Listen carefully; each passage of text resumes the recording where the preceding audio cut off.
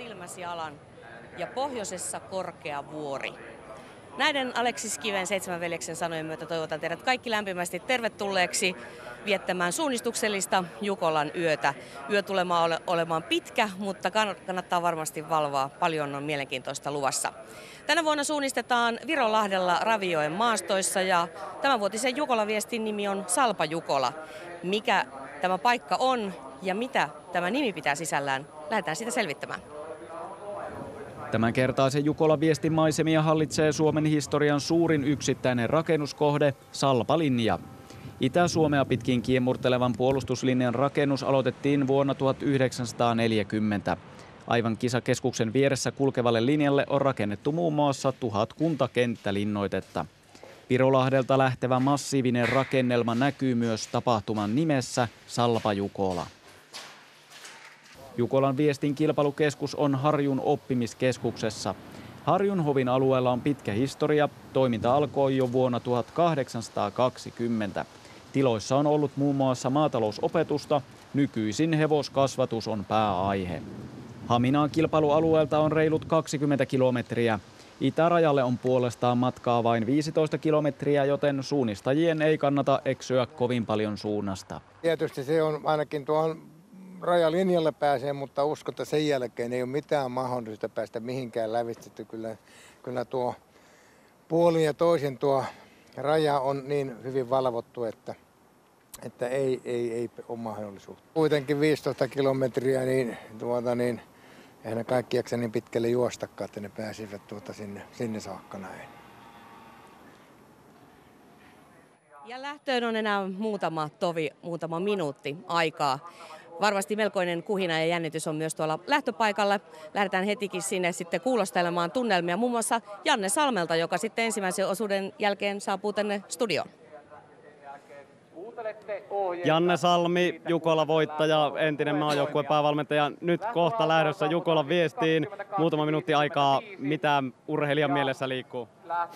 No nyt on hyvin rauhallinen olo. Että jännitin tuossa tunti pari sitten tolkuttomasti, mutta nyt on hyvä fiilis. Että ei pyöri oikeastaan mitään nyt just, mutta ajatukset on siinä, mitä tapahtuu K-paikan jälkeen. Tietysti tuo eka penkka pikkusen pelottaa, mutta eikä se siitä mene. Niin, minkälaisella taktiikalla oikein aiot lähteä, kun 1500 lähtiä on tuossa samassa porukassa? Kyllä tuosta aika reippaasti pitää lähteä, että sen verran mitä vanhat pohkeet antaa myöten, että pääsee suht hyvin asemiin sinne K-paikalle ja sitten ruvetaan katselemaan. Kerro Janne Salmi, kuinka korkealle suunnistajat arvostavat tämän Jukolan lähdön?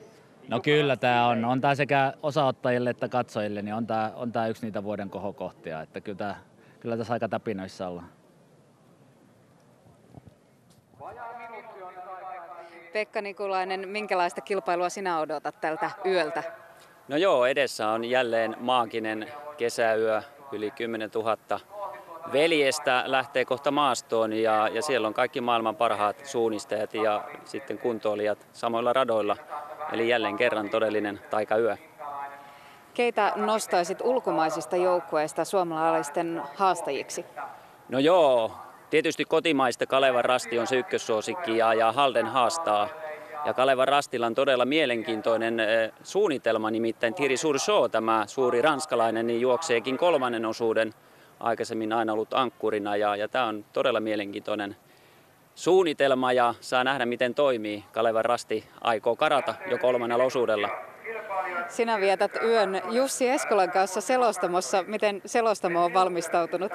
No joo, eilen me oltiin Jussin kanssa tuolla maastossa. Minä tein sellaisen pienen tunninlenkin, mutta Jussi oli 4 tuntia siellä ja kiersi kaikki kuvausrastit. Ja sitten me saatiin ratamestareilta hyvät briefit, mitä tulee tapahtumaan, vähän tällaista ennakointia. Ja nyt sitten vellojen viestin jälkeen ollaan vähän yritetty nukkua ja sitten suunniteltu tätä tulevaa yötä. Sinä ehdit tutustua hieman tuohon rataan, miltä se vaikuttaa. Onko haastava? Kyllä, ratamestarit ovat tehneet erittäin hyvää työtä ja täällä tulee olemaan paljon hajontoja ja sitten vaativia rastipisteitä. Ja niin kuin Vennoloissa nähtiin, niin yllättävän paljon tehtiin virheitä. Minä päästän sinut tuonne studioon, joten hyvää yötä. Kiitoksia, sitä samaa. Näin sitä aivan hetken kuluttua päästetään Yli 1500 miestä matkaan ja vaikuttava hetki tuo Jukolan Viestin lähtö on aina yleensä ollut ja se on varmasti sitä myös tänä vuonna. Toivotaan, että haavereita siitäkin sitten selvitään ilman haavereita. Eli pitkä yö on varmasti luvassa, mutta naisten viestikin jo osoitti, että paljon mielenkiintoisia kommelluksia voi matkan varrelle tapahtua ja ratkaisuja saattaa nähdä vasta aamun tunneilla, joten ilman muuta kannattaa pysyä hereillä ja seurata tämäkin yö, nauttia suunnistusyöstä meidän kanssamme. Pidemmittä puhetta lähdetään tästä sitten odottelemaan sitä lähtöpamausta.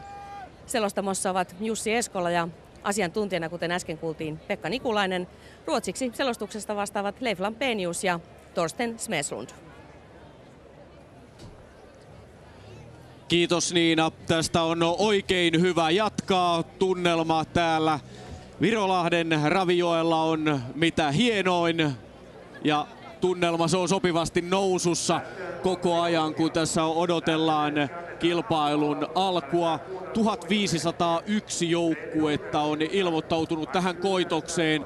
Ja siellä sitten vähitellen urheilijat sytyttelevät näitä otsalampuja. Ensimmäinen osuus on heti raju 11,5 kilometriä taivallettava ja ihanne aika painuu 8 minuuttia yli tunnin. Ja meillä on sitten väliaikarasteja siellä ainakin 5 kappaletta matkan aikana, joten pysymme toivon mukaan tässä hommassa kärryillä heti alkupaukusta lähtien ja ilman muuta tämä lähtö on sellainen sykähdyttävä hetki ja jo Venlojen viestin aikaan tuli todettua se, että tämä on lähestulkoon kaikille näistä suunnistajista se kesän kohokohta, joulu, juhannus, vappu ja kaikki juhlapyhät siihen mukaan.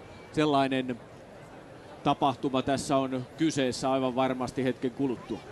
Kyllä se näin on ja itse olen kokenut Jukolan Viestin aloituksen kuntosuunnistajana 2 kertaa ja se oli aivan ainutlaatuinen elämys. Ja sitten totta kai huippu-urheiluaikanasi. Kyllä, mutta vähän muilla osuuksilla. Aloitus on todellakin, niin se on aivan oma lukunsa. Ja siellä sopivasti varmasti pumppu hakkaa usealla osallistujalla jo siihen malliin, että siinä on sopivasti tärinää. Viime vuonnahan Kytää Jukola voitti joukkue numero 1 Halden Esko. Nyt heillä tanskalainen Sören Buba aloittaja. Joukkue numero 2 tässä Kalevan Rasti Tsekki Jan Prohatska aloittaja. Hannu Airila on sitten jo toisella osuudella. Ja Kalevan Rastissa on 2 suomalaissuunnistajaa, kun Airila toisella ja Simo Martomaa 4. osuudella. Mutta Surso on sitten kovassa paikassa. Häneltä odotetaan kovia temppuja 3. osuudella, mutta jännä nähdä tietysti se, kun tuossa kuulimme Janne Salmenkin mietteitä ennen kisaa, miten Turun suunnistaja numero 90 Janne Salmi painelee tässä avausosuudella. Nyt hienosti valot syttyvät ja nyt tämä homma tästä alkaa hetken kuluttua. Tohinalla mennään tämä yö, sillä 7,5 tunnin ajan tässä kärkijoukkueet arviolta suunnistavat ja tämä leikki ratkeaa sitten, kova leikki ratkeaa huomen aamulla aikaisin. Jännä paikka. 1501 joukkuetta. Mukana Salpa Jukola ja ensimmäinen osuus 11,5 kilometriä. 15 sekuntia ja sitten tapahtuu tämä vaikuttava lähtö.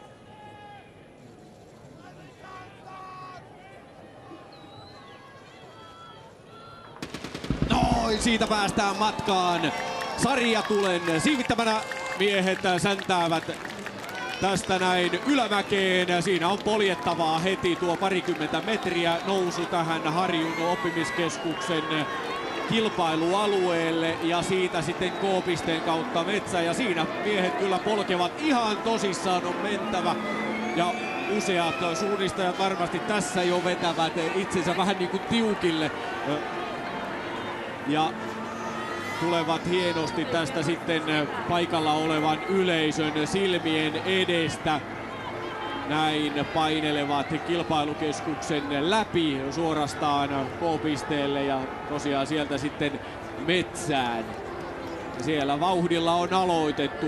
Se on hieno paikka varmasti painella tuossa kohdassa ensimmäisenä. Kyllä, ja tämä niin sanottu K-piste, josta alkaa varsinainen suunnistustehtävä, niin se on tuossa 200 metrin päässä. Eli tässä vaiheessa kannattaisi lukea reitinvalintoja ykkösvälille. Nimittäin nämä ensimmäiset rastivälit on hyvin tärkeitä ottaa tarkasti ja hyvin muuten juttuu näihin ruuhkiin. No täällä otetaan tarkasti. Täällä otetaan tarkasti. Näin täällä painelee ainakin se 1500 suunnistuskärpäsen purasemaa miestä.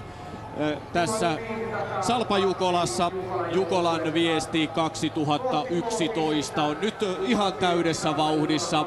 Venlojen viestivoittohan meni ruotsalaisseura Domnarvetsille ja kerta kaikkiaan tämä Venlojen viesti tarjosi jännittäviä käänteitä ihan loppumetreille saakka, kun Tampereen Pyrintö putosi selvästä johdosta keulapaikalta kakkoseksi.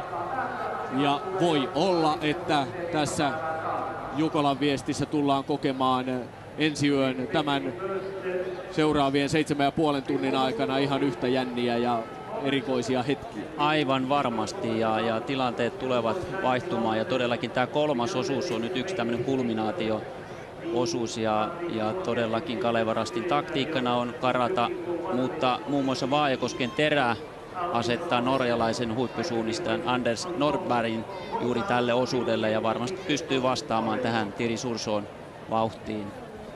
Ja tuossa jo Marin jututettavana Pekka heitit Kaleva Rasti ja Haldénin, toki nyt tuli Vaajakoski sieltä vielä, mutta katsotaan vielä uusiksi tämä lähtö.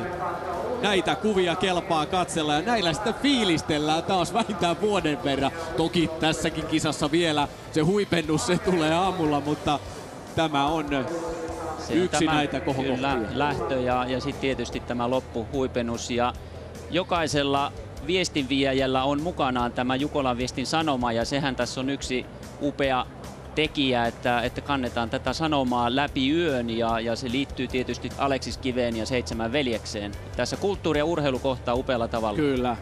Ja tässä kun huomasitte tuossa aivan varmasti lähdössä sen, että siellä painellaan ihan totista kyytiä, niin metsässäkin nyt on kyseessä melko nopea kulkuinen maasto, niin siellä mennään välillä 4 minuutin kilometrin vauhtia. Niin, siis todellinen nopeus on varmasti huomattavasti alle 4 minuutin, että siellä teillä ja kankaalla, niin kyllä se on siellä 3 minuutin pinnassa, mutta se vaihtelee hyvin paljon, koska on myös sitten nousuja, tihekköitä, suota, hyvin vaihtelevaa maastoa.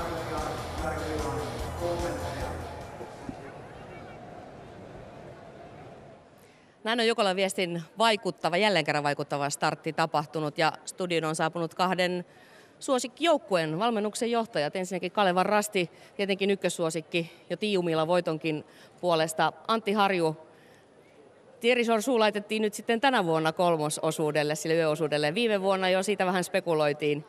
Kerrohan Antti, mikä oli tämän päätöksen takana?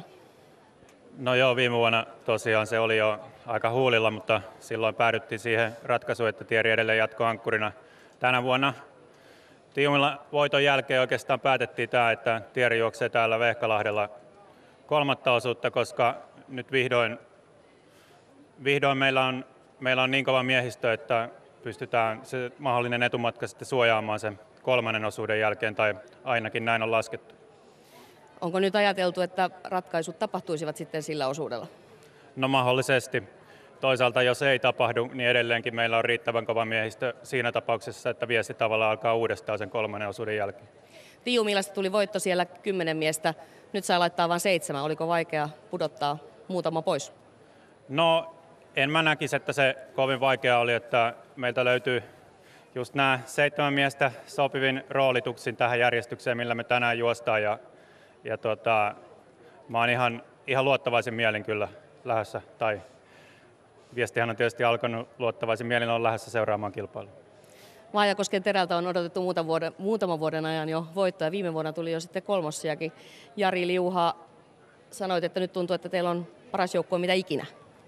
Joo, kyllä. Että viime vuodesta niin meidän omat kotimaiset miehet ovat pystyneet nostamaan tasoa kovasti, ja sitten tietysti Andersin mukaan tulo vahvistaa meitä todella paljon. Niin, Vaajakosken Terä nappasi Haldenilta Anders Nordbergin, joka oikeastaan ratkaisi Kytäjällä juuri 3. osuudella viestinvoiton Haldenille. Ja olette näyttäneet laittaneen Nordberg myöskin jälleen 3. osuudelle. Joo, kyllä. Ja halutaan pedata se peli sillä tavalla, että ollaan siellä aamun valjetessa niin taistelemassa niistä kärkipaikoista. Ja tämä oli meille kanssa kyllä ihan selvä jo Tiiumilan jälkeen tämä peloutus. Mahtavaa. Minä ainakin odotan innolla jo tuota 3. ja yöosuutta ja miten nämä ratkaisevat. No niin, eli katsotaan oikein se kamera.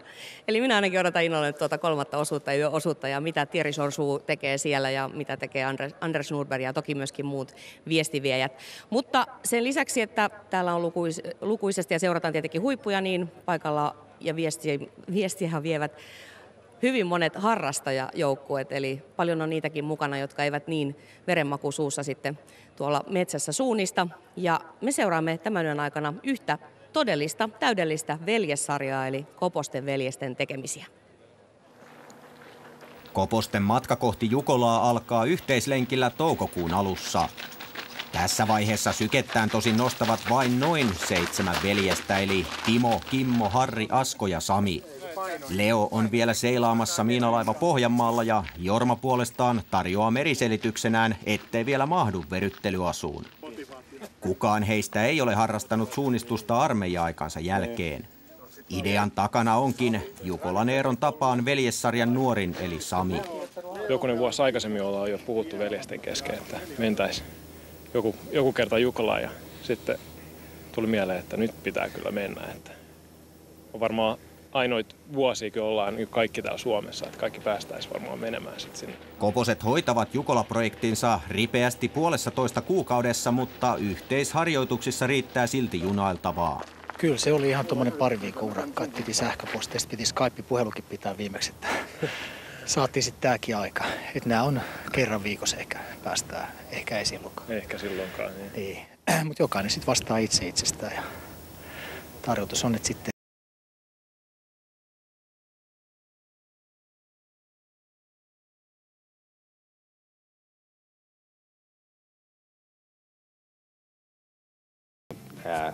siinä sitten kävi miten kävi. Elämä on kiireistä, niin sitten tälleen loppu kalkkiviivoilla tässä yritetään saada itseensä johonkin kuntoon. Jottei Jukolan yössä olisi veljeksille liikaa taikaa, ex-huippu Petri Forsman antaa vinkkejä lajin saloihin.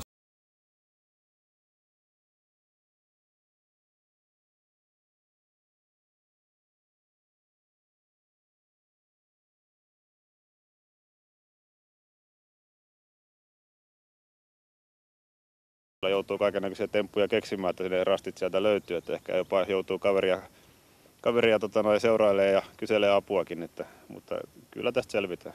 Hauskaa pitää ainakin olla ja sitten pitää olla vähän parempi kuin velipoika. No kyllä mä luulen, että tämä ikä on tuonut vähän painolastia noille muille, että kyllä mä luulen, että tässä on pieni etu.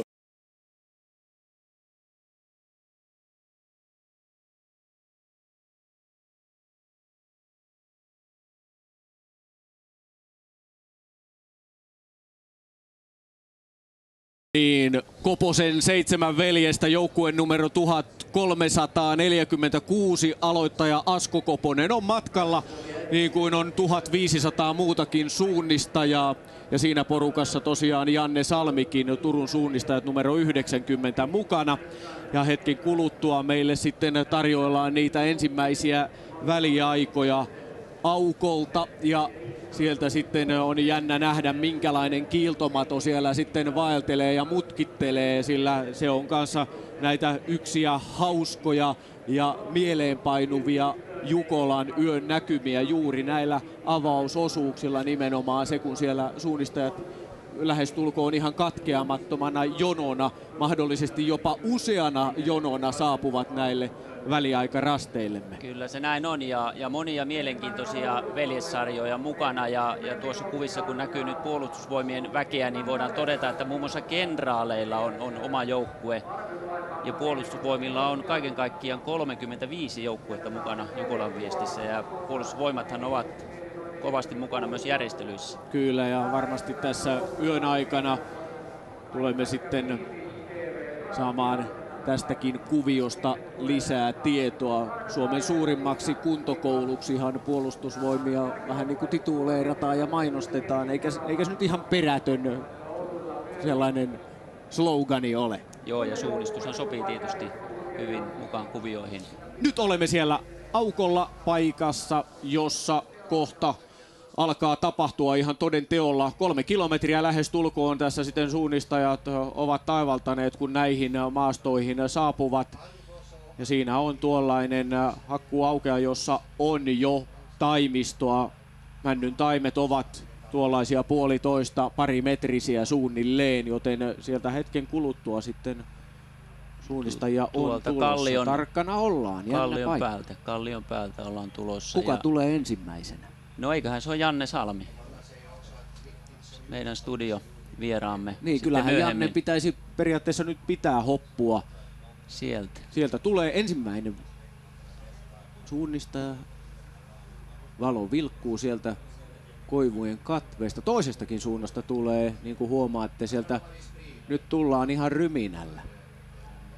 Ja 3 suunnasta vähintään. No niin, melkoinen rintama siellä on nyt metsässä.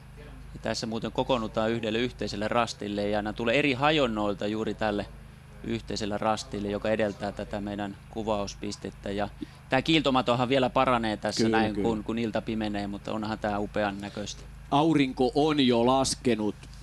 11:15 laskeutui aurinkomailleen tänään ja sieltä tulevat suunnistajat ensimmäisellä osuudella tänne meidän ensimmäiselle väliaikarastillemme. Ja näihin hajontojen ihmeellisiin koukeroihin pääsemme sitten tässä yön aikana myös tutustumaan, sanotaan tavalla, jos toisella. Siellä on nyt tulossa sitten kärki 3 kilometrin väliaika paikalle.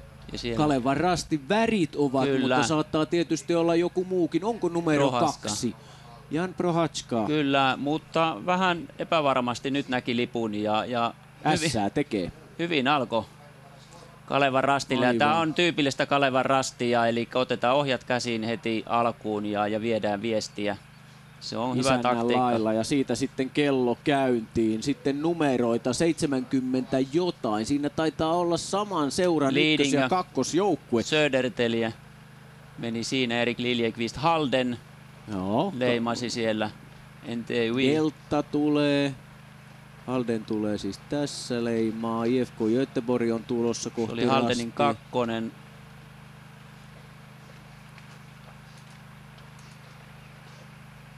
Ja tasaista on, hyvin tasaista on joka tapauksessa. Kalevan rastin kakkos- ja kolmosjoukkueen nähdäkseni leimasivat siinä joukkueen numero 7. Nyt tulee Janne Salmi tulee leimaamaan. Rykmentin aloittaja oli Matti Liukkonen ja Rajamäen Rykmentti hän järjesti Jukolan viime vuonna Hyvinkään rastin kanssa. Kyllä, ja Rykmentillähän on aivan maailmanluokan ankkuri Matias Mertz Sveitsistä, ja jos vaan ovat mukana kärkikahinoissa, niin kaikki on mahdollista. Joo, ja viimeistä edellisellä osuudella on Tuomas Tervo, Suomen maajoukkuesuunnistaja. Tosin Tervo on enemmän hankkinut merittejä sprinttisuunnistuksen puolella. Tähän, niin kuin huomaatte, sinne mahtuu nyt muutaman minuutin sisään 200 joukkuetta helposti yhtenäisenä letkana, mutta tässä meidän havaintojemme mukaan ei nyt ainakaan kovin suuria yllätyksiä tuossa ollut. Sen verran pystyimme näitä lähinnä nyt Kalevan Rasti ja Halden Eskoon kohdalla tarkkailemaan. Vaajakosken Terän numerohan on sitten 3, Lynx 4, Paimion Rasti 5, IL Tyrving 6.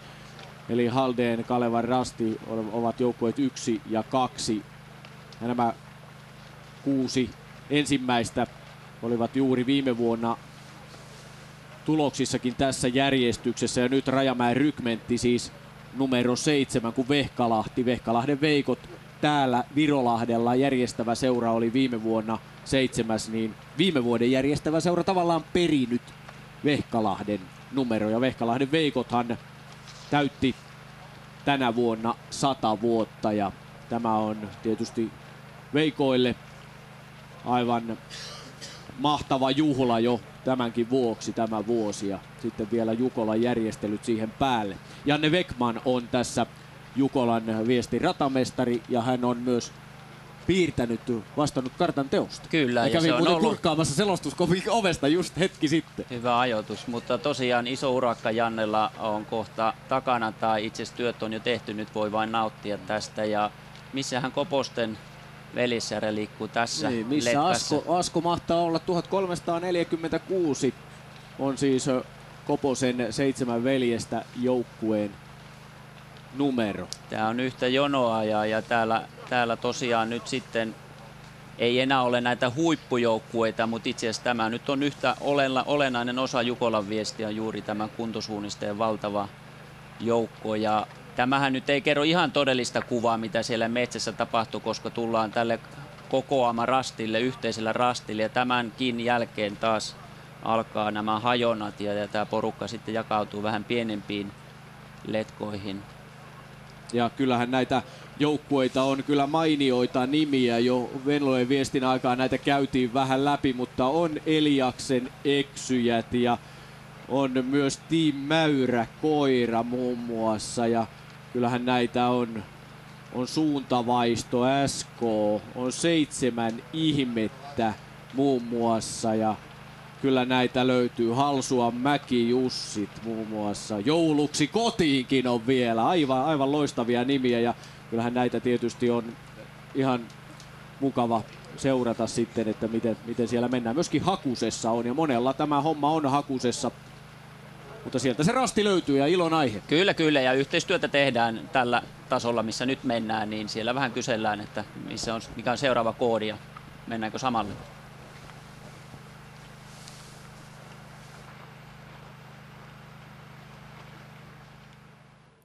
Näin tullaan sitten piipahtamaan jälleen tänne studioon, jonne on saapunut puolustusvoiman komentaja kenraali Ari Puheloinen, myöskin tämän Jukolan-viestin tapahtuman suojelija. Tervetuloa.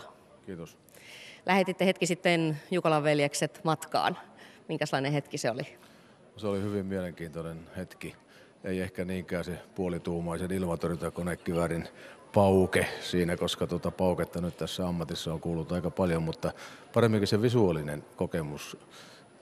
Ammuin sen tuolta maastokuorma-auton lavalta noiden lähtijöiden takaa. Ja siellä oli hyvä näkymä, kun tuo rinne näkyy ja sitten se, että kun siellä ennen karttojen ottoa syttyi sellainen valomeri ja sitten se lähti siitä se joukko menemään. Tämä oli ehkä se hienoin puoli tässä. Minkälainen tunne siitä tuli? No kyllä se aiheutti semmoisen tunteen tai ajatuksen, että on kiva nähdä, miten liikunta on ihmisten mielessä tärkeä ja se, että tällainen määrä joukkueita tänne kokoontuu, tällainen määrä katsojia ja niin edelleen, niin se on tietenkin hieno asia ja on myöskin osoitus siitä, että suunnistuksella on vahva asema Suomessa ja kansainvälisesti myöskin ottaen huomioon, että tässä on noin 500 ulkomaista joukkuetta, niin tämä on ihan hieno asia. Mitenkäs kun se lähtö oli kuitenkin aika haastavan näköinenkin, tuntuuko helpotukselta, että oli itse mukana vai olisiko halunnut olla itse mukana? No, en ole oikeastaan kilpailu koskaan suunnistuksessa, mutta onhan se aina kilpailu, jos siellä olet siinä paikan päällä ja siinähän tulee sellainen tietynlainen fiilis ja jännitys alkaa kohota vähän ikään kuin siinä atmosfäärissä, ei pelkästään kilpailijoiden keskuudessa, vaan myöskin yleisö, niin kyllä se tällainen, miten mä nyt sanoisin, visuaalinen ja tunnepuolen kokemus on kaiken puolin. Itse ette kuitenkaan todella suunnista tänä yönä, mutta vahvasti hengessä mukana. Puolustusvoimilla on monta joukkuetta, mutta mikä on tänä päivänä puolustusvoimien ja suunnistuksen välinen suhde mielestänne?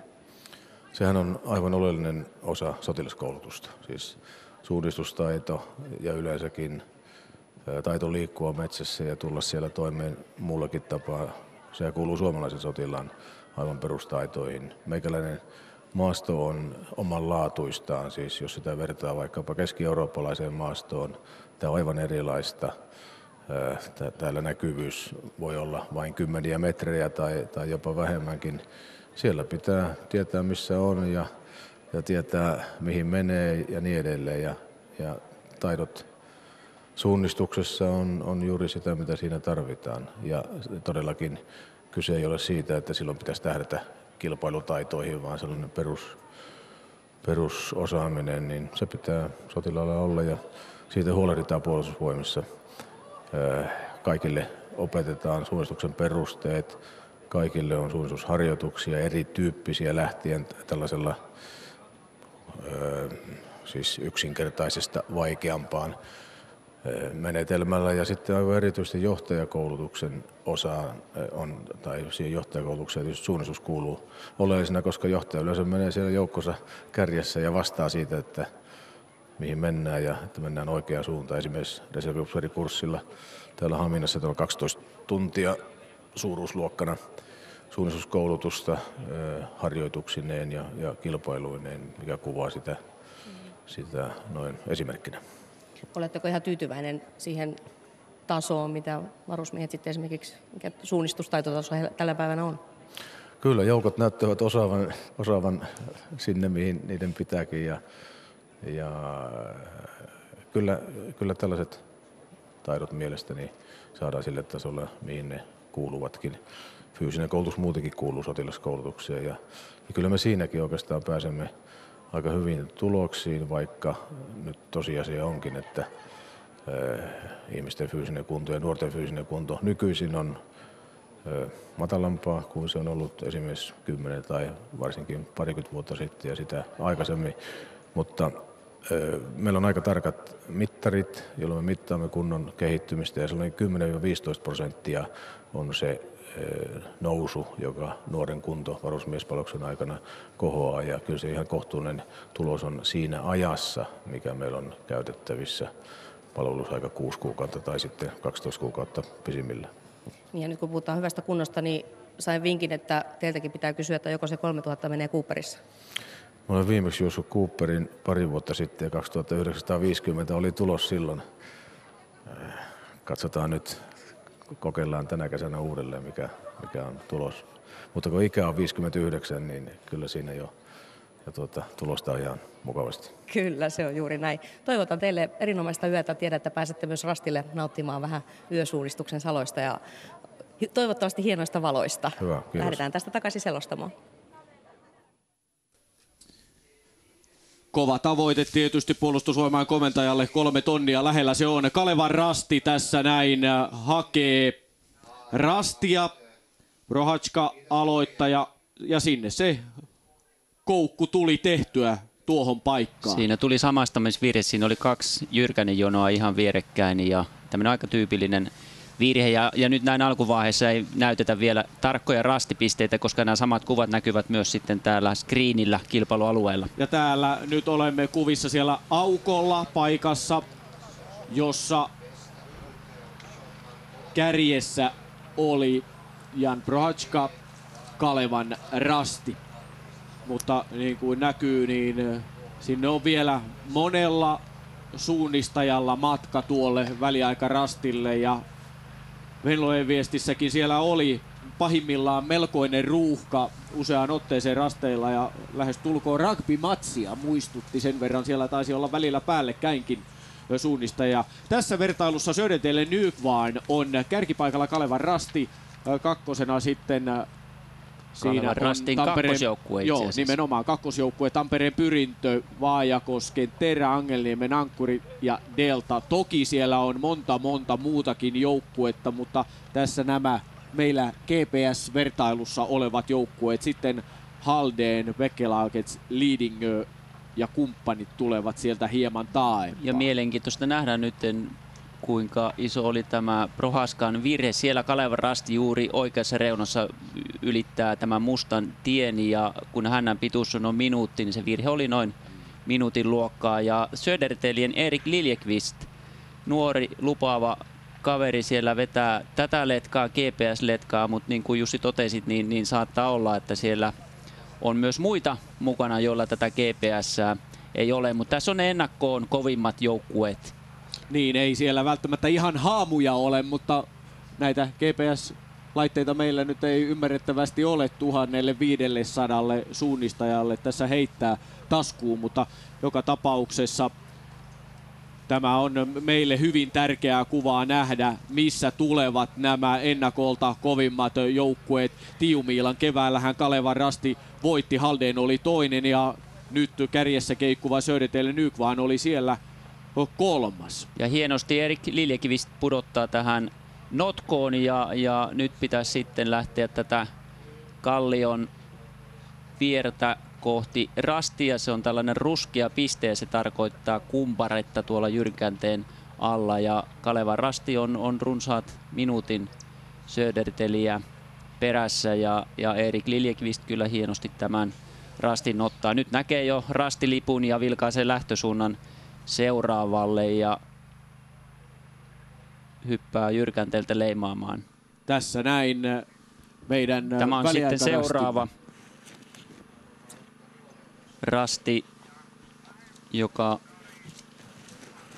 Onko tämä se Kalliorasti? Tämä on se Kalliorasti, joka mutta tulee... Millä nimellä me nyt sitä sitten tituleeraamme tätä paikkaa?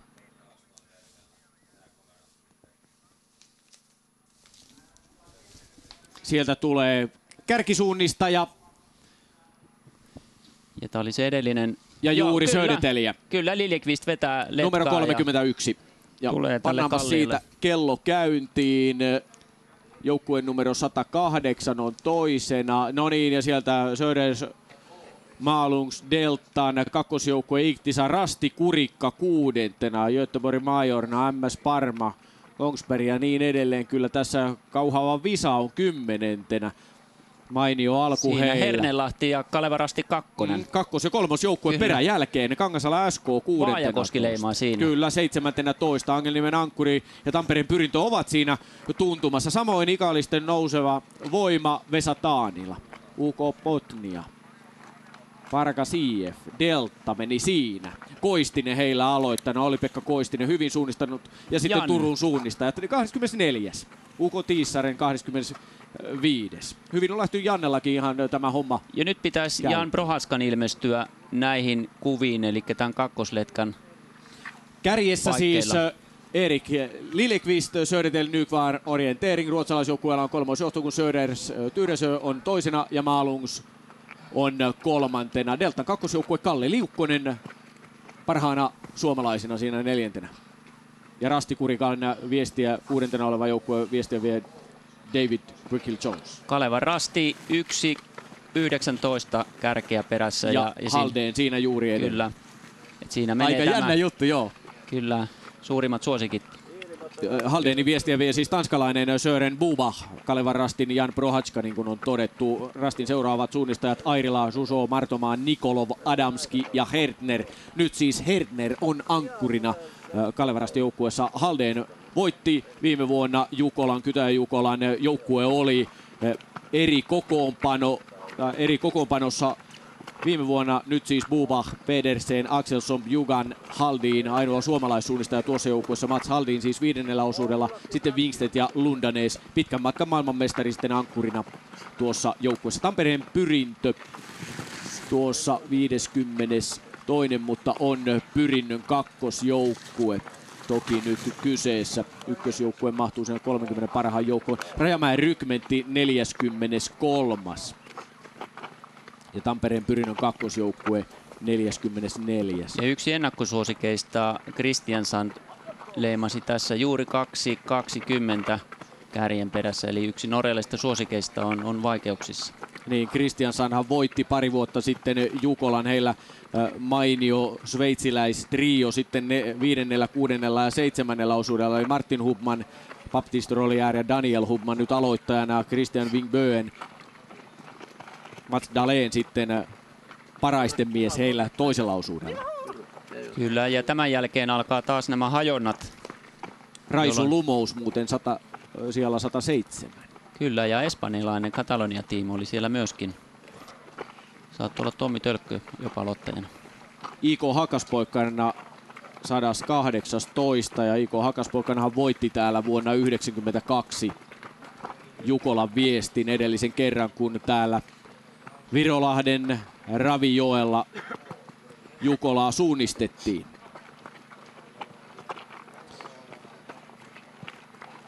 Jäärälä IFUK vasta 139. 3,5 minuuttia. Jäärälähän oli Tiumilan viestissä keväällä 4.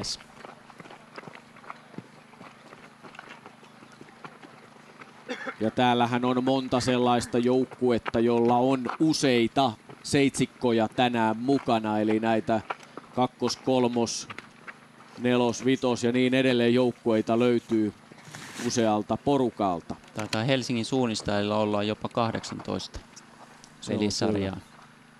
Lappeen Riento 178.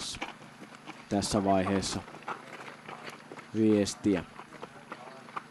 Tämä on siis ensimmäiseltä osuudelta vajaan 5 kilometrin kohdalta Rastipielinen 190 ja Rastipielisessähän on paljon hiihtosuunnistajia mukana tälläkin kerralla. IFK Göteborg 200. Kaukana. Ja siellä taivalletaan. Tässä siis tilanne vajaa 5 kilometrin kohdalla. Jukolan viesti on täällä lähtenyt hienosti käyntiin. Södertille Nykvaan kärkipaikalla. Deltan kakkosjoukkue parhaana suomalaisena siinä 4. Rasti Kurikka, Brickell Jones 6. Täältä sitten Kalevan Rasti 2- ja 3-joukkue 13. ja 14. Vaajakosken Terä, Angelniemen Ankkuri, Tampereen Pyrintö ja Ikaalisten nouseva voima mahtumat tässä vielä 20 parhaan joukkoon. Ja täällä Pargas IF muun muassa Deltan edellä vielä. Halden Esko 27. Kalevan Rasti 29. Ja Janne Salmi oli tällä rastilla 51. Tasan 2 minuuttia kärjen perässä. Eli se on 50 äijää siihen mahtuu parin minuutin sisään. Kyllä se aika niin kuin sellaista trafiikkia on päällä. Kyllä se on, mutta tässä on vielä paljon hajontoja ja varmaan tämä porukka tästä pikkuhiljaa sitten venyy ja hajoaa tuonne metsään. Niin toivottavasti eivät noin henkisellä tasolla hajoa. Ei varmasti, ei näin käy, mutta tosiaan niin ratamestari Janne Weckman on tehnyt erinomaista työtä ja olen aivan varma, että tämän viestin jälkeen niin kiitellään jälleen kerran Jukolan viestin loistavia hajontoja.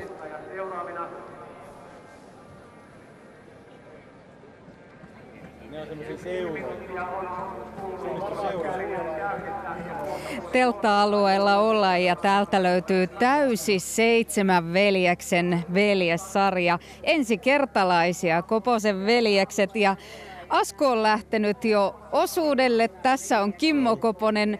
Miltä se Asko, jännittikö häntä lähteä tuonne reitille? Kyllä jännitti. Huomasi heti, että se oli erittäin hermostunut ja yritti saada kaikki muut tavarat mukaansa ennen kuin myöhästyy lähdöstä.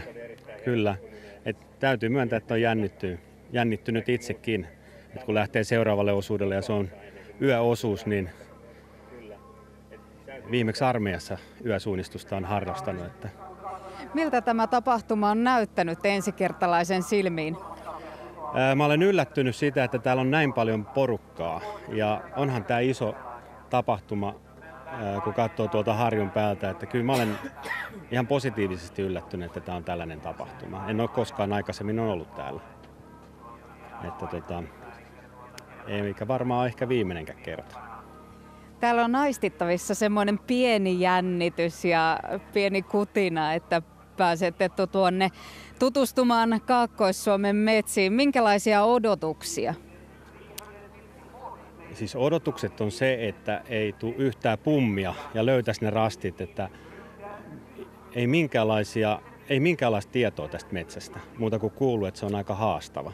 Varsinkin tämän jälkeen, kun venäläiset on siellä juossut ja siellä on polkuja, uusia polkuja, mitä ei ole kartassa, että ei osaa yhtään sanoa, että mitä odottaa. Ja sitten kun on vielä pimeys, niin vau. Sitten täällä on nuorin Koposen veljeksistä, eli Sami, ja kuulin, että sinä olet vähän niin kuin tämän idean isä. No kyllä se ehkä vähän sellatti on, että piti veljet tänne näin taivutella mukaan. Miten hyvin veljekset lähtivät mukaan? No kyllä se siinä viime kesän eka kertaa siitä puhuttiin, että tänne voitaisiin lähteä, niin kyllä se oikeastaan vaan tässä tämän vuoden puolella vasta varmistui, että oikeasti lähdetään mukaan. Että kyllä siinä aika monta kuukautta sai puhua peliä ympäri. Onko alkanut kaduttamaan? No ei ole kyllä ruvennut kaduttaa. Että on ollut kyllä ihan fiilis ja mukavaa, että on tällaisessa tapahtumassa mukaan. Mites nuorimmaisella, mikä teidän tavoite on? No kyllä se sellatti on, että päästäisiin maaliin ja selviydyttäisiin täältä näin hyvissä hengissä. Että lippu korkealla oikeastaan. Se olisi tavoite. Te nauroitte äsken, katsottiin tuossa GPS-seurantaa, niin miltä syheröltä se tulee teidän kohdalla näyttämään? Mä luulen, että se näyttää ehkä sellaiset pyörämyrskyltä jossain vaiheessa. Mutta toivottavasti kumminkin joltakin näyttää sitten. Että ei. Kyllä. Kiitoksia. Täällä oli vielä kannustusjoukot. Terveisiä mummille ja isomummille Turkuun. Ja Hirvensalo. Kiitos ja onnea. Kiitos. Sellaiset olivat mietteet Koposen leirissä. Pekkelaaget tehnyt virheitä. Rune Olsen viestivienä ei millään löydy. Eikä mikään pieni virhe. Eli tässä kun ote kirpoaa kartasta, niin on erittäin vaikeaa tuolla paikantaa sitten. Siinä menee aikaa noin 5 minuuttia veikkaisin. Joo, mä arvioin 4. Joo, kyllä. Mutta kintaalla siellä kuitenkin joka tapauksessa Pekkelaaget oli edellisessä väliajoissa siellä 30. Oli aivan siinä Haldén Esko ja Kalevan Rastin tuntumassa, mutta näillä tempuilla ilman muuta norjalaisjoukkue Pekkelaaget Esko tulee putoamaan kauas kärjestä. Rune Olsen siis viesti vie toisella osuudella Øystein Sørensen. Ja selitys tähän virheeseen löytyy varmasti siitä, että oltiin alueella, jossa on hyvää Janne Weckmanin hajontaa ja näin ollen niin Rune Olsen on ajautunut väärään letkaan ja ote kartasta ja maastosta on kirvonnut ja sitten on menty väärälle rastille ja sen jälkeen on erittäin vaikea paikantaa, että missä se oma rasti on. Ja kärjessä edellisissä väliajoissa oli siis Södertel, Nykvar, Orientering, Erik Liljeqvist viestiviejänä, sitten tsekki Thomas Dlaba ja vie Söders Tyresön viestiä. Martin Hammarberg puolestaan Malungsukon viestiviejä. Kalle Liukkonen Deltan kakkosjoukkueessa ja tässä sitten Delta. Onko sitten ykkösjoukkue? Taitaa olla kyseessä Deltan ykkösjoukkue ja Antti Antonen, joka on siellä Haldén Eskoon Buubachin edellä. Vaajakosken Terän Koistinen myös hyvin, sanotaanko, tuoreella tossulla liikkeellä. Sekä Antonen että Koistinenhan kuuluvat tähän sprinttimaajoukkueen ryhmään ja sillä tavalla nämä kaverit ovat nopsajalkaisia poikia.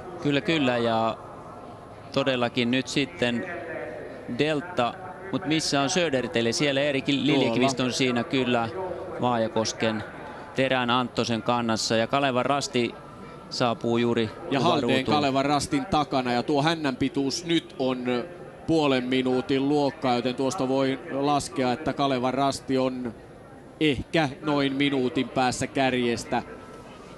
Haldén Esko kauempana. Korjaan tietysti nyt Haldénin. Se on UK Hellen, se oli. Kyllä.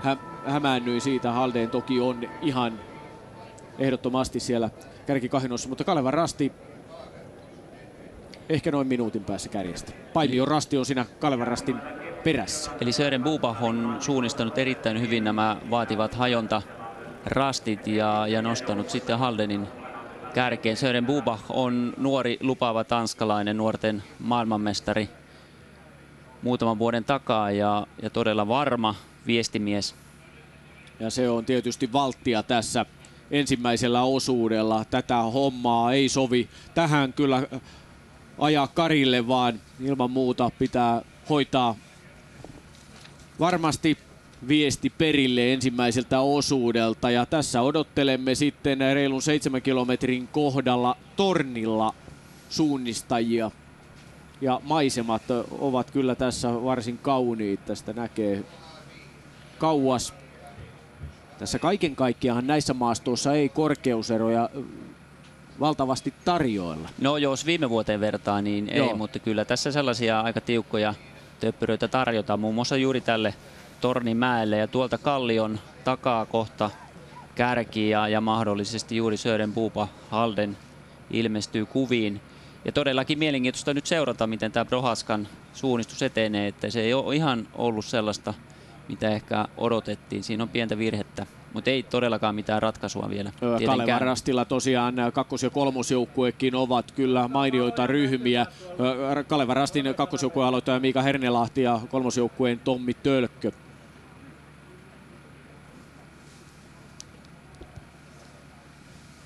Ja sieltä lähtee kärki lähestymään tätä Torni Rastia. Aivan tuolla aukon toisella puolella on edellinen rasti ja sitten tullaan tänne kuvausrastille. Ja tosiaan kun mainitsin Hernelahden ja Tölkön, niin molemmathan olivat viime vuonna tuossa Kalevan Rastin ykkösjoukkueessa, sijoittuivat Kytäjällä toiseksi. Jan Prohatska oli viime vuonnakin Kalevan Rastin aloittaja. Halden Eskola puolestaan aloittaja oli Kirill Nikolov, mutta nyt Nikolov on KR-miehiä ja vetää 5. osuuden.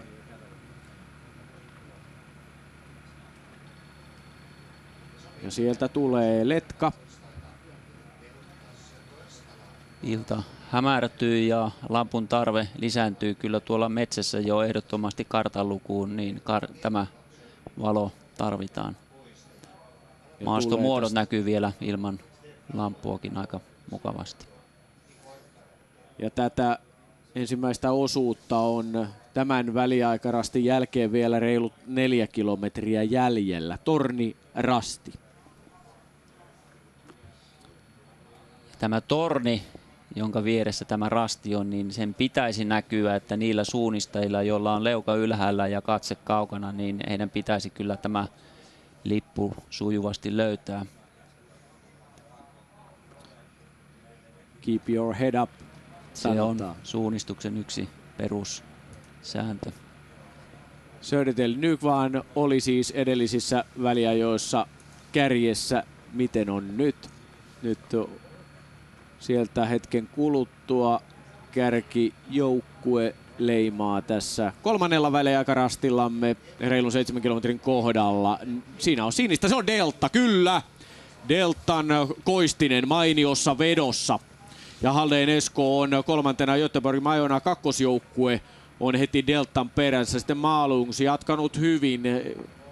On 4. Vaajakosken Terä, Anttonen 5. 12 sekunnin päässä kärjestä. Halden Esko on kakkosjoukkue 17 sekunnin päässä kärjestä. Angelniemen Ankkuri hienosti 7. Tampereen Pyrintö 8. Rastin kolmosjoukkue eli Tölkkö 9. Ikaalisten nouseva voima Taanila 10. Ja siitä sitten eteenpäin. Kalevan Rastin kakkosjoukkuekin hyvin siellä mukana 14.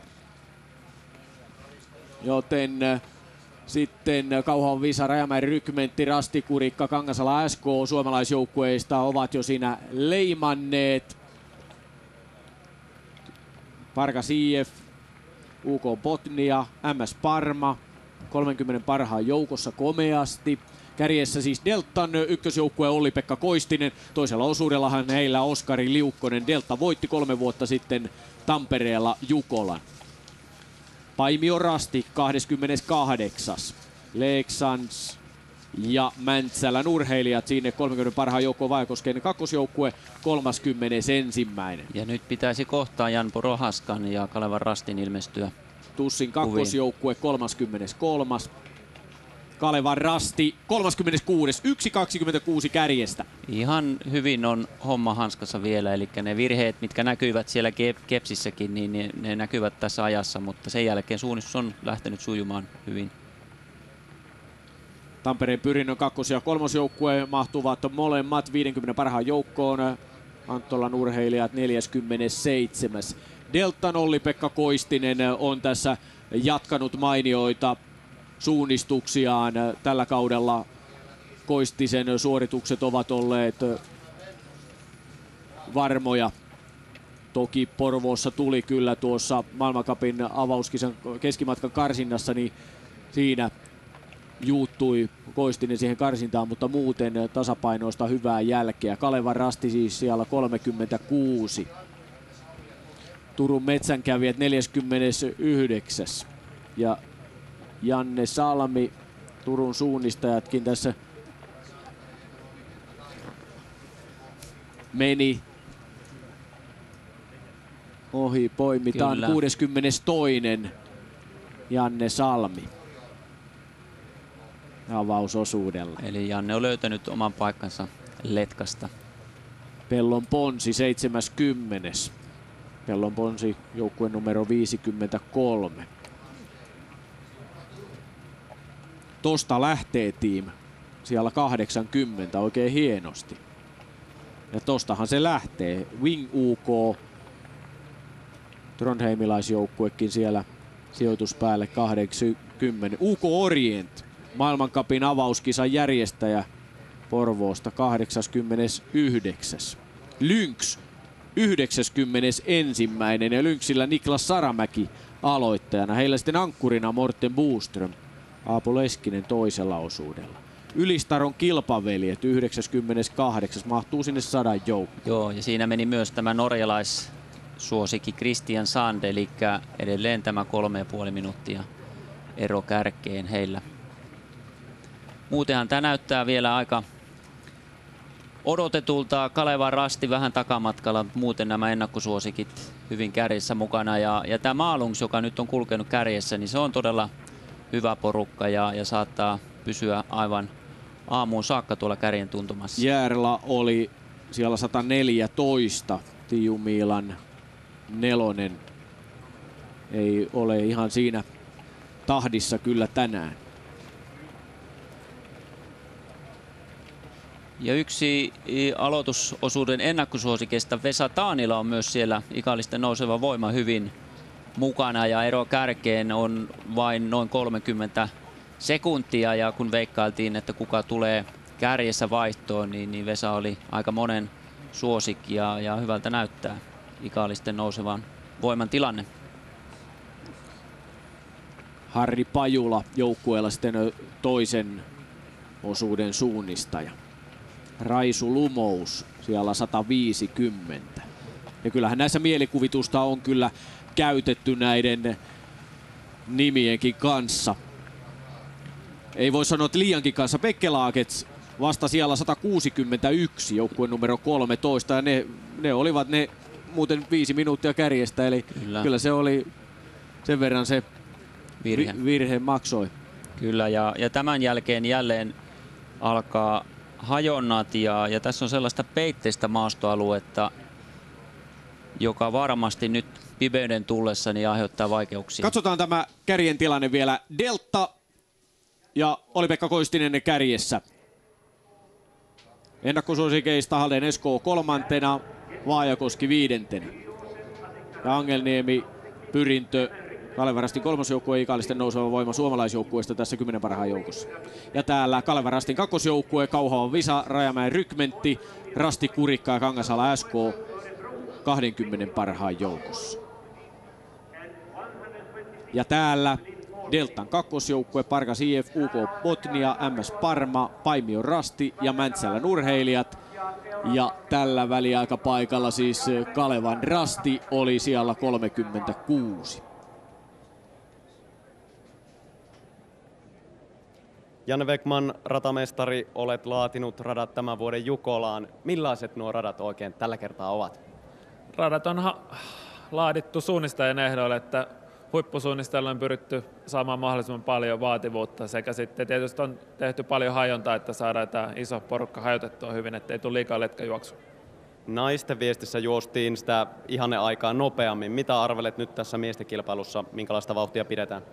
No, mitä lähiviikkoina ollaan koejuostu, niin mä voin nyt paljastaa, että ollaan hieman juostu kovempaa, mitä ensin meinattiin, mutta nyt taas ensimmäisiin väliaikoihin ollaan tultu hitaammin, kun on arvioitu, että mielenkiintoista nähdä. Ehkä pysytään aikataulussa hyvin. Mainitsit tuossa jo tuon hajonnan. Minkälaista hajontaa tässä miesten Jukolassa oikein sitten nähdään? Mahdollisimman paljon ja jatkuvasti, että maastotyyppikin on sellainen, että tämä antaa mahdollisuudet hyville hajonnoille. Ratamestarina on varmasti melkoinen homma laatia näin massiivisen tapahtuman nuo radat. Minkälainen työ se oikeastaan on? No joo, tällaisia asioita, mitä pienissä viesteissä ei ole, että televisiointi tietenkin aiheuttaa omat pulmansa ratojen laadintaa sekä sitten se, että saadaan suuret massat menemään oikeita reittejä ja että urat ei vaikuta suunnistamiseen ja saadaan huipuille kuitenkin vaativuutta, niin kyllä paljon asioita pitää ottaa huomioon. Kerro, kuinka kauan sitten, kuinka paljon aikaa on mennyt, kun olet saanut tämän koko työn tehtyä? No ensinhän mä tein kartan, että se vei suurin piirtein vuoden ja sitten seuraava vuosi tehtiin tätä ratamestarityötä ja kartat painettiin nyt sitten talvelle, että nyt tämä viimeinen puoli vuotta on sitten ollut sitä, että ollaan viety rasteja mettää ja viitotettu kiellettyjä alueita ja kaikenlaista tällaista.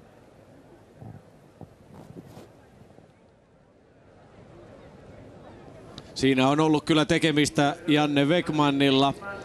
Onnittelut Wegmannille tietysti tästä tehdystä työstä, mutta myös perheen lisäyksen johdosta.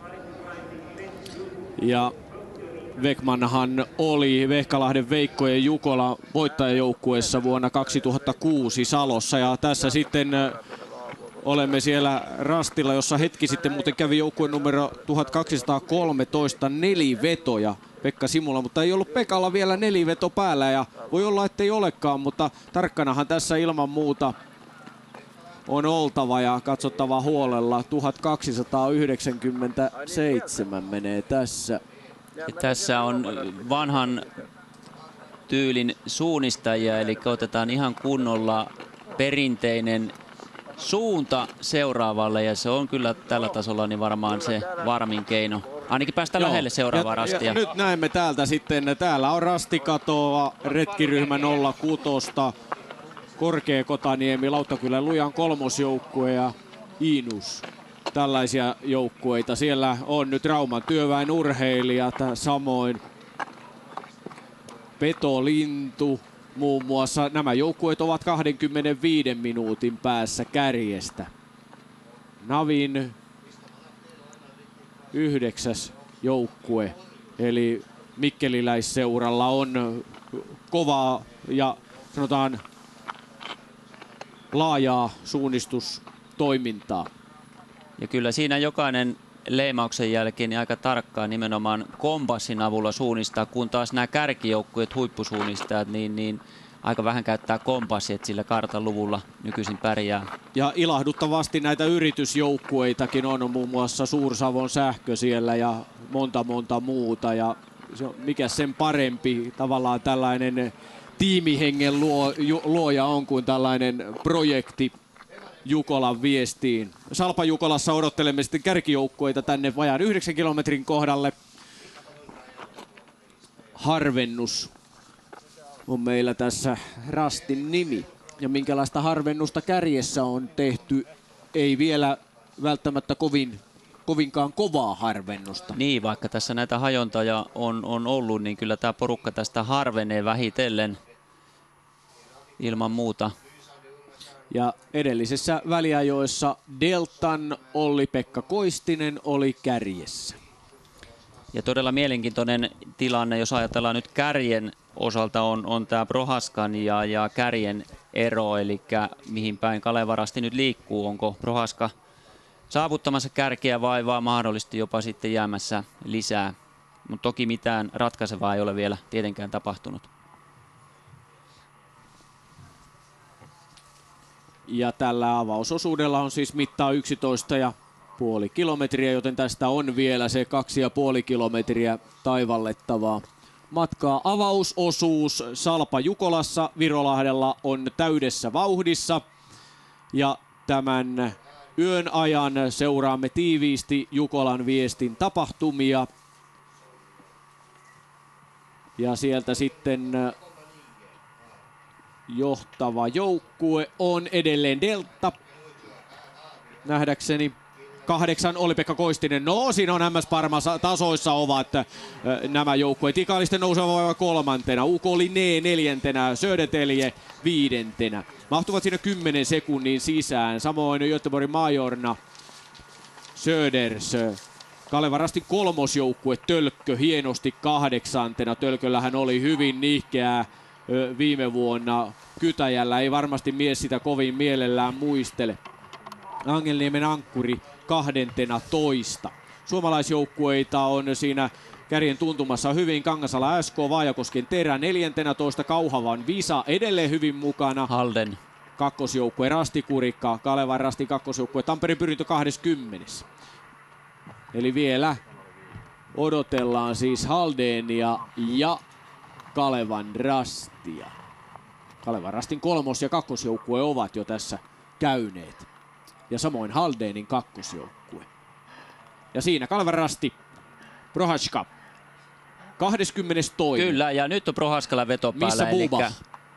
Eli lähestyy kärkeä ja näytti erittäin hyvältä. Eli tämä on tämä kakkosletka ja Prohaska nyt se ajaa takaa tätä ykkösletkaa. Turun metsänkävijät, 23. Todellakin, niin tämä Haldenin ykkönen. Viipurilaisjoukkue Viborg Orienterir. Ja missä on siis Halden Eskoon Sören Buba. Jukolan viestin puolustava mestari, voittaja. Vaajakosken Terä kakkosjoukkue Helsingin suunnistaja. TFK Lidingö, Fana IL. Siinä taitaa tulla muuten Haldenin suunnistaja. Onko sitten? Ei ollut sittenkään. Sören on Tampereen aika pienikokoinen kaveri ja Paimion Rasti. Näillä hajonnoilla nyt sitten on tullut virhe. Jämsän Retkiveikot vajaan 2 minuutin päässä kärjestä edelleenkin. UK Potnia, UK Orion ruotsalaisseura siinä. Turun suunnistajien kakkosjoukkue, Anttolan urheilijat 40. Ing Prop Team, Prom Team ilmeisesti Ingen Problem.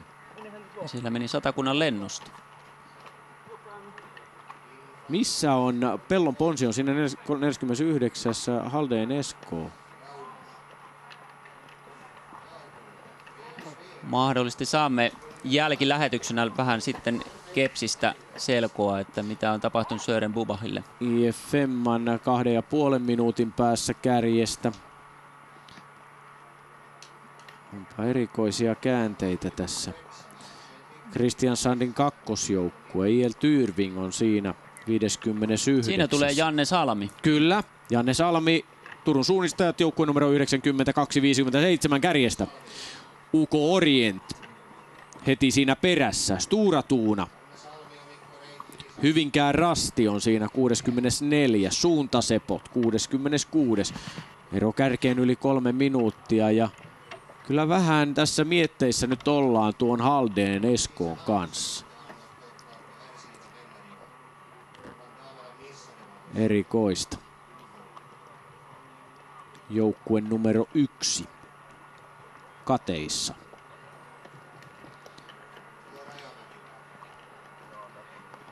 Ja sitä vastoin Kalevan Rasti numero 2 Jan Prohaska niin on saanut uuden vaihteen päälle ja lähestyy jälleen kärkeä.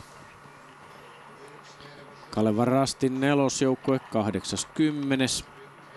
Christian Sandin ykkösjoukkue 83.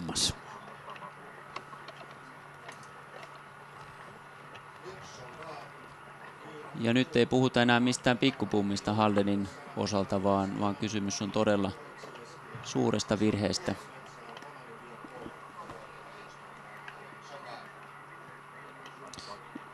Ja nyt kun tässä jo 100 joukkuetta on käynyt, niin on Haldenin oltava jo käynyt tässä. Emme saaneet joukkueen nimeä tuohon ruutuun, Varmasti mutta näin meni. oli. Varmasti meni jossakin. Uskotaan siinä näin, kyllä. Kuvan laidassa jossakin, jos ei Katsopas suomalaisten ja ruotsalaisjoukkueiden hallintaa. Tämä nyt on kärkikymmmenikössä. MS Parma, Delta, Ikalisten nouseva voima ja Kalevan Rastin kolmosjoukkue suomalaisjoukkueista. Ja sitten toisella sivulla Angelniemen Ankkuri, Kangasala SK, Vaajakosken Terä, Kauhavan Visa, Rastikurikka, Kalevan Rastin kakkosjoukkue ja Tampereen Pyrintö. Ja jossain siellä on varmasti sitten Haldeen Eskookin. Kalevan Rasti 22. Turun metsänkävijät 23. Vaajakosken Terän kakkosjoukkue, Helsingin suunnistajat, Rajamäen Rykmentti, Tampereen Pyrintön kolmosjoukkue siihen 30 parhaan joukkoon mahtuvat 1.45 päähän kärjestä. Sillä tavalla tasaista tämä leikki vielä on. Tampereen Pyrintön kakkosjoukkue, Mäntsälän urheilijat, Paimion Rasti, Jämsän Retkiveikot, UK Potnia, Turun suunnistajat ja niin edelleen vielä. Tässä 50 parasta 2,5 minuutin päähän kärjestä mahtuu vielä iso määrä hyviä joukkueita.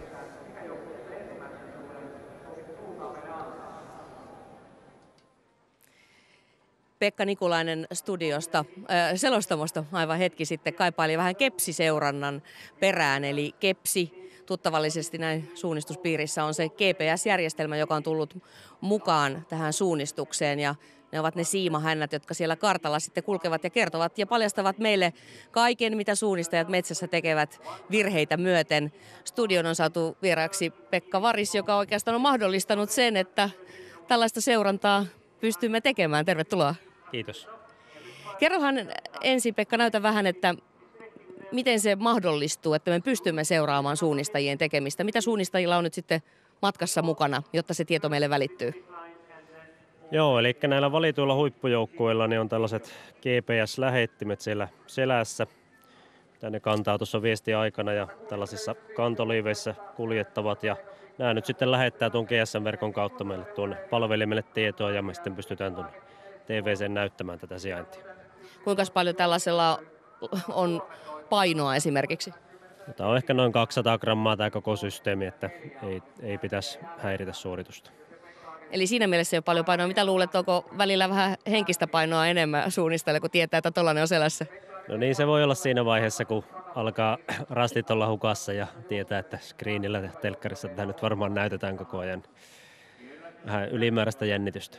Siinä vaiheessa alkaa kepsilaite painaa vähän enemmän.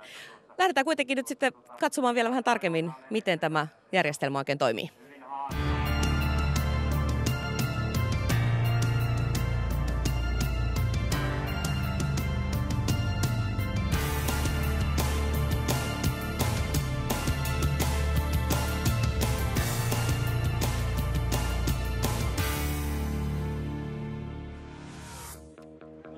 GPS kehitettiin alun perin Yhdysvaltojen armeijan käyttöön, mutta nykyisin järjestelmä on laajasti käytössä siviilipuolella ja myös suunnistuksessa. Kaikilla suunnistajilla ei ole kilpailuissa seurantalaitteita, sillä laitteita on rajallinen määrä. Yleensä seurannassa ovat etukäteen vahvimmat suunnistajat, viestikilpailuissa vahvimmat joukkueet. Seurattavalla suunnistajalla on kantoliivi, jossa on GPS-vastaanotin ja paikkatiedon lähetin seurantaohjelmaan. Tiedot suunnistajan liikkeestä siirtyvät urheilijan lähettimestä satelliitin kautta tietokoneelle. Pekka Varis on kehittänyt tietokonepohjaisen seurantaohjelman, jolla laitteiden tarjoama tieto muuntuu ymmärrettävään muotoon. Näin muun muassa television katsojat voivat seurata kilpailijan etenemistä reaaliaikaisesti seurantaohjelman karttapohjalla. Nämä suunnistajan seurannassa käytettävät laitteet ovat muuten kehitetty alun perin metsästyskoirien koiratutkiksi.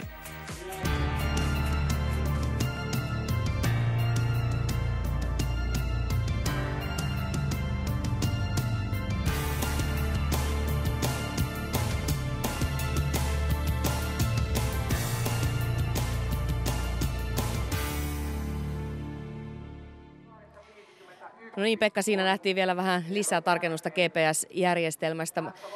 Sitä on vähän tietenkin ajateltu, että se ehkä vie jotain mystisyyttä ja salamyhkäisyyttä ja sitä salaisuutta suunnistuksesta, mutta kai sitä vielä on GPS-järjestelmä aikanakin käytössä.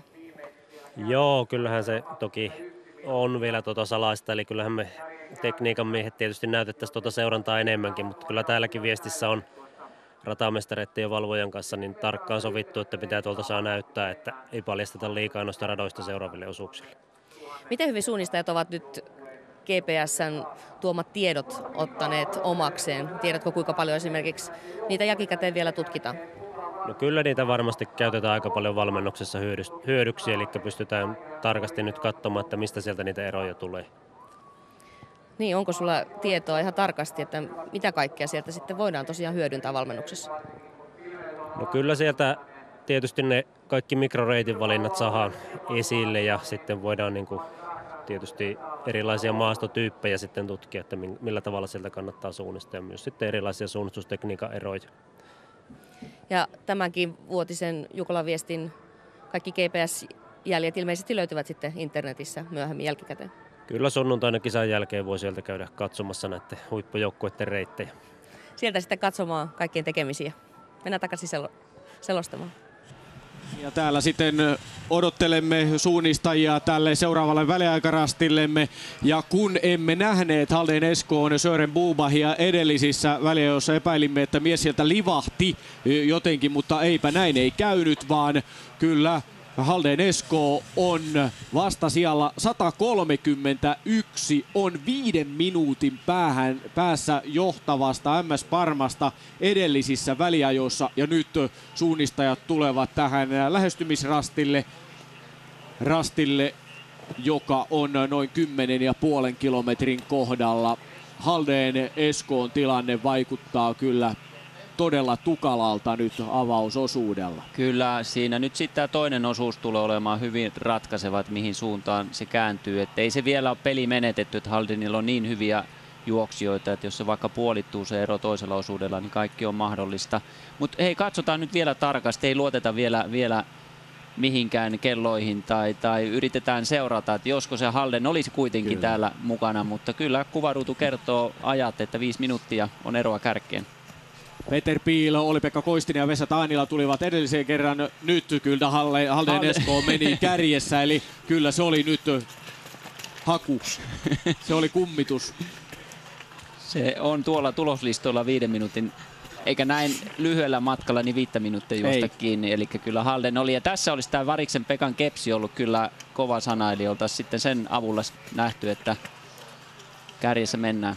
Halden Esko kärjessä, ikallisten nouseva voima toisena, Pan Kristianstad, Göteborg Majorna, UK Linné, MS Parma, Södertälje Nykvarn, 7 parasta joukkuetta. Sitten Vaakosken Terä 8, Angelniemen Ankkuri 9, Kangasala SK 10, Kauhavan Visa 11, Haldenin kakkosjoukkue 12, Söders 13 ja sitten eteenpäin Iktisa, Kalevarastin kakkosjoukkue, Kongsberg Delta, Kalevarastin kolmosjoukkue ja Tampereen Pyrintö.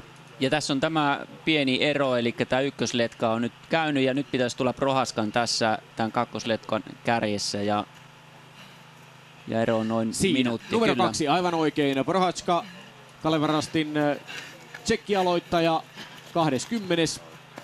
Hannu Airila siis Kalevarastin toisen osuuden suunnistaja. Todellakin tuo Sören Bubachin yli 5 minuutin takamatka edellisissä väliajoissa, se oli haamu.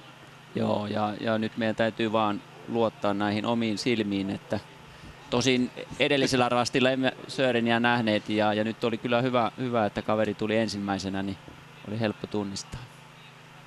Ja tässä Turun metsänkävijät ja IFK Lidingökin ovat käyneet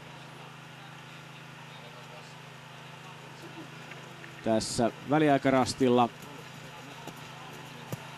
Ja kyllähän se olisi tuonut taas tähän kyllä draamaa yllin kyllin, mutta näin mennään. Halden Esko on siis kärjessä tässä, kun vielä kilometrin verran on matkaa tähän vaihtoon. Eli nyt näin ollen ennakkosuosikit ovat kaikki mukana pelissä. Ja nyt mielenkiintoinen asia on se, että Vesa Taanila oli 2 sekuntia Sören Bubachin perässä ja ennakkoon veikattiin, että Vesku vie tämän aloitusosuuden. Harri Pajula on ikaalisten nousevan voiman toisen osuuden hiihtäjä. Halden Esko on vielä kärkipaikalla. Siinä meni Vesa Taanila, sinikeltainen asu. Ja kyllähän tämä aloitusosuuden voittaminen, niin se on tärkeää ja se on vähän niin kuin tämmöinen henkilökohtainen suoritus myöskin. Eli kyllä tässä nyt taistellaan todella kovaa tästä ensimmäisen osuuden voitosta. Näin. Ensimmäinen osuus kärkijoukkueiden osalta on tuota pikaa takana. Onko joukkue numero 63? Kyllä, Göteborg Majorna kakkosjoukkue, eli Vegard Brunsaga on siellä. Brunsaga Vegard on kärjessä, Anders Axelborg sitten seuraava suunnistaja tällä joukkueella. Halden Esko toisena, Pan Kristianstad kolmantena, ikaalisten nousevan voimaan 4. UK Linné 5. Hienosti veti Taanilan Vesa. MS Parma kisassa 6. sijalla. Ja Peter Piil MS Parmassa avausosuudella. Sami Hämäläinen lähtee toiselle. Ja Ikaalisilla siis Harri Pajula lähtee toisella osuudella. Sitten Södertelle Nykvaan sekä Vaajakosken Terä. Vaajakoski 35 sekunnin päässä kärjestä, eli Anttonen veteli siinä oikein kelpo avausosuuden. Söders, Angelniemen ankkuri, on siinä myös mukana. Tuomas Kari, Angelniemen aloittaja, Pekka Hyvönen lähtee sitten toiselle. Delta 16 oli Pekka Koistinen, tuli tähän ennen Kalevan Rastin kakkosjoukkueen Hernelahteen. Pyrintö 18. Ja siinä Tölkkö, Kalevan Rastin kolmosjoukkueen viestiviejä. Vähän reilun minuutin päässä kärjestä, mutta molemmat ovat edellä Kalevan Rastin ykkösjoukkuetta. Kyllä, ja Prohaskan pitäisi kyllä nyt olla melkein näissä kuvissa jo, koska hän oli noin minuutin perässä siellä lähestymisessä.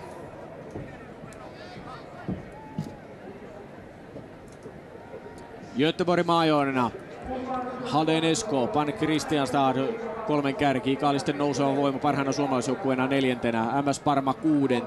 Vaajakosken Terä 8. Angelniemen ankkuri 10. Kangasala SK 11. Kauhava Visa 14. Delta Kalevan Rastin kakkosjoukkue Tampereen Pyrintö mahtuvat niin ikään 20 parhaan joukkueen, samoin Kalevan Rastin kolmosjoukkue, Kalevan Rastin ykkösjoukkue 21. Hannu Airila pääsee matkaan. Turun metsänkävijät 22. Terä Antti Anttonen, eli siinä etukäteen kovista täällä valmiina. Antti Anttonen, Vaajakosken Terä, hyvä avausosuus teidän joukkueelta ja sinulta. Mitenkä se sinun mielestäsi sujui?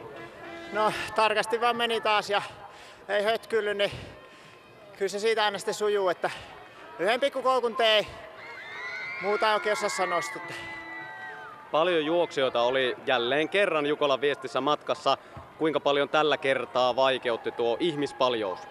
No yllättävän paljon sitä kyllä näkyy siellä nyt, että itse en ollut ihan siinä kärkiporukassa, niin siinä eessäkin jonkun verran letkaa oli, että seuraali vähän sitä taka-alalta tilannetta.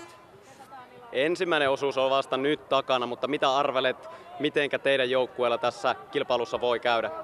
No mä toivon, että Jones vetää hyvin tuon kakkososuuden, niin sit meillä on niin kova kaveri, etteiköhän siitä lähde sujumaan sitten.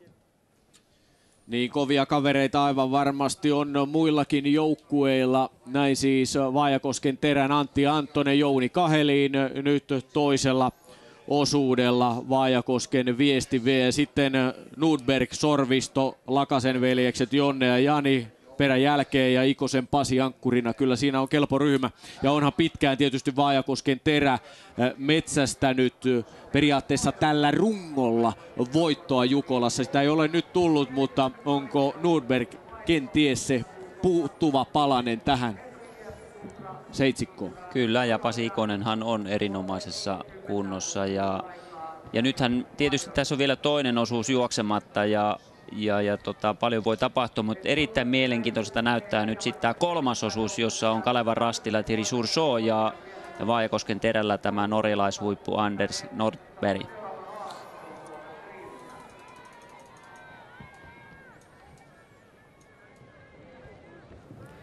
Vesa Taanila, Ikallisten nouseva voima. Nyt on ensimmäinen osuus myös sinultakin takana ja hienostihan se meni. 4. on ensimmäisen osuuden jälkeen. Minkälaisia ajatuksia on mielessä?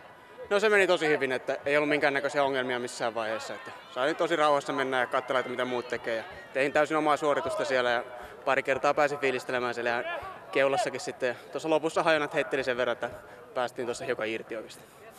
Kuinka haastava tämä rata nyt oli sinun mielestäsi? No kyllä se haastava. Se oli tosi vaativia rastipisteitä ja aika peitteistä oli sitten siellä rinteessä, mutta sitten mäkien päällä oli todella hienoa ja vauhdikasta, että semmoista rytmitystä se vaati. Te olette nyt kärkitaistelussa mukana tässä ensimmäisen osuuden jälkeen. Toki on vielä paljon matkaa jäljellä, mutta mitä arvelet teidän joukkueen osalta? Mihin saakka on mahdollisuudet? No me jatketaan tässä kärkitaistelussa mukana loppuun asti. Kerro vielä katsojille, minkälaista se on vetää ensimmäistä osuutta Jukolan viestissä? No onhan se kiva. Yhtä nautintoa.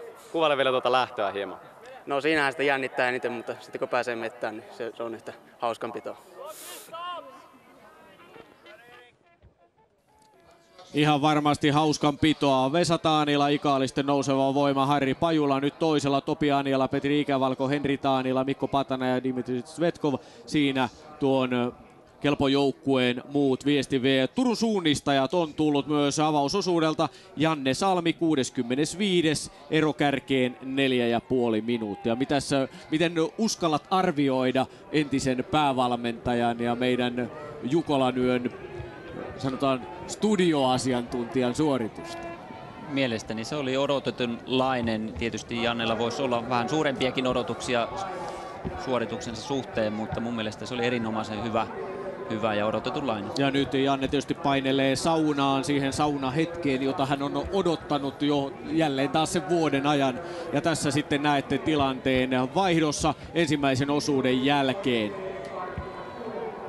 Ja Kalevan Rasti, yksi ennakkosuosikeista, on siellä 21. Mutta Halden Esko toisella sijalla. Tilanne on täysin auki, mutta osoittaa tämän ensimmäisen osuuden kovaa tasoa, että Jan Prohaska teki, mikä nähtiin Kepsissäkin, niin pienen virheen siellä runsaan minuutin ja se näkyy sitten suoraan tässä loppuajassa. Eli siellä ei paljon virheitä ole varaa tehdä. Ja tässä vaihdossa 50 joukkuetta mahtuu siellä vajaan 4 minuutin sisään kevyesti. Hiisirasti 51.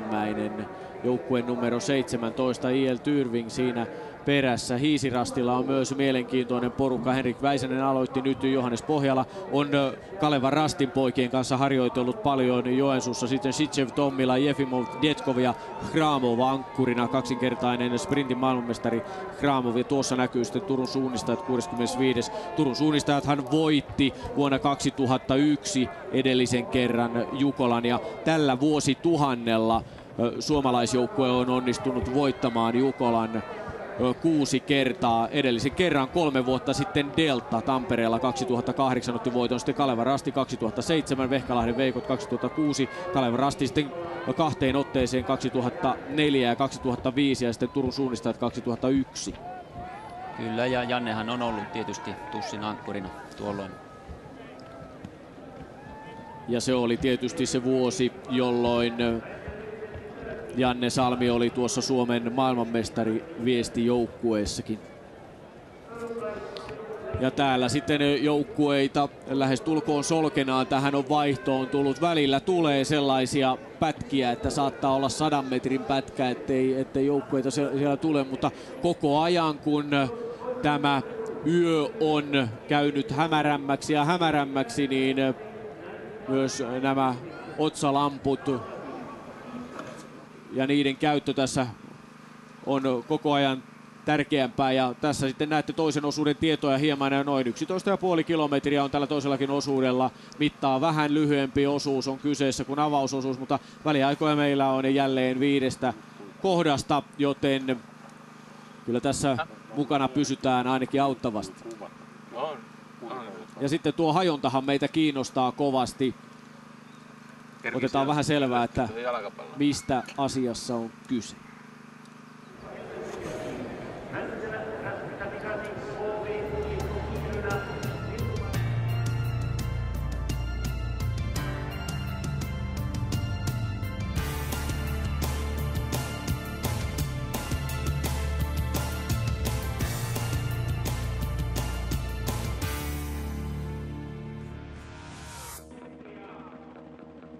Hajontaa käytetään viestikilpailuissa ja henkilökohtaisissa kisoissa silloin, kun kilpailijoiden lähtöväli on pieni tai kyseessä on yhteislähtö.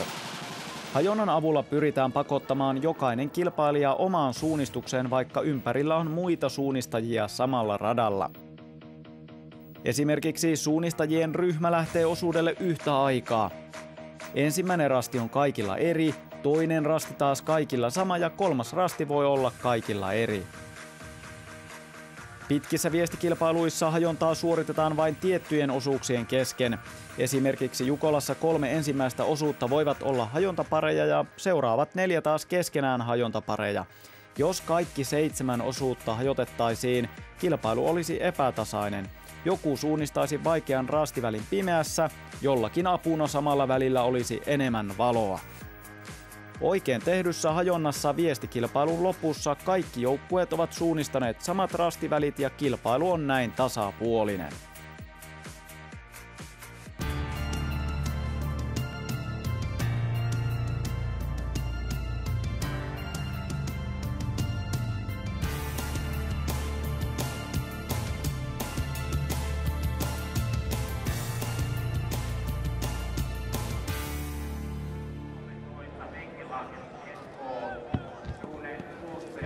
Kilpailu etenee ja tässä näette kuvaa täältä vaihdosta. Ja yli 200 joukkuetta on jo vaihtanut. Muun muassa Kaleva Rastin nelosjoukkue oli 205. Kari Varis, hiihtäjänäkin tunnettu urheilija, oli avausosuudella ja Timo Varis pääsi matkaan. Yli 200 joukkuetta on siis avausosuudelta jo selviytynyt. Göteborg Majona kakkosjoukkue ja Halden SK sekä Pan Kristianstad olivat avausosuuden nopeimmat. Ja sitten Aukolle nyt olemme toisella osuudella. Siellä noin 2,5 kilometrin paikkeilla. Sieltä otsalamput vilkkuvat jälleen, kun suunnistajat tulevat tuota mäkeä alas. Tähän taimikon reunaan, metsän reunaan ja sitten tulevat tuohon rastiin. Ja tuolla on rasti välissä. Tämä kärkijoukkue on jo leimannut ja nyt kävi tämä suurempi porukka leimaamassa ja siitä lähdetään sitten kohti TV-rastia, eli tämmöinen pieni karkumatka. Ja huomattavasti harvemmassa on tämä joukko kuin ensimmäisellä osuudella. Niin kyllä siinä jokaisen osuuden aikana aina muutama kaveri putoaa kyydistä. Se on aika selvä juttu, että se on siinä mielessä karua touhua. Ja vaikka tämä on avointa ja näyttää ehkä helpoltakin, niin suunnistajalle kuitenkin tämä näkyväisyys on johtuen tästä pusikosta ja sitten tästä kumparaisesta maastosta niin rajoittunut ja tämä rasti ei ole mikään helppo, varsinkaan näin pimeällä. Ensimmäinen joukkue. Kyllä, hieno tunne, kun lippu näkyy, että siellä se on. Hieman tarkisteli vielä. Näemmekö numeron? Kirkas on otsalamppu, Haldenilta näyttää. Kyllä. Halden Jon Pedersen tekee pientä eroa. Toki ei vielä mitään. Ja Södertelje siinä. Paul Skogsjärn ja sitten siinä taisi olla joukkue numero 9 veikkaisin. UK Linné. Se oli UK Linné varmasti. Ikaalisten nouseva voima vajaan puolen minuutin päässä kärjestä. Siellä meni Delta. Kyllä. Ja se on Oskari Liukkonen, joka vie viestiä. Taitava yösuunnistaja. Ja tämä on mukana pelissä. Selkeästi kärkiletka. Kyllä. Siinä on ihan merkittävä ero nyt. Kyllä, ja veikkaan, että tässä porukassa tulee sitten muun muassa Kalevan Rasti ja Hannu Airila numero 2. Sopisi hyvin kuvioihin, jos Hannulla on lähtenyt suunnistus sujumaan. Ja nyt on sitten ihan tosissaan ruuhkaa tuossa, kun jono lähestyy tätä väliaikarastia. Halden SK kärkipaikalla.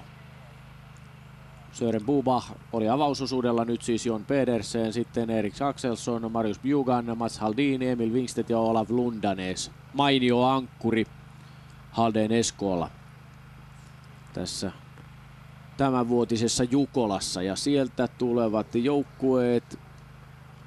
Sieltä ainakin Kalevarastin joukkueita on tulossa, mutta ei vielä tässä. Taitaa olla Haldenin kakkosjoukkue kyseessä. Yritetään etsiä Siinä. sieltä numeroa. Kalevan Rastin kolmosjoukkue meni siinä 2 minuutin päässä kärjestä. Ja siinä, oliko Hannu siinä sitten viimeisenä tuossa letkassa? Jos oli, niin ero kärkeen on hieman yli 2 minuuttia. Ja tässä on tosiaan pientä hajontaa, eli se ei vielä kerro siitä, että olisi tullut virhettä, vaan tämä hajontojen erot voi olla tällaisia puolen minuutin luokkaakin.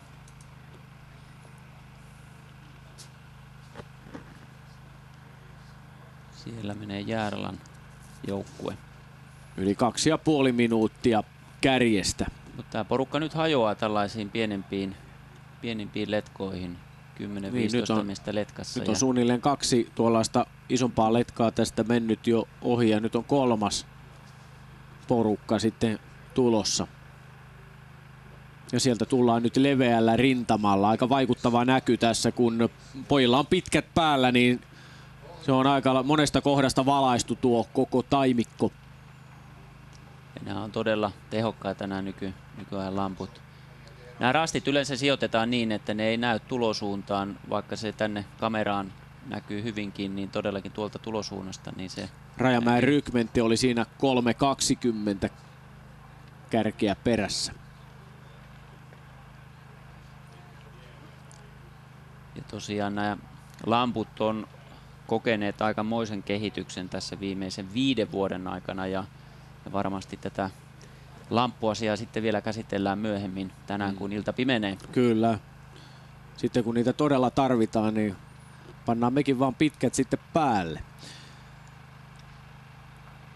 Kohta 4 minuuttia on kulunut siitä, kun Halden Esko kärkijoukkue tässä leimasi. Nähdäkseni siinä oli Rajamäen rykmentin kakkosjoukkue numero 52. Ja kyllä tässä niin vähän pitää sitä nähdäkseni sanoa painottaa.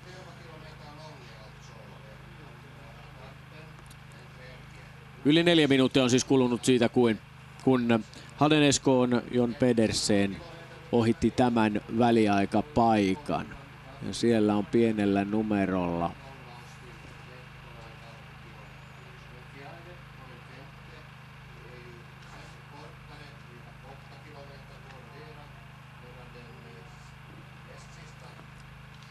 Se oli Tyrving, numero 6. Kyllä, pitkään siinä sai tuura. Tihrustaa. Deltan kakkosjoukkue 5 minuutin päässä kärjestä.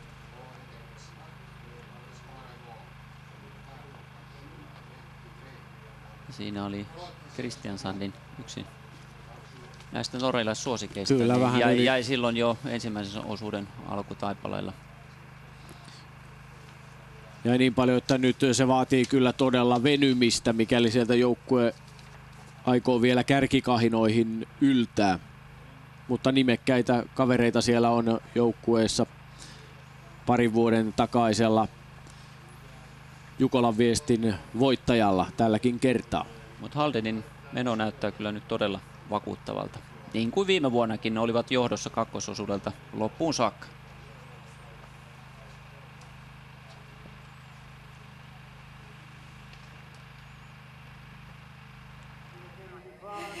Täällä ollaan Koposten veljesten luona ja Leo, yliluutnantti. Sinulla on melko mielenkiintoinen kevät takanasi. Joo, mä olin harjoittelemassa, kun lähdetään korkeapaikan leirille, niin mä lähden etelään harjoittelemaan sitä ja tonne noin Afrikan vesille. Eli Leo on ollut siis miinalaiva Pohjanmaalla. Kyllä, siellä tuli kriisihallinta tehtävissä ja operaatio Atalanta.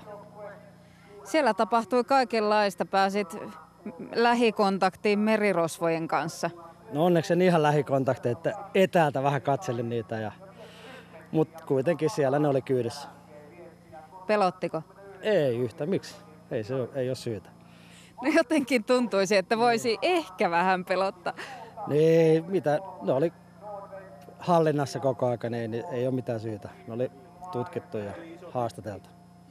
Miten hyvää vastapainoa merielämään on tällainen öinen ryntäys suomalaiseen metsään? Öinen ryntäys? No onhan se tietysti erilaista, että merikartta vaihtuu maastokarttaan, että etäisyyksiä ja kulmia mittaillaan ihan samalla lailla, mutta vähän eri olosuhteissa. Mukavaa se on. Sinä olet seurannut tässä tiiviisti, miten Asko juoksee tuolla maastossa. Miltä se on vaikuttanut? No ihan mielenkiintoista. Tietysti voisi olla vähän enemmän. Onneksi ollaan sen toisen noin samanlaisen nimen edellä vielä oltiin ainakin, mutta katsotaan nyt mitä tässä menee. Kyllä se Asko se tulee toivottavasti pian. Sinä olet lähdössä 3. osuudelle. Mitä veikkaat? Monelta pääset matkaan? 2,5 tuntia ensimmäinen, toinen 2,5 tuntia, niin olisiko se kello 4. 4 aikaa ne olisi tosi hyvin. Jos 4 pääse lähteä, niin sitten meillä on mennyt tosi hyvin. Katsotaan näin. Kiitoksia. Valmistautumaan. Kiitos. Täältä haastattelupaikat on löytynyt Jari Ikäheimonen, oikeastaan voisi sanoa, että avausosuuksien ja näiden hämärien osuuksien erikoismies. 15 kertaa noin mukana ja avausosuudella 10 kertaa. Minkälainen oli tällä kertaa tämä avausosuus? Tällä kertaa oli oikein meikäläisen makuun mukava, kun oli niin hyvä näkyväisyys ja oli hyvä juosta, että kulkukelpoisuus oli myös hyvä, niin sopii mun suunnistukseen, joka perustuu siihen, että mä luen nyt mitä siellä maastossa on ja yritän löytää ne kartalta, enkä niinkään sitä kompassia tuijota, kun usein yöllä tehdään. Niin tosiaan, siellä on pimeää ja sinä yrität katsoa, että missä niistä maamerkkejä olisi. Kuinka vaikea se oikeastaan on? No mitä pimeämpää, niin sen vaikeampaa. Tänään vielä onneksi maasto oli niin avointa eikä ollut hirveän pilvistä, niin se onnistui. Että meikäläinen vähän riskillä menee näissä, että jos vielä vähän pimeämpää tulee, niin sitten tulee vaikeita minun suunnistustekniikalla. Mitä tuossa oikeastaan pitää yösuunnistuksessa ottaa huomioon, jos verrataan vaikka siihen päiväsuunnistukseen? Pitää olla paljon tarkemmin kartalla, koska sitten jos tippuu, niin se on vaikea saada maastomuodosta kiinni, kun ei oikein näkyväisyyttä pysty peilaamaan, missä mennään. Kuinka paljon otetaan riskejä pimeällä? No mä otan ainakin aika paljon, vähän liikaakin niin kuin tänäänkin, mutta parhaimmat ottaa mahdollisimman vähän tietysti. Yösuunnistus on poikkeuksellinen juttu ja muun muassa täällä Jukolassa sitten juostaan pimeässä, mutta miten sitä oikeastaan harjoitellaan? Lamppu päähän ja metsää yöllä, niin kyllä sitä noin parhaat harjoittelee tosi paljon sillä tavalla. Niin, kuinka paljon esimerkiksi sinulla itsellä on tullut ennen tätä Jukolaa harjoiteltua yösuunnistusta? No tänä vuonna aika vähän, mutta on sitä tietysti aikoinaan treenattu, mutta meillä seurassa on näitä varsinaisia yöspesialisteja, niin kyllä ne on melkein joka toinen ilta mettässä lamppupäässä ja siirtää rytmiäkin niin, että menee sitten 2-3 aikaan nukkumaan, että olisi täällä sitten parhaimmillaan yöllä.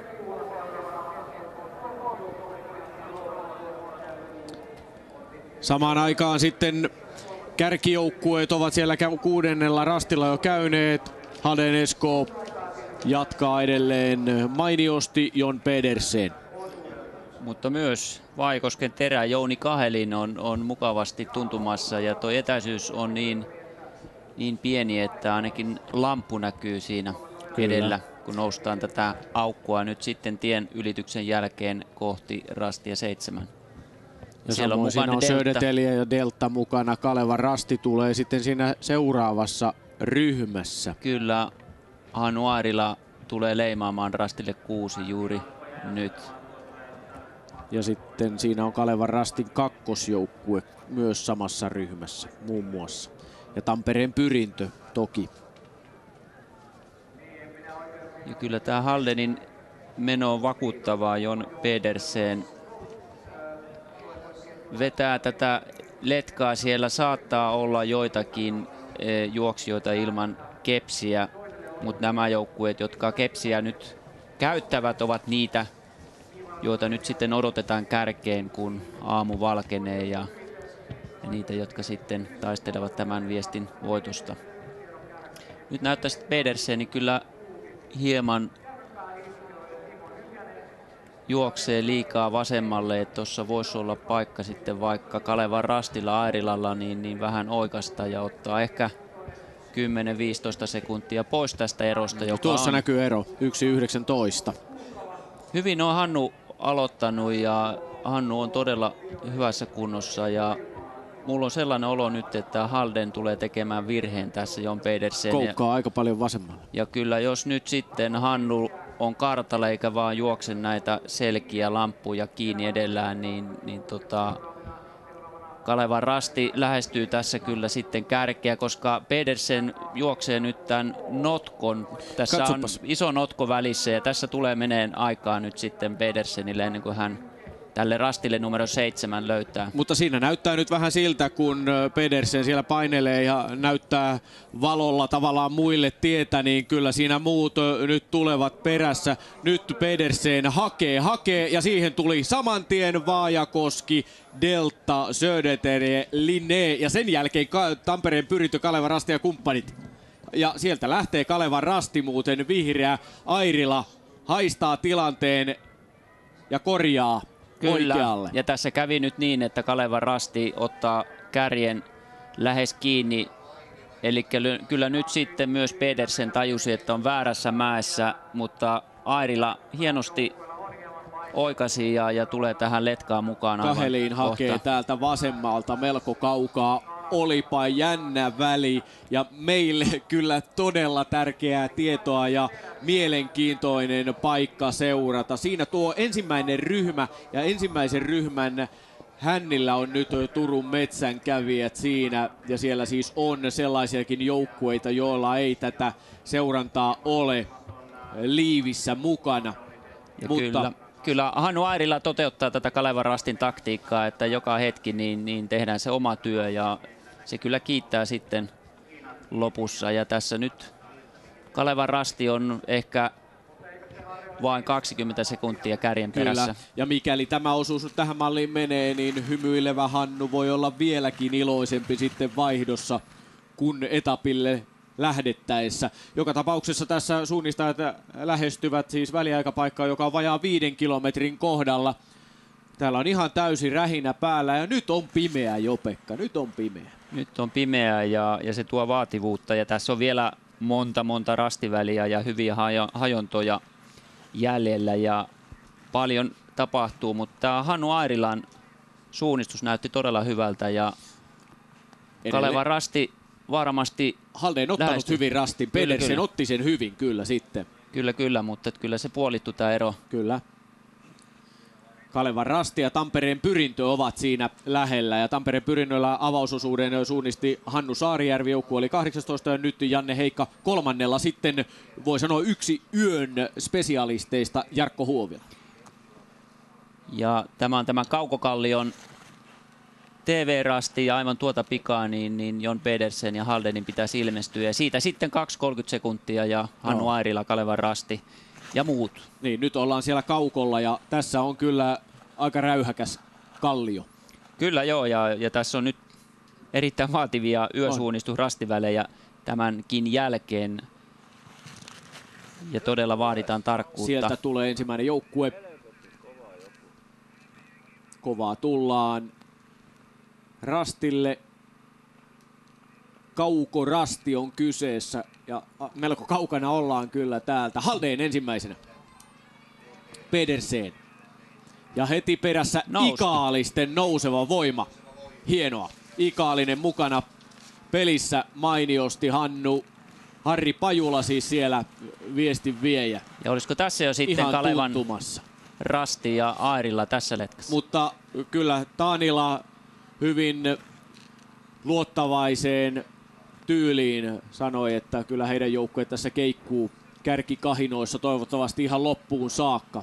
Ja kova seitsikkohan siellä on tietysti mukana jalkeilla tässä koitoksessa. Siinä Kalevan Rasti Airila on nostanut joukkueensa nyt 36 sekunnin päähän kärjestä. Ja sitten Kalevan Rastin jälkeen seuraava Tampereen Pyrintö, Pan Kristianstad, Delta, Vaajakosken Terä. Ja mukavasti ovat siis Delta ja Vaajakosken Teräkin siinä 6. ja 7. aivan kärjen tuntumassa. Södertel, Nykvaan ja UK Linné 8. ja 9. Kalevan Rastin kakkosjoukko 10. Kangasala SK 11. Turun metsänkävijät 12. Angelniemen Ankkuristin 13. MS Parma 14. Reilu minuutin päässä kärjestä. Halden Esko on edellä. Kangasala SK joukkueen numero 45 siis mukavasti tässä leikissä mukana edelleen, kun toista osuutta on poljettu lähestulkoon 5 kilometriä. Jere Ahonen oli aloittajana joukkueella ja nyt Lauri Sorsa toisella osuudella. Sitten Petteri Laitinen, Panu Teittinen, Kenni Kivikas, Kristo Heinman ja Topias Tiainen muut tässä, joten kelpo joukkue on kyseessä. Siellä kuu mollottaa. Kyllä, ja tässä nyt sitten perataan aivan upeaa tilannetta tälle kolmannelle osuudelle, josta on tänään jo paljon puhuttu, ja siellä nämä suuret suunnistusmestarit sitten Thierry Sourshaw ja Anders Nordberg ja Halden Eskolla Erik Axelsson, Ikaalisilla Topi Aniala, Tampereen Pyrinnöllä Jarkko Huovila. Kovia kavereita on yllin kyllin muissakin porukoissa. Ja nämäkin joukkueet ovat siellä ihan kärkikahinoissa kaikki mukana. Söders, Igtisa, Kristiansson, kakkosjoukkue, Kalevarastin kolmosjoukkue, Göteborgin Majonan kakkosjoukkue mahtuvat siihen 20 parhaan joukkoon.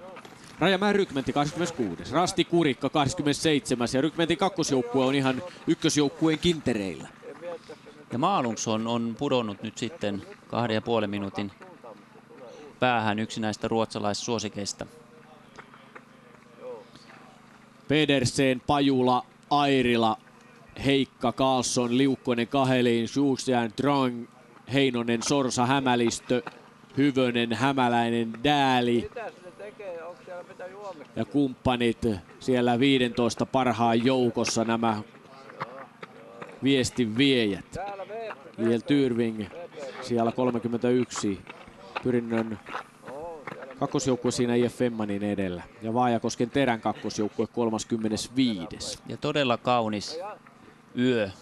Siellä monet suunnistajat kyllä nauttivat. Paimion Rast oli siinä, 3,5 minuuttia ero kärkeen.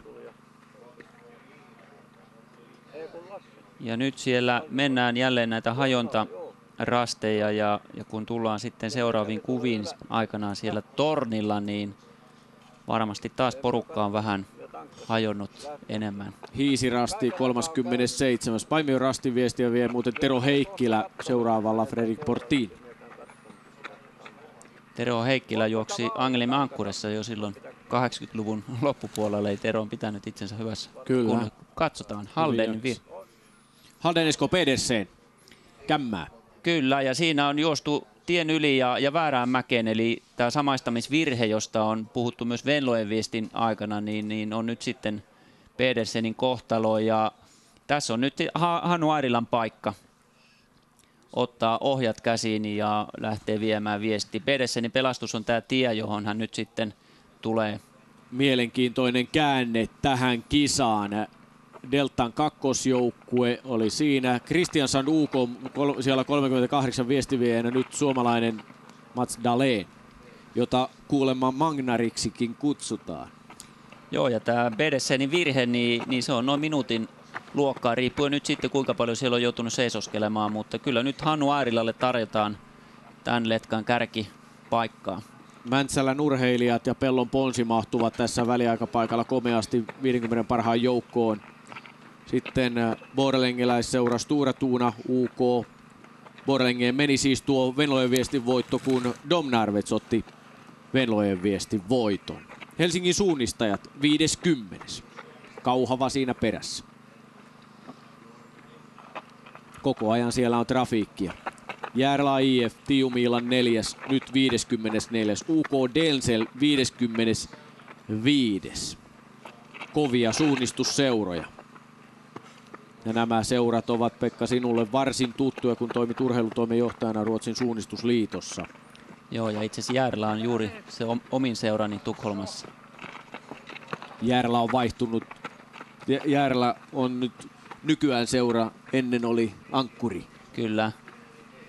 Ja edelleen sydänsykki Angelimme Ankkurille totta kai. Ja tässä tilanne siis.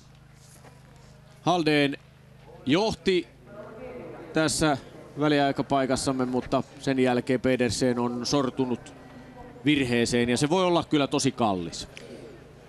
Joo, tässä haetaan nyt asemia nyt toista vähän itseäni, kun puhun kolmannesta osuudesta, mutta todellakin niin Tiri Suursoota ei pidä päästää karkuun sillä osuudella ja on tärkeää, että siinä on sitten Halden ja Vaajakosken terä niin tuntumassa, jotta tämä peli pysyy jännänä. –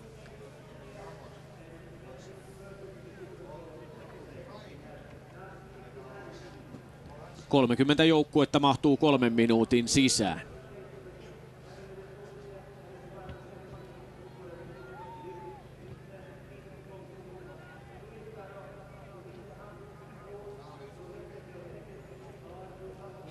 Siellä Kristiansand UK 3.52. Itse asiassa ottanut vähän takaisin asemia, eli peli ihan menetetty.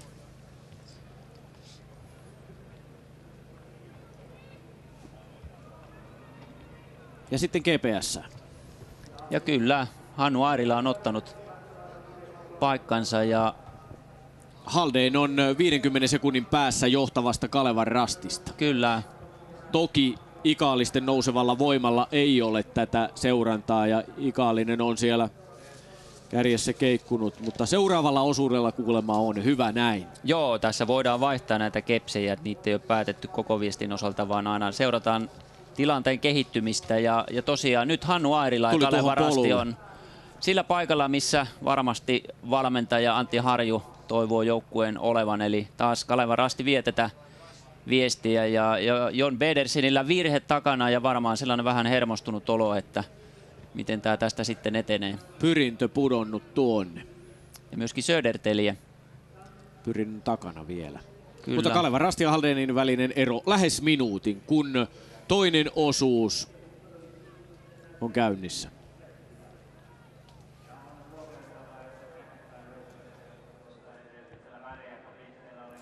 Näin hienosti siis Jukolan viesti tässä etenee ja vaikka toisinaan Suomen kesäyöt saattavat olla myös valoisia, niin olette varmasti kuvista huomanneet, että täällä nyt pimeyttä kyllä riittää tämänvuotisissa Jukola-maastoissa ja Jukola-viikonloppuna.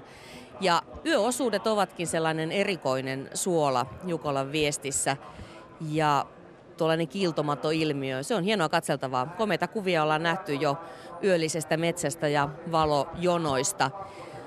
Lamput ovat siis oleellisessa osassa tässä yösuunnistuksessa ja yöosuuksilla ja monenlaista valotekniikkaa tuolla metsässä nyt liikkuukin.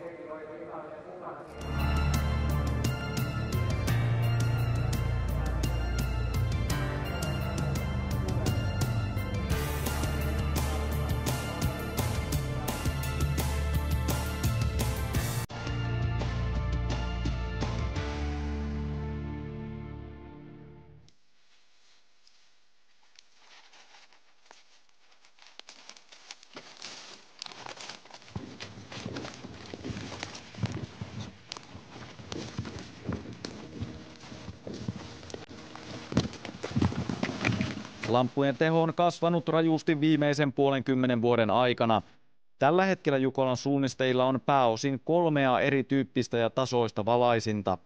Käytössä ovat vanhemman otsalampputyylin halogeeni sekä uudemman valotekniikan xenon- tai LED-lamput. Harrastepuolella Jukolassa nähdään myös kevyitä marketti-otsalamppuja.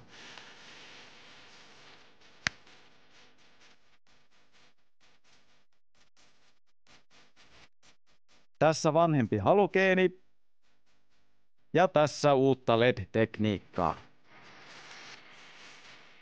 Aikaisemmin valotehon rajoittuneisuus vaikeutti suunnistamista yöllä, koska ympäristöä oli vaikeampi havainnoida. Uudet tehokkaammat lamput antavat mahdollisuuden suunnistaa entistä tarkemmin myös pimeällä. Kun lamppu valaisee laajemman alueen, niin ympäröivät maastonmuodot voi havaita kauempaa ja parempi suunnistuksen vauhdinpito on mahdollista.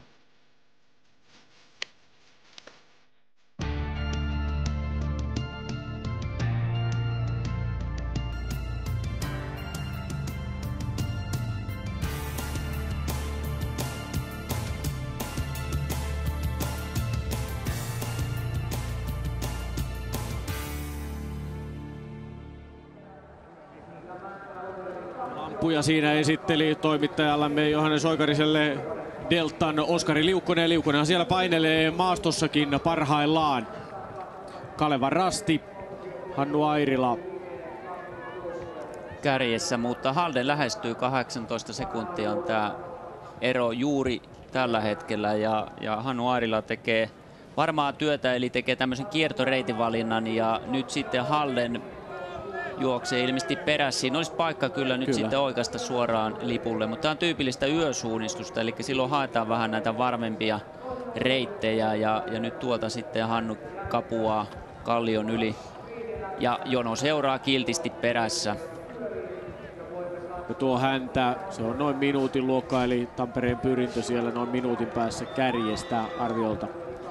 Ja siinä sitten kärkiryhmä lähestyy rastia numero 13. Tasaista on edelleen ja kaikki nämä ennakkosuosikkijoukkueet ovat tuossa nipussa nyt mukana. Ja tässä mennään niin sanottua putkipätkää, eli ei ole hajontoja ja tämä joukkue ei varmaan tästä vielä mene hajalle, kun kohta tullaan sitten sille tornirastille, mutta sen jälkeen sitten alkaa taas hajonnat ja tilanne varmaan elää. Mutta se Kalevan rastin kannalta on hyvä, että Hannu on ottanut ohjat ja näin ollen voi viedä tätä joukkua. Ja usein se suunnistaminen on vähän hankalampaa siellä perässä. Siellä on muiden valot vähän häiritsee sitä kartan lukua ja se karttamuovi saattaa jopa heijastaa niin, että on vaikea lukea karttaa, kun sieltä tulee naapurin valo takaviistosta. Eli paras paikka suunnistaa on juuri siinä, missä Hannu Airila ja mahdollisesti myöskin sitten ikaalisten nouseva voima on siinä. Harri Pajula mukana tässä letkassa. Ja samaan aikaan täällä kisakeskuksessa, Harjun oppimiskeskuksen kisakeskuksessa on lähestulkoon yhtenä jonona suunnistajia tulossa Taipaleelta. On ensimmäiseltä ja toiselta osuudelta tulijoita vielä yllin kyllin. Tulevaisuudessahan näissä televisiolähetyksissä niin tässä lampun rinnalla on pääkamera ja voitaisiin sitten valita vaikkapa, että katsotaan Hannun näkökenttää ja seurataan sitä vähän aikaa. Vähän niin kuin in-car-kuvaa. Kyllä. Sitten toisella osuudella tornilla odotellaan jo ja sieltä valot heijastuvat jälleen täällä Salpajukolan yössä. Ja kyllä tuo oli varsin valaiseva insertti näistä otsalampuista tuo äskeinen ja kyllä Oskarilla ainakin tuntuu tuolla lamppupuolella olevan kaikki kunnossa. Ja Kalevan rasti ja Halden ovat lähes yhdessä, eli PDC on imennyt sitten tuossa letkassa niin kärkiä vähitellen kiinni ja varmaan tänne tornirastille tullaan yhtä aikaa. Täällä muuten saattaa olla myös ensimmäisen osuuden suunnistajia. Kyllä. Ja siinä vähän näyttää niin, että tuolla matkaa taittavat tuo kärkiryhmä ja sitten niin sanottu jahtiporukka. Siellä muun muassa Pyrintö ja Södertelje niin ovat noin minuutin päässä tästä kärkiletkasta. Yleensähän nämä tunnistaa nämä huippujoukkueet muista niin juuri näistä lampuista, koska nämä kalliimmat lamput ovat tehokkaampia ja juuri sellaisia nämä huippujoukkueet tietenkin käyttävät.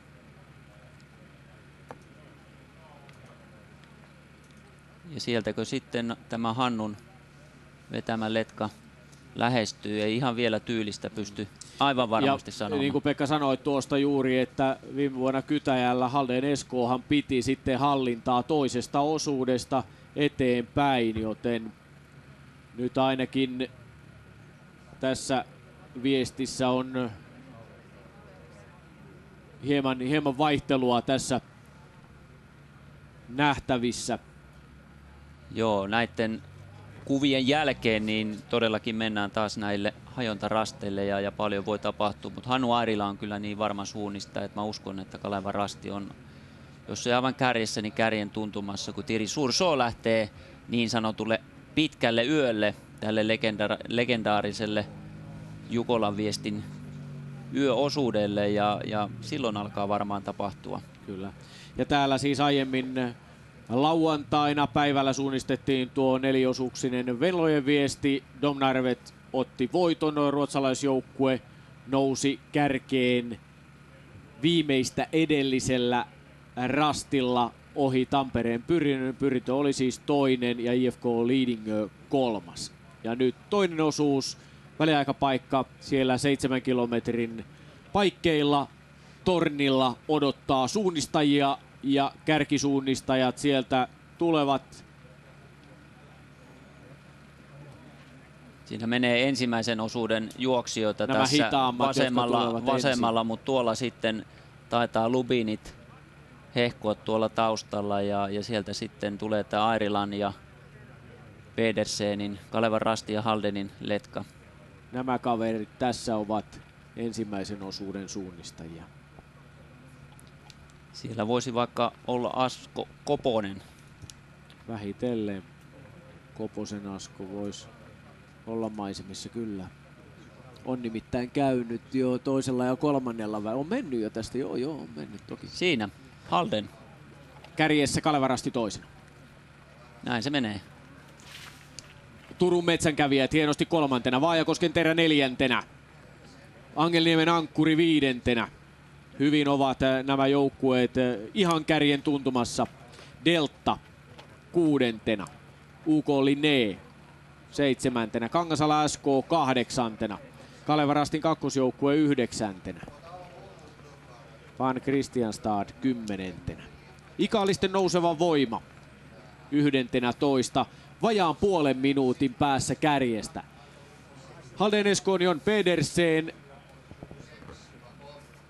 mutta heti Hannu Airila, Kalevan Rastin suunnistaja tuntumassa, samoin Sami Hämälistö Turun metsänkävijöistä, Jouni Kaheliin, Vaajakosken Terästä, Pekka Hyvönen Angelniemen Ankkurista, Oskari Liukkonen Deltasta, UK Linén, Jan Troeng, Kangasala SK, Lauri Sorsa, Kalevan Rastin kakkosjoukkueen Mikko Heinonen, Van Christianstadin Harri Karlsson ja Ikaalisten nousevan voiman Harri Pajula.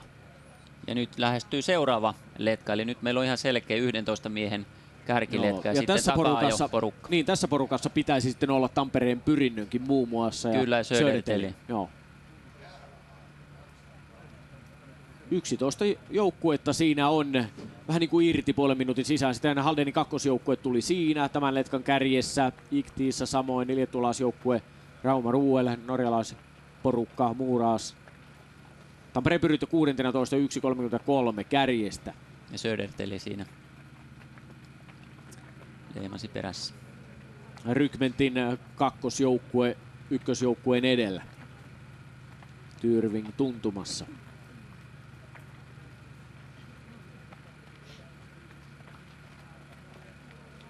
Ja siinä oli KR:n kolmosjoukkue MS Parma ja Rasti Kurikka. Mutta tästä letkasta on, jos tämä tilanne säilyy nyt vaihtoon saakka, niin on sitten enää todella vaikea nousta kärkitaisteluihin. Koska kolmannella osuudella, kun on jo monen kertaan todettu, niin siellä on niin kovia tykkejä, että siinä porukassa pitää olla kyllä mukana, jos haluaa taistella Jukolan Viestin voitosta 2011. Joka tapauksessa useita suomalaisjoukkueita siellä 10 parhaan joukossa. Kalevan Rasti, Turun metsänkävijät, Vaajakosken Terä, Angelniemen Ankkuri ja Delta sekä Kangasala SK ja Kalevan Rastin kakkosjoukkue. Aivan loistava tilanne, jos ajatellaan. Ja Ikaalinen 11 kyllä, vielä. Todella hieno kokonaispanos.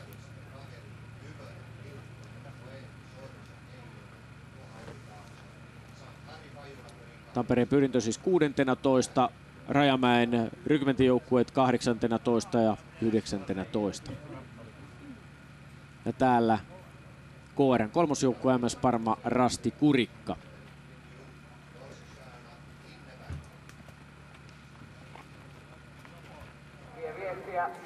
Täällä ollaan tapahtuma-alueella. Kivet muistuttavat salpalinjasta ja tässä kuka olisikaan parempi haastateltava kuin koulutuspäällikkö eversti Pertti Laatikainen. Miltä tuntuu olla näin historiallisessa paikassa Salpan Jukolassa? No minun mielestä tämmöinen kilpailutapahtuma, suunnistustapahtuma, se on samalla maanpuolustustapahtuma ja siinä mielessä erinomainen yhteensattuma ja ylipäätään, eli hyvin yhdistyy monta tekijää tässä. Niin Jukola, jos lähtee, niin ei voi olla näkemättä myös samalla puolustusvoimia.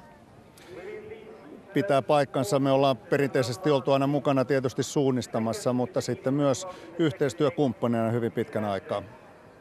Sinä toimit Rukin johtajana, kun yhteistoiminta parhaillaan käytävän Jukolaan käynnistettiin. Miltä tämä Salpa Jukola on tähän asti vaikuttanut? Joo, todellakin on hyvin miellyttävää päästä näkemään nyt tätä lopputulemaa. Vuonna 2007 myönnettiin Vehkalahden Veikoille kilpailujärjestelyt ja silloin katsottiin näitä lähtökohtia tähän ja nyt näkee tämän lopputuloksen, joka on erinomainen tietysti. Tämä on erittäin hieno kilpailukeskus ja varmasti palvelee hyvin sekä kilpailijoita että yleisöä. Ja kokemuspohjaa löytyy, sillä olet itsekin osallistunut Jukolaan monesti. Niitä on 5 ja 10 välillä, mutta ensimmäinen Jukola oli aikoinaan Vierunmäellä järjestelytehtävissä vuonna 1984, mutta sitten kilpailijana olen ollut jonkun verran. Kuinka merkittävä tämä tapahtuma on sinulle henkilökohtaisesti? No tietysti kun katsoo vajaan 30 vuoden aikajänteellä, niin onhan se semmoinen tietynlainen perinne ja se fiilis muistuu mieleen, vaikkakin tämä tekniikka on kehittynyt huomattavasti tässä 30 vuoden aikana. Täällä Puolustusvoimat näkyy myös tuollaisissa mainoksissa Suomen suurin kuntokoulu. Minkälainen rooli Puolustusvoimilla on liikuttajana? No jos ajatellaan, että miespuolinen väestö suorittaa varusmiespalveluksen, meillä on erinomainen mahdollisuus vaikuttaa liikuntakäyttäytymisiin ja meidän lopun perin tavoitehan on antaakin se pysyvä liikuntakipinä sitten jatkoelämää varten ja se on kyllä minun mielestäni hyvin merkittävä. Entä minkälaisessa roolissa suunnistus on Puolustusvoimilla? No suunnistus on yksi meidän peruslajeista, sotilaslajeista, jos näin voidaan sanoa. Henkilökuntahan meistä sotilaista, niin jokainen joutuu suunnistamaan vähintään kerran vuodessa ja sitten varusmiehille me jatkamme niitä perustaitoja, joita koulussa on aloitettu ja pyrimme edelleenkin siinä myös petraamaan ihmisten taitoja. Kuinka hyvät suunnistustaidot alokkailta yleensä löytyy? No me ollaan kysytty tätä muutama vuosi sitten, miten he itse kokevat ja noin 60-70% ilmoittavat, että he ovat aloittelijatasoisia, 20-30% harrastelijatasoisia ja noin 50% kilpaurheilijatasoisia. Eli kyllä meillä töitä riittää petraamaan niitä ja jatkossa sitten reservissä toivottavasti jatkavat sitä harrastusta esimerkiksi Jukolan viestin tiimoilta. Alokkaiden kuntoa on ruodittu viime vuosina paljonkin. Mikä on eversti Pertti Laatikaisen mielipide, minkälaisessa kunnossa alokkaat nykypäivänä ovat? Meillä on mahdollisuus testata se kunto, mikä näillä nuorukaisilla todellakin on ensimmäisen 20 elinvuoden jälkeen, eli mitä on koulusta, kotonta ja harrastuksesta sitten saatu. Ja valitettavasti se on ollut laskusuunnassa. Näyttäisi, että se laskusuuntaus on pysähtymässä ja me pyrimme sitten tekemään oman osuutemme siihen. Niin kuin jo sanoin äsken, pysyvä liikuntakipinä koko elämää varten. Se on lopullinen tavoite meillä. Salpa Jukola jatkuu vielä pitkään aamuun. Aiotko olla täällä ihan loppuun asti? Mä luulen, että juniori täytyy jossain vaiheessa viedä nukkumaan, mutta itse kyllä sitten pyrin seuraamaan television välityksellä nämä lopputapahtumat. Kiitos. Kiitos. No ainakin meillä on yksi katsoja sitten. Kalevan Rasti Hannu Airila, sinne tulee nyt pummi. Aika paha pummi ja tämä on peitteinen alue. Tämä vihreä kertoo siitä, että on tiheä ja tuossa tuli sellainen... Reilu minuutti kevyesti. Kyllä. Ja jos Pedersen nyt puikkas tuosta karkuun, niin no joo, se tekee tilanteen mielenkiintoiseksi. Halden Esko, Jon Pedersen oli edellisellä väliaikapaikalla täällä tornilla keulajoukkue ja tällä väliaikapaikalla on nyt käynyt toisella osuudella 70 joukkuetta. Finspångs viimeisenä. Ja täällä Aukkorastilla on nyt sitten tämä jatkuva kiiltomaton jono ja siellä on joukkueet sitten sijoilla ehkä 500 ja ylöspäin. Toisen osuuden suunnistajia kuvassa. Mutta kärki on edennyt jo kauas tästä. Ja seuraava väliaikapaikka sitten meille kertoo sen, että tässä, että kuinka kallis tuo oli Kalevan Rastille tuo Hannu Airilan koukku. Ja sinne tuleeko joukkue numero 1, Haldén Esko, sitten kärjessä. Vai onko Turun metsänkävijät, Vaajakosken Terä, Angelniemen Ankkuri, Delta, UK, Linné, Kangasala SK, Kalevan Rastin kakkosjoukkue vai kenties Pan Kristianstad siinä kärjessä, sillä edellisellä väliaikapaikalla nämä joukkueet olivat Haldénin ja Kalevan Rastin kanssa 10 parhaan joukossa. Ja Kalevan Rastin kolmosjoukkuekin on siellä 22, joten 3 joukkuetta tältä joensuulaisporukalta 22 parhaan joukossa tasoa on. Ja tässähän nyt näkyy tämä Jukolan viestin upea koko kuva, eli monen tasoisia suunnistajia. Ja ensimmäisen osuuden viestiviejät, jotka edellisissä kuvissa olivat, niin ovat käyttäneet runsaat 2 tuntia osuuteensa. Ja sehän oli Koposten tavoite, oli se 2,5 tuntia. Ja nyt sieltä tullaan sinne harvennukselle. Kärkijoukkueita odotellaan seuraavalle väliaikapaikalle 9 kilometrin kohdalle. Ja tästä on sitten vielä rapiat 2 kilometriä matkaa vaihtoon.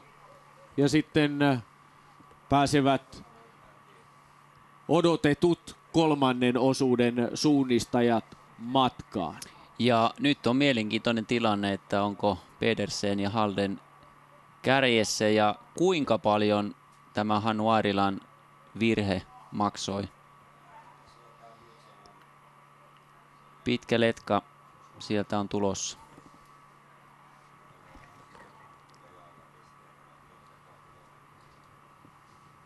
Täällä Jukolan yössä toisen osuuden kärkisuunnistajat lähestyvät väliaikapaikkaa. Ja tässä sitten GPS Linné, Haldén, Kalevan Rastin kakkosjoukkue ainakin siinä. Samoin Delta tuossa aivan kärjen tuntumassa. Rajamäen rykmentti. Samoin Terä. Ja siellä Linnén viestiä vie Jan Troeng, tämän Troengin veljessarjan yksi kova menijä, erittäin kokenut yösuunnistaja. No niin, sieltä pojat kipittävät Rastille. Ensimmäisenä Haldén.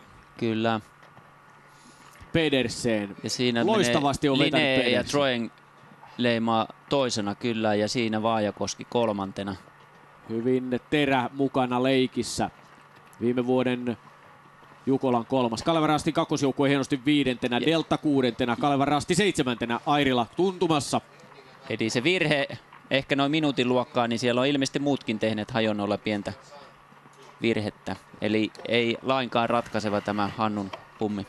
Haldén Esko, UK Linné, Vaajakosken Terä, Pan Kristianstad, Kalevan Rastin kakkosjoukkue Delta, Kalevan Rastin ykkösjoukkue on 7. Angelniemen Ankkuri, IFK Muuraas ja Turun metsänkävijät 10 parhaan joukossa. Kristiansand UK kakkosjoukkue on 11. Sitten Kangasala SK, Södertälje, Nykvaan, IL Tyrving, Rajamäen rykmentin kakkos- ja ykkösjoukkue. Edelleenkin Sami Vähänen ja Vili Niemi peräjälkeen. Vaajakosken Terän kakkosjoukkue Petteri Huikko 17. Ja Ikaalisten nouseva voima Harri Pajula pudonnut nyt 18. Ja tästä nyt näkee sen, että kärki on tehnyt virheitä, koska Södertäljen Paul Skuusjään on noussut noin lähelle kärkeä, eli siellä myös muut kärkijoukkueet ovat tehneet virheitä ja näin tämä kärki jälleen kerran vähän tiivistyy. Ja sinne 20 parhaan joukkoon Iktiisa ja Haldén Eskon kakkosjoukkue, eli Vilius Aleliunas tuon liettualaisjoukkueen viestinviejä Magne Dääli Haldén Eskon kakkosjoukkueessa. Rauma Ruuel, Eskil Kinneberg. Nuori norjalaislupaus, eikä tämän hetken kovin norjalaisjuniori tämä Eskil. UK Hellen ja Söder Styresö käyneet siinä myös. Tampereen Pyrintö 24. tässä Janne Heikka leimasi ja Kalevan Rastin kolmosjoukkueen Kalle Rantala 25. Mutta todellakin ennakkosuosikeista Haldén johtaa, Vaajakoski 3. Delta 6. Kalevan Rasti 7. Ja siinä jos olisi tämä Kristiansandin ykkösjoukkue, niin voisi todeta, että kaikki ennakkosuosikit suosikit ovat mukana, mutta tosiaan tämä Kristiansandin kakkosjoukkue, joka juoksee hyvin. Ja siinä on jälleen aika iso ero sitten Kalevan Rastin kolmosjoukkueesta seuraaviin. Lähes minuutin ero. Siinä taitaa tulla Kristiansandin ykkösporukka, kyllä. 2.44, joo, hyvin juoksee. Mats. Talene, eli ei tämä Kristiansandinkaan peli vielä ole pelattu. Ja Göteborg Majornan kakkosjoukkue Hiisirasti Johannes Pohjala 28. Sitten Maalungs ja Kongsberg sekä Jääralan kakkosjoukkue Rastikurikka Matti Vainionpää. No niin, ja nyt nähdään näitä hajontoja, eli tämä Harvenhorasti oli juuri se, mistä Kok, eli tämä Kristiansand juuri lähti, ja nyt kärki on tuolla hajonnoilla ja siellä Halden leimaa, mutta sitten näyttää siltä, että pahat virheet tulee Lineellä. Kyllä, Rykmentillä Angelniemi. Mutta missä on? Kalevan Rasti on siinä ryhmässä myös. Kyllä. Ja siinä on se tilanne ilmeisesti, että ne juoksee eri hajonnalle. Toki siinä ei näytä... Seuraavan pitäisi jo kasata. Joo, siinä on käyty juuri tällä vasemmanpuolimaisella rastilla. Ollaan jo seuraavalla reitinvalinnan, mutta on siinä kyllä sitten... Se taitaa kyllä olla reitinvalintaa, mitä tuossa nyt sitten tehdään. Eli tässä ei mitään ratkaisuja ole syntymässä. Eli olivat käyneet jo tällä vasemmanpuolimaisella hajontarastilla. Kyllä. Ja sitten tässä on tämmöinen pitkä väli jo sitten tähän kilpailukeskuksen tuntumaan. Sieltä ei lähde porukka tälle välille nyt hakemaan täältä alakautta. Siinä oli kuitenkin Kalevan Rasti sitten mukana Rajamäen Rykmentin kanssa ja lähti tekemään vähän eri reitinvalintaa. Ja täällä tehdään yhteistyötä reilussa urheiluhengessä. Ja siinä saattaa olla juuri, että ollaan pohtimassa seuraavaa reitinvalintaa tai sitten toinen näistä on vähän eksyksissä ja sitten kysellään Rastilla, että missä ollaan. 1353. Näppäillään siihen. 1353. Naulaklubi ja Hannu Viitala. Taisi olla Tarmo Rauha, vai oliko vielä ensimmäistä osuutta? Veikkaan, kyllä. Että Hannu varmaan oli.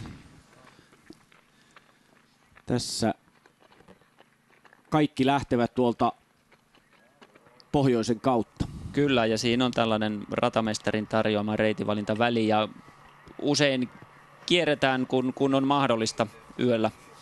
Katsotaan vähän tilannetta nyt toisella osuudella. 9 kilometriä ovat kärkijoukkueet jo hyvinkin taittaneet ja ylikin, mutta tässä siis tilanne väliaika Rastilla. Peli on täysin avoin vielä.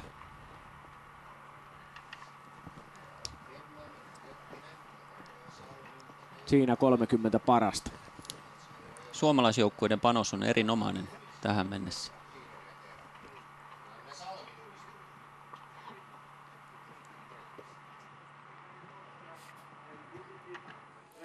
Tervetuloa jälleen piipahtamaan sitten studioon, nimittäin nyt on vihdoin viimein saatu sitten tämän yön vieraskin tänne seuraamaan kilpailua. Janne Salmi, tervetuloa. Kiitos, kiitos. Kolminkertainen Jukolan viestin voittaja ja moninkertainen arvokisamitalisti ja merittäjä riittää. 29. Jukola startti takana, avausosuus juostu. Tosi kiva, että selviydyit maaliin, että pääsit tähän. Että vähän tässä jännitti, että mistä se tulee. Tuleeko se sieltä maaliin vai ei? 4.30 kuitenkin vaan eroa kärkeen. Ootko tyytyväinen? No melkein, että kyllä se oli ihan ok juoksu. Puolesvälissä rupesi kyllä reidet kramppaamaan. Näki, että en ole näissä pohjoismaisissa maastoissa juossut monta kertaa viimeisen vuoden aikana. Että ei lihakset ei kestänyt ihan. Lopussa oli vähän vaikeaa kyllä.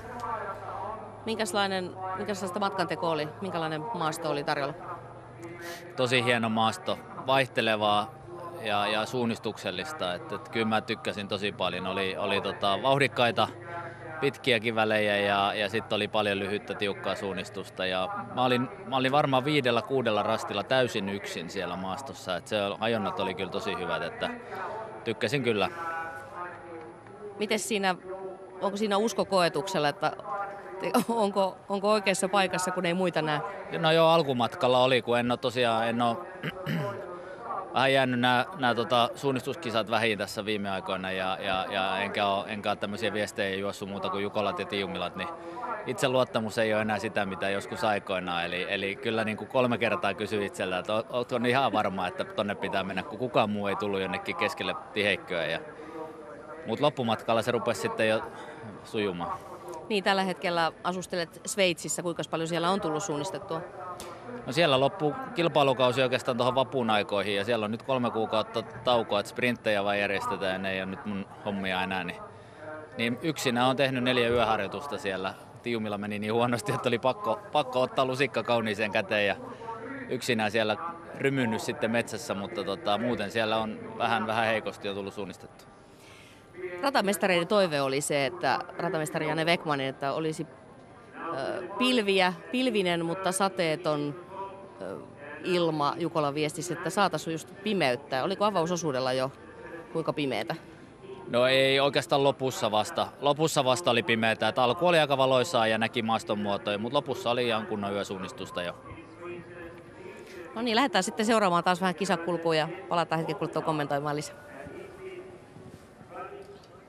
Näin tehdään. Toki Haldén, Vaajakoski ja Kalevan Rasti tässä näin sitten vertailussa ja tämän kuvan olette jo aiemmin nähneet, mutta kertaushan se on opintojen äiti niin kuin kuuluu ja tälle seuraavalle välille joukkueet lähtivät tuolta siinä, paitsi KR.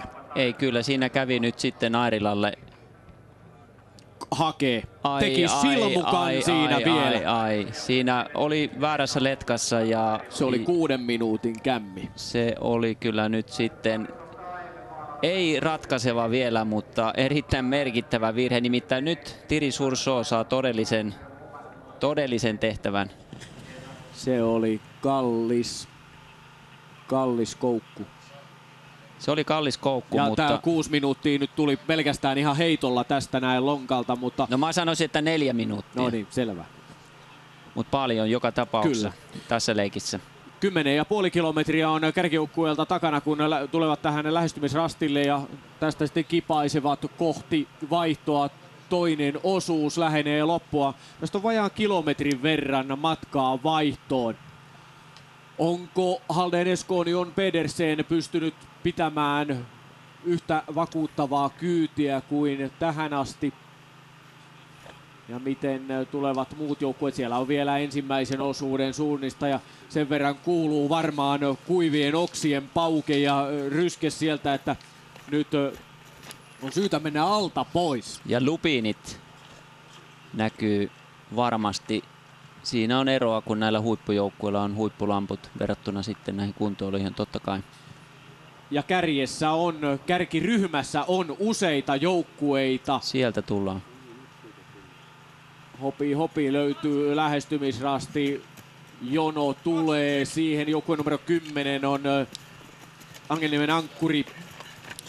IFK Muras, Vaajakosken Terä 3 sekunnin päässä kärjessä. Södertel Nykvaan, UK Linné, Kalevan Rastin kakkosjoukkue 6, IL Tyrving 7. 9 sekunnin päässä kärjestä on IL Tyrving. Ja Kalevan Rastin Hannu Airila teki siis virheitä. Mutta myöskään Haldén. Ja ei näy vielä, missä on Haldénkin, niin Pedersen tulee siinä. Kyllä. Näin, puolen minuutin päässä kärjestä on Haldén Esco 8. sijalla. Tämä näyttää Vaajakosken Terän kannalta erittäin hyvältä. Anders Nordberg on kuuluisa nimenomaan yösuunnistuksessa ja on tehnyt aivan mahtavia juoksuja. Muun muassa viime vuonna niin ratkaisi käytännössä Jukolan viestin tällä 3. osuudella. 8 joukkuetta käynyt, eli Angelniemi, IFK Muras, Vaajakosken Terä, Södertel Nykvaan, UK Linné, Kalevan Rastin kakkosjoukkue IL Tyrving ja Haldén Esco. Pekka Hyvönen, Angelniemen Ankkuri, kärkipaikalla. Ja Kahelini Jouni vetänyt kelpo toisen osuuden ja Vaajakoski on 3. Ja Kalevan Rastin kakkosjoukkue Mikko Heinonen 6. Ja sitten lisää joukkueita sinne. Rauma Ruuel, Halden SK, Iktiisa, Kangasala SK, Vaajakosken Terä kakkosjoukkue mukavasti tässä leikissä mukana edelleen. Kangasalan SK on Lauri Sorsa jatkaa hyvin, samoin Petteri Huikko Terän kakkosjoukkueessa. Delta 14, näin siinä meni Oskari Liukkonen, meidän mannekiinimme näistä lamppujutuista. Ja tuolta voisi muuten noukkia tämän IFK Muuran viestiviejä Martin Johansson, joka on ruotsalainen maajoukkuesuunnistaja sekä kesältä että talvelta, eli on Ruotsin hiihtomaajoukkueessa ollut loukkaantuneena, mutta tämä näyttää oikein hyvältä ja tässähän pitää miettiä jo, että onko hän jopa ehdokas MM-kisoihin. Niin. Eikö se näin ole, että Martin on vähän miettinyt ihan sitä, että satsaisi vielä enemmän siihen hiihtopuoleen, niin voisiko tällainen hyvä veto tässä niin vähän kääntää miehen mieltä? Niin, viimeksi kun hänen kanssa keskustelin 2 viikkoa sitten, niin lyötiin kättä päälle, että viimeistään sitten Vuokatin MM-kisoissa pitkällä matkalla Martin on kunnossa ja viivalla. Se oli uutinen. Se oli uutinen. Hyvä. Loistavaa. Niin sitä pitää. Ja ne kisathan käydään sitten tosiaan 2013, 2 vuoden päästä. Tume oli siinä, metsänkävijät on 16. Sami Hämälistö viestinviejänä. Ja nyt on todella mielenkiintoinen tämä Hannu Airilan tilanne ja se on tämän viestin kannalta ehkä yksi kulminaatiopiste, että kuinka paljon Hannu on perässä ja milloin Thierry Sourceau pääsee taka-ajoon. Ja nyt tässä olemme kuvassa aivan kisakeskuksen liepeillä viimeisellä rastilla. Sieltä nämä kirkkaat valot lähestyvät ja se tietää, että kärki on tulossa viimeisellä rastille. Ja tämä Jukolassa kärjissä tuleminen, niin se on aina iso juttu ja siitä todella taistellaan. Ja tasaista on, siihen mahtuu muutaman sekunnin sisään monta joukkuetta. Ja sen verran palaan. Siinä on Angelniemen ankkuri Pekka Hyvönen. Hienosti painelee Pekka muilta karkuun. Noin, suorastaan lentää siitä yli sillalta. Siinä oli teatteria, oikein hienosti tulee. Se on unelma Pekalle ja tuulettaa ansaitusti. Hyvä Pekka. Joo, näin sitä pitää. Ja Ikallisten nousuva voima on 17, MS Parma 18, Kalevan Rastin kolmosjoukkue siellä 20 siellä edellisessä väliajoissa, mutta nyt herkutellaan näillä siinä Martin Johansson. Kyllä, IFK Muuras on aivan siinä Angelniemen ankkuri Hyvösen kannassa. Ja täältä sitten seuraavia. Troeng. Ja siinä Vaajakoski, Kahelin Jouni juoksi aivan loistavan ja osuuden myöskin. Ja kakkosjoukkue 7. Ja Halden Pedersen hyvin mukana. Angelniemen ankkuri Pekka Hyvönen, mainio kakkososuus ja siitä pääsi Vesa Mäkinen matkaan. Sitten IFK Muuras, Martin Johansson tuo viestin ja unkarilainen Zsolt Lenkei pääsee Taipaleelle. UK Linne, Troeng vaihto, Mats pääsee nyt Taipaleelle. Sitten Södertel ja Iel Tyrvin Vaajakoski, Kalevan Rastin kakkosjoukkue Halden SK. Ja täällä sitten Vaajakosken Terä tosiaan Anders Nordberg lähti matkaan. Kalevan Rastin kakkosjoukkueessa Simo-Pekka Finkke. Ja Halden SK:lla Erik Axelsson. 8 joukkuetta on jo Taipaleella 3. osuudella. Angelniemen ankkuri vaihtoi ensimmäisenä. Ja yksi mahdollinen skenaario tällä osuudella on se, että Vaajakosken Terä karkaa ja voi karata jopa reilusti. Eli tästä porukasta nyt jos ajatellaan, ketkä on Anders Nordbergin vastustajia, niin ei sieltä löydy sen luokan menijää. Eli voi olla, että Vaajakoski johtaa tämän pitkän yön jälkeen niin muutamalla minuutilla. Täällä Halden SK kakkosjoukkue 9. Vaajakosken Terän kakkosjoukkue 11. Sitten Iktiisa ja Kangasala SK. Delta.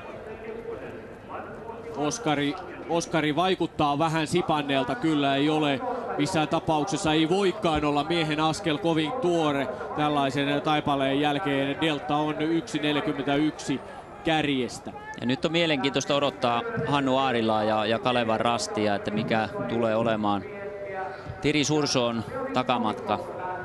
Ja kun siellä kärjessä sitten todennäköisesti etenee lähes yhtä kova suunniste Anders Nordberg. Siinä lähti Deltan viestinviejä Leonid Novikov nyt 3. osuudelle. 15 joukkuetta on päässyt Taipaleelle 3. osuudella.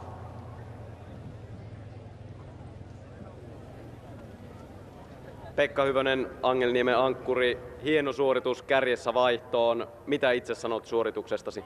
No se oli taktiikan mukainen, että lähdin vaan tarkkailemaan muita ja pyrin koko ajan itse kartalla, että annoin vaikka muiden mennä vähän eri reittiä, mutta kunhan itse pysyn kartalla ja siinä koko ajan porukka vähän pyöri ympärillä, että vaihtui selät ja oikeastaan koko ajan oli kyllä niinku seuraa ja pari koukkuu tehtiin aina porukassa, mutta aika tasasta oli. Sitten lopussa rupesi vähän hengi ehkä väsyn, että rupesi tulee enemmän virheitä, että sitten piti itse siirtyä vetää. Kuvaile hieman, kuinka vaikeaa se todella nyt tällä hetkellä tuolla pimeässä metsässä on tuo suunnistaminen? No yllättävän helppo oli sinänsä, että mä odotin paljon vaativampaa, että olin tosi varovainen koko ajan, mutta yllättävän hyvin ne liput tuli vastaan. Että tietty siinä kun tiesi, että ihan kärjessä mennään, niin koko ajan oli jännitti pirusti, oli epävarma fiilis, etenkin lopussa. Että sai mennä kyllä tosi hiljaa ja olla varovainen, mutta ihan hyvin meni. Niin kuinka lähellä täydellistä suoritusta tämä oli? No kyllä se meikäläisen tasoiselle tyypillä oli ihan napakymppi. Tuuletit tuossa jo maalialueella, kun tiesit, että tulet ensimmäisenä vaihtoon. Millaista on tulla kärkipaikalla vaihtoon Jukolan Viestissä? Aivan uskomatonta. Aivan käsittämättömän hyvä fiilis, kun rupesi kuulemaan, että hetkonen, että ei tässä ole tullutkaan ketään ennen. Mä vähän odotin, että joku olisi karannut siitä.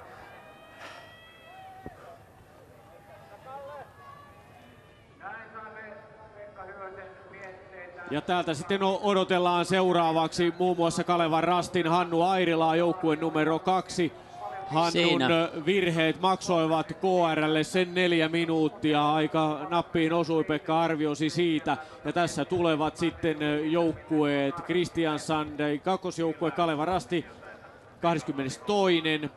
Hiisirasti siinä heti tuntumassa, mutta KR:n Susolle tulee kyllä vimmattu takaa jo ja siellä on kovia kavereita edellä.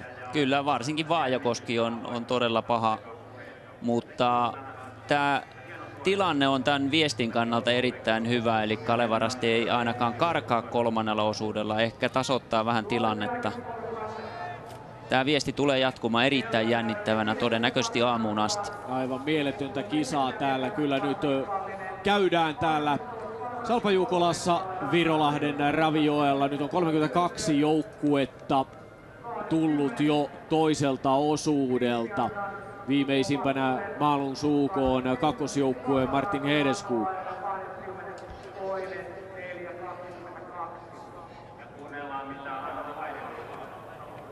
Hannu Airila, Kalevan Rasti, nyt on sinunkin osaltasi tämä toinen osuus takana. Eroa on kärkeen jonkun verran. Mitä sanot omasta suorituksestasi? No alku lähti hyvin käyntiin ja siinä sain aika nopeasti kontaktin kärkeen ja jossain vaiheessa taisi olla pikkusen keulillakin siinä. Ja sitten tuolta takaspäin tullessa niin tein sitten ensin yhden pienen koukon ja joudun juoksemaan sitten uudestaan kärkilätkän kiinni ja sen jälkeen tuli sitten iso virhe ja se ratkaisi sitten tämän pelin. Mitä siellä, kun sanoit, että iso virhe tuli, niin mitä siellä tapahtui? No en oli ihan skarppina, kun mentiin epämääräisen alueen yli ja sitten luulin, että on pikkusen eri paikassa ja rupesin sitten siellä seilaamaan. Kuinka vaikea tuo rata oli sinun mielestäsi? No rastipisteet oli haastavia, että sitten se perus eteneminen oli aika selkeä. Teitä lähti 3. osuudelle Thierry Surgeau, muita huippunimiä tuolla 3. osuudella. Mitä ajattelet ylipäätään tuosta 3. osuudesta teidän kannaltanne? No joo, lähtöasema Thierrylle ei ollut se mitä piti olla, mutta varmasti se tekee tuolla kovaa jälkeä ja kyllä se on tommonen isoin pyssyjen yö nyt, että mielenkiintoista nähdä, että tällaista otatusta tulee harvoin. Mitä arvelet, missä vaiheessa tai millä sijalla ja erolla Kalevan Rasti tulee tuohon 3. vaihtoon, kun ranskalaiset tykkisellä menee? No kyllä Thierry varmasti on tosi aggressiivinen, että uskon, että se jää kärjen kiinni ja saa pikkusen kiskottua ero siihen.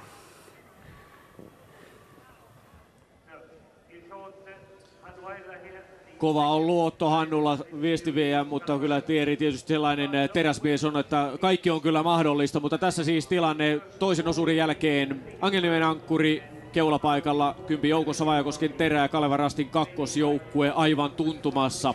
Tasaista on, 8 joukkuetta mahtuu siihen reilun 20 sekunnin sisään. Vaajakosken Terä kakkosjoukkue 11 ja sitten 20 joukkoa vielä suomalaista Kangasala SK, Delta, Tume, MS Parma, Ikaalinen ja Kalevan Rastin kolmosjoukkue. Ja seuraavalla sivulla sitten lisää joukkueita. Kalevan Rasti 22.4.22, sitä eroa on kuitenkin kärkeen.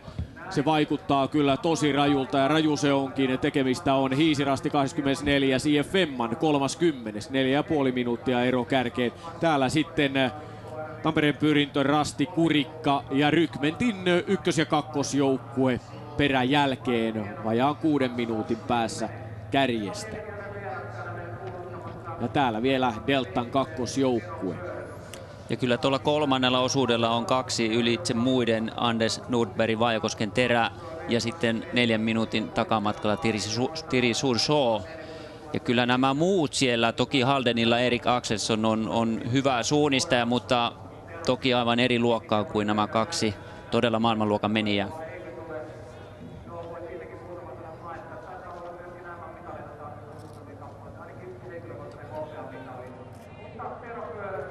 Näin on vaihto saatu suoritettua ja komea oli Pekka Hyvösen tuuletus, kun hän toi Angelniemen ankkurin kärjessä toiseen vaihtoon. Mutta komea oli kyllä myös Janne Salmen tuuletus, kun Pekka Hyvönen toi Angelniemen ankkurin vaihtoon. Joo, teki kyllä hyvää. Pekka vaihtoi meidän seurasta Angelniemeen tänä vuonna ja hän on 10 vuotta ollut Tussin miehiä ja on kyllä tehnyt hienon askeleen kohti kärkeä ja voin kuvitella, että tuntuu pojasta hyvältä. Niin, kuinka hieno tilanne se on tuoda joukkueen kärjessä vaihtoon? No on se tosi hieno ja Pekkakin on, voi sanoa kansallisen tason suunnistaja, niin kyllä eiköhän Jukolan viestin kärkipaikka on niin se suurin unelma, mitä voi edes unelmoida. Toinen on tietysti Jukolan viestin voitto. Niin, ja siitä käydään tietenkin vielä erittäin tiukkaa taistelua ja monta tuntia siitä pitää vielä taistella. Jos mietitään vähän kärkijoukkueiden tilanteita, Kalevan Rasti nyt 4.20 takana. Minkälainen lähtötilanne se on Thierry Surshaw yöosuudelle? No se on erilainen ainakin, mitä hän varmasti oli suunnitellut, mutta uskon, että myöskin tämä B-vaihtoehto on käynyt mielessä, että tulee virheitä siellä edellä ja tosi mielenkiintoista tulee nyt, että siinä on 2 letkaa tai 3, mutta kärkiletkassa on Nordberg, joka tunnetaan kovana yömiehenä ja sitten on Thierry.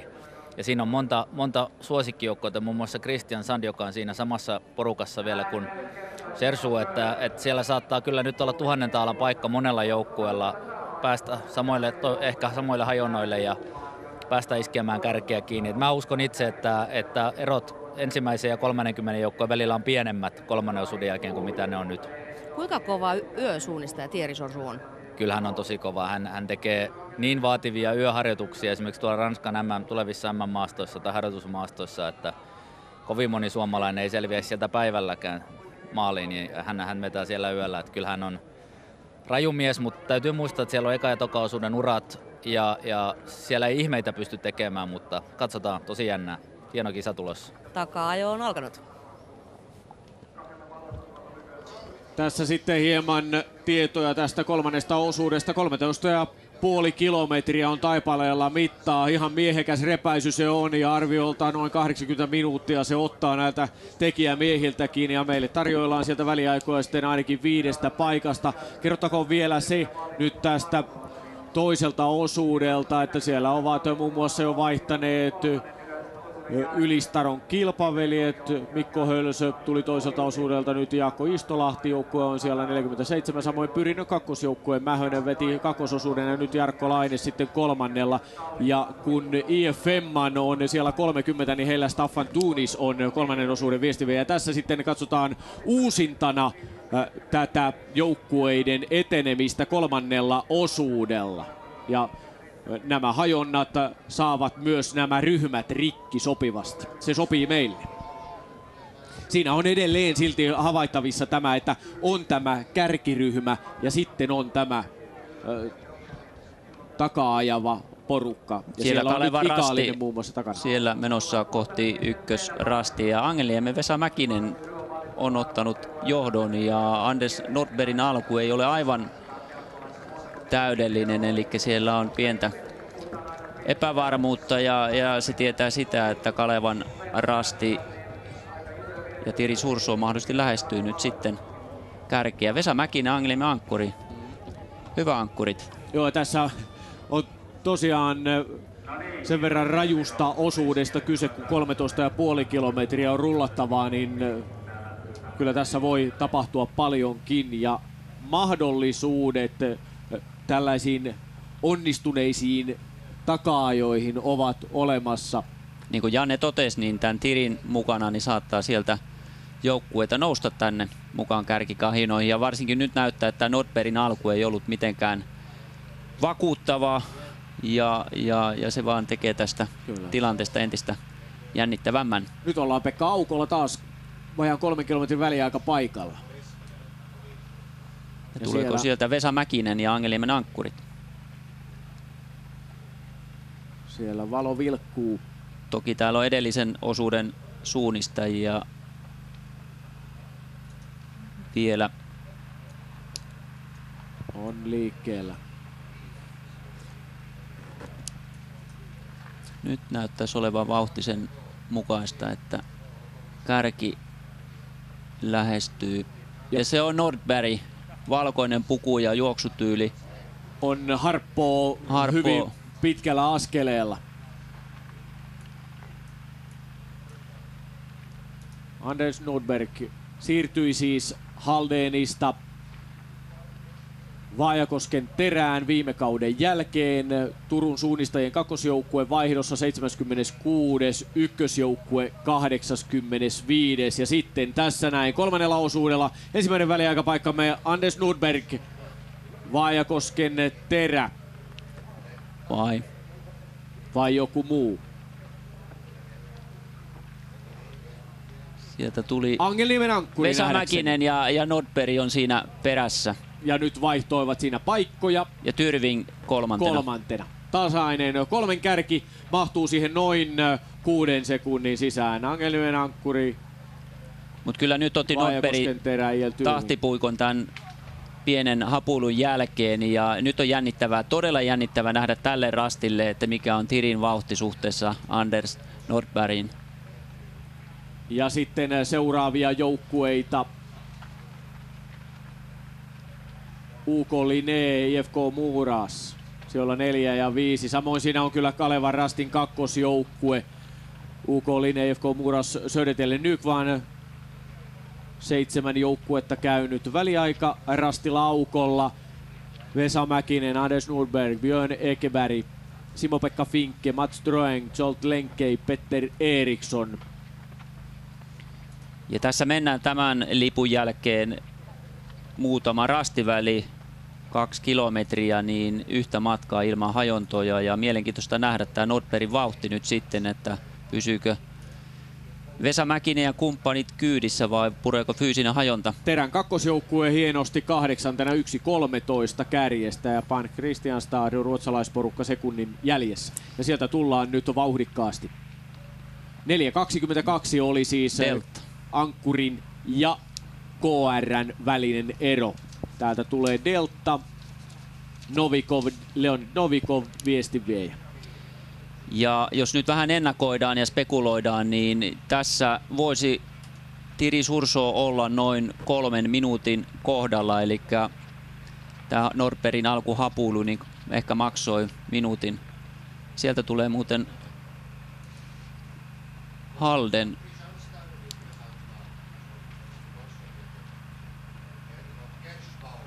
Kakkosjoukkue. Tässä näin Halden SK kakkosjoukkue 11. Kangasala SK ja Iktisa. Ja varmaan Thierry Sursoo tuolta jostakin kohta. Ei vielä tämä kaveri. Ei tämä kaveri vielä. Siinä on turha hoppuilu pois. Mutta sieltä tullaan sitten vähän kovempaa. Siihen malliin vilkkuu valo. 1200 lubinia oli jossakin joku juttu, että Tirillä on päässä. Joo. Nyt on 13 joukkuetta käynyt tässä 3. osuudella aukolla.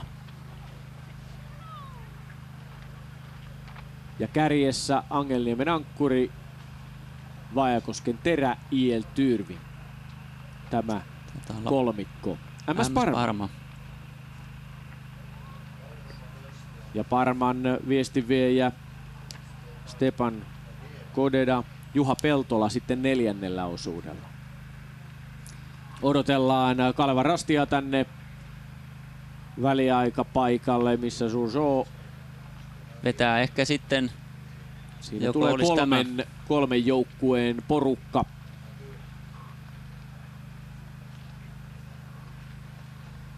No, 3,5 minuuttia.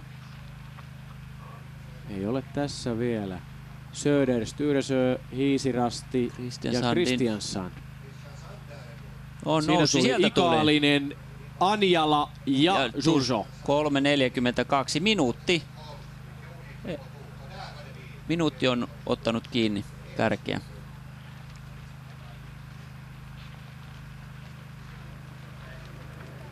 Teltta-alueelta löytyy iloisia Vaijakosken terän miehiä. Tässä on Jouni Kahelin. Aloitetaan sinusta. Olet ykkösjoukkueessa. Minkälaiset fiilikset jäi tuosta omasta osuudesta? No tuossa radio jo totesi, että kyllä nyt oli jo semmoinen fiilis, että aika on ajanut vanhojen kehäraakkien ohi. Ja kyllä mopo oli tänään aika tiukilla. Miltä tuo maasto tuntui? No vauhdikasta maastoa ja sitten ensimmäinen osuus oli tehnyt ihan selvät polut vielä sinne mettään. Että mun mielestä fyysisesti todella niin kuin kova kisa. Sitten tässä on kakkosjoukkueesta Petteri Huikko. Tunnelmat oman osuuden jälkeen? No eihän ne paremmat vois olla, että kun noin hyvin tuli juostua, mutta kyllä mäkin olin aika tiukilla, mutta alku oli härväämistä, että sen jälkeen se rauhoittui ja sitten pystyi niinku päästelemään oikeastaan niin paljon kuin vaan sielu sieti, että rupesi homma toimimaan ja tossu oli syönnillä. Te olette tiukasti seuranneet tilannetta, miltä näyttää Vaijakosken terää ajatellen? No kupletin juoni tähän mennessä piti mennä niin, että mun piti mennä kärjessä mettä ja tulla kärjessä pois, että sille ollaan aikataulussa ihan hyvin. Ja nyt saa nähdä sitten, radion totesi, että toivotaan tietysti, että Anders vetää se 7 minuuttia kaulaan niin kuin viime vuonnakin, niin sitten ollaan edelleen aikataulussa, mutta kyllä se joku 5 minuuttiakin kelpaa, että jos saadaan kaulaa. No meidän joukkueellahan se oli melkein sama, mutta että ehkä vähän lähdettiin niin kuin varovaisemmin liikkeelle, mutta tälleen tämän piti mennä tämän alun, että siis minä ja Toni hoidetaan tämä alku hyvin, että Timo pääsee tuonne hyvin mettään, ja sitä kautta sitten hyvä suoritus. Miten sä arvelet, että mitä tapahtuu siinä vaiheessa, kun Sorso saa ton Timpen kiinni? Niin miten se niinku... Mä veikkaan, että Timpellä kuuluu semmonen miis tulee... Tieri tulee, mutta toivon, että käy vähän eri lailla. Epäilen vahvasti, että nyt voi käydä huonosti, mutta toivotaan, että Timo hoitaa hyvin toi ja meilläkin sujuu loppuun asti hyvin. Siinähän olisi melkein Huikolla asiaa teatterikouluun, eikä tuo Kaheliininkaan esitys sen hullumpi ollut. Joten hauskaa siellä veliksellä tuntuu olevan ja jännittävänähän tämä leikki säilyy tästä eteenkin päin. Tällä väliaikapaikallamme aukolla Angelniemen Ankkuri ja Vaajakosken terä muodostivat tuon kärkikaksikon Niel Tyrving aivan tuntumassa. Jön Ekeberg vie Tyrvingin viestiä.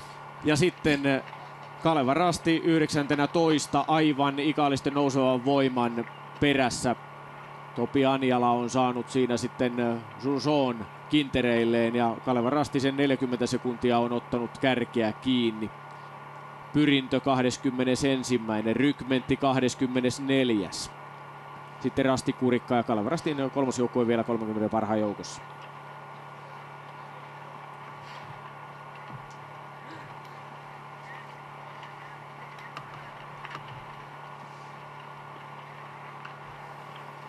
Vehkalahden Veikot juhlii tänä vuonna 100-vuotista taivaltaa ja nyt ollaan täällä näyttelypisteellä seuran puheenjohtajan Marko Koskiahon kanssa. Mikä tämän näyttelyrooli on tänä 100-vuotisjuhlavuotena? Näyttelystä tietysti pyritään esittelemään seuran 100-vuotista historiaa, eli valokuvia niin nykyajasta kuin sieltä menneiltä vuosilta ja tietysti vanhoja ja vähän uudempia varusteita, keihäitä, hiihtopukuja, Tero Föörin suunnistuspaitaa ja niin poispäin. Eli eri lajeista on täälläkin näyttelyssä tavaraa. Minkälainen seura on 100-vuotias Vehkalahden Veikot? Vehkalahden Veikot on lyhyesti sanottuna vetreä vanhus. Eli me ollaan 3 vuotta on jäsenmäärä kasvanut tasaisesti ja meitä on tällä hetkellä 2117 ja meillä menee hyvin monilla eri mittarilla mitattuna. Ja siitä ehkä suunnistus on nyt ollut se 2000-luvun menestyksen kulmakivi ja hiihto oli silloin aikanaan kymmeniä vuosia sitten, niin se oli se, millä eteenpäin mentiin. Ja nyt tosiaan on suunnistuksen massiivinen tapahtuma täällä Jukolan Viesti menossa. Venlojen Viesti oli jo ja nyt sitten 3. osuutta mennään Jukolassa. Niin miten tähän saakka tämä tapahtuma on onnistunut mielestäsi seuran puheenjohtajana? Kyllä olen ylpeänä seurannut meidän seuraväen ja kaikkien talkoolaisten riippumatta siitä, että onko meidän seurajäsen vai ei, niin ylpeänä heidän toimintaa. Että tosi hyvällä ilmeellä ja otteella on hommia tehty, että ei ole pienistä murehdittu, että vaikka kaikki ei ole aina mennyt suunnitelmien mukaan, niin kuitenkin hymyssä suin menty eteenpäin. Kuinka suuri ponnistus tämä on ollut teidän seuralle, tämä Jukolan Viestin järjestäminen? Totta kai se on suuri ponnistus seuralle, että 6 vuoden työ, viimeiset vuodet sitten tietysti entistä isompaa, mutta varmaan 100 000 tuntia tulee kaiken kaikkiaan. Ihan tarkkaa ei ole tunteja laskettu, mutta osa on laskenut tarkemmin, osa vähemmän tarkasti ja varmaan menee siihen keskiarvoon, mitä muillakin aikaisemmilla järjestäjillä. Tässä vielä muutama tunti on jäljellä tätä viestiä. Ehtiikö seuran puheenjohtaja yhtään huohtaa sitten juhlavuonna, kun tämä Jukolan Viesti on ohi? No, pakko se on vähän pitää 1 viikon meinaan Kainuussa suunnistaa ja siellä rentoutuu varmasti Kainuun korvissa ja sitä ennen tuossa vielä puretaan ja sitä kautta se rentoutuminen tulee, kun saadaan homma pakettiin.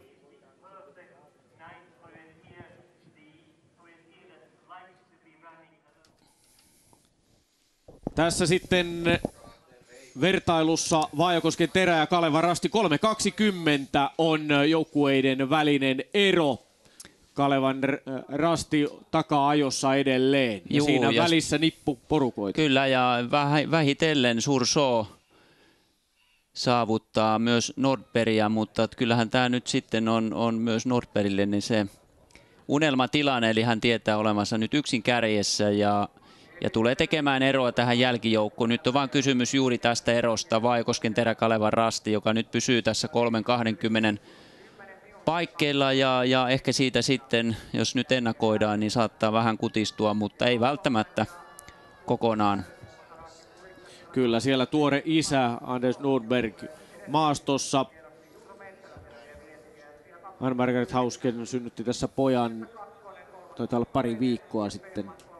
Onko niinkä pitkään, mutta joka tapauksessa vaippapussin kanssa suunnilleen Anders on yösuunnistusta treenannut otsalampun kanssa, tämmöistä choukea ainakin on viljelty. Kyllä, tämä on valvottu, totta kai. No niin, nyt on ero 3 minuutissa. Kyllä. Ja tässä tosiaan mennään nyt putkipätkää ja tämä on kaikille ihan selvää, että tässä mennään putkeen ja nyt tässä oikastaan. Eli Nordberg teki tämmöisen yösuunnistusvalinnan, kiersi tuolta polun kautta ja tämä takajoporukka meni suoraan ja saattoi olla pikkasen nopeampi. Ja aika nopeasti nyt sitten Thierry Sursoo ottaa ohjat käsiin tässä takajoryhmässä, on saavuttanut jo Angelimien Ankkuri ja Vesa Mäkisen. Niin jollain tavalla tässä kun jo Venlojen Viestin aikana näitä seurattiin, niin sellainen suoraviivaisuus tietyllä tavalla on ollut valttia näissä maastoissa. Kyllä, tämä on sen verran nopeata ja avointa pääosin, että lähellä viivaa kannattaa mennä ja siinähän Thierry Sursoo on mestari ja nyt mennään tuonne Rastille 8 asti niin yhtä putkea, mutta sen jälkeen sitten niin aloitetaan taas nämä hajontaleikit ja silloin voi taas tapahtua mitä vaan.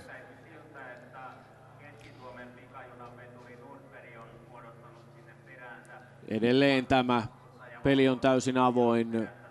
Herkullisia hetkiä tässä eletään. 3. osuus. Yön synkimpiä, pimeimpiä hetkiä täällä painellaan Salpajuukolassa. Vaajakosken Terä ja Kalevan Rastin välinen ero on siellä 3 minuutin paikkeilla.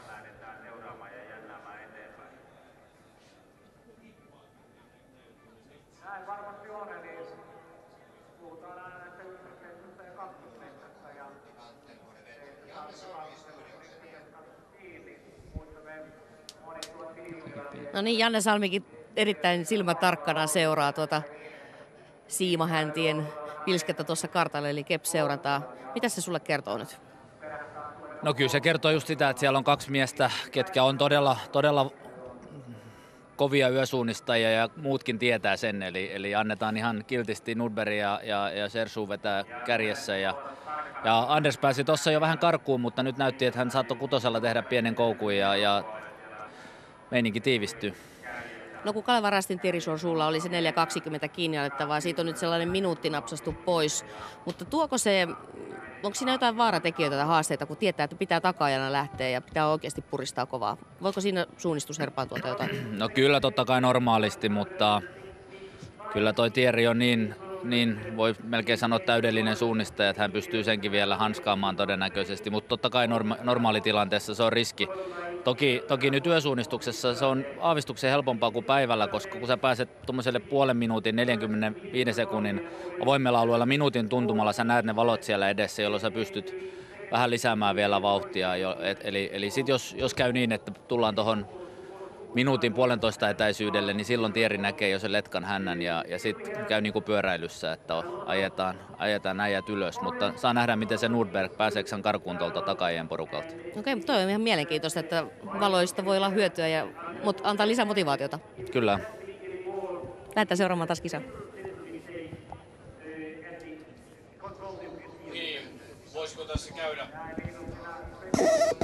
Voisiko tässä käydä niin kuin pyöräilykisoissa tänään? Tasaista siellä joka tapauksessa kärjessä on. Ja siellä nyt mennään sitten jo yhtä matkaa, eli Nordberg on ajettu kiinni ja tunnelma tiivistyy, niin kuin Janne totesi. Tosin tämä lamppujen perässä juoksiminen ei kannata kovin pitkään, nimittäin pian aloitetaan taas nämä hajontarastit ja silloin katsotaan se, että kuka tekee omaa työtä ja siellä Kalevan rasti, Tiri-Surso lähestyy rastia numero 6 ja kyllä se ero ja on siinä. Ikaalisten Anjala on siinä tuntumassa ihan samassa kyydissä, samoin Christian Sand. Kyllä, 2 letkassa tässä mennään ja nyt on juuri jännittävää, että miten nämä letkat sitten käyttäytyy suhteessa toisiinsa, että yhtyvätkö vai pysyykö ero samana vai jopa sitten Nordbergin ansiosta lisääntyy. Angelniemen ankkuri on siinä kärkiporukassa, samoin UK Linné, Kalevan rastin kakkosjoukkue. Novikov on pikkasen takamatkalla, mutta varmasti näkee nämä edellä menevät lamput. Ja Halden Esko on siellä, Erik Axelsson myös leikissä hyvin mukana. Pari rastiväliä vielä ja sitten alkaa hajonnat ja tilanne varmasti ainakin osin tulee muuttumaan.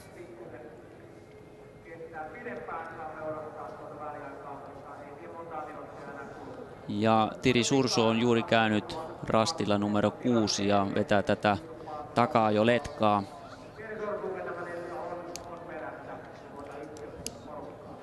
Siinä on mielenkiintoinen porukka kyllä. Ja se on juuri niin kuin Janne totesi, niin näiden mestareiden annetaan hoitaa nyt sitten nämä vetotyöt. Ja vasta sitten nämä hajonat sitten rikkovat näitä letkoja.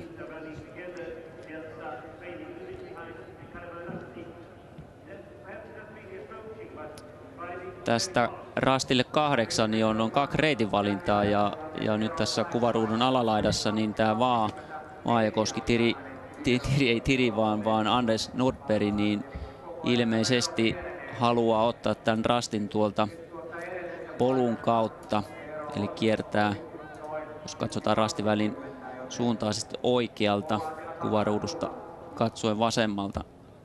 Eli pudottaa tuonne tielle. Tyypillinen tämmöinen yösuunnistus, reitin valinta. Ratamestareiden mukaan tämä suora reitti, nopeampi. Kyllä, jota Muura toteuttaa. Mutta se on vähän vaativampi ja tietenkin kun on pimeä yö, niin tämä on varma valinta ja mielestäni hyvä valinta tämä Nordbergin reitin valinta.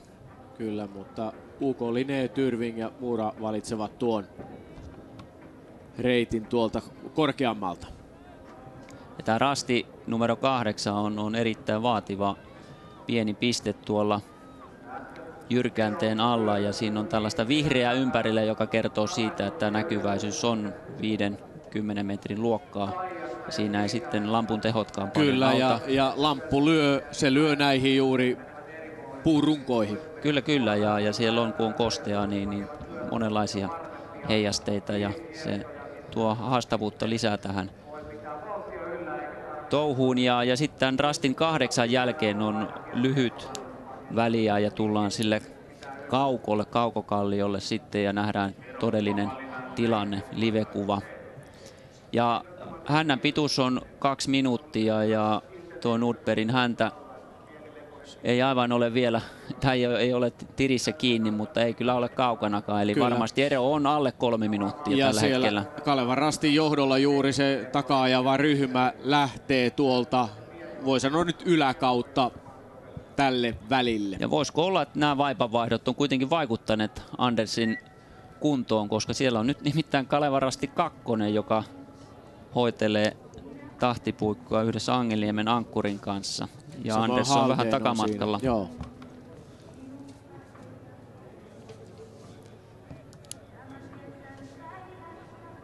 Ja Thierry Surso valitsi tuolla kuvaruudun yläreunassa KR, niin juuri tämän toisen ja nopeamman reitin, ehkä vähän vaativamman. Kyllä, mutta esimerkiksi juuri Tyrving, Moura ja Linné eivät tulleet tuohon 8. nopeammin kuin tuo ryhmä Nordberg nyt joka tapauksessa. Tässä näette kuvaa sieltä 5,5 kilometrin kohdalta meidän Kaukomäen rastilta. Ja tänne odotetaan siis 2 letkaa. Ensin tämä niin sanottu Nordbergin letka. Siellä ehkä kärjessä jopa Angelniemen Vesa Mäkinen, mutta sitten se taka-aikoletka ehkä 2,5 minuuttia. Ja siellä Surso. Täällä on vielä toisen osuuden suunnista ja siinä Kalevan Rastin kakkosjoukkue. Hienosti Simo-Pekka Finkke, sitten Angelniemen ankkuri Vesa Mäkinen toisena, 3. Haldén Eskon, Erik Axelsson, Vaajakosken Anders Nordberg. Sitten Södertälje, Pan Kristianstad ja Delta kisassa 7. Leonid Novikov. Ja tässä näkyy hyvin tämä ero nyt sitten huippuja ja kuntosuunnisteen välillä, niin siihen kartanlukuun käytetään enemmän aikaa, kun on kokemusta vähemmän. Ja siinä UK Linné 8. perässä heti Tyrving. Sekä siinä samassa nipussa IFK Moura. Se oli se toinen, se toinen reitinvalinta porukka ja nyt odotellaan sitten tätä Thierry Surson ryhmää. Ehkä 2, jopa vajaan 2 minuutin kuluttua niin ilmestyy tälle ja varmaan kuningas vetää letkaa. Kalevan Rastin kakkosjoukkue Simo-Pekka Finkke on edennyt mainiosti tällä 3. osuudella. Pitää kärkipaikkaa Vesa Mäkinen ihan siinä tuntumassa. Sitten Axelsson, Nordberg, Eriksson, Kersbaumer, Novikov, Troeng, Ekeberg ja Lenkei. 10 joukkuetta on siinä jo leimannut tällä Kaukomäen rastillamme. Ja nyt sieltä näyttää kyllä sellaista meininkiä tulevan seuraava ryhmä, että siinä taitaa sitten olla jo. Ei vielä. Odotetaan 2 minuuttia täyteen ja sen jälkeen sitten katsotaan näitä kirkkaita valoja. Tässä on kuitenkin välissä näitä, jotka tulevat siis seuraaville sijoille.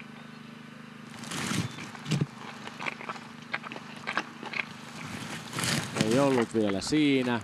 Kyllä se on se Surson letka varmasti, joka sieltä sitten seuraavaksi tulee. 2 minuuttia ja sen jälkeen alkaa varmasti tapahtua. Nyt on sellaista meininkiä. Siinä on iso ryhmä nyt tulossa ja kovaa tulla. Siinä. Numero 2, Kalevan Rasti, 11.203 kärjestää. Sitten Nikaalisten nouseva voima, Anjala. Kangasala SK 207, Hiisirasti 209, eli siinä heti Surson perässä Topi Anjala, Petteri Laitinen, Maxi Sichev ja Jussi Suna. Eli Ikaalinen, Kangasala, Hiisirasti ja Tume. Ja tästä alkaa nyt sitten hajonnat ja tilanne varmasti jonkun verran muuttuu, mutta oleellinen tieto on se, että Thierry Surso saavuttaa kärkeä. Ja sitten vielä Tumen jälkeen Christian Sand, Vaajakosken Terä kakkosjoukkue ja Haldén Eskon kakkosjoukkue ja Söder Styresö. Ja tässä vertailua. Ja tässä nyt näkyy tätä hajontaa, eli tässä on 3 osuuden hajontaa. 3 ensimmäisen osuuden hajonnat ja siellä Vaajakoski tekee jälleen tällaisen yösuunnistusvalinnan eli tielle ja tietä pitkin varmasti sitten kohti rastia numero 11. Anders Nordberg on varma yösuunnistaja ja hänen kisahistoriastaan ei taida löytyä sellaisia epäonnistumisia näiltä kriittisiltä osuuksilta. Ei, mutta näyttää siltä kuitenkin, että tämä fyysinen vire ei ole ihan sitä tuttua Andersia, vaan nyt tätä leikkiä johtaa vie niin Simo-Pekka Fink ja Kaleva Rasti 2. Ja Halden sieltä lähestyy Erik Axelsson täältä vasemmalta, nousee kohti Rastimäkeä, mutta Nordbergin vauhti ei millään tavalla ole ylivertaista ja tämä nyt tekee tämän tilanteen entistä jännemmäksi ja Sursoo lähestyy siellä, löytänyt oman hajontarastinsa. Minkälainen hyötytekijä se kenties on Simo-Pekka Finkelle, joka on Vehkalahden Veikkojen kasvatti, siis lapsuusajoilla kuitenkin jossain vaiheessa täällä käynyt. Onko mitään merkitystä? No totta kai maastotyyppi on tuttu, tietää millä tavalla täällä pitää suunnistaa, minkälaisiin asioihin voi luottaa ja selkäytimessä on totta kai maastotyyppi ja se auttaa ja itseluottamus on kohdillaan. Tässä on jännä nyt, kun siellä Ikaalisten Anjala hakee rastin, löytyi kyllä, niin lähti tuolle välille ensin ilmeisesti Kalevan Rastin Sursoon selässä. Kyllä, ja totta kai tässä on just tämä hajontojen idea, että yhteisten rastien jälkeen niin laitetaan porukka hajalle ja totta kai tämän tason kaverit, jokainen heistä tietää, että tässä on hajontoja jossakin vaiheessa ja pitää tehdä omaa työtä, mutta se on vaikea sitten jättää toisen kaverin selkä, kuitenkin samaan suuntaan mennään. Mutta tosiaan Simo-Pekka Finkke niin tutussa maastotyypissä niin vie viestiä ja varmaan upea fiilis tietää, että kärjessä mennään ja upea kesäyö ja ollaan, ei nyt ihan kotimaisemissa, mutta kuitenkin. Kyllä, ja siinä Vaajakosken Terä, Haldén ja Södertelje ovat kuitenkin aivan siinä tuntumassa. Angeniemen Vesa Mäkinen on vähän jäänyt näillä hajonnoilla ja tämän hännän pituushan on nyt sitten 2 minuuttia ja ero Kalevan Rastiin. Kakkosjoukkueella on ykkösjoukkueeseen 2 minuutin kaula. Ja jos ajatellaan Nordbergin, niin se ero on enää 1,5 minuutin luokkaa. Eli Sursoo lähestyy. Kuraiset tossut, hikinen mies, likainen paita ja iloinen hymy kasvoilla. Tältä näyttää Jukolan ensikertalainen Asko Koponen. Mikä on fiilis? Tosi hyvä. Hyvältä tuntuu nyt, kun on maalissa ja onnistui tuossa ja kaikki rastitkin löytyi mukavasti ja tavoite ajassa vielä mitä ajatteli. Hyvältä tuntuu. Niin sinä vietit 2,5 tuntia Virolahden metsissä. Oliko vaikea maasto? No oli, kyllä voi sanoa näin, että oli vaikea, aika haastava. Nousua ja märkää ja mutaa ja kaikkea löytyi. Tosi haastavaa oli. Mites nämä veljekset otti sut vastaan, kun tulit tänne? Otti kuin suuren urheilusankari. Tuntui hyvältä. Joo, kyllä hyvä vastaanotto oli. Niin tuntui hyvältä. Täällä joku veljeksistä epäili, että ainakin 3 tuntia menee ja 2,5 selvisit. Niin, mä otin 0,5 tuntia pois siitä. Näin on. Ihan hyvä.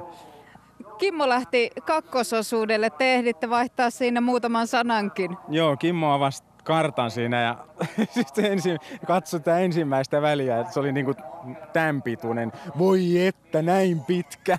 Älä välitä, siinä on vielä 10 lisää siitä kilsaa. Niin, että ei se siihen niin, jää. Ei se siihen jää. Näin oli. Minkälaisia vinkkejä aiot antaa sitten veljeksille myöhempiä osuuksia varten? No suunta aina rastilla, että pysyy niinku oikealla uralla ja ei hötkyile, sillä pärjää. Että tarkkaa katsoo sen seuraavan rastin suunnan ja antaa mennä. Niin, kyllä näin on. Siellä on sellaiset urat jo näköjään. Ja sitten vähän katsoo peukalolle, että pysyy kartalla koko ajan. Meinaa itselle käydä pari kertaa silleen, että niinku ei ollut oikein tarkkaa. Sitten oli hetkinen, missä mä olinkaan taas. Mutta sitten löysi taas ihan hyvin. No niin, nyt saunaan ja vaatteiden vaihto. Näin, kiitos. Kiitos. Koposen 7 veljestä joukkue ensimmäisen osuuden jälkeen sijoitus 1380 taitaa olla poikien sijoitus. Mutta tässä joka tapauksessa nyt kärjen etenemistä kolmannella osuudella. Kalevan Rasti kakkosjoukkue kärjessä, sitten on Vaajakosken Terä on siinä ihan tuntumassa. Ja myöskin Halden hyvin mukana. Ja nyt mennään taas näitä yhteisiä rastivälejä, eli ei hajontoja. Toki nämä kilpailijat ei tietenkään sitä tiedä, vaan että jokainen suunnistaa varmasti myös itse ja pysyy kartalla. Ja Kalevan Rasti lähestyy vääjäämättä ja näyttäisi siltä nytten, että tämä porukka kasaantuu. Jannehan taisi näin todeta, että tunnelma tiivistyy. Ja Nordbergin fyysinen vire ehkä ei ole ihan sitä, mitä se oli esimerkiksi vuosi sitten. Ja näin ollen tyytyy tässä tämän letkan vauhtiin ja ikään kuin varmistelee. Ja tähän tietää vaan tälle viestille niin kuin lisää jännitystä. Niin. Kettusen Tero siellä puhaltelee noin 1:20 päässä. Tässä joo, ja vetää mukana muita, jotka sitten pääsevät vähän niin kuin kyydissä, varsinkin näillä yhteisillä rastiväleillä, mutta vielä tässä on aika mainioita hyviä hajontavälejä ja varmaan tämä porukka sitten ainakin osin hajantuu, mutta että se oleellinen juttuhan on tässä nyt, että Kalevan Rasti lähestyy kärkeä ja tämä Hannu Airilan, voisi sanoa niin kuin tällä tasolla valtava virhe, niin ehkä ei kuitenkaan ollut se ratkaiseva. Ja kyllähän se tietysti tuo ranskalaisen tarjoama kyyti on sellainen jo, että se teettää niin kuin koivelle töitä ihan koko porukalle, ketä tahansa siinä, niitä kavereita onkin siinä mukana, niin siinä mennään niin kuin ihan maksimipuolella ihan varmaan. Jo pelkästään sillä osin ja sitten pitäisi pitää paketti kasassa ja toimia huolellisesti suunnistustehtävässä. Totta kai, mutta se mikä on Surson suunnistuksessa merkittävä on se, että se matkavauhti sinänsä ei ole, moni on sen todennut mitenkään ihmeellistä, mutta se on äärimmäisen sujuvaa. Eli hän löytää ne nopeat kulkurat sieltä ja etenee sujuvasti. Ja varsinkin sitten rastille tulo ja rastita lähtö nopea. Eli hän ei joudu jarruttelemaan lipuille, vaan se menee koko ajan sitä kovaa matkavauhtia. Mutta kyllä siinä aika moni pysyy kyydissä. Joo. Mutta joka tapauksessa Rastin otto, se on vähän niin kuin telkkäpönttöä ja telkkäpöntöstä. Joo, hän on tehnyt siitä taidetta ja hän osaa pelkistää karttakuvaa ja hänellä on leuka ylhäällä ja näkee kauas ja se suunnistus pysyy koko ajan ennakoituna siellä 100-200 metriä vähintään edessä ja koko ajan maksimivauhti, kova maksiminopeus ja Surso juoksee suurin piirtein sellaista vauhtia, kun hän juoksisi vaikkapa rata olisi viitoitettu, eli hänelle tämä suunnistustehtävä ei juurikaan tuo mitään hidastusta. Tässä Christian Sandö, Turun metsänkäyjät, IFK Göteborg ja Rajamäen Rykmentti vertailussa ja siinä on tapahtunut Tumen viestinviejälle virhe. Siellä joutuu ihan kunnolla hakemaan näitä eri hajontoja, kyllä.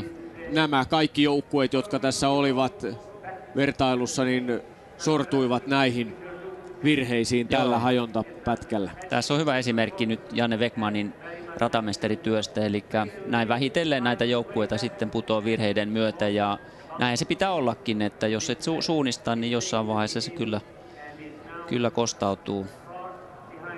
Salpa Jukola kärjen osalta kolmas osuus on edennyt jo hyvinkin kauas täällä Harjun oppimiskeskuksessa Virolahden Ravioella.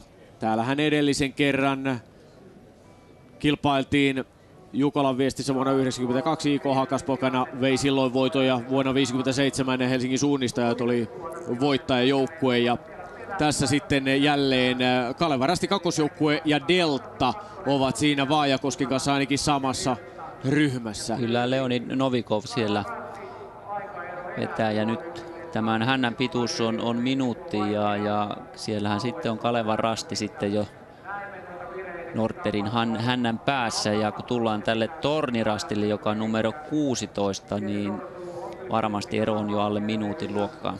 Mutta siellä Kalevan Rastin kanssa on myös Angelniemen ankkuri edelleen hyvin leikissä mukana, Vesa Mäkinen.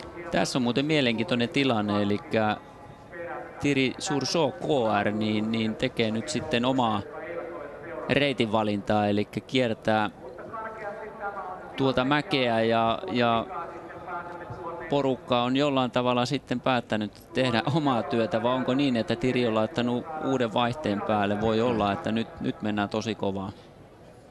Ja jotain on joka tapauksessa tässä tehtävä, on pyrittävä rohkeisiin ratkaisuihin. Ja muuten tuossa rastilta 17 suunnistajat aikanaan pinkovat eteenpäin, niin siinä on vanha urheilukenttä. Sitä ei enää urheilukentäksi tunnistaisi, ja sieltä on tainnut se plakaati hävitä, missä on kenttäennätykset. No kohtahan niitä voidaan nyt tehdä. Painellaan kenttäennätykset todennäköisesti tänään ihan uusiksi. Joka tapauksessa tässä sitten olemme väliaikarastilla. Tornilla on suhinaa, siellä on toisen osuuden suunnistajia vielä paljon matkalla. Kolmannen osuuden suunnistajille tämä on väliaikapaikka vajaan 8 kilometrin kohdalla. Vehkalahden Veikot siis järjestävä seura.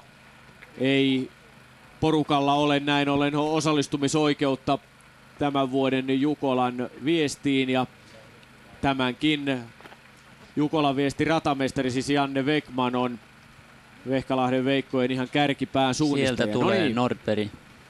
Siinä pitkän huiskea norjalainen Vaajakosken Terä kärkipaikalla. Ja Leonid Novikov Delta etiperässä. Ja Kalevan Rastin kakkosjoukkue. Nordberg, Novikov, Finke, Vaajakoski, Delta, KR. Ja siellä Thierry Surso teki omaa reitinvalintaa ja ilmeisesti alkoi jalalla jättää sitä porukkaa, niin voi olla niin, että Thierry Surso tulee sieltä. Pitäisi tulla tuolta oikealta nyt lähestyy yläkulmasta. Teki ässät tähän loppuun. Lähti tekemään omaa reittiä ja varmasti niin kuin jalalla jätti ja nyt sieltä tulee Thierry Surso nyt ja ero on aika lohkaisu, noin leimaa. Kalevan Rasti neljäntenä 41 sekuntia kärjestä, eli 3.20 ottanut lähtötilanteesta kärkeä kiinni. Toki toisen osuuden jälkeen Angelimen Ankkuri oli kärkipaikalla, mutta joka tapauksessa Surso jätti nyt sen ison porukan nuolemaan näppeen vähitellen siitä porukasta. Sitten tässä on sitä ryhmää, jota Surso pudotti kyydistä. Söderteli, Tyrving, Linné ja Angelimen Ankkuri Mäkinen 8.1.07 kärjestä. Ja sitten lisää Haldén Esko 9. Kyllä, ja Haldén on sellainen joukkue, jota tässä on tarkasti seurattava. Axelssonin jälkeen siis Bjugan, Haldin, Wingstedt ja Lundanes. Heillä on kyllä kovan luokan ankkuri, voisi sanoa kuuma pelaaja. Joo, mutta tämä menee nyt jännäksi, että Thierry Surso ei pysty repimään eroa kovinkaan paljon. Ehkä tulee kärjissä vaihtoon ja se tekee tämän pelin jännäksi. Jos verrataan viime vuoteen, jolloin Haldén oli karannut jo sitten nimenomaan Nordbergin ansiosta, niin 7 minuutin päähän tällä osuudella ja kisasta tuli vähän tylsä seurattava siinä mielessä, niin nyt me saadaan kyllä sitten jännitystä varmasti ihan loppuun asti. Ja ei tässä nyt millään tavalla alkuperäinen Kalevan Rastin valmennusjohdon visio toteutunut, koska heillä oli ilman muuta sellainen ajatus, että tältä osuudelta lähdettäessä Kalevan Rastilla on nyt ainakin muutaman minuutin kaula seuraaviin. Toki voi tulla kärkipaikalla vaihtoon, mutta vaikea uskoa, että siinä nyt montaa minuuttia tulisi joensuulaisseura hyväksi. Nouski kävi leimaamassa. Tässä on muutama vaativa väli ja ei se täysin mahdotonta ole, että tässä tehdään virheitä ja hajonnat. Kyllä, tässä oli hajonta. Tämä oli se, missä Hannu Airila teki ensimmäiset virheensä ja ainakin Nordberg ja Surso selvitti tilanteen erittäin hyvin ja Nordberg lähti nyt sitten omalle reitinvalinnan. Nyt tekee kenttäennätystä siellä. Kyllä, nyt menee sille urheilukentälle. Vanhalle urheilukentälle. Kyllä. Lähteekö kiertämään rataa? On nyt juuri Vaajakoski siinä. Siinä mennään urheilukentän yli ja nyt hän juoksee siellä yksin ja onko ottanut sitten vähän tiukempaa otetta myös fyysisesti nyt tähän tilanteeseen, mutta tosiaan niin Tiri Surso on puolen minuutin päässä. Ottaa koko ajan kiinni. Tiri ottaa jatkuvasti kiinni Leoni Novikovia ja Simo-Pekka Finkkeä. Kyllä. Vajakosken Nordberg oli ainoa, joka siitä meni tuon vanhan kentän läpi ja tosiaan sitä ei oikein kentäksi tunnista. Pitää olla aika tarkka silmä, että siellä ei löydy Mondoa missään tapauksessa, mutta ei oikein Tartaniakaan. Ja tässä voidaan paljastaa nyt näitä hajontoja, niin tällä Vaajakoskella eli Anders Nordbergillä on tämä ylimmäisin rasti, tuolla on tuo numero 18, siellä on 3 rastin hajonta, niin Nordberg on menossa tälle pohjoisimmalle, eli ylemmälle pisin rastille. väli. Joo, mutta siitä jatketaan sitten samaan suuntaan, suurin piirtein, niin sillä ei ole ajallista merkitystä. Ja sitten Kalevan rasti niin tulee tälle lähimmälle rastille tulosuunnasta katsottuna. Hyvin suoraviivaisesti joka tapauksessa koko tämä ryhmä nyt tuntuu tämän välin ottavan. Kyllä joo, ja tässä on ehkä Nordbergillä kaikkein helpoin, jos ajatellaan rastinottoa, varsinkin tämä Tirin rasti, Kalevan rasti, ykkösen rasti, joka on tää lähin, niin on aika vaativa pieni jyrkänepiste taas kerran tuolla vihreässä, joka kertoo, että näkyväisyys on muutama metri.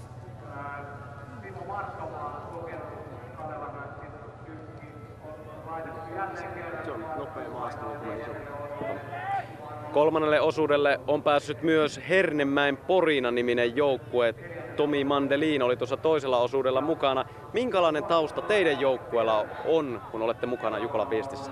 Tämmöinen kuntosuunnistaja kaveriporukka ja yhdistävänä tekijä meillä on keuruu, että kaikki on enemmän tai vähemmän keuruuta lähtösi, että se on niinku taustaa, mutta aikanaan tuossa 90-luvun alkupuolella perustettu moniurheiluseura ja Savonlinnasta tämmöisestä opiskelijaporukasta niinku alun perin lähtöisin, mutta sitten on vaihtunut porukka vuosien mittaan, että 15 Jukolaa meillä taitaa olla nytten takana ja 2 meitä on, ketkä on kaikki nämä 15 juossut tässä samaisessa joukkueessa. Se on sama paita ollut kaikki kyseiset 15 vuotta mukana. Että sillä linjalla mennään.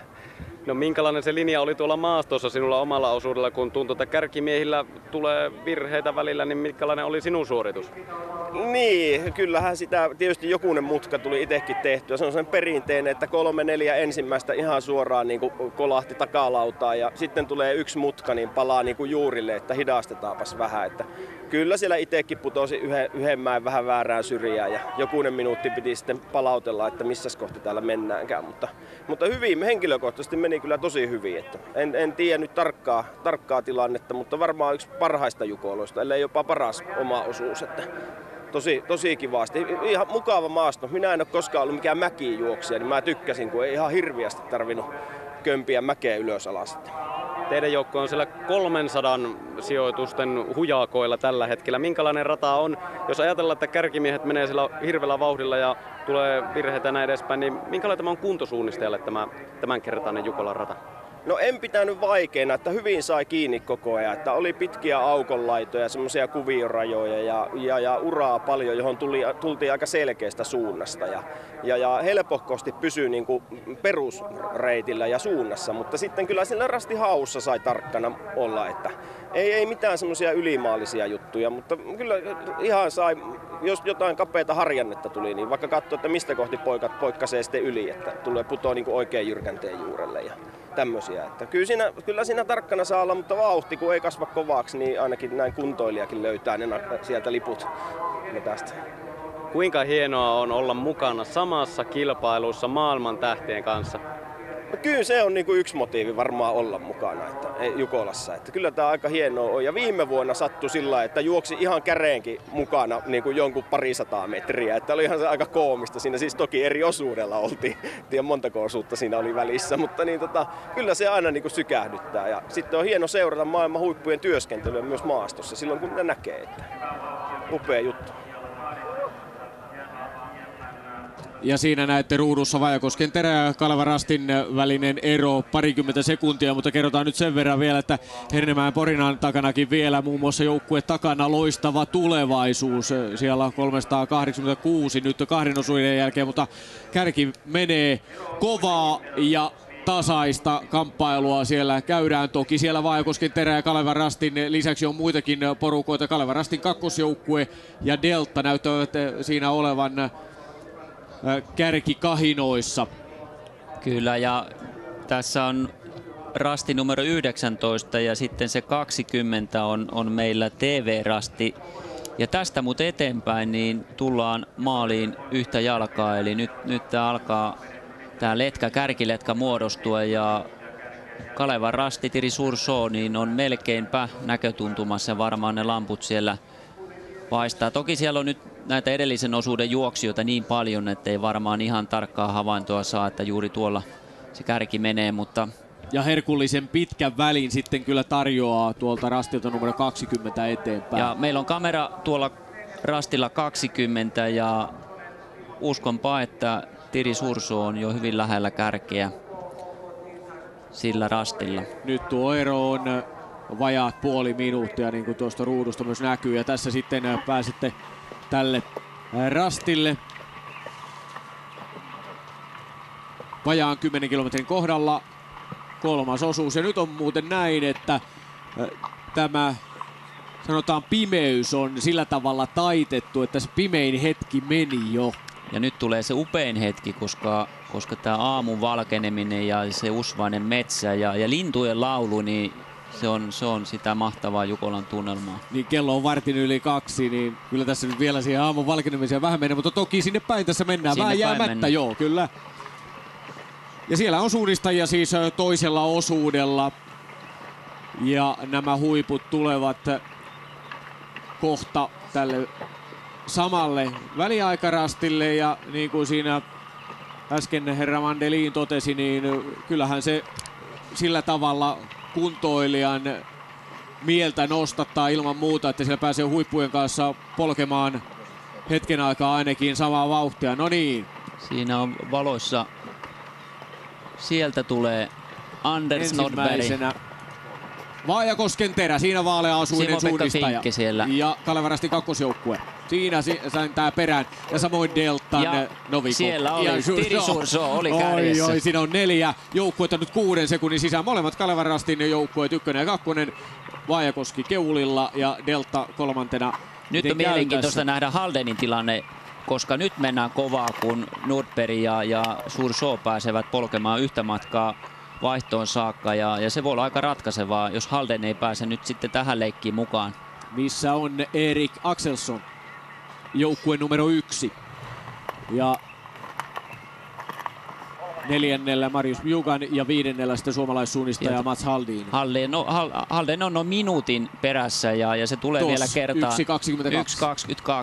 ja se tulee vielä kertaantumaan ja tästä tulee kyllä kova paikka Haldenille. Toki siellä on kovia kavereita jäljellä. Ja pitkää väliä tarjoillaan tässä. Joo, siinä lähdetään kiertämään vähän tuolta vasemmalta yläkautta niin sanotusti. Siellä on hyvää kangasmaastoa ja nopeaa juosta. Ja sieltä varmaan tulee nyt sitten Tyrving, Halden. Siinä Halden ensin. Ja siinä Axelsson. 5. Halden Esko. 6. Södertälje Nykvarn. 7. IL Tyrving. Ero 1.17 Halden Eskolla kärkijoukkueen Vaajakosken Terään. Siinä UK Linee 1.32. Vaajakosken Terä, Kalevan rastin kakkosjoukkue Delta ja Kalevan rastin ykkösjoukkue kärkinelikko muutaman sekunnin sisään. Sitten Halden, Södertälje, Tyrving ja Linee ja seuraavia ryhmiä sinne odotellaan.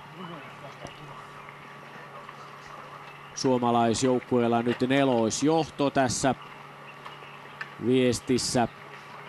Toki ulkomaalaisia viestin viejiä joukkueella. Tässä ikaalisten Topi Anjala ottaa sellaisia 2.30 pitkiä askelia. 9. on ikaalinen kisassa Petri Ikävalko sitten seuraavalla osuudella joukkueen viestin viejä. 10. joukkuetta sinne odotellaan nyt. Tästä on vielä vajaat 4 kilometriä matkaa vaihtoon.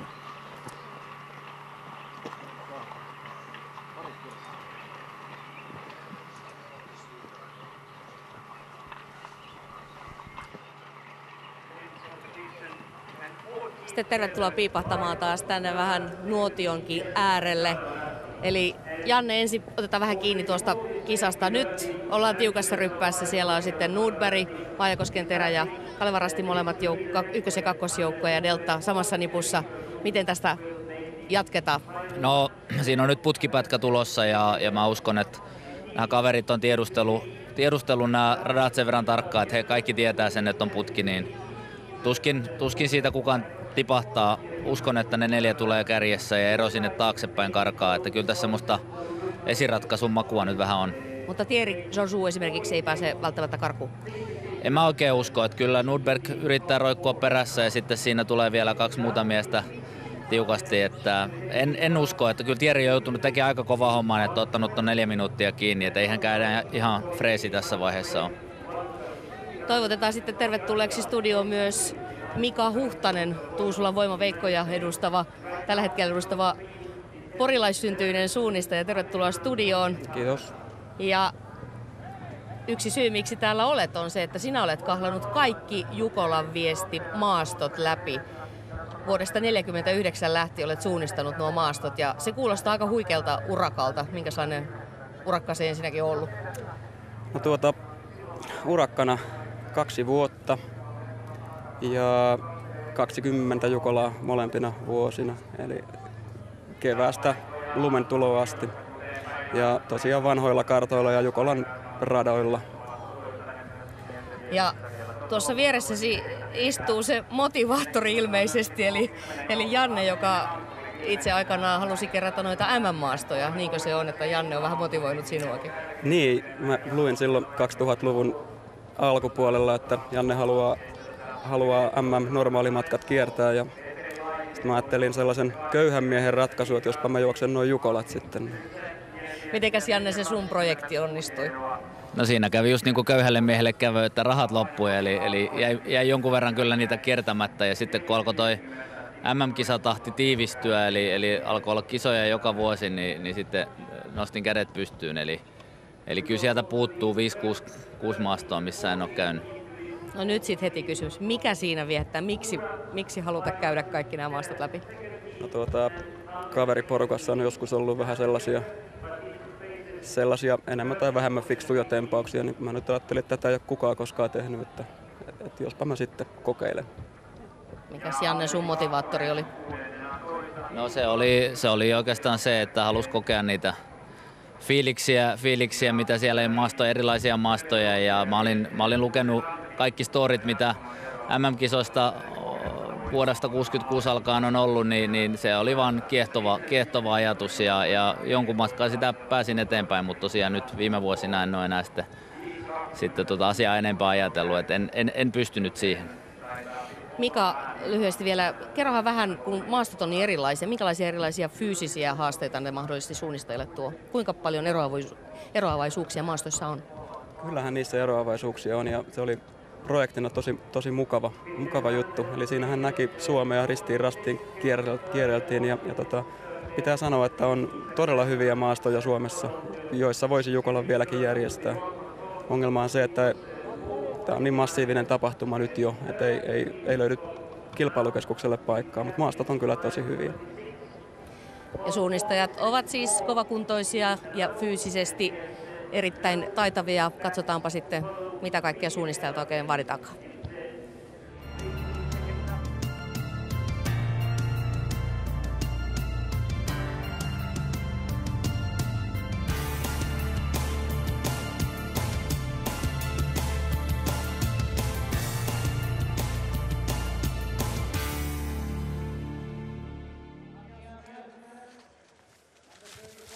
Suunnistuksen huipulle päästäkseen urheilijalla pitää olla todella rautainen kunto. Suunnistuksen sprintti on kestävyysjuoksuun verrattuna 5000 metriä ja keskimatka hieman 10 pidempi. Suunnistuksen pitkä matka vastaa maastohiidossa 50 kilometrin kilpailua. Fyysisen rääkin lisäksi suunnistajien aivot joutuvat koville. Pitkällä matkalla miesten suorituksen kesto on yli 1,5 tuntia. Kuka tahansa, joka on joskus tai yrittänyt mitään pidempää vaikka maratonia tai muuta hiihtomatkaa, Finlandia hiihtoa tai jotain, niin tietää sen, että siinä loppuvaiheessa alkaa ei pelkästään lihaksista, mutta pää ole aika tyhjällä, että kun suunnistus on se, että siinä on se taidollinenkin ja ajatushomma koko ajan mukana, niin se tekee sitten siinä lopussa sen viimeinen puoli tuntia, kun alkaa väsymään ja energiat katoaa, niin se on kyllä sitten, siinä pitää oikeasti, siinä mitataan niin kuin sitten miestä mittaa aika kovin. Kestävyyden lisäksi vauhdin pitää olla niin ikään kunnossa. Suunnistajilta vaaditaan nopeutta erilaisissa maastoissa, metsän keskellä ja tieosuuksilla.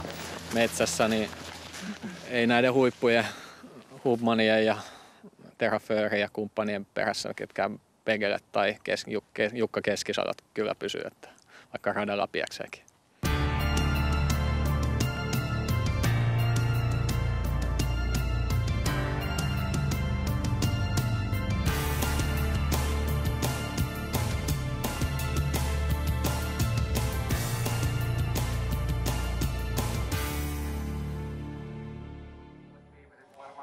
Eli paljon fysiikkaa siis tarvitaan. Lyhyesti, Janne, otetaan kiinni tuohon inserttiin. Pitikö tuo kuvaus paikkansa? No kyllä, se pitää paikkansa jo. Ja se, mikä on vielä mielenkiintoista, on se, että pitkällä matkalla tosiaan se on se väsymys, joka tekee sen haasteen tuonne korvien väliin. Ja sitten taas sprintissä se on se ääretön nopeus. Eli tässä on kyllä niin kuin suunnistuksessa nämä on ihan ääripäitä nämä lajit ja se on tosi mielenkiintoista siinä mielessä, että harjoittelun pitää olla erittäin monipuolista ja koko ajan pitää olla tämän yläpään mukana. Mika, sinulla on molemmat polvet leikattu tässä ihan muutamia viikkoja sitten ja lähdit silti suunnistamaan. Kuinka fyysisesti haastava tämänvuotisen Jukolan avausosuus sitten oli?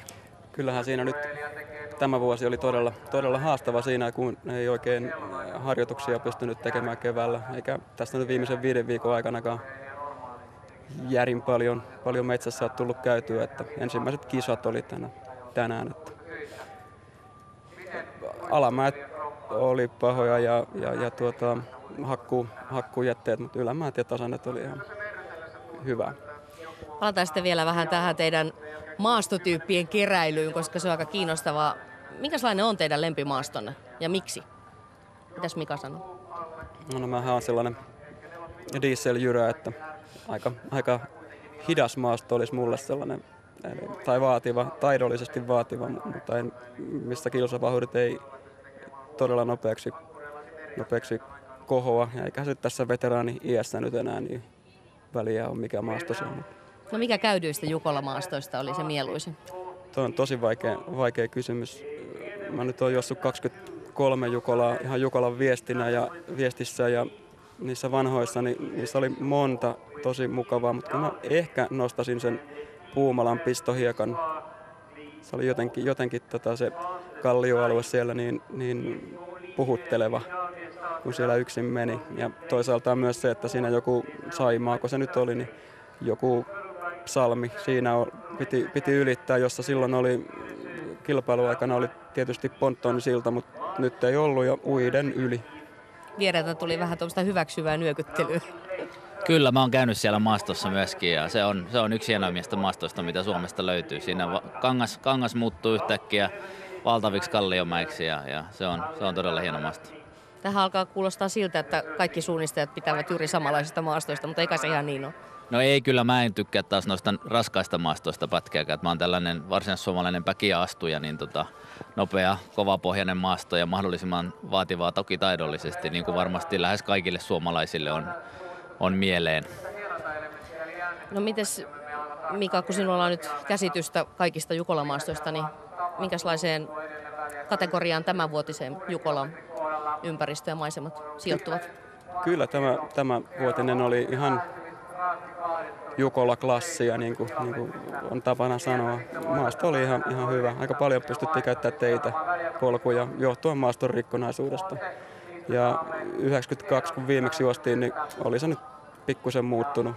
Jotakin hataria muistikuvia sieltä pitkältä osuudelta on, että ei ehkä ihan noin peitteistä ollut siihen aikaan. Lähdetään sitten katsomaan, kuinka paljon mahdollisesti teitä ja polkuja teille sitten seuraavalla pätkällä hyödynnetään. Ihmetellä sitä, kuinka hyvin suunnistajat yleensä muistavat ne kisapaikat, missä ovat koitoksia vetäneet, että aika hyvin on muistissa. Ja tässä siis tilanne kolmannella osuudella noin 10 kilometrin kohdalla 4 kärki Vaajakosken Terä, Kalevan Rastin kakkosjoukkue Delta ja Kalevan Rastin ykkösjoukkue. Ja tässä sitten seuraavalla sivulla joukkueita 20 parhaan joukossa. Siellä muun muassa Tampereen Pyrintö, siellä on 19 Jarkko Huovila kolmannen osuuden viestin viejä. Turun Metsänkävijät, virheitä tuli, nyt 25. ero kärkeen yli 9 minuuttia. UK Orient siellä 30. Ja täällä muun muassa Rasti Kurikka ja Rajamäen Rykmentti, Ylistaron kilpaveljet nyt 43. Ja kyllä siellä takaakin tietysti kovaa tullaan. Jäärällä IF UK on Ule Boström, nuori suunnistaja, on suunnilleen samassa vauhdissa kuin Deltan Leonid Novikov ollut tässä kolmannella osuudella, kun nopeinta kyytiä osuusajoissa on tietysti pitänyt Thierry Souzeau. Lähes 3 minuuttia kovempaa juossut kuin muut, eli Ulle Leonid. Ja tässä sitten tämä tilanne tällä pitkällä välillä Vaajakoski, KRM, molemmat joukkueet ja Delta mukana tässä kärkinelikossa vahvasti. Haldenin ryhmä sitten siinä seuraavana. Ja tää on replaytä totta kai, ja niin kuin Janne sanoi ja ennusti, niin kyllä siellä yhdessä taitetaan matkaa ja vaikea on tosta sitten karkuun päästä, koska putkesta on kysymys ja sen kaikki tietävät, että tässä lopussa sitten juostaan yhtä matkaa ja nyt ollaan sitten onlineissa. Ja tärkeä tieto tuo 2.15. Erik Axelsson jää koko ajan, se on ihan selväkin asia ja nyt on kysymys vaan, että paljonko sitä eroa vaihtoon mennessä kertyy. Uskoisin, että 3.30 on Haldenin takamatka sitten kärkeen ja siellä sitten, jos voittotaistelu ajatellaan, niin Kalevan Rasti ja Vaajakosken Terä ovat vahvimmilla, mutta toki Deltalla on myös mahdollisuudet. Sinne syömään välillä.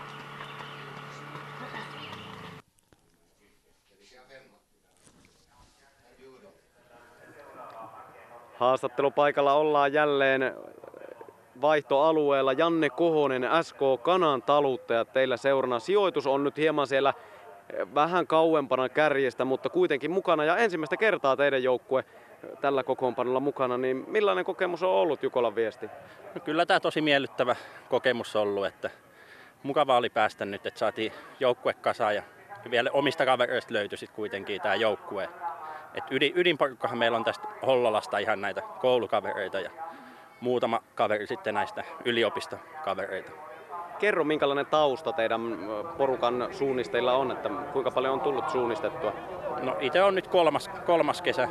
Viime kesän tuli ehkä 60 kertaa käytyä Iltarastilla ja sitten no muutamalla kaverilla on vähäisempi, että ne oikeastaan tänä kesänä sitten vasta kun tuossa alkuvuodesta ilmoittauduttiin, niin sitten ne alkoi suunnistaa tänä vuonna vähän enemmän.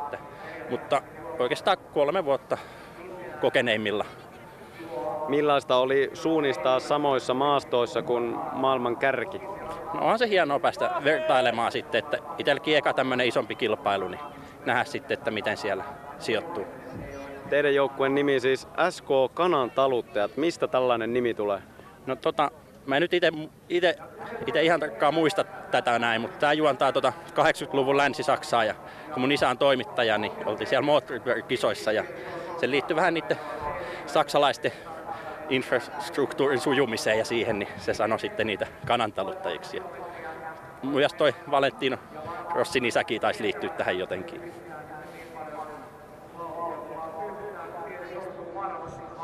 Se oli hyvä tarina ja muuten joukko on siellä 607. No niin, KR repii. Repii ja siinä on ollut tiukka ylämäki ja kyllä Thierry Souzeau on fyysisesti sen verran kovemmassa kunnossa kuin nämä muut, niin pystyy. Ja kun mä puhuin tästä matkavauhdista, että se ei ole niin tappavaa, mutta että kyllä se nyt ainakin tälle porukalle, jotka yrittää Thierryä seurata, niin on ollut tappavaa. On kyllä kova jantteri kyseessä. 4.22 oli takamatkaa kärkeen 2 osuuden jälkeen ja nyt sitten pystynyt tässä tämän 3. osuuden, sanotaan loppupätkällä, repimään näillä putkiosuuksilla. Se on kyllä miehen työ, kun tuollaisesta porukasta ottaa irtioton ja tänne odotellaan sitten Kettusta kohta tänne 12,7 kohdalla siinä, niin Tero Kettunen, sanotaan näin, sillä lempinimellä, mikä Pohjois-Karjalassa on nasevasti kaverille annettu, ja siitä sitten jatkaa matkaa eteenpäin. Kyllä on ranskalainen on vedossa. Ja kyllä tämä Nordbergin isyysloma on varmasti vähän vaikuttanut tähän fyysiseen vireeseen, että normaalisti kyllä uskoisin, että Anders olisi tuossa roikkunut mukana. Ja sieltä tulee muuten Simo-Pekka Finke. Kyllä, KR:n joukkueella on kaksoisjohto nyt. Ranskalainen on puoli minuuttia edellä Finkkeä ja sitten Leonid Novikov. Novikov siinä delta, siniasuinen suunnistaja ja Vaajakosken terä. Katon, Nordbergillä on lähtenyt vähän tekstiilit riekaleiksi, siellä on paineltu kyytiä ja eihän ne suunnistajan housut välttämättä kovin pitkään aina kestäkään, että ei ole mikään kummallisuus, että vaihdetaan melkein joka kisaan uudet pöksyt. Näinhän se on.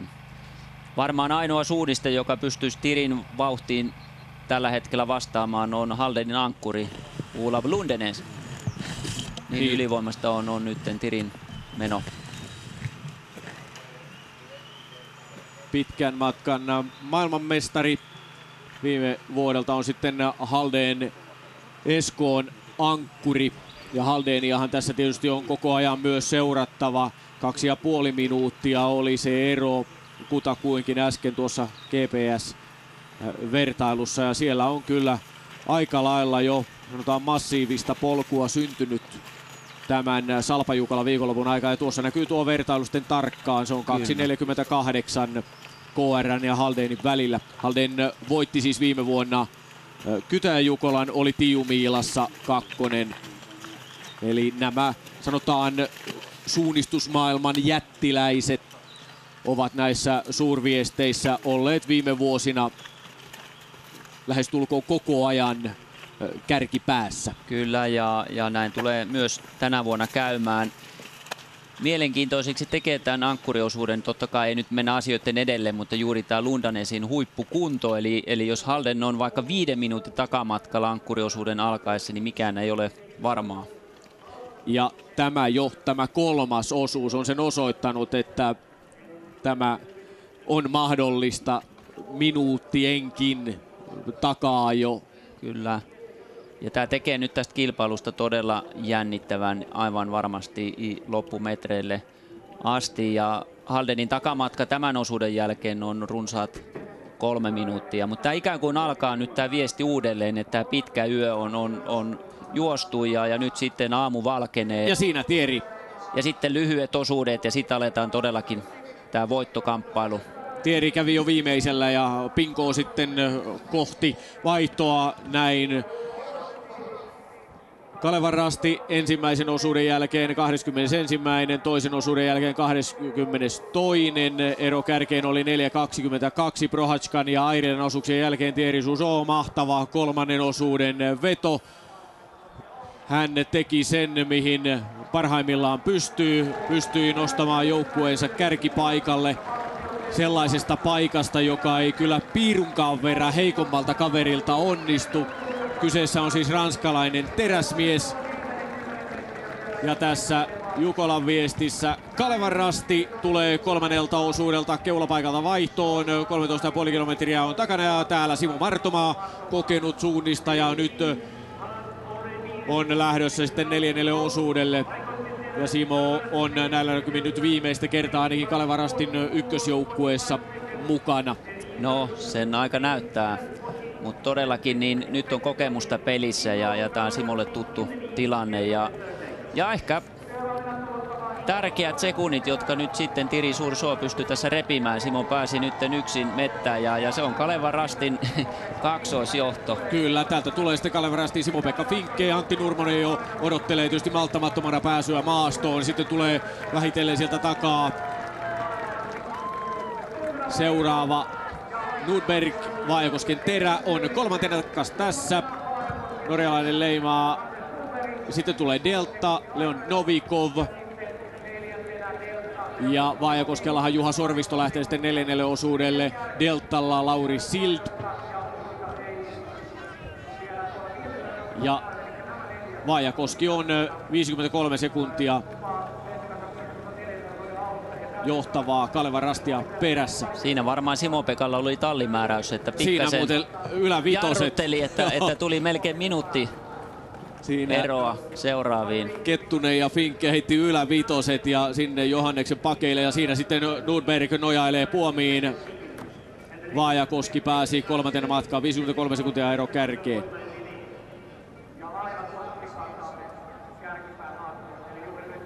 Thierry Jourgeau, your team is now back in leading group. How was your race? Yeah,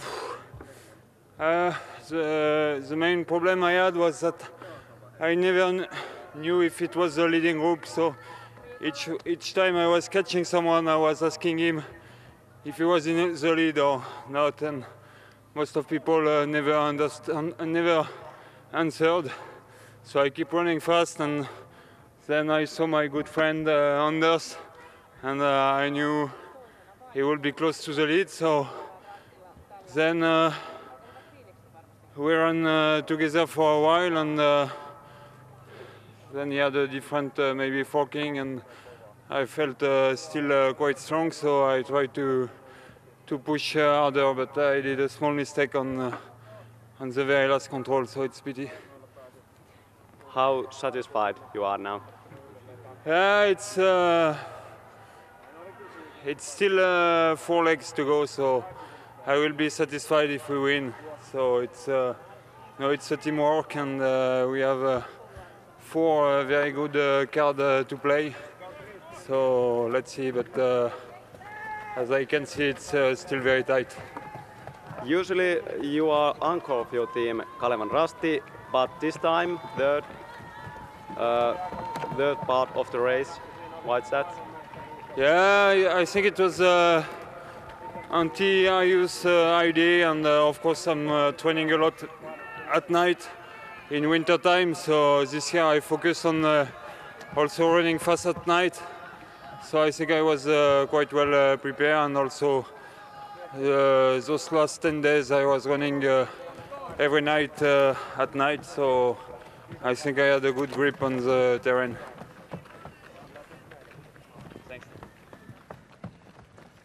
Siinä Thierry Jourgeau haastattelussa. Täältä sitten seuraavia joukkueita vaihtoon. Halden Esko, IL Tyrving, Igallisten nouseva voima, Södertälje ja UK Linné ovat tulleet tähän myös kolmannelta osuudelta. Lyhyesti, mitä Thierry siinä jutteli, ja siinä vielä vaihtaa kuulumisia Anders Nordbergin kanssa, ja molempia veljeksiä sieltä tuntuu naurattavan kovasti. Thierry ei tiennyt matkan aikana, että onko sitten johtavassa ryhmässä. Oli kysellytkin matkan aikana asiaa ja jatkoi vaan nopeaa etenemistä ja sai sitten hyvän ystävänsä Anders Nordbergin kiinni matkan aikana, ja siitä päätteli, että nyt ollaan melko varmaan sinne kärkiporukassa. Ja sitten oli eri hajonta matkan aikana, edelleenkin hänen olonsa tuntui vahvalta ja jatkoi samalla tavalla kuin siihenkin asti. Ja ylipäätään tästä Kalevan Rastin tilanteesta sanoi, että 4 osuutta on vielä jäljellä ja hän on tyytyväinen, jos joukkue voittaa. Ja sitten hieman valotti vielä tätä, että miksi hän juoksi juuri tämän yöosuuden, mutta nyt ilmeisesti tilanne oli se, että hän oli oikea mies nyt tälle osuudelle. Kyllä se pelasti nyt Kalevan Rastin takaisin voittotaisteluun.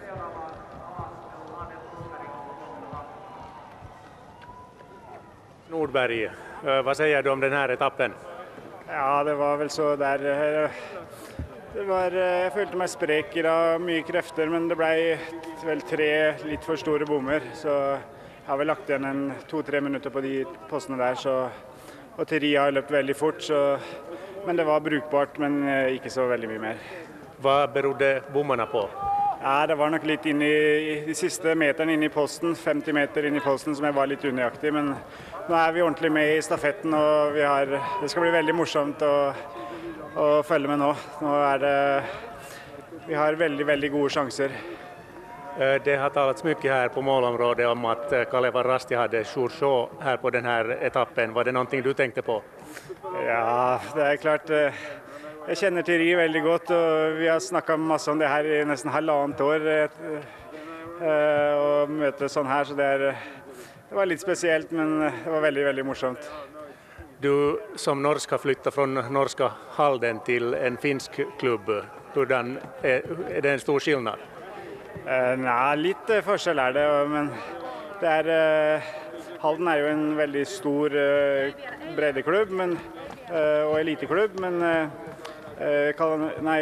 Vaikos Kentera är en väldigt morsom gäng att vara samman med. De är utroligt gott samhåll och gläder sig verkligen till det i stafetten här. Och vad tror du om era chanser här på slutet? Jag tror de är väldigt goda. Jag tror faktiskt vi kommer att vinna ikväll. Anders Nordberg totesi siinä, että hänellä on, tai heidän joukkueellaan Vaikosken Terällä on hyvät mahdollisuudet voittaa jopa tämä viesti. Totesi omasta osuudestaan sen, että sieltä tuli ehkä 3 pummia, 2-3 minuuttia tuli takkiin niissä. Ja sen verran olin ymmärtävinäni tästä, että Rastin otossa nimenomaan oli hieman vaikeuksia ja siinä sitä epävarmuutta oli. Kaiken kaikkiaan tästä vaihdostaan Halden Eskoosta Vaikosken Terä, hän sanoi, että nyt on toisesta eliittijoukkueesta toiseen siirtyi, mutta kehui sillä tavalla Terän tunnelmaa kotoisaksi ja ainakin nyt kulkee oikein mainiosti koko porukalla. Joo, Anders Nordberg viihtyy erittäin hyvin Terän porukassa ja siellähän on todellakin loistavia suunnistajia, loistavia kavereita ja varmasti hurtti huumori ja hyvä henki niin takaavat viihtymisen. Ja täällä sitten Angelniemen ankkuri Mäkinen tuli osuudelta 12. Angelniemihän oli keulilla 2 osuuden jälkeen. Kalevan Rastilla siis ykkösjoukkue keulapaikalla, kakkosjoukkue toisena, Vaikosken Terä kolmantena, sitten Delta, Halden Esko, IL Tyrving, Ikalista nouseva voima, Södertälje, Nykvar, Orientering, IFK Muuras ja UK Linné 10 parhaan joukossa, sitten Hiisirasti, Angelniemi ja Kangasala sijoilla 11, 12, 13. Ja tässä kuvissa niin ruotsalaisen suunnistuksen suuri lupaus Ulle Boström. Hyvä osuus tässä. Erittäin hyvä osuus, taitaa olla toiseksi nopeinta vauhtia Thierry Sourson jälkeen ja Ulle on juossut näitä kovia viestijuoksuja myös Tiumilan pitkällä yöllä ja mahdollisesti jopa Ruotsin MM-joukkueessa jo, vaikka on ensimmäistä vuotta yleisessä sarjassa. No piirun verran nopeampia olivat Novikov, Finke ja Nordberg, mutta ihan siinä suunnilleen samassa vauhdissa Ulle Boström.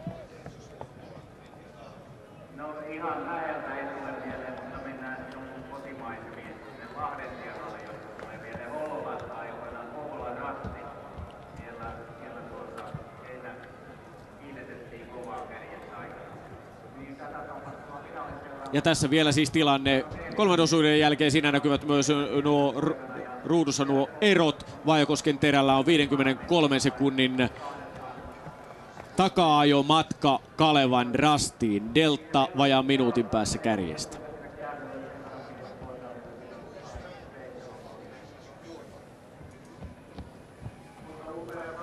Näin on siis yöosuus takana ja vaihto suoritettu.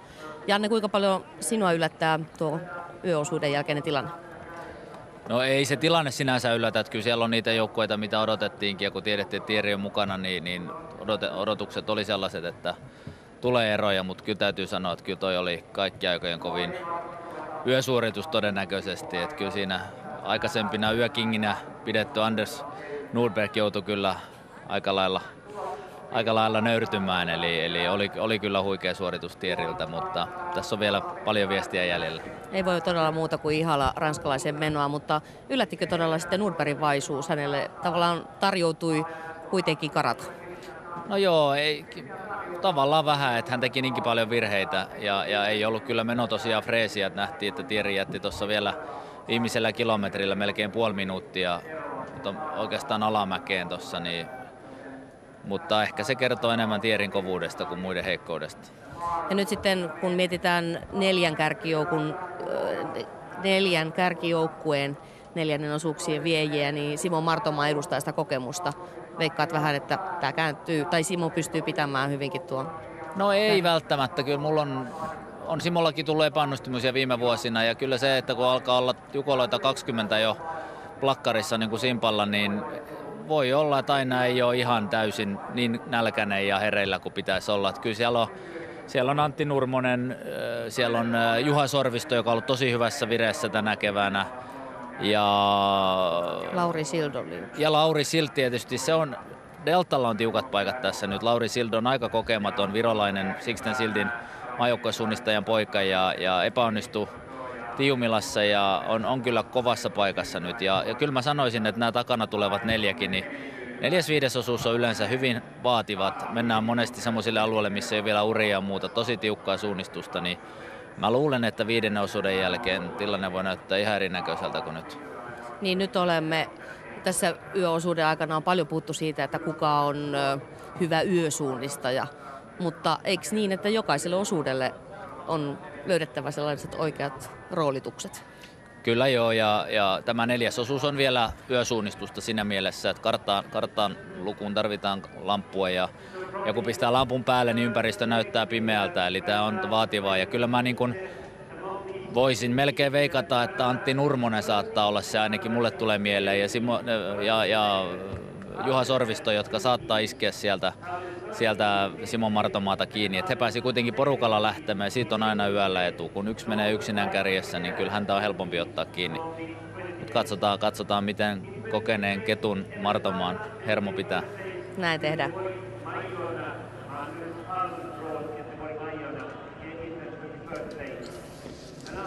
Ja sitten GPS-seuranta kertoo sen, että Kalevan Rastilla on vajaan 3 minuutin etumatka norjalaisia Halden Esko-seuraan nähden. Haldenhan oli vaihdossa 5. ja viesti vie siellä Marius Bjugan, kun Kalevan Rastilla on Simo Martomaa.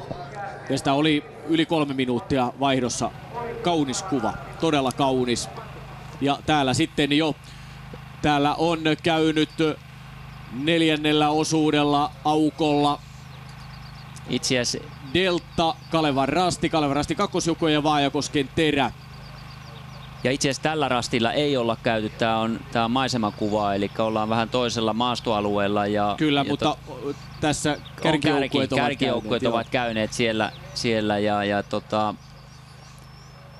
Lauri Sild aloittanut erittäin hyvin ja tässä voidaan nyt vähän, ei paljasteta mitään, mutta voisi sanoa, että tässä on edessä nyt sitten tämän kilpailun parhaita hajontoja, joita sitten varmaan ehkä myöhemmin näytetään, minkälaisia ne ovat, ja uskon, että nyt alkaa tapahtumaan. Uskallisit heittää, että Vekman ei tule kohta tuolta karmit kaulassa sisälle koppiin. Joo, en uskalla paljastaa sen enempää, mutta todella näyttää mielenkiintoiselta, olisi mukava olla mukana. Sild, Martomaa, Nurmonen ja Sorvisto, nelikko aika lailla peräkanaa maastossa. Siellä 4. osuudella ovat siis käyneet väliaikarastilla reilun 2 kilometrin kohdalla. Sild, Deltan 4. osuuden suunnistaja, Martomaa Kalevan Rastin ykkösjoukkueessa, Nurmonen kakkosjoukkueessa ja Vaajakosken Terän viestiä vie Juha Sorvisto. Seuraavilla osuuksilla Kivelä on Deltassa, viesti vie, ja Bulgari Nikolov on sitten Kalevan Rastin ykkösjoukkueessa, Adam Kromi Rastin kakkosjoukkueessa ja Lakase Jonne on Vaajakosken viestin viejä. Kuulostellaan vähän mitä Koposille kuuluu tässä vaiheessa yötä. Tänne on saatu 3 Koposen veljestä. Seuraatte tiiviisti vaihtoja kärkijoukkueiden osalta. Miltä se on näyttänyt? Aika kiivastempasta ja se vaihto on aika silleen jännää. Yllättäen nopeasti se menee. Siinä muutama sana ehkä kerkee antaa tai vinki. Katsotaan mitä menee. Kyllä noi kärjet kyllä vetää aika haipakkaa. Et kyllä katsoo niin ihan uskomatonta vauhtia ne kyllä painaa. Se, ihan kuin pikku oravat painaa. Niin, että teillä on vähän vielä tehtävää, että pääsee tuonne kärkijoukkueiden vauhtiin. Niin, mutta tämä on hieno silleen kilpailu. Tällaiset maanantaisuunnistajat niin meni voi olla samassa kilpailussa näiden maailman huippujen kanssa. En mä tiedä muuta urheilulajia kuin tämä nyt. Tämä on semmoista kansanurheilua parhaimmillaan mun mielestä. Tässä on Leo on lähdössä seuraavaksi metsään. Missä vaiheessa olet laskeskellut, että pääset vauhtiin? 4. Jos kello 4 pääsen lähteä, niin on tosi hyvä. Mutta 4.30 epäilen siihen aikoihin. 4 jälkeen ollaan tulilla. Jos tätä ajattelee kisaturistin näkökulmasta, niin kannattaako lähteä kokeilemaan Jukolan viestiä katsojan näkökulmasta? No kyllä mä uskon, että se voisi olla ihan niin kokemus tällä, että tulisi vaan tänne paikan päälle. Kumminkin niin paljon ihmisiä ja on tää ihan erilaista yöllä täällä valvoa ja katsoa, että kyllä ihmiset juoksee täällä.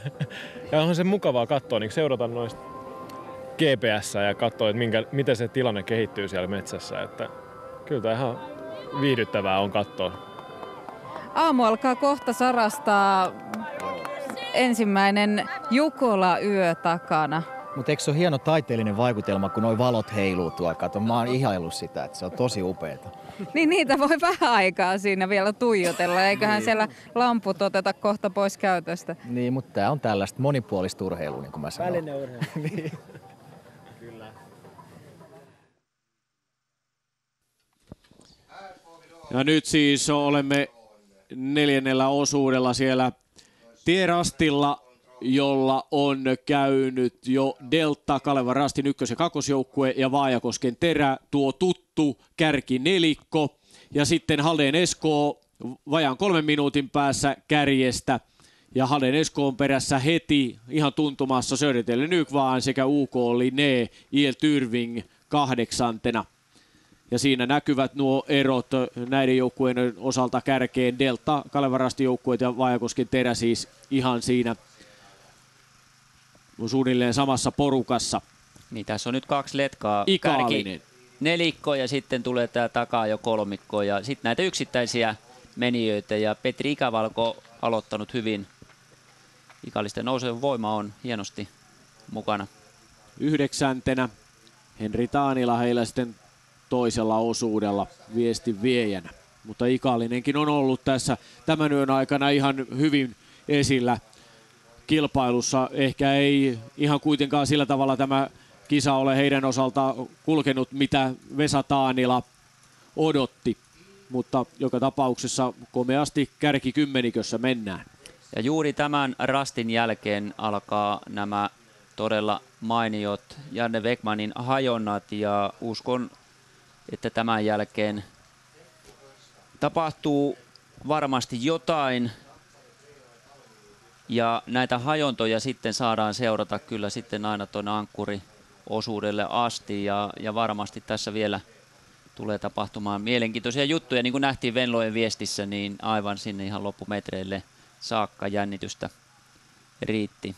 Tämä 4. osuushan on tietyllä tapaa tämmöinen puolustusosuus, että tässä ei ole mitään näitä maailmanluokan tykkejä, vaan että tässä on ikään kuin ne 7 juoksijat, jos ajatellaan veljessarjaa, ja erittäin tärkeässä roolissa, että tässä niin kuin luodaan nyt paikkoja tälle loppuratkaisulle, että 5. osuudesta eteenpäin sitten miehet todella kovenevat ja ovat maajoukkueluokkaa. Ja tällä 4. osuudella on mittaa hieman yli 8 kilometriä ja täältä sitten seuraava joukkue on Hiisi Rasti 10. tässä viestissä ja sitten Angelniemi 11. ja Angelniemen jälkeen heti IFK Muuras tässä kisassa. Eli siinä Hiisirastin Juha Tommila, Angelniemen Mikko Sireen, Tierastilla siinä painaltavat eteenpäin ja Jägar Kostilev Muurasin viestin viejä. Delta, Kalevan Rastin ykkös- ja kakkosjoukkue ja Vaajakosken Terä mahtuvat tässä siis reilun 10 sekunnin sisään väliaikapaikassa 4. osuudella reilun 2 kilometrin kohdalla. Ja tästä on 12 joukkuetta jo painellut ohi. Ja tästä sitten tämänhetkistä tilannetta GPS-seurannassa Kalevan Rastin ykkös- ja kakkosjoukkue sekä Delta. Missä on Vaajakoski? Ja nyt ollaan menty sen hyvän hajonta-alueen ohi ja nyt on pieni semmoinen rauhallinen ikään kuin suvantovaihe ennen seuraavaa hajontaa ja näyttää siltä, että Vaajakoskella on ollut missä vaikeuksia. On Sorvisto? Ei näy kuvassa ja tuo hännän pituus on minuutin. Sieltä tulee. On pari minuutin pummi. Kyllä. Delta johtaa. Silt kärjessä. Sitten Kalevan Rastin ykkös- ja kakkosjoukkue ja Vaajakosken Sorvistolla nyt vaikeuksia. Ja sitten odotellaan tänne seuraavia joukkueita 12 porukkaa. Tästä on 12 suunnistajaa mennyt ohi. 4. osuudella. Ja todella mielenkiintoista on nähdä kohta, että miten Halden selviytyy näistä hajonnoista ja mahdollisesti sitten lähestyy jo Vaajakoskea ja Sorvistoa. Tuleeko Kangasala SK seuraavana vai Jäärälä IF vai kenties Kristiansand? Kyllä Jäärälä tulee siinä. Ja Jäärälän Boström suunnisti mainiosti edellisellä 3. osuudella. Sieltä tulee Kristiansand.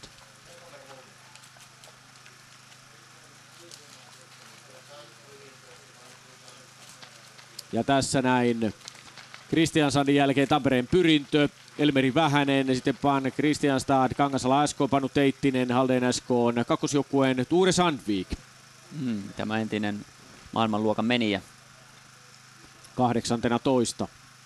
Vajaan 10 minuutin päässä kärjestä. Nyt 18 joukkuetta on käynyt siellä väliaikapaikalla.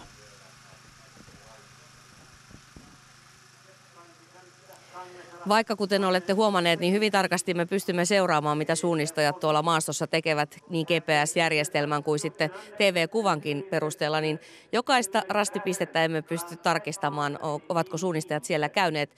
Ja sitä varten on tietenkin olemassa tämä leimausjärjestelmä.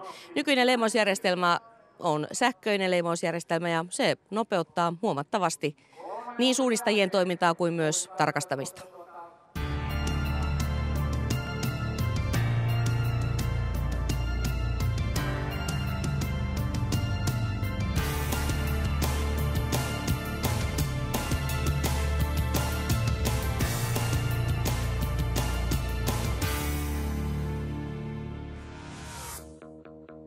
Suunnistuksessa on 2 kilpailevaa leimausjärjestelmää, Suomessa käytössä on yleisempi EMIT. Kilpailijan käyttämää leimauskorttia kuljetaan yleensä sormeen kiinnitettynä. Leimaustapahtumassa kilpailija vie korttinsa rastilla olevaan leimauslaitteeseen. Laite siirtää tiedon sähköisesti suunnistajan leimauskorttiin. Leimauksesta jää muistikorttiin tieto ajankohdasta sekä leimatun rastin yksilöllinen tunnuskoodi. Elektroninen leimausjärjestelmä mahdollistaa nopean rastityöskentelyn. Osa kilpailuissa käytettävistä rastileimasimista on online-leimasimia. Online-leimasimien tieto välittyy tulospalvelujärjestelmään, näin kilpailun seuraaminen helpottuu väliaikapisteiden ansiosta. Kilpailun jälkeen kortti luetaan ja tarkastetaan urheilijan suoritus. Mikäli sähköinen järjestelmä on pettänyt, on EMITin kilpailukortin alapuolella pahvinen lappu, johon jää jälki, kun leimauskortti on viety rastileimasimeen oikeaoppisesti.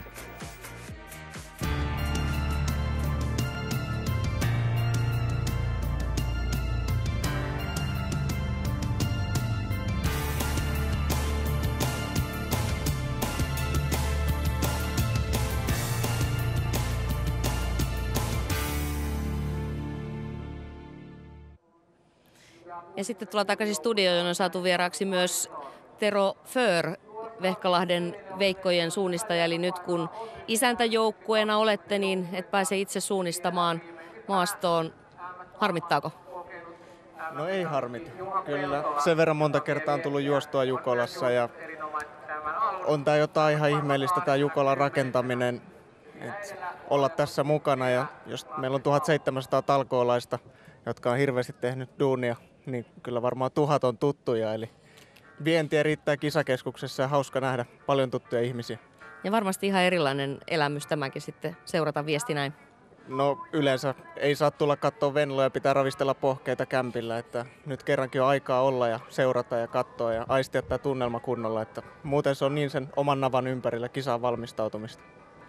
No sinä olet myös maajoukkuesuunnistajia ja niitä kärkinimiä ja olet käynyt vähän valmistautumassa Ranskan MM-kisoja varten leireilemällä pitkään Ranskassa. Mikäs oli sen leirin anti?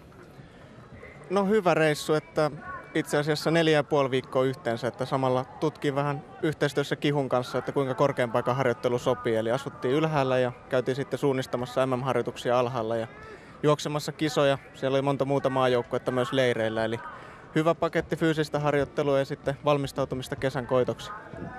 Ilmeisesti oli ihan hyvä käydä siellä. Taisit sanoa, että tulee olemaan erittäin haastava tämän maastot?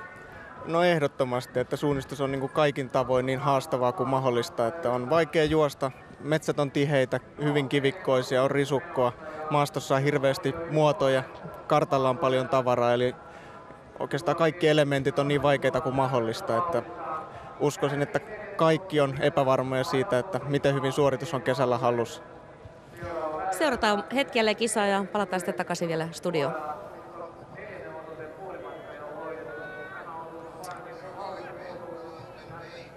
No niin, ja kärkeä odotellaan sitten aukko rastille ja onko sieltä tulossa Delta vai Kalevan rasti kahden joukkueen voimin. Ja sitten on mielenkiintoista nähdä, että mikä on Haldenin tilanne suhteessa näihin kärkijoukkueihin. Ja näyttää siltä, että siinä Delta, Lauri Sild on ottanut ohjat kyllä ja leimaa kärjessä. Aika revitystä on kyllä meno tällä 4. osuudella. Ja aika selkeän eron on ottanut nyt sitten Lauri Sild. Kyllä. Ja tässä on ollut hajontoja tässä välissä, että ne varmaan selittää osin aikaeroa ja mahdollisesti virheitäkin. Näitä ei voida nyt näyttää kepsillä, koska nämä hajonat sitten myös kertaantuvat myöhemmillä osuuksilla. Ja sitten myöhemmin palataan varmasti näihin kepsikuviin sitten 5., 6. ja varsinkin 7. osuudella. Ja siellä aukolla on nyt edellisten osuuksienkin suunnistajia. Sieltä tulee KR. 1 vai 2? Ykkösjoukkue. Martomaa. 43 sekuntia Sildiä perässä. Nyt on lähes 5 kilometriä jo menty. Tässä painellaan kyllä aika lailla urku auki. Todella nopeaa on miesten eteneminen. Kyllä. Aamu alkaa valjeta jo. Joo, kyllä se nyt jo auttaa ja helpottaa suunnistusta. Kartanlukuun tarvitaan vielä valoa ja nyt on mielenkiintoista nähdä, mikä on Marius Bjuganin tilanne eli Halden. Nämä on ihan ratkaisevia hetkiä tämän kisan voittotaistelun kannalta. Kuinka lähelle Halden pääsee nyt sitten Kalevan Rasti ja Delta? Siellä 3 minuutin huitteissa se on ollut. Sieltä tulee Kalevan Rastin kakkosjoukkue seuraavana. Nurmonen tässä näin. Punamusta asu. Joukkue ei ole punamustat niin kuin Johannes Oikarisella. Mutta kolmantena 1.46 siinä on ykkösjoukkue minuutin edellä kakkosjoukkuetta KR:llä. Ja missä on Vaajakosken Terä Juha Sorvisto? Ja Kepsistähän nähtiin, että Juha oli jo sitten parisen minuuttia kyllä perässä ja sieltä tulee Sorvisto. Ja siinähän saattaa olla kohtapuolella sellainen tilanne, että siinä Halden Esko ja Bjugankin hengittelee niskaa. Niin, me ei olla nähty nyt sitten Haldenin tilannetta Kepsistä ja se on puhdas arvaus, mutta jos hyvin on juossut, niin pitäisi olla sitten aika lailla tuntumassa. Siinä Sorvisto. Vaajakosken Terä viime kesänä Kytäjällä joukkue oli 3.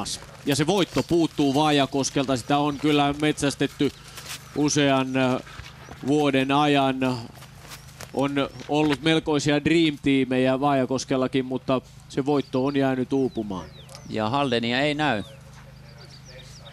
Ettei ainakaan aivan tuntumaan ole pääsemässä. Ja suomalaisten näkökulmasta niin se on tietysti positiivinen tieto.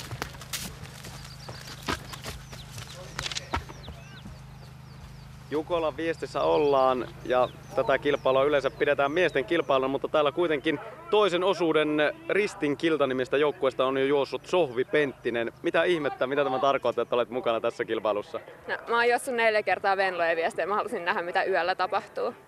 Ja teekkarin joukkueen, niin sit siellä ei ollut naisia tarjolla, niin oli pakko mennä Jukolan puolelle. No miten pääsit mukaan tähän teidän joukkueeseen? Ihan vaan ilmoittauduin joukkueen johtajalle ja oli vähän erimielisyyttä osuuksista. Ja juoksit toisen osuuden, olitko kenties halunnut jotain muuta kokeilla? Joo, niitä lyhyempiä, mutta nyt mä oon tyytyväinen, että se oli 2. Se oli kiva. Minkälainen suunnistustausta sinulla ihan muuten on?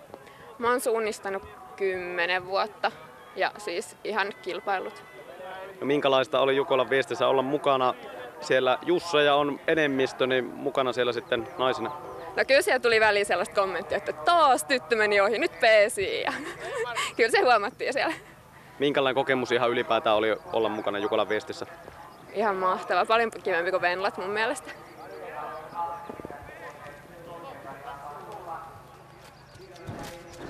No niin, ja sitten Uko Linné, Södertälje ja Haldén. Haldén 7. 4-11 ero kärkeen.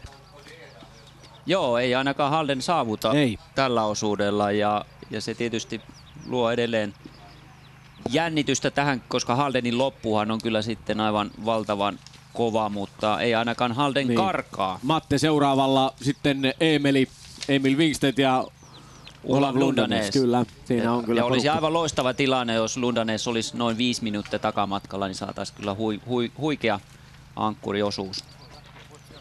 Ja johtavalla Kalevan Rastilla Simo Martomaa vie nyt viestiä Kirill Nikolov 5., Filip Adamski 6. ja Fabian Herdner 7. osuudella.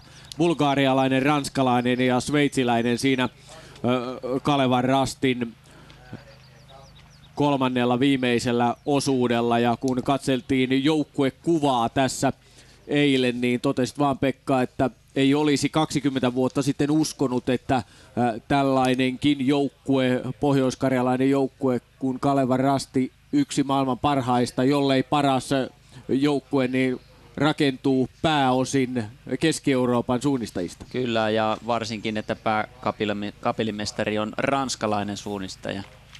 Sieltä näin. tulee... Maailma muuttuu. Kyllä, onneksi näin. Silt toki kärjessä.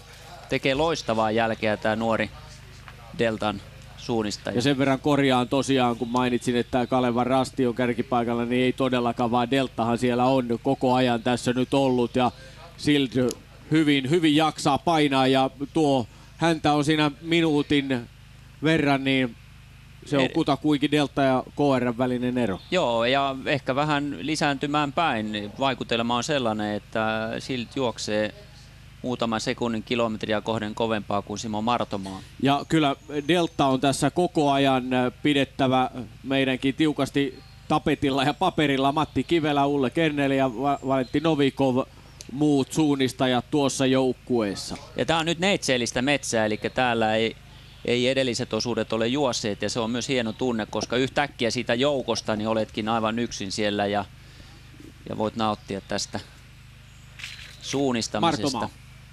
Simo Martomaa, Kalevan Rasti leimaa siinä reilun minuutin Deltaa perässä.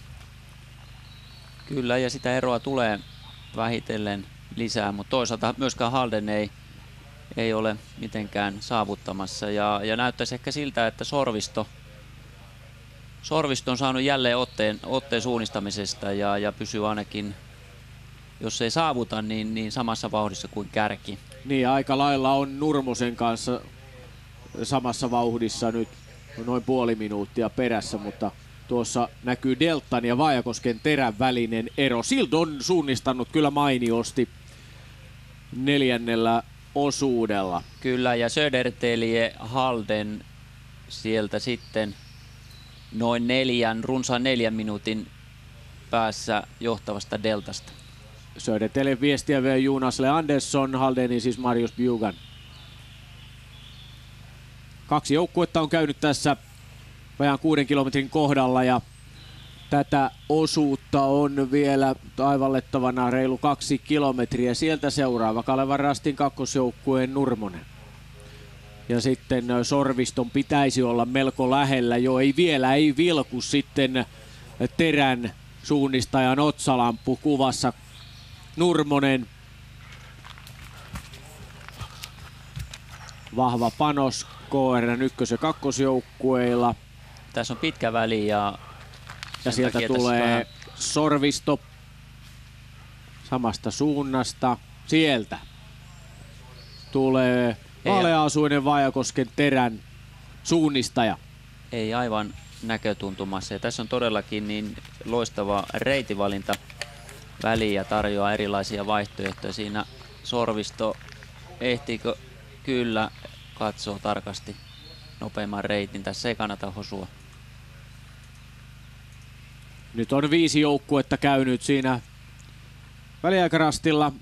Kalevan Rastin ja Vaajakosken Terän välinen ero on vajaan parin minuutin luokkaa. Delta kuitenkin kärjessä. Toisena Kalevan Rastin ykkösjoukkue, kolmantena Kalevan Rastin kakkosjoukkue, sitten Vaajakosken Terä.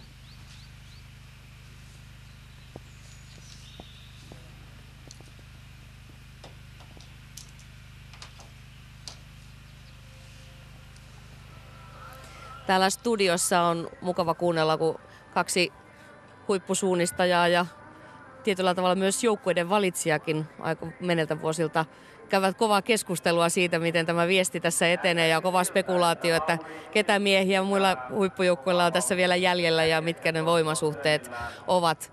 Janne ja Tero, kumpikin olette olleet mukana voittavissa joukkueissa ja olette myös valinneet niitä. Minkälainen prosessi se on valita joukkue? Tero. No riippuu tietenkin ketä on tarjolla, eli usein sen jälkeen parhaat pisimmille osuuksille ja sitten ruvetaan miettimään osuuksien luonteita, mikä sopii kenellekin. Eli kyllähän siinä semmoista joukkueen rakentamista sillä tavalla on, että vaikka on kyse kuitenkin yksilösuorituksesta ja tavallaan siitä, että kunhan koko viesti juostaa mahdollisimman hyvin henkilökohtaisesti, niin sillä tulee paras tulos, mutta osuudet on vähän erilaisia, että kyllä siinä on mietittävä. Janne. No se vaihtelee. Tietysti mä oon ollut itse valitsijana valitsemassa miesten joukkuetta muutaman kerran silloin, kun itse juoksin. Ja se oli vähän hankalaa tavallaan se, että käytännössä kuitenkin aina se, kuka on se viimeinen, joka pääsee joukkueen ja kuka ensimmäisenä putoaa joukkueesta, niin se on veteen piirretty viiva. Ja sitten itse piti kuitenkin keskittyä siihen omaan suoritukseen, mutta samalla tuli jännitettyä vähän turhan paljon niitä aikaisempien miehen suorituksia, koska oli tavallaan itse vastuussa ja varsinkin just sen kaverin, joka viimeisenä oli valittu siihen joukkueeseen. Eli ei se mikään hyvä ratkaisu kyllä ole ja en sitä kovin monta kertaa sitten tehnytkään. Että kyllä silloin varsinkin kun ankkuriosuutta juoksee, niin mieluiten pitää keskittyä vain siihen omaan tekemiseen, mutta toisaalta on ollut antoisaa valita joukkueita myös. Ja ehkä se onkin tärkeä asia, että jotta seura henki säilyisi, niin viimeistä sanaa valinnoissa ei saa urheilija sanoa, vaan se on parempi, että se on sitten joukkueen manageri tai valmentaja, että vaikka siinä prosessissa olisi useampi urheilija mukana, niin tavallaan se syyllinen löytyy sitten sieltä joukkueen ulkopuolelta, että takaa jatkuvuutta paljon paremmin. Niin, Janne valitsi vuoden 1996 voittajajoukkueen ja Tero sitten vuoden 2006 Vehkalahden Veikkojen joukkueen. No sen verran täytyy korjata, että en kyllä ota kunniaa siitä, että sanotaanko, että 3 henkeä on aina ollut silleen, että keskustellaan ja sitten viimeinen sana on nimenomaan tällä ei-juoksijalla. Nyt kuitenkin tässä viime vuosina esimerkiksi Halden ja Kalevan Rasti ovat olleet poikkeuksellisen vahvoja ja puhutaan siitä, että juuri jokaisella osuudella, kaikilla 7 osuudella pitäisi olla jo ihan maajoukkuesuunnistaja, mutta onko se sitten ihan näin yksioikoista? Miten te näette? No ainakin pimeällä niin tulee niin sanotut viestimiehet enemmän kuvaa, eli maajoukkuetouhut vaatii aina panostusta arvokisoihin, ei ole sillä tavalla aikaa eikä resursseja harjoitella yösuunnistusta, niin silloin tulee tämmöiset viestimiehet, jotka satsaa nimenomaan yöosuuksiin ja siihen maastoon, jossa viesti tullaan suunnistamaan. Ja maailma on muuttunut tässä viime vuosina aika paljon, että silloin kun oli meidän menestysvuodet, niin ei ollut tämmöisiä näin kovia porukoita, mitkä olisi kerätty kasa eri maista, että se tällä vuosituhannella käytännössä näin on käynyt ja se tarkoittaa sitä, että semmoisia niin sanottuja viestimiehiä ja yöerikoismiehiä on vähemmän näissä ihan parhaissa joukkueissa kuin mitä aikaisemmin, että he on tosi kovia sekä yöllä että päivällä. Ja osittainhan nämä joukkueet on myös kerääntynyt yhteen, että se ei ole pelkästään sitä, että on houkuteltu, ostettu miehiä, vaan esimerkiksi Kalevan Rastissa niin Thierry Surso on selvästi semmoinen, joka houkuttaa muita huippuja ja sielläkin on taustalla se arvokisasatsaus, että parhaimman kanssa kannattaa harjoitella mahdollisimman paljon, niin Kalevan Rastikin on sitten joutunut ottamaan ja totta kai mielellään ottaa, kun on hyviä kavereita tulossa. Hyvä, kiitoksia.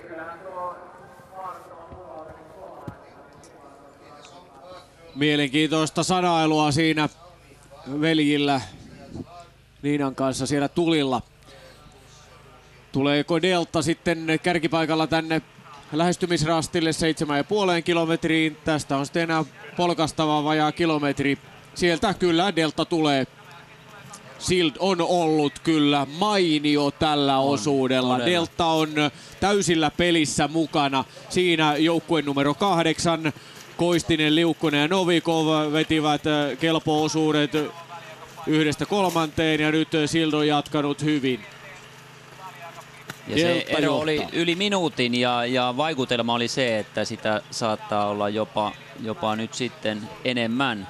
Ja edellisissä väliä, jossa tosiaan Kalevan Rastin Martomaa oli kakkosena ja Rastin kakkosjoukkueen Nurmonen kolmantena. Sitten Vaajakoski neljäntenä, Linné viidentenä, Södertälje Nykvaan kuudentena, Halden Esko seitsemäntenä ja IL Tyrving kahdeksantena.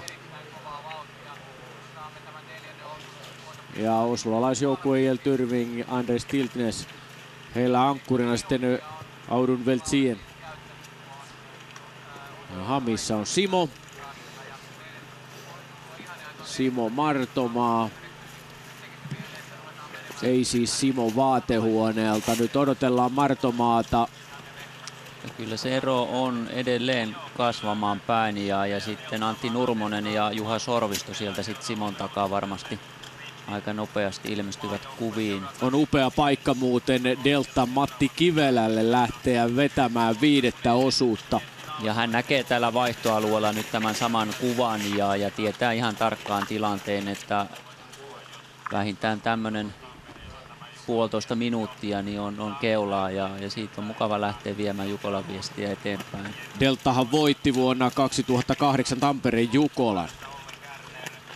Kyllä, ja siellä on Valentin Novikov ankkuriosuudella, joka on yksi maailman parhaita suunnistajia ja nimenomaan tällaisen johdon puolustajana kärkipaikalla erittäin kokenut suunnistaja. Ja se Tampereen Jukola, Piiparinen, Heikka, Novikov, Noponen, Liukkonen, Kerner, Novikov ja juuri Valluhan oli silloinkin, hoiti ankkurin tehtävät mallikkaasti 3 vuotta sitten. Tässä voi käydä nyt niin, että sieltä tulee Kalevan Rastin molemmat joukkueet ja sitten myöskin Sorvisto ja Vaajakoski. Joo, kyllä.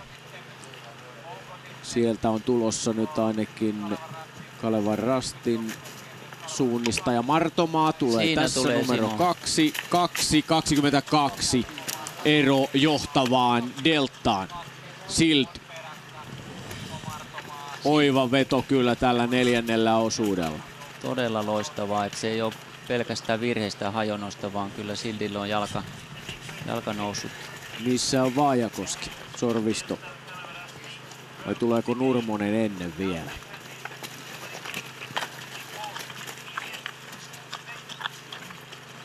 Ero on kasvamaan päin nyt. Sild teki tässä kyllä elämänsä osuuden. Kerta kaikkiaan hieno veto. Ja sitten täällä viimeisellä rastilla tänne. Kohta Delta-mies tulee sitten jo. Ja Kivelän Matilla tärinä varmaan on aikamoinen puomilla. Siinä menee Sild. Ja hänen varmasti Delta kärkeen. Uran yksi suurimmista kohokohdista, ehkä kaikkein suurin. Tulla Jukolan viestin kärjessä vaihtoon. 3. osuuden jälkeen Delta oli 4. 58 sekuntia kärjestä ja Kalevan Rastista, mutta nyt Lauri Sild on nostanut joukkueen kärkeä täällä sitten Matti Kivelä. Kivelähän kuuluu tähän Suomen maajoukkueen sprinttiryhmään, joka on nyt perustettu tälle kaudelle. Joo, siinä on mielenkiintoinen paikka nyt Matille ja tietenkin niin noin siitä. Oikealla asenteella nyt puhdas juoksu, ei tarvitse ratkaista vielä yhtään mitään, vaan hoitaa tämä 5 alta pois ja sitten antaa hyvät asemat näihin lopputaisteluihin. Ja sitten Nurmonenkin on käynyt jo tuolla lähestymisrastilla. On ihan Vaajakosken terän perässä. Kyllä, pari sekuntia oli ero. Ja minuutti suurin piirtein on Vaajakoskella eroa Kalevan Rastiin, eli Simo Martomaahan. Jännänä pysyy. Kivelä on jo 5. osuudella. Ja hetken kuluttua Kalevan Rastin ykkösjoukkue, Vaajakosken terä ja Kalevan Rasti nimenomaan kakkosjoukkue sitten saapuvat tuohon. Tässä näkyy tuo Martomaan pummi, mikä tuli. Tämä tulee siis nauhalta. Kyllä, ja se oli se noin minuutin virhe. Ja tässäkin näytetään nyt tällainen vähän epämääräinen kuva, koska myös tulevat osuudet juoksevat näitä samoja rasteja. Ja ei ollut paha virhe. Se oli minuutti. Joo. Se oli minuutti, mutta näissä tilanteissa niin tietysti paha pummi, kun aletaan lähestymään näitä ratkaisuhetkiä.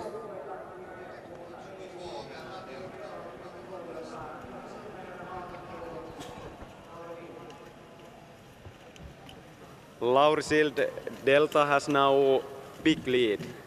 What do you say about your performance today? I'm really glad with my performance because the last few weeks have been really difficult for me, and actually this is the first race in a long time that I felt really good. So with this feeling I'm not surprised that the gap was, I don't even know how big. Was there any difficult control points? You might say that, but I tried to take it really carefully when I felt that it might be really tricky. What do you think about race conditions in overall? I think the conditions are perfect.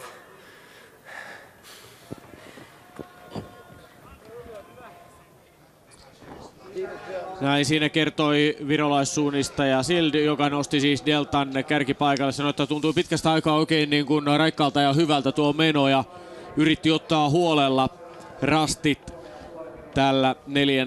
osuudella ja kehui vielä oloja, että oikein hyvät olot. Ja tässä on edellisen osuuden juoksijoita, joilla ei ole tätä viimeistä rastia, vaan tässä on eri osuuksilla eri viimeisiä rasteja. Eli ne, jotka leimaavat tässä, niin tulevat sitten tältä 4. osuudelta. Ja sinne sitten odotellaan Martomaata, Sorvistoa ja Nurmosta seuraavaksi. Mutta kyllä on Sild vetänyt tuossa, teki kyllä niin kylmän tempun tuossa. Siinä meni Martomaa. Ja sitten Nurmonen, he ihan kannassa on Kalevan Rastin ykkös- ja kakkosjoukkue peräjälkeen. Ja missä on Sorvisto, vaalea-asuinen Vaajakosken Terän suunnistaja. Siinä niin tarpoo Martomaa tuohon sillalle. Nurmonen numero 77 menee siinä perässä. Joensuulaisseura on tässä vahvasti esillä tässä koitoksessa. Näyttää siltä, että Simolla on ollut vielä tuossa vaikeuksia tuon lähestymisen rastin jälkeenkin. Että erohan kasvoi aivan valtavaksi nyt ihan tässä viimeisen kilometrin aikana. Yli 4 minuuttia. Ja se on kova ero. Täällä Kirill Nikolov oikealla lähimpänä kameraa odottaa siinä lähestulkoon malttamattomana jo matkaan pääsyä. Kovan luokan suunnistaja hänkin, mutta kunnostautunut erityisesti aloitusosuuksilla ja todella mielenkiintoista nähdä nyt tämmöinen henkilökohtainen suoritus kovassa paikassa. Niin, Martomaalla tuli tuossa lopussa, siinä oli häikkää, koska yli 4 minuuttia. Joo, ensin tuli se pieni pummi, mutta sitten sen jälkeen, niin lähestymisrastin jälkeen on tapahtunut myöskin jotain. Ja tässä näemme nyt vaalealla pohjalla. Ja ei voida paljastaa tätä lopun karttaa ja siksi... Ja Vaajakoskellakin Sorvistolla, siellä tuli aika pahaa mutkaa kyllä Juhallakin matkan aikana. No ei aika vaan erittäin ihan pahaa. mielettömät käännökset aivan siihen lopussa. Ja sieltä tullaan takaa ohi Jonas vielä. Leandersson, tämmönen Ruotsin poika, joka on Södertälje Nykvan. Todella kova kulkija ja vuonna 90 syntynyt, erittäin lupaava kaveri ja kulkee kovaa. Vahvalla otteella tulee. Ja toinen nuori ruotsalainen Rasmus Andersson, Uko Linné tulee siinä. Ennen Sorvistoa. Sorvistolle kyllä kävi nyt kylmät tässä ihan lopussa. Rajuja. Hermopummeja. Kyllä. Muutoksia on tässä nähty kyllä ja Jonne Lakanen siellä odottelee puomilla ja siinä on Jonnellakin nyt tehtävä sitten 5. osuudella kelpo suoritus, jotta Vaajakosken Terä tässä pysyisi kärkikamppailussa mukana. Iel Tyrving ihan sitten siinä myös tulossa kannassa. Ja näin tässä viestissä kyllä koetaan jänniä hetkiä. Siinä lähti Tyrving 5. osuudelle. Delta yli 4 minuutin karkumatkalla Kalevan Rastin ykkös- ja kakkosjoukkueeseen nähden. Sitten Södertälje Nykvaan sekä UK Linné tuli Vaajakosken terän ohi vielä tässä lopussa. IL Tyrvin Kangnassa Halden Esko 8. kisassa.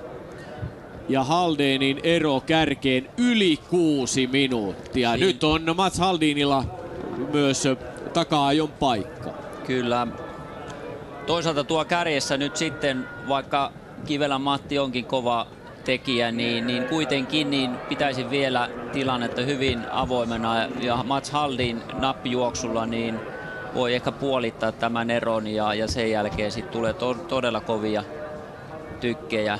Samoin Kalevan Rastilla on aivan loistavia juoksijoita jäljellä. Tässä on kaikki vielä auki. Samoin Lakasen Jonne onnistuessaan niin velipojalle Janille hyvä paikka ja sitten Pasi Ikonen huippukunnossa. Niin tässä on itse asiassa niin kaikilla näillä joukkueilla on mahdollisuudet voittaa.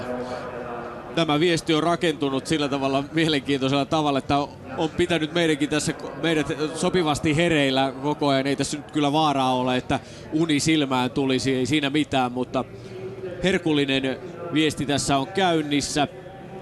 5. osuus on kärkijoukkueiden osalta lähtenyt jo käyntiin. Kärjessä Delta. Ja Matti Kivelä siellä painelee siis 5. osuutta.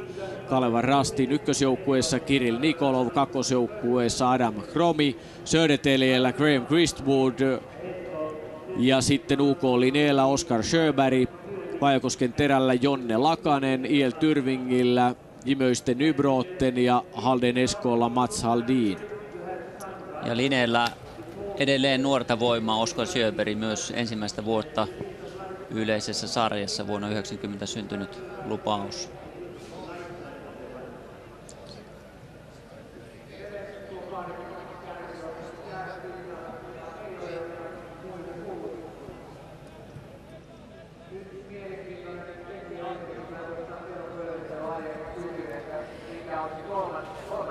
Eli piipahdetaan täällä studiossa ottamaan kommentit vähän vaihdosta. Janne, mitäs näyttää? Lauri Sild tekikin aika loistavan osuuden.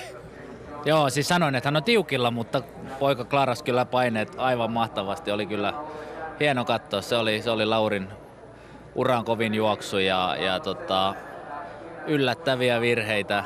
Siis Simolta ja Sorvistolta, niin en olisi ehkä odottanut, että ihan noin paljon tehdään kuprua, mutta se kertoo siitä, että on tosi haastava maasto ja kyllä mä sanoisin, että ei siellä ole Kivelän Matilla eikä Kirill Nikolovilla eikä Kromilla eikä kumppanilla helppoa, että tässä voi tapahtua kyllä hyvin paljon vielä. Niin, eli nämä minuuttimäärät ei todellakaan mitään vielä kerro. No ei ne, koska 4. osuudella sattuu tuommoista, niin kyllä se voi yhtä hyvin vitosella tulla monen minuutin kiinniottoja ja virheitä, eli tosi hienoa, että näin käy. Eli tylsäähän tämä olisi, jos koko ajan mentäisiin vaan samoilla eroilla eteenpäin. Mitä uskot, mikä se voi olla se syy, miksi Lauri Sild pystyy tuollaisen suorituksen tekemään? No siis hän on muutaman kerran ollut meidän maajoukkueen leireillä ja tiedän, että hän on todella taitava ja kovakuntoinen kaveri ja on varmasti ollut kova nälkä. Jos mä väärin muistan, niin hän epäonnistui Tiumilassa keväällä ja oli näytön paikka. Ja sitten kun homma lähtee hyvin rullaamaan ja huomaa, että pääsee kärkeen, niin kyllä siinä tulee siivet ja tulee keskittyminen oikein kristallisoituu tuohon. Ja taas päinvastoin sitten, kun Sorvisto ja Martomaa esimerkiksi teki pieniä virheitä, niin siitä tulee pientä stressiä ja se homma menee huteralle pohjalle. Ja sit jos ei siitä saa oikein kiinni, niin se ero vaan kasvaa. Niin ja se, että Sorvistollekin tuli tuossa lopussa todella isoa hakemista, niin mistä se kertoo? No siinä oli hän oli saamassa just Nurmosen kiinni ja Martomaan kiinni ja sitten todennäköisesti oli liian kiire maaliin ja iski jätkien selkää kiinni ja sitten siinä oli hyvät hajonnat epämääräisellä alueella ja sitten ei saanut mistään kiinni ja siinä vielä pari minuuttia lisää, mutta mä en usko, että toikaan vielä ratkaisi, mutta nyt on Jonne Lakasella on kyllä tiukka paikka, että jos hän ei nyt tee huippujuoksua, niin sitten on kyllä teränpeli pelattu. Kiitos. 10 joukkuetta jo tullut 4. osuudelta. Deltan Lauri Sild on ollut tähän mennessä kyllä 4. osuuden ylivoimaisesti nopein kaveri.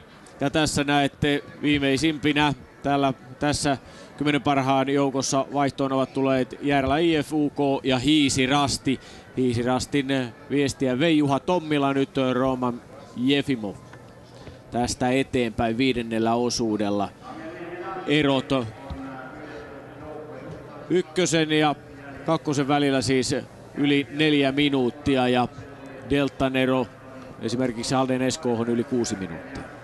Ja sitten tässä deltan ero Kalevan Rastiin nyt vajaat 4 minuuttia. Joo, ja ehkä tärkeintä tässä kuvassa on nyt se kaunis sininen viiva, eli Kivelän Matilla on lähtenyt homma hienosti käyntiin. Ei minkäänlaista hermoilua näy tuossa viivassa, vaan tosi hyvää rauhallista tekemistä ja se tietää kyllä hyvää deltalle.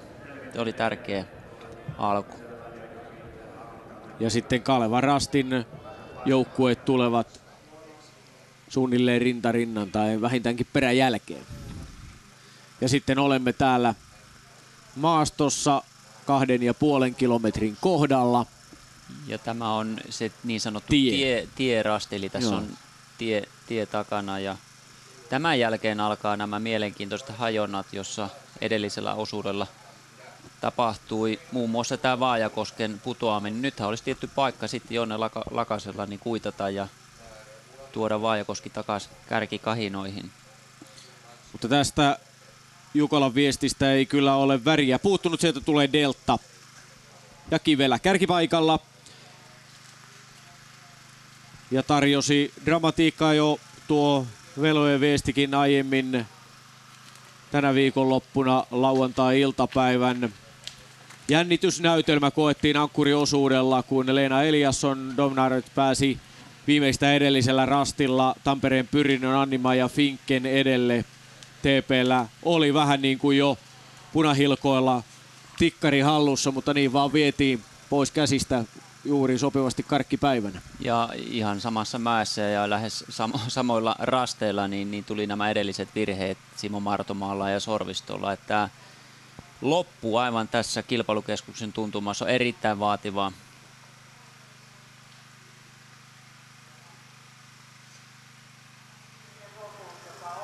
Juha Tommila Hiisirastista, minkälainen oli sinun osuus? Mukavaa, oli kyllä vauhdikasta koko ajan ja mä nautin kyllä siitä koko ajan, että ihan puhtaasti tai muutamia sekuntia virheily tässä lopussa ja silleen ihan tyytyväinen.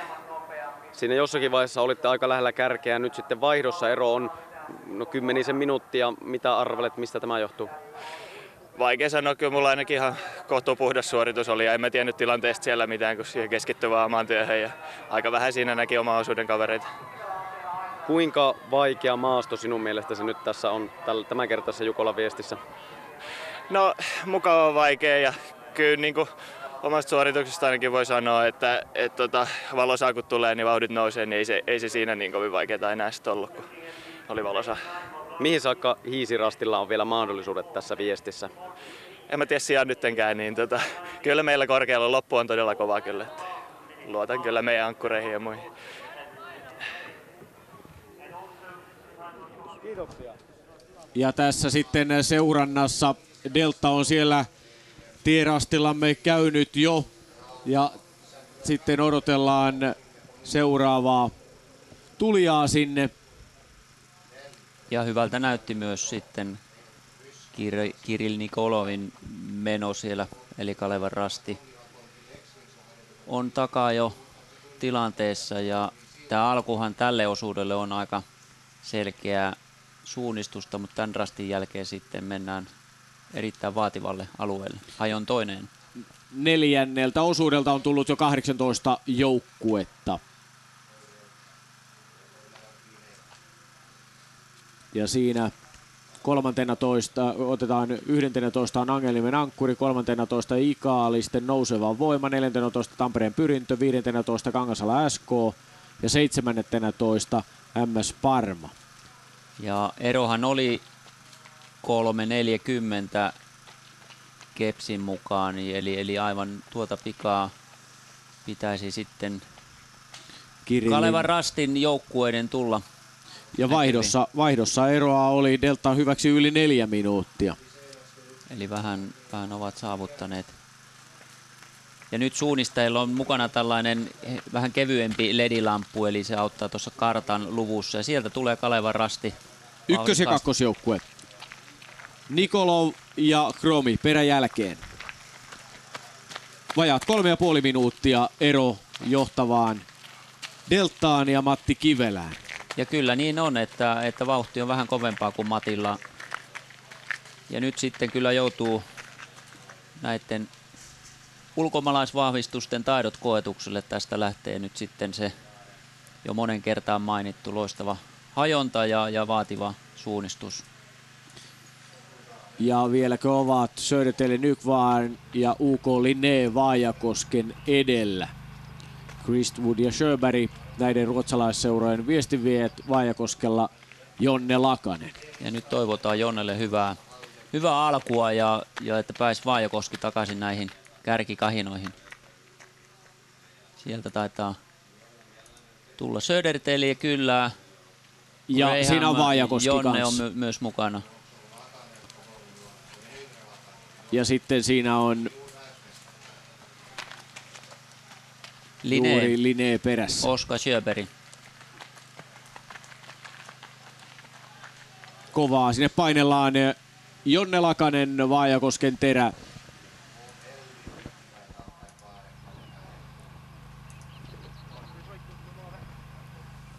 Kahden ja puolen kilometrin kohdalla ja sitten... Jos katsotaan näitä aikoja, niin...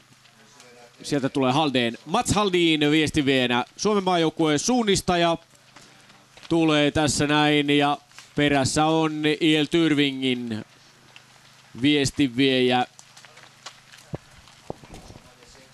Nybrotten. Joo, kyllä Haldin on aloittanut hyvin, mutta niin on Jonne Lakanenkin. Itse asiassa Jonne Lakanen pitää tällä hetkellä kovinta vauhtia Oskar Sjöberg Linnén kanssa. Graham Christwood Södertälje myös samassa vauhdissa. Eli tämä takajoletka on vähän nopeampi kuin nämä aivan kärkijoukkueet. Ja vähän ovat nyt saavuttaneet Deltaa. Matti Kivelä Delta kärkipaikalla, Kalevan Rastin ykkösjoukkue toisena ja Kalevan Rastin kakkosjoukkue heti ykkösjoukkueen kintereillä. Ja kaunista maisemaa täällä tarjoillaan meille maastosta.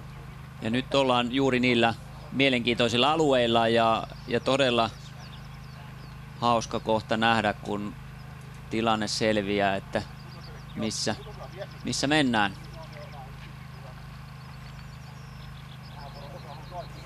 Täällä ollaan Delta-alueella ja Delta-valmentaja Petri Forsman näyttää aika hyvältä. Kyllä, tilanne on ihan hyvä tässä vaiheessa ja hienosti on mennyt. Ei ole yhtään virhettä oikeastaan yhdelläkään osuudella tähän mennessä tullut, että viesti on mennyt erittäin hyvin tähän mennessä. Niin tuossa monet kärkijoukkueet ovat tehneet virheitä ja niitä on sitten pimeällä ollut vaikea korjata. Nyt alkaa valostumaan. Kyllä, nyt alkaa valostua ja vauhti kasvaa ja miehet kovenee loppuun kohti. Onko teillä parhaat voimat säästetty viimeisille osuuksille? Kyllä, meillä on maailmanluokan miehet, muun muassa hallitseva viestisuunnistuksen maailmanmestari Valentin Novikov juoksee viimeisen osuuden. Että kyllä meillä varmasti materiaalia riittää. Ketkä on teidän kovimpia kilpailijoita, jos ajattelet ihan loppuun ja viime metreille saakka?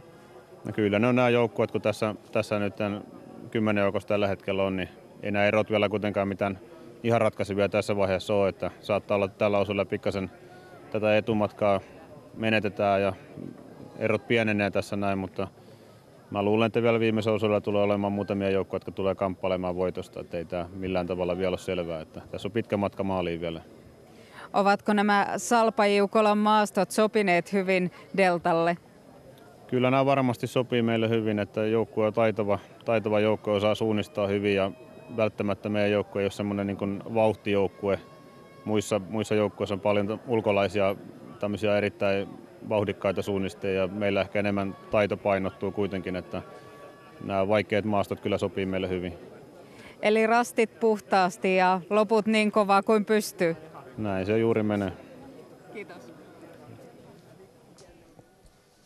Siinä oli haastattelussa siis Deltan valmentaja Petri Forsman. Forsmanhan on antanut jonkin verran konsulttiapua sitten Koposen 7 veljeksellekin ja siellä on Koposen Kimmo on taipaleella toista osuutta painelee ja kyllä Leolla vielä on tovi aikaa 4. Hän Leo oli vähän kaavailut, että alkaisi olla sellainen hetki sitten, että olisi syytä lähteä ja päästä taipaleelle 3. osuudelle. Joka tapauksessa täällä on siis sanotaanko suunnistajia ihan joka tasoon maastossa niin kuin kuuluukin. 1500 joukkuetta lähti matkaan ja kärki on täällä jo 5. osuudella. Ehtinyt tänne 2,5 kilometriin Deltan johdolla. 8 joukkuetta siellä on käynyt. Ja seuraavaksi sinne odotellaan Järjelä IFUK:ta, Hiisirastia, Angelniemen Ankkuria ja muita. Mutta siellä on trafiikkia metsässä aika lailla. Siellä on 2., 3. ja 4. osuuden suunnistajia samaan aikaan, kun nämä sanotaanko eliittijoukkueet siellä painelevat 5. osuutta. Järjelä IFUK. Tulee nyt. Nuoria kavereita on tässä joukkueessa nyt David Beibum. Joo, Järjelä on tämmöinen nouseva huippusuunnistusseura. Ulle Boström ehkä kovin tähti ja sitten ankkurina toinen maajoukkueen suunnistaja Anders Hallberg. 10. oli Hiisirasti vaihdossa. Mutta kyllä se on näin, että nämä 8 ensimmäistä joukkuetta on nyt ne, joista varmasti tämän vuoden Jukolan viestin voittaja löytyy.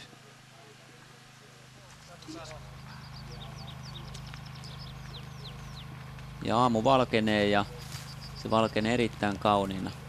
Nyt linnut laulaa ja höyry nousee. Metsä hengittää. Kyllä, sillä tavalla se perjantain ja lauantain välinen sade yöllä, niin se tuo tähän nyt sopivasti tuon usvan tähän peliin mukaan ja maisema on aika, sanotaanko harras. Harras ja valtavan upeat tuoksut. Ja jokaisen suunnistajan unelma on juosta juuri näitä aamuyön hetkiä niin Jukolan viestin kärjessä ja siellä Matti Kivelä toteuttaa juuri tätä unelmaa kuvaruudun ulkopuolella. Ja sitten tulee tässä näin Hiisirasti Jefimov suunnistajana tässä joukkueessa. Siinä meni Deltan joku joukkueesta. Eli näitä edellisen osuuden viestinviejiä. Tämähän on monelle nuorelle niin valtava kokemus, jos on vaikka ensimmäistä kertaa Jukolan viestissä. Angelniemi tulee siinä, samoin Muuras. 11.22 kärjestä. Ja Angelniemellähän on Aleksei Sidorov ja täältä tulee Tampereen Pyrintö seuraavana. Leimaa 13. Pyrinnön naiset ottivat siis kakkosiaan. Florian Hovald, sveitsiläissuunnistaja on Pyrinnön viestinviejä. Ja siinä oli myös ikaalisten nouseva voima. Kyllä. Henri Taanila ja Kangasala SK, Kenni Kivikas ja Kristiansson UK on Martin Hubman, nuorempi Hubman. Joo, ei tämä Kristiansson koskaan noussut alun pummien jälkeen näihin kärkitaisteluihin. Mikkelin voittaja parin vuoden takaa. Ja täällä ollaan jo sitten tällä aukkorastilla ja todella jännittävä tilanne nyt nähdä, että mikä on tilanne, että onko se tämä vai joku aivan muu. Deltalla 3,5 minuutin johto Kalevan rastin 1. ja 2. Sitten Södertelje 3 sekuntia edellä Vaajakosken Terä.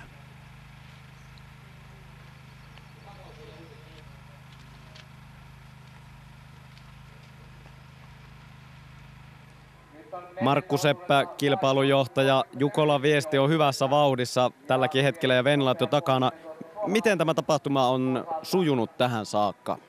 Ainakin oman mielipiteeni mukaan niin varsin hyvin, mitään suurempia ongelmia ei ole korviini tullut. Olit kilpailujohtajana silloin 92, kun edellisen kerran näissä samoissa maastoissa voidaan sanoa kilpailtiin, niin mikä on nyt sitten oikeastaan muuttunut, kun tätä kertaa suunniteltiin ja sitten on valmistauduttu tapahtumaan? No kilpailukeskus on ihan toisenlainen kuin tuossa 2 kilometrin päässä ja myöskin tämä tietotekniikka, mikä on tullut, niin ne on ne suurimmat muutokset.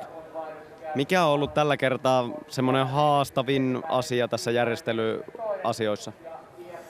No enpä nyt osaa sanoa, että mikä se haastavin voisi olla, että aina näistä tiettyjä haasteita, mutta minusta niitä ei ole mitään semmoisia suurempia haasteita ollut. Voidaan todeta tietysti tuo sähkö ja tämmöinen vesihommat, vaikka täällä kaikki on valmista, niin ne pitää kuitenkin aina rakentaa.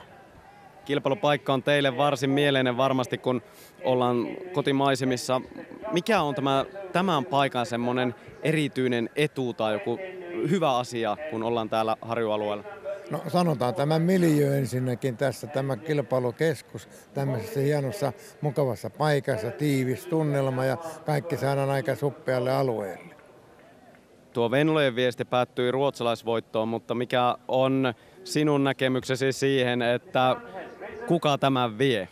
No eiköhän ne tuolla kun katselin, niin siinä 6-7 sakissa nuo joukkueet, jotka tuossa nyt tällä hetkellä ovat, niin kyllä sieltä se voittaja löytyy. Ainakin tämän 5. osan jälkeen voidaan todeta, että ne on ne 10 sakissa olevat, josta se löytyy. Ulkopuolelta ei varmasti enää tule ketään siihen.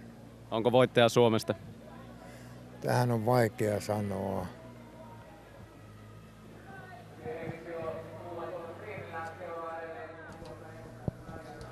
Ja sitten seurantaan Delta, Kalevan Rastin 1 ja 2.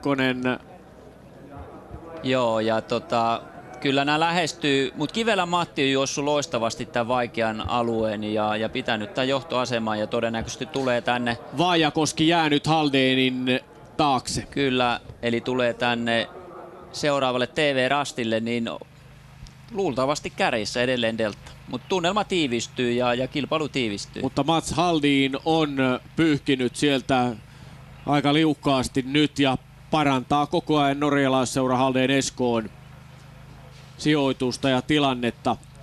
Kyllä Haldenilla on tilanne itse asiassa aika hyvä, koska Maten jälkeen sitten Emil Wingsted ja varsinkin ankkurina sitten ehkä ainoa miessuunnistaja, joka voi Thierry Sourson haastaa tänä päivänä. Siis jos ajatellaan yleisellä tasolla, ei nyt täällä enää Jukolassa ketään Thierryä haasta, mutta ainoa, joka pystyy kilpailemaan tasapäisesti, on Olav Lundanes, Haldenin ankkuri. Tämä nuori mies Norjasta, jolle useiden vuosien ajan ehdittiin jo varmaan aikamoisia paineita, kasata menestyspaineita myöskin vaativan norjalaisen suunnistusyleisön puolesta. Ja hyvin norjalainen ne on kestänytkin ja nyt aikamoinen veto oli se Trondheimin pitkän matkan MM-kulta viime kesänä. Toki Kytäjä Jukolassa viime kesänä ankkuroi joukkueensa voittoon. Ja silloin pystyi varmaan nauttimaan siitä, niin selvä se oli. Siellä Halden. Kivelä. Hyvä Matti. Halden on Delta tulossa, mutta Deltan Kivelä kärkipaikalla ja muita ei tässä ole kannoilla. Ja uskoakseni Kivelä toteuttaa juuri sitä Pete Forsmanin ajatusta, eli virheittä ja ikään kuin sen oman suorituksen kautta, ja se on sitten siinä. Joo, ja se pysyy hallussa nyt, ja Petri Forsman valmentajakin totesi sitä, että todennäköisesti muut joukkueet nyt ottavat hieman kiinni, mutta ei se heidän korttipakkaansa tässä millään tavalla hetkauta eikä heilauta. Ja aika hienosti Pete kuvasi, että virheitä ei ole tullut, ja jos pystyy juoksemaan Jukolan viestin virheitä läpi, niin se on melkoinen saavutus. Oli sitten sijoitus mikä tahansa, mutta tällä hetkellähän sijoitus on 1 ja Deltalla on todella hyvä tilanne. Mutta tosiaan niin tämä Mats Haldinin vauhti on erinomaisen hyvää. Ja tietysti tässä välissä nyt sitten odotellaan Kalevan Rastin molempiakin joukkueita. Kyllä toki sieltä Nikolovin ja Krominkin pitäisi sitten hetken kuluttua saapua näihin maisemiin. 3,5 minuuttia oli Deltan ero kuitenkin siellä tiellä KR-joukkueisiin. Edelleen Joo, pikaisen kepsivilkaisun perusteella niin ehkä vähän ovat saavuttaneet ehkä tuossa 2 minuutin tietämillä, niin saattaisi sitten taka-ajajat ilmestyä tälle alueelle. Ja sitten aika pian sen jälkeen, Kalevan Rastin joukkueiden jälkeen, niin odotellaan sitten muun muassa Lakasen Jonnea ja sitten Mats Haldinia. Sieltä tulee muuten nyt Kalevan Rasti. Kyllä. Kalevan Rastin suunnistaja Kirill Nikolov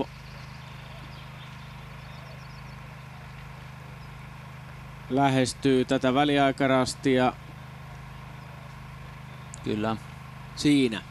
Bulgarialaissuunnistaja oli erikoispitkällä ja SM-kisoissa hopealla Muukkosen jälkeen. Ja siinä sitten Kromi 2.13 ja 2.18 ero kärkeen. Nyt tässä on jännät paikat, missä tulee sitten Halden Eskoon Mats Haldin.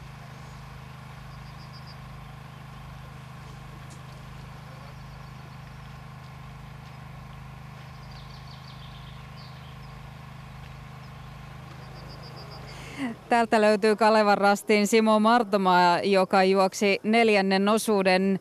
Viime hetkin tilanteet 2.13 ero deltaan. Peli on auki. Sieltä tullaan vielä takaakin.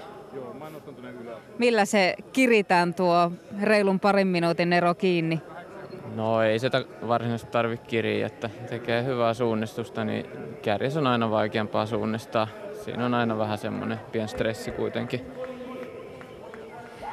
Mitä pidit näistä Salpajuukolan maastoista? Ihan oli täyspainosta suunnistusta. Muutamia helppoja pisteet niin kuin aina Jukolassa on. Ratasuunnittelu vaatii vähän muitakin aspekteja kuin pelkästään huiput, että aina on vähän juoksutusta, mutta sitten oli tosi vaativiakin pisteitä. Ihan täys suunnistuskisa oli.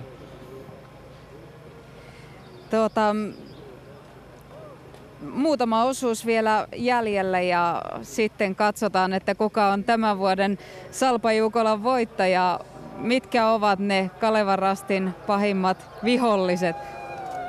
No kyllä tuossa ehkä loppujen lopuksi kuitenkin Halden on pahin vihollinen, että heillä on todella kova kuntoinen ankkuri tällä hetkellä. Toivotaan parasta. Kiitoksia. Kiitos.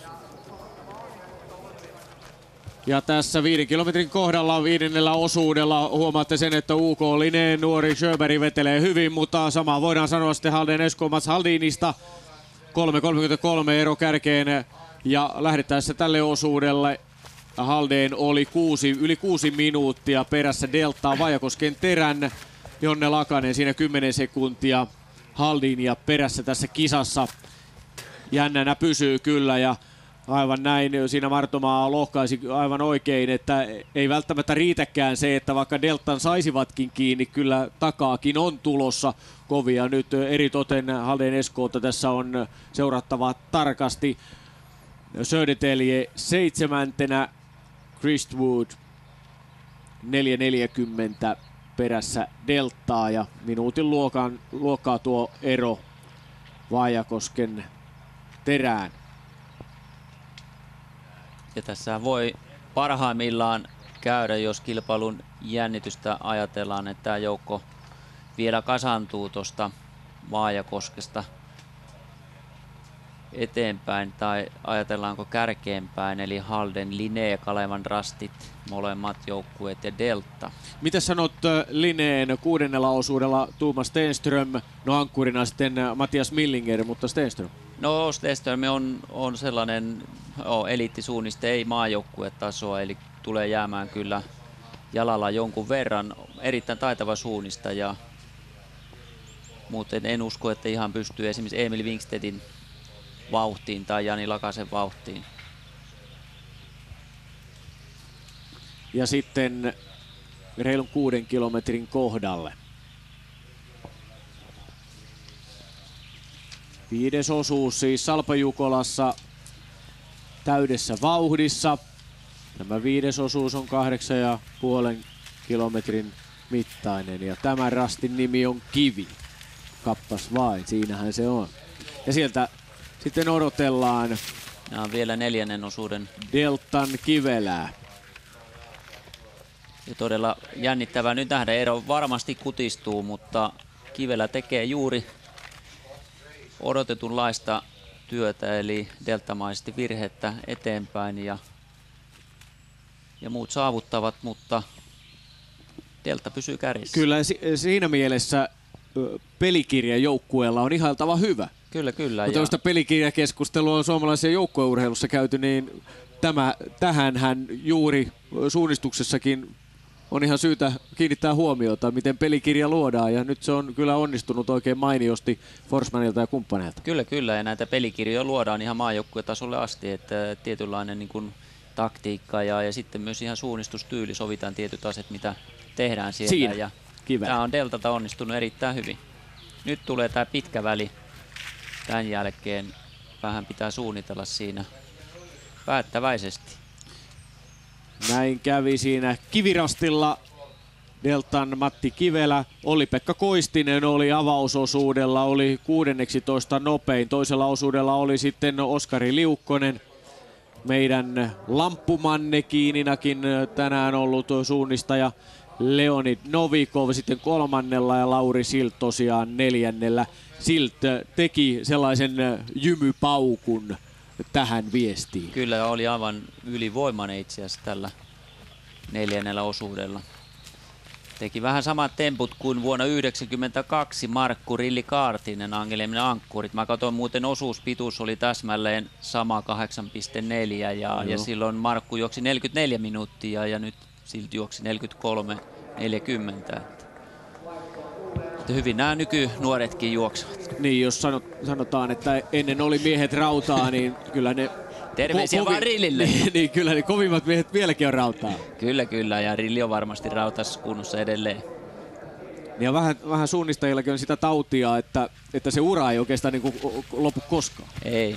Tässä sitten Kalevan Rasti, Nikolov, Kromi seuraa.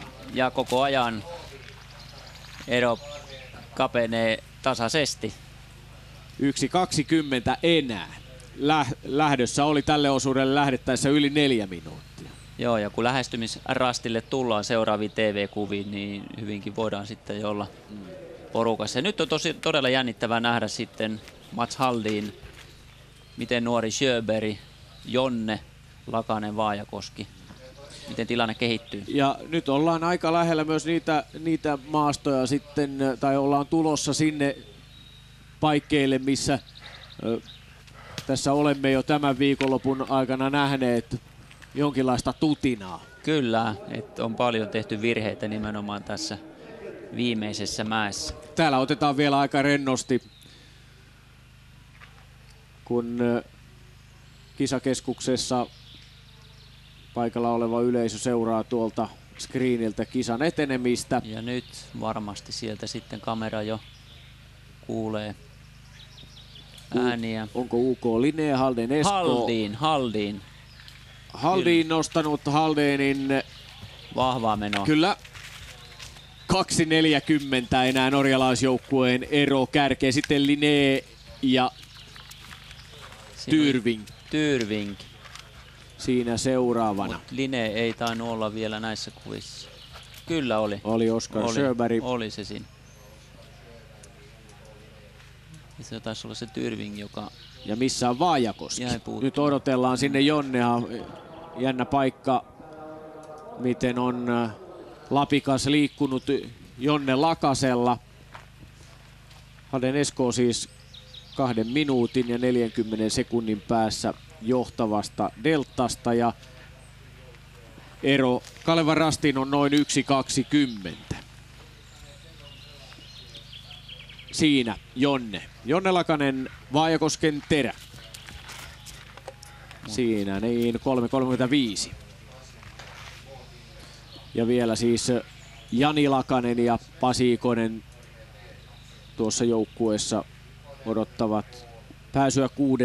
ja 7. osuudelle. Ja Haldin on ollut noin minuutti 20 nopeampi kuin Jonne Lakanen. Ja siinä oli Tyrvinkin, mutta joku kyllä, mutta Tyrving luki selässä. Tyrving. Niin, ja Tyrvingihän siinä oli. Kyllä. Oslolaisjoukkue. Kivelä, Nikolov, Kromi, Haldin, Sjöberg ja Lakanen ovat tässä leimanneet Södertäljen Christwood. Ja nyt tässä nyt siitä niin ikään. Ollaan live-tilanteessa. Deltan ja Kalevan Rastin välinen ero 35 sekuntia. Kyllä, eli lähestyy ja sitten Haldin lähestyy sitten myös tätä Kalevan Rastin kaksikko. Ei tosin kovin vauhdikkaasti, mutta on juossut noin 40 sekuntia nopeammin kuin tämä KR-kaksikko. Siinä Delta ja Haldenin välinen ero enää 1,5 minuuttia. Mats Haldin oivassa vedossa. Ja tässä on edessä vielä hyvät hajonnat ennen vaihtoon tuloa.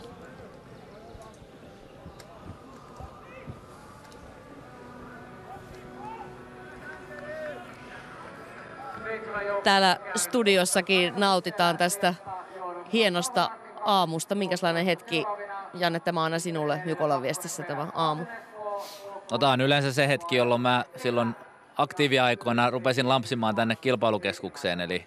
Eli ajelin usein autolla just kisakeskukseen silloin, kun aurinko nousi. Ja silloin oli tässä vaiheessa se kova jännitys päällä. Ja sit kun mennään vuosia vähän taaksepäin, niin vasta siinä vaiheessa, kun lähestyi kilpailukeskuksesta, alkoi Jukolan radio kuulumaan ja sitten vasta tiesi ehkä tilanteen, että missä mennään. Nykyään tämä on vähän tietysti globaalimpaa tämä touhu. Sinulla on myös viidennestäkin osuudesta kokemuksia, toki ilmeisesti vähän vuosien takaa, mutta eikö niin, että jokaisella osuudella on varmaan omat luonteenpiirteensä? Säkin olet vähän kaikkia juossut. On ilman muuta, jokainen on omanlaisensa. Toki 4. ja 5. on tietyllä tavalla samankaltaisia. Hyvin usein on käynyt niin tosin, että 4. lähdetään aika isossa porukassa, että se pitkä yö kasaa vähän joukkueita ja sitten 5. lähdetään jo niin kuin yksittäin, mutta siitä on jo 4. vuosisata aikaa, kun mä oon 4. ja 5. juossut ja olin aika pikkupoika. Et jotain muista, mutta niistä ei ehkä kovin viiltävää analyysiä pysty tekemään tähän nyt. Se on varmaan ihan hienoa olla aamun hetkillä metsässä.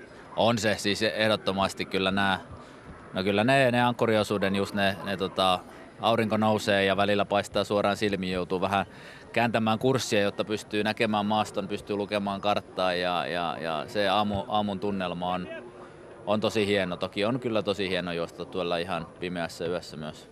Entäs kun kärjessä mennään ja huipulla suunnistetaan, kärkikahinoista tai kärkisijoituksista taistellaan, niin ehtiikö siinä nauttia? No joskus ehtii, joskus ei, että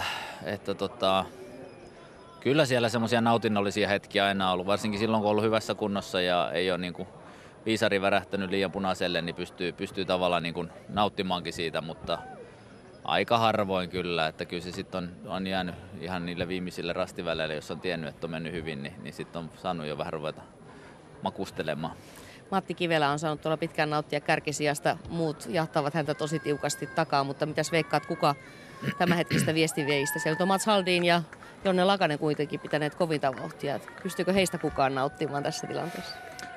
Mä luulen, että tällä hetkellä nauttii Mats eniten. Hänellä homma sujuu ja juoksu kulkee, sen näkee noista kuvista. Ja Matilla ei ole kyllä mikään nautintakisa ollut sinänsä, että hänen varmasti on uran tiukimpia paikkoja ja joutuu niin kuin vähän tärisee tuossa ilman muuta, että ei pidä niin kovaa vauhtia. Ei uskalla tai on sen verran hermona, ettei myöskään kroppa toimi ja se helposti menee vähän tökkiväksi se suunnistus, että joutuu niin kuin väkisin suunnistamaan ja siellä takana on helpompaa tulla ja Mats tekee semmoista juoksua, että varmaan tuntuu hyvältä. Katsotaan, kuinka pitkälle se hyvä juoksu Mats Haldinin vie. Mats Haldin on joka tapauksessa ollut tässä 5. osuudella koko porukan nopeina. Tänne odotellaan sitten vajaan 8 kilometrin kohdalle väliaikarastille, tähän lähestymisrastille porukka. Ja tuosta kohdasta nyt on tarponut tämän yön aikana jo aika monta kaveria ohi ja sen näköistä se maasto on tässä vaiheessa. Mutta nämä maaston jäljet ovat aika julmat, mutta on paljon tehty tutkimuksia siitä myöskin, että miten nopeasti nämä jäljet häviävät, että 2-3 vuoden päästä niin ei ole jälkeäkään tästä Jukolan viestistä maastossa. Luonto korjaa todella nopeasti. Deltan Matti Kivelä oli edellisessä väliaikapaikassa minuutin ja 20 sekuntia edellä Kalevan Rastin, Nikolovia ja Kromia.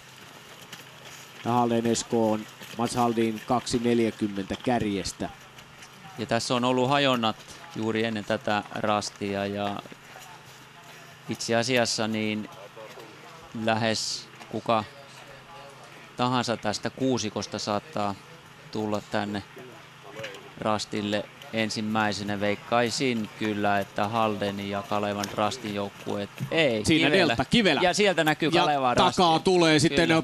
Punamustat hirmut sieltä pinkuvat. Ovat aivan tuntumassa. Täältä tulevat Bulgarian Nikolov ja Ranskan Kromi. Molemmat edustavat joensuulaista Kalevan rastia. Aivan loistava juoksu Matti Kivelältä.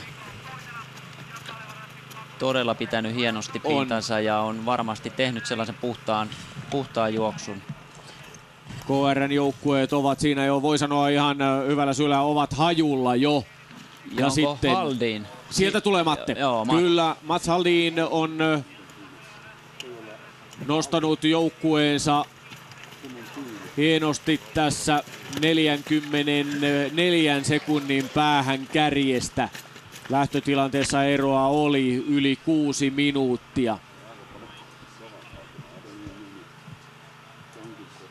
Ja nyt siis 4 joukkuetta käynyt tässä lähestymisrastilla ja seuraava UK Linné tulee täältä. Oskar Sjöberg on juossut erinomaisen hyvin.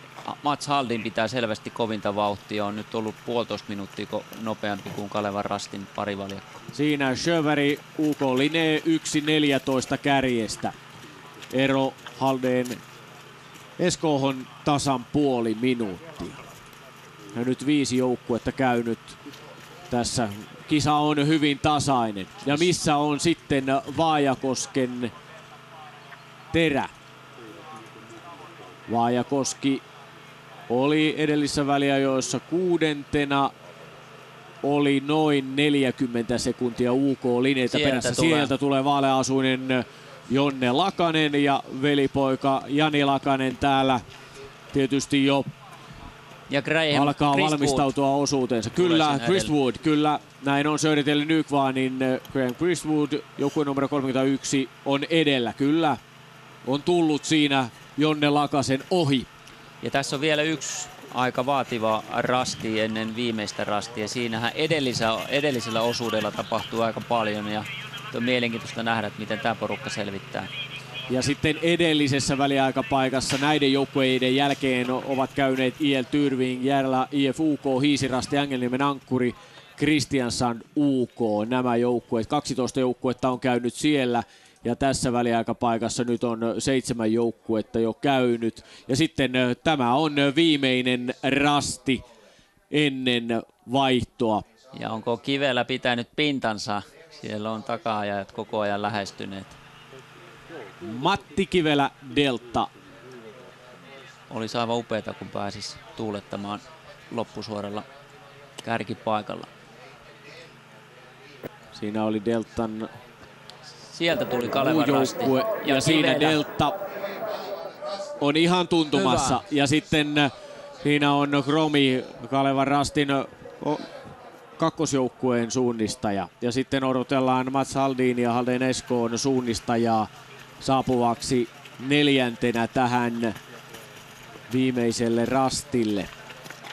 Ja täältä sitten polkaisee Nikolov, Bulgarian Kirill Nikolov on kärkipaikalla, mutta siinä on Kivelä ihan 5 metriä ainoastaan bulgarialaista perässä.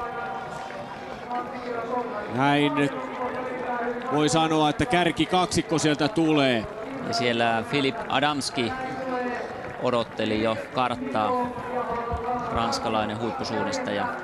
Ja sieltä sitten Kromi.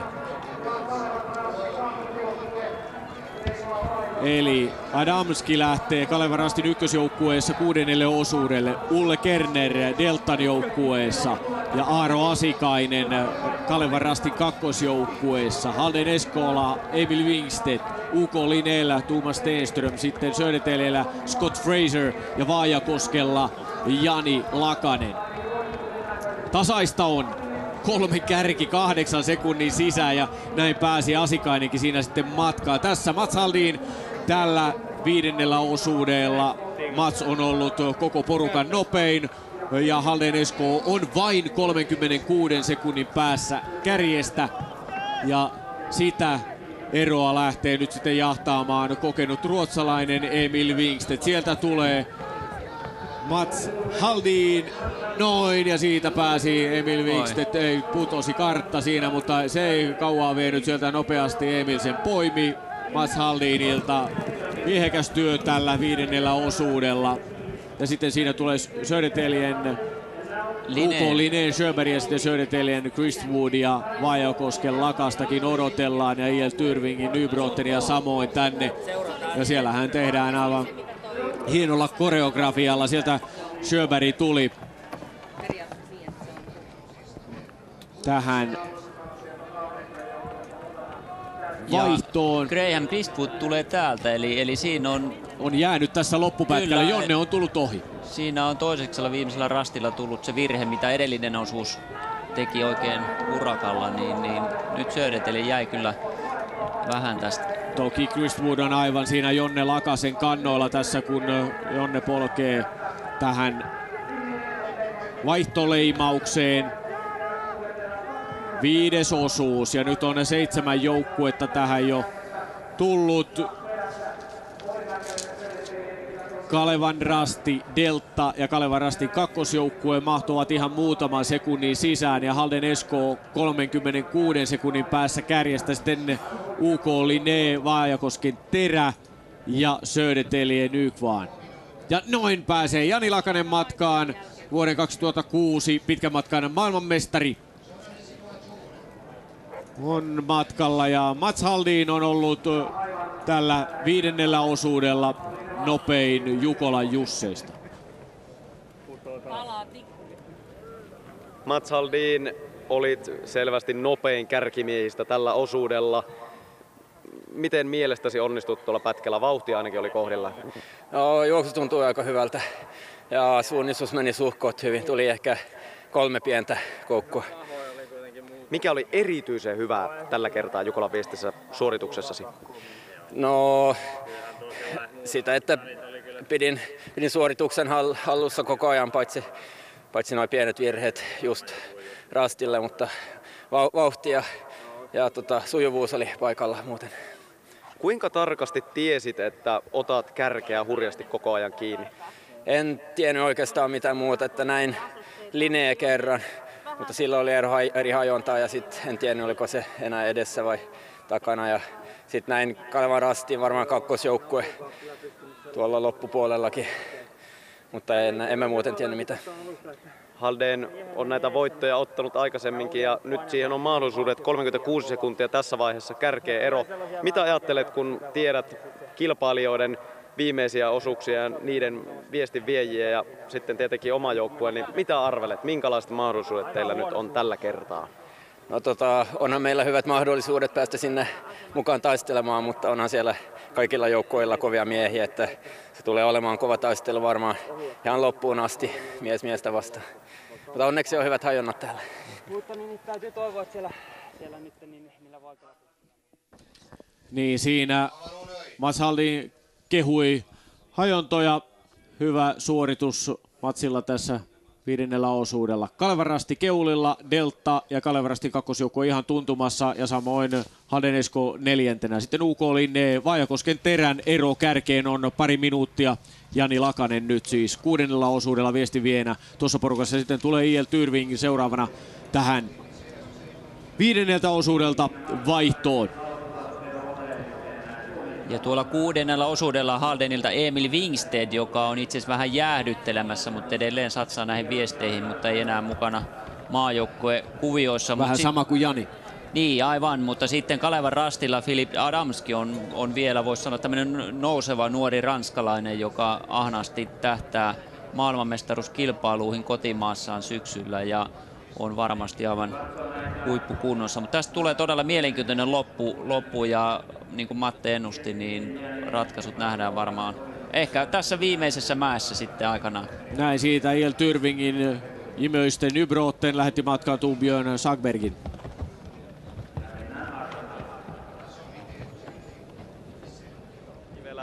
Deltasta sait lähteä reilussa johdossa avausosuudelle. Minkälainen paikka se oli lähteä juoksemaan? No, ensimmäistä kertaa elämässä tietenkin tuommoisessa paikassa pääsi maastoon. Että totta kai se vähän ylimääräistä vapinaa aiheutti, mutta mielestäni ihan perusoman suorituksen pystyi kuitenkin tekemään. Pari pientä herpaantumista, mutta ei mitään semmoista isompaa kuitenkaan. Niin mitä niissä herpaantumiskohdissa sitten tapahtui? No vähän ehkä pääsi ajatus karkaamaan pois oleellisesta, että olisi pitänyt olla vähän skarpimpana muutamassa kohtaa, että vähän tosiaan ajatukset oli jossain muualla kuin siinä, missä oli menossa. Mutta aika nopeasti kuitenkin sit pystyi paikkaamaan.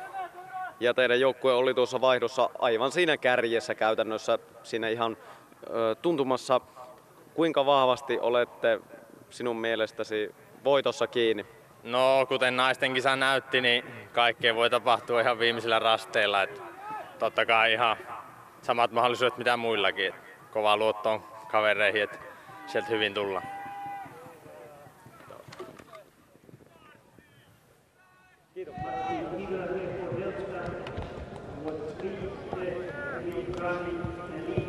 Studio. Jukola-Shopista näköjään hinnaston perusteella löytyy se, mitä toimittaja kaipaa noin kello 4.20. Kahvimukia lähdetään etsimään tänne. Jukola-Shopissa näyttää olevan melko hiljaista tähän aikaan, mutta eipä tämä ehkä kovin normaalein kaupan aukioloaika ole. Anne Virta Jukola-Shopista, mitkä tuotteet ovat käyneet parhaiten kaupaksi? No paidat. Paitoja menee ihan teepaitaa, pikeetä, teepaitaa, teknistä paitaa, semmoiset menee parhaiten. Onko joku tuote loppunut jo kesken? No joitain kokoja on näistä ja teknisistä paidoista naisten slimmattu, se on loppu. Oletteko yhtään ehtineet ajatella, että kuinka paljon täällä olisi mahdollisesti käynyt asiakkaita? Vaikea sanoa. Koko päivän tupa täynnä. Paitsi niin se on vähän hiljaisempaa kuin kello sen verran mitä on. Niin harva kauppa on tähän aikaan auki. Kyllä, joo. Harva on läpi yön. Eli nyt voi lähteä Virolahdelle shoppailemaan. Kyllä, joo. Tää on shoppailemaan paratiisi nyt. Me itse asiassa katsoin, että täällä olisi tommosia kahvimukeja, niin lähdetäänkö katsoa, mistä niitä löytyy? Koska nyt on kahvin paikka. Eli täällä on jos jonkinlaista, mutta tämä on ihan tommonen 0,5 litran tuoppi. Joo, termosmuki. Tuosta auki ja ei kun täyttämään. Niin, että täyttö kuuluu mukaan? Täytön saa, joo. Okei. Kahvilasta, ravintolasta, missä vaan kahvia täällä myydään, niin sieltä vaan. Noniin. Kuittia vastaan. Eli ei kun kassalle. No niin, hyvä. Ostan tän. Kiitoksia. Kiitos. No niin Janne, se on vaihto jälleen tapahtunut ja tiukassa ryppäässä siellä jälleen useammat joukkueet ovat ja paljon ehti tapahtua. Mats Haldinkin lähti yli 6 minuutin takaa jo matkalta osuudelleen ja eroa ei sitten vaihdossa enää paljon ollutkaan. Se tuntuu jotenkin vähän jo oudolta ja mahdottomalta. Joo, tässä kävi just niin kuin hyvin usein Jukolla 4. ja 5. osuudella. Et siinä itse asiassa tulee enemmän näitä heittoja kuin yöosuuksilla 3 ekalla tai sitten 2 viimeisellä. Toki ankkuriosuudella sitten osalla joukkueista ei ole niin kovia ihan maailmanluokan miehiä kuin toisilla, mutta kyllä nämä 4. ja 5. osuudet on aina tämmöisiä, että siellä on ne joukkueen, ei nyt voi sanoa näissä joukkueissa heikoimmat miehet sinänsä, mutta kuitenkin vähän kevyemmällä kokemuksella varustetut. Sitten taas näillä ihan absoluuttisilla huippujoukkueilla saattaa olla ihan huippumaajoukkueen miehiä, niin kuin esimerkiksi Mats Haldin, ja silloin tämmöisiä eroja saattaa siellä tulla. Mutta mielenkiintoinen tilanne. 5 osuuden jälkeen moni joukkue taistelee vielä voitosta, niin kyllä tämä katsojalle ainakin on mieluisa. No kyllä, mä näkisin, että tässä on 5 joukkuetta, jotka taistelee voitosta. Että Kalevan Rastin 2. ja erityisesti Linne on vähän heikommilla tuossa nyt, mutta katsotaan miten pitkälle KR:n 2. jaksaa taistella nyt sitten, että siellä on Suomi vastaan muu maailma taistelu nyt menossa ja tosi mielenkiintoista nähdä esimerkiksi tällä osuudella nyt tavallaan lopettaneet huippu-urheilijat Emil Wingstedt ja Jani Lakanen, jotka keskittyy vain näihin viesteihin oikeastaan tällä hetkellä, että millaista jälkeä siellä tulee ja todella mielenkiintoista. Niin sanoit juuri, että oikeastaan odotat nyt vähän näiden 2 titaanin suoritusta ja taistelua tuolla matkan varrella. Mikäs heidän vahvuutensa voisi olla sitten tässä tilanteessa, että kokemus ovat keskittyneet vaan viestiin? Mitä siitä voi olla hyötyä? No kyllä se nimenomaan, että muut kilpailee jatkuvasti ja ajatukset on kuitenkin Ranskan MM-kisoissa ja sen tyyppisessä harjoittelussa tai nyt ne, ketkä juoksee tätä Nodico Touria maailmankappia, niin nämä miehet ei ole juossut oikeastaan kerran kuukaudessa kisoja, mutta harjoittelee kovaa ja tiedän, että on molemmat kovassa kunnossa. Varmaan nälkä juosta tämmöistä kutososuutta, missä tietää, että voi ratkaista peli vielä, niin on varmaan aika kova. Kun taas siellä on monia muita urheilijoita, joille tämä on niin kuin tosi tiukka paikka. Ja nämä Emil ja Jani on kyllä kaikissa liemissä keitetty jo, eli heillä on varmasti niin kuin ei ole respektiä tätä kohtaa. Hyvä, jäädään katsoa, miten siinä käy.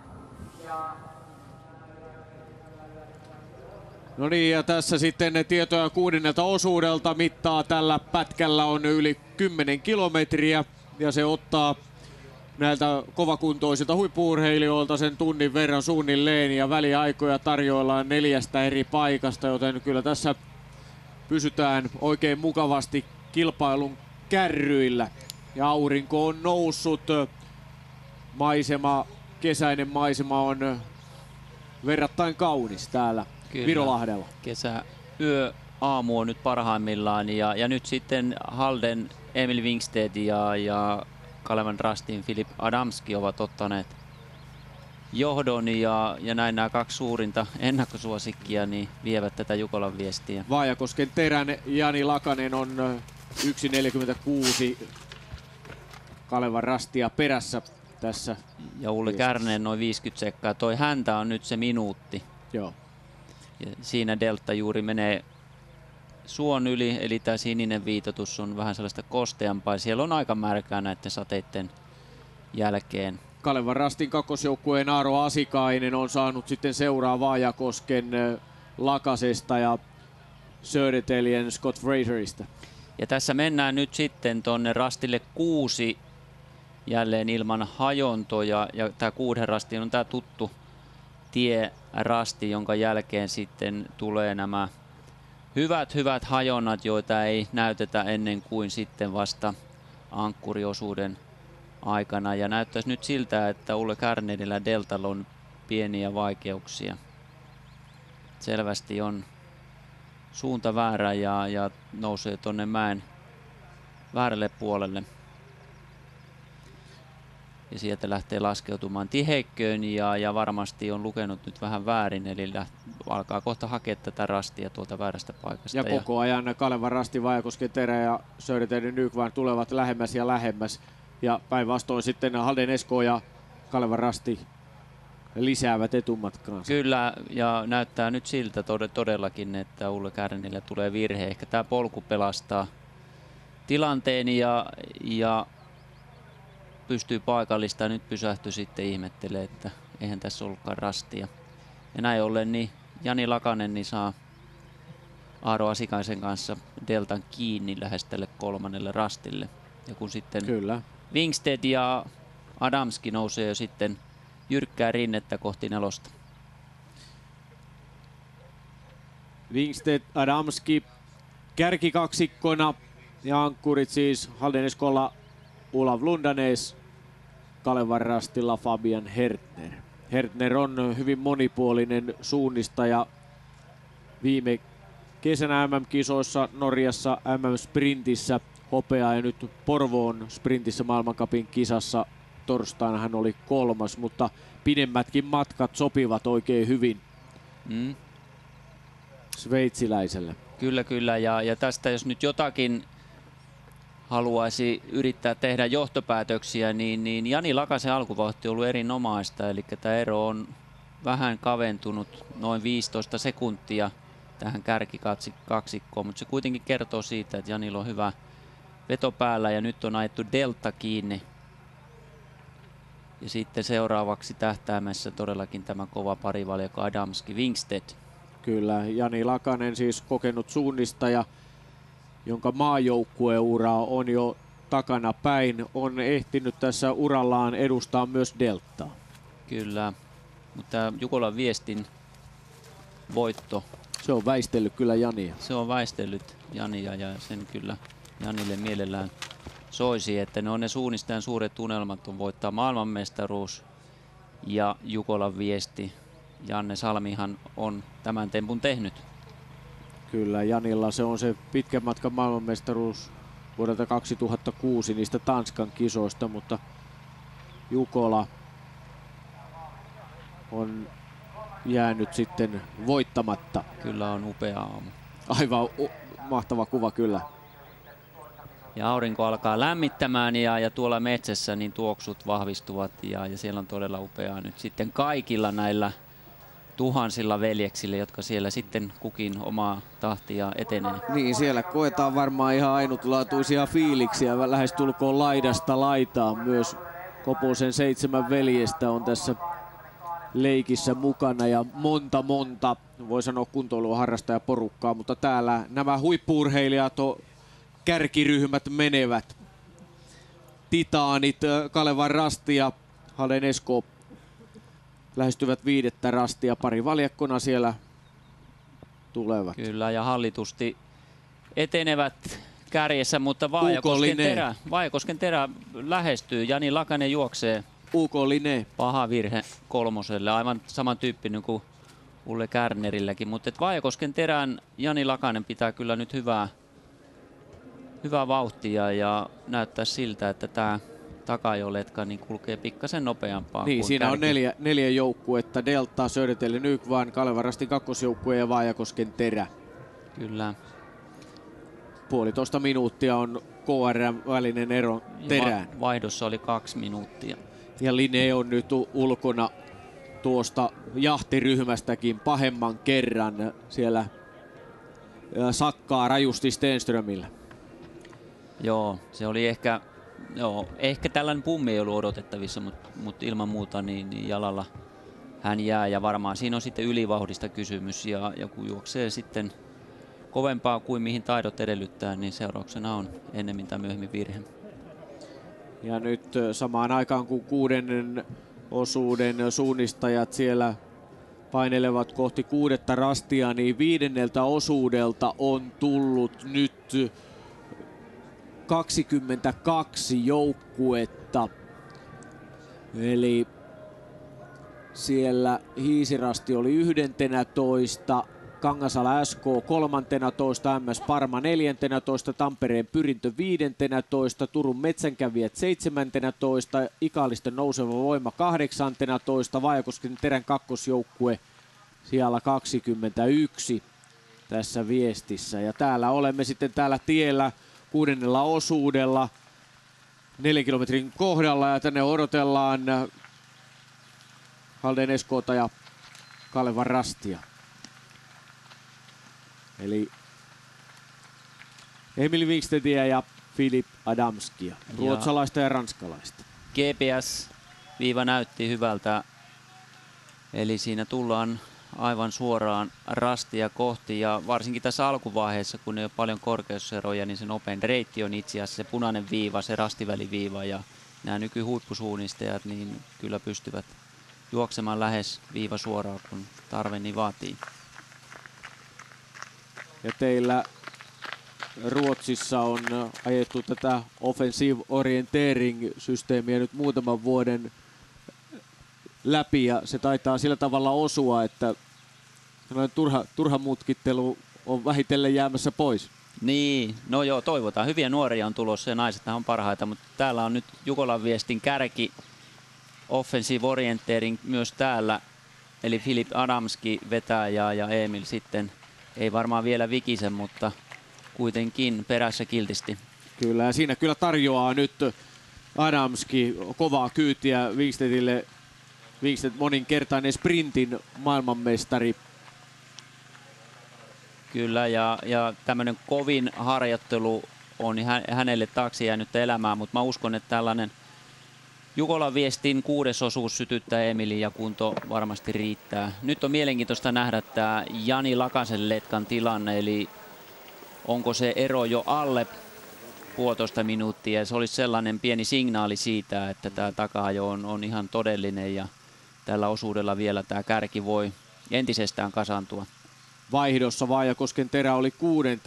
2 minuutin päässä johtavasta Kalevan Rastista. UK Linné oli Vaajakosken edellä, mutta niin siellä on Stenström tehnyt raskaan virheen ja Linné on pudonnut pelistä pois. Kalevan Rastin kakkosjoukkue ja Södertälje olivat Vaajakosken kanssa niissä GPS-kuvissa suunnilleen samassa vauhdissa, samoin Delta. Ja sieltä taitaa tulla kyllä, Delta. Kernen. Ole Kärnen tulee, kyllä.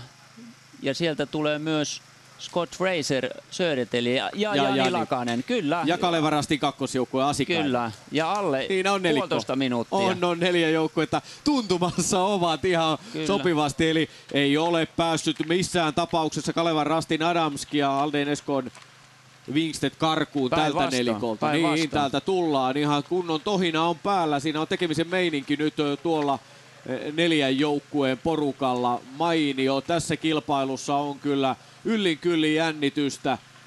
Sieltä Delta, Vaajakosken Terä, Kalevan Rastin kakkosjoukkue ja Södertälje Nykvarn ovat tulossa tiukasti kärjen takana 1,5 minuutin päässä Kalevan Rastista ja Halden Eskosta. Ja tämän rastin jälkeen mennään taas kerran niille loistaville hajonnoille. Täältä saunapolun vierestä löytyy varustepesupaikka ja Jorma Aherto on oman urakkansa suorittanut. Kengät peseytyy siinä melko mallikkaasti. No joo, mikäs tässä on pestä? Tämä on harvinaisen hyvä pesupaikka varusteille kyllä kisan jälkeen. Aina ne reissussa vähän rähjääntyy nämä tossut. Sinä tulit tuolta saunan suunnalta, eli ilmeisesti löylytkin on käyty ottamassa. Kyllä, täytyy nyt sanoa, että oli oikein mukava reilu 2 tunnin reissun jälkeen niin käydä vähän löylyssä ja oikoa siinä jalkoja ja palautella. Sinä suunnistit tuossa eläkkeellä olevien upseerien joukkueessa. Miltä tuntui suunnistaa täällä Salpajukolan maisemissa? No kyllähän tämä historiallinen maasto ja sitä tuli tuossa alkuun vähän mietittyä samalla kun katseli ympärilleen, että joskus vuonna 1940 on tehty melkoinen urakka. Onneksi koskaan tässä ei näitä linnoitteita tarvittu. Niin, tämä muistuttaa siitä Suomen suurimmasta rakennusurakasta ja historiallinen paikka. Niinpä todellakin, että paljon hikeä täällä nähty ennen tätäkin rupeamaan jo. Kuinka mones Jukolan viesti tämä on sinulle? Noin 25. Noin, joo. En tullut tarkistaneeksi, mutta oikeastaan semmoinen aika hyvä putki alkaa vuodesta 1985 ja pääpiirteissään aina on ollut tämmöinen samankaltainen joukkue, eli työpaikkayhteisöllä on juostu. Ja meillä on vuodelta 1986 nyt 3 juoksijaa oli tänäänkin liikkeellä, että meillä on niin kuin arvaatte niin vähän keski-ikä noussut tässä viime aikoina. Miten hyvin teillä on mennyt? No kyllä kohtuudella, mutta silloin aikanaan niin tietenkin jos sijoitukset oli 200 ja 300 välissä, niin nyt puhutaan lähinnä maaliin pääsemistä tyylikkäästi ja tärkeämpää hyvä loppukirri viitotuksella kuin se, että mikä se sijoitus on. Ja ehkä se siinä jossain 1000 paikkeilla tulee olemaan sitten. Kiitoksia. Kiitos. Ihan mukava kuulla leppoisia tunnelmia sieltä pesupaikalta ja Koposen veljeksiähän tässä on seurattu, niin kyllä Leo on päässyt jo matkaan, sillä 2 osuuden jälkeen Koposet ovat siellä 1331. Eli ja nyt on eihän aikataulusta olla jäljessä kuin puolisen tuntia. Ei, ja varmaan Leksa on vähän aikaa jo ollutkin, että ihan kelpo vetoa siellä on menty ihan. Kyllä. Taivallettu. Uko Linné on 7. Niin, kallis se oli se virhe, mikä Stenströmillä tuli, ja 4.42 on nyt tuo ero kärkeen, ja sitä ei enää oteta missään tapauksessa kiinni. Sen verran raskaan kaluston kavereita siellä on keulajoukkueessa. Kyllä, ja se virhe oli yli 3 minuutin virhe, ja sekin painaa jaloissa se virhe. Toki, joo. Se on henkinen painolasti.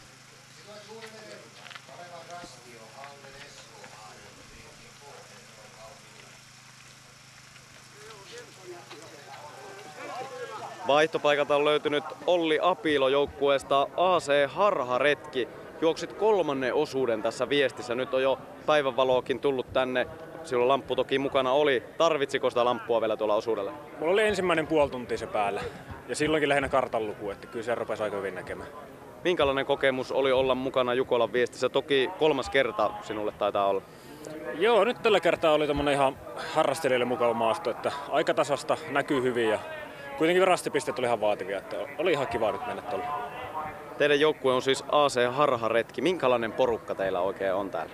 No se on niinku pari kaveria perusti tai keksi, että lähdetään juoksemaan Jukolla ja sitten se levisi, ne kysyy kavereita siihen mukaan. Ja ei meillä mitään sen kummempaa taustaa siinä, että siinä on vaikka tuttuja kysytty mukaan ja aina yleensä just se yksi joukkue saadaan tänne kasaan, että ehkä tulevaisuudessa sitten 2. Kuinka paljon harjoittelette tätä tapahtumaa varten etukäteen vai tuletteko suurin piirtein ensimmäistä kertaa tänä kesänä suunnistamaan? No joo, mulla oli näin, että elokuussa viimeksi.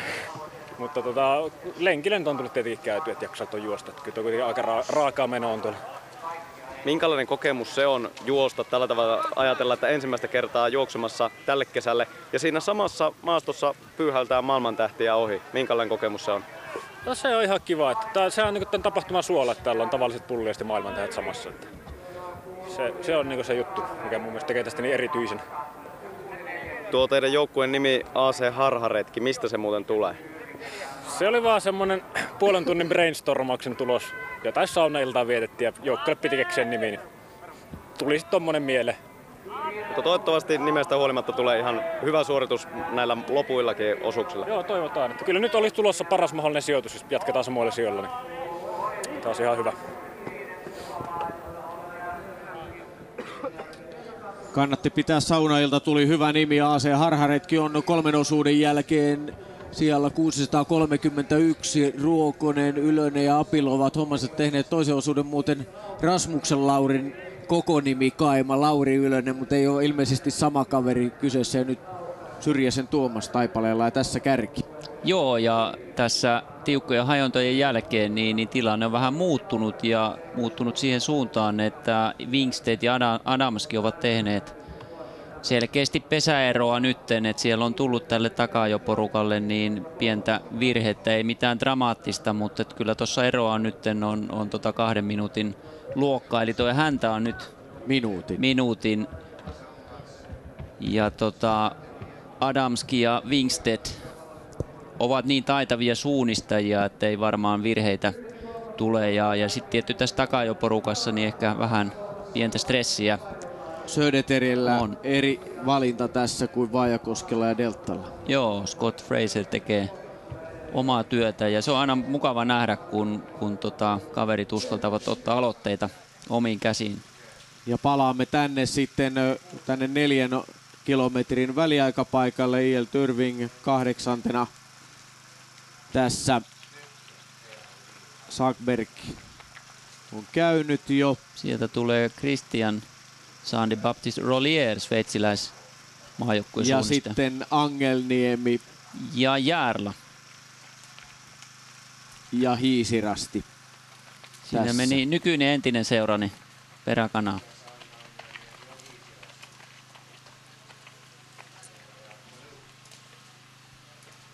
Eli 11 joukkuetta on käynyt tässä väliaikapaikalla 6. osuudella. Angelniemen viestiä vie Tuomo Mäkelä, Hiisirastin Sergei Detkov.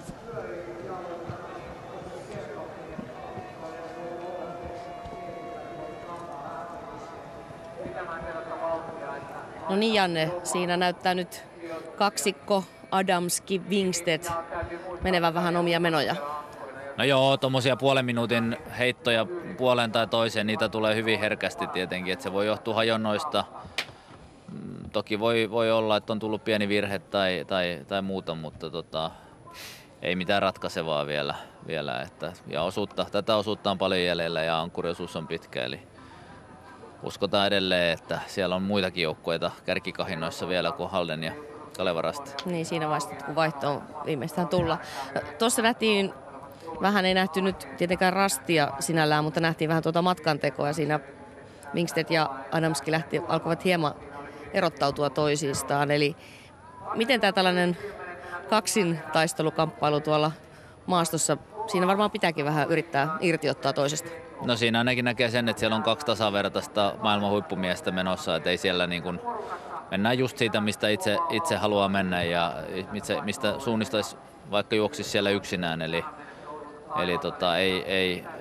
ei vedetä peräkanaa siellä. Ja yhtä lailla nähtiin sen tuossa seuraavassa letkassa, että Scott Fraser lähti hakemaan omaa reittiä, mikä hän koki itselleen parhaaksi. Eli se on ihan hieno nähdä kyllä, että ei siellä mitään letkajenkkaa mennä. Välillä toki mennään yhdessä, mutta sitten kuitenkin se oma työ on koko ajan päällimmäisen.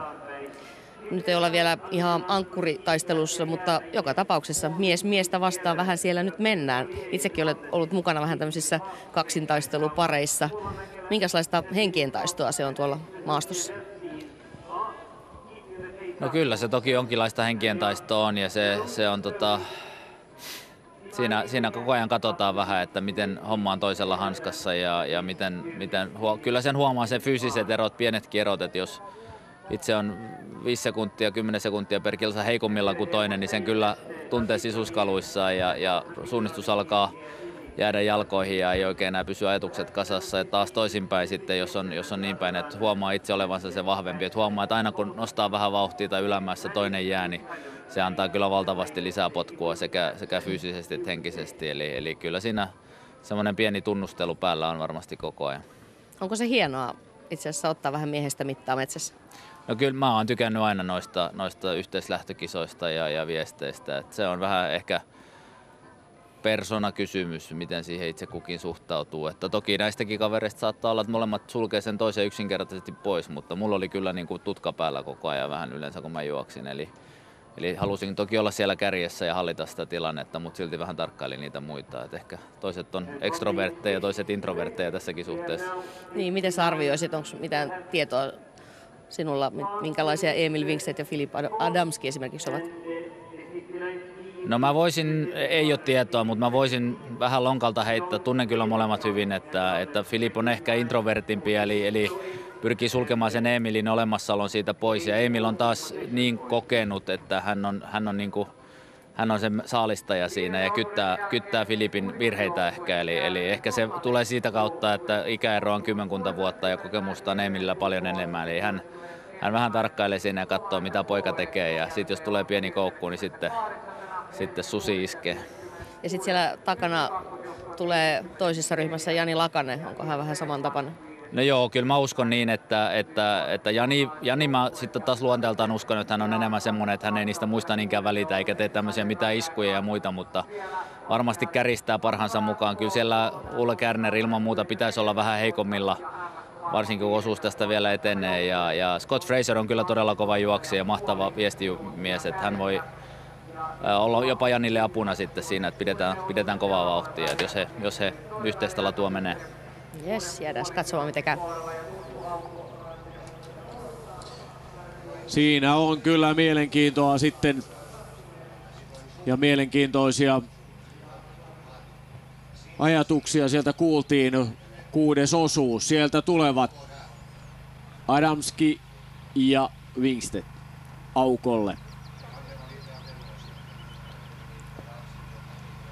Rastipiste on eri paikassa kuin aiemmin täällä aukolla, mutta samoissa maisemissa, sanotaan näin. Kaleva Rasti ja Halden Esko edelleenkin kärkikaksikkona ja siellä edellisessä väliaikapaikassa on käynyt nyt 18 joukkuetta. Ja sieltä vielä Järla IFUK on 12 joukkueen jälkeen Kangasala SK, Tampereen Pyrintö, MS Parma, Turun Metsänkävijät, IFK Muuros ja Ikaalisten nouseva voima, mutta tänne odotellaan sitten ne seuraavia. Ja siinä teki pojat vähän omia reitinvalintoja. Nyt ollaan täällä perälenkillä ja tää on putkea. Mutta niin kuin Janne totesi, niin siinä tällä tasolla tehdään aika lailla omaa työtä ja tää on aika selkeätä suunnistusta, että tässä mennään mäen päälle ja sitten sinne Avokallion toiselle puolelle. Ja selkeä paikka. Selkeä paikka. Tässä on nämä kaikki 13, 14, 15 sellaisia tämän tason suunnistajilla aika easy, helppoja, mutta tietysti tässä on nyt kysymys myös siitä vauhdinpidosta, että sen ei pitäisi tuntua helpolta, että siinä pitää sitten puristaa fyysisesti vähän kovempaa, jos on suunnistus helpompaa. Ja missä ovat sitten seuraavat joukkueet tässä? Odottelemme edellisissä väliajoissa Delta, Vaajakosken Terä, Kalevan Rastin kakkosjoukkue ja Södertälje Nykvarn olivat noin 1,5 minuutin päässä kärjestä, nelikko lähes yhdessä. Ja on edelleen, Ulle on siinä Janin edellä.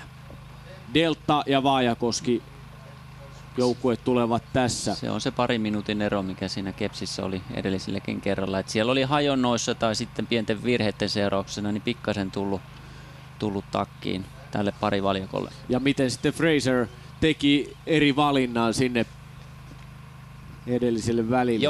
Joo, hänellä oli eri hajonta siinä ja itse asiassa vähän ulkorataa, mutta hyvin on mukana. On tuntumassa ihan täysin parin minuutin päässä kärjestä.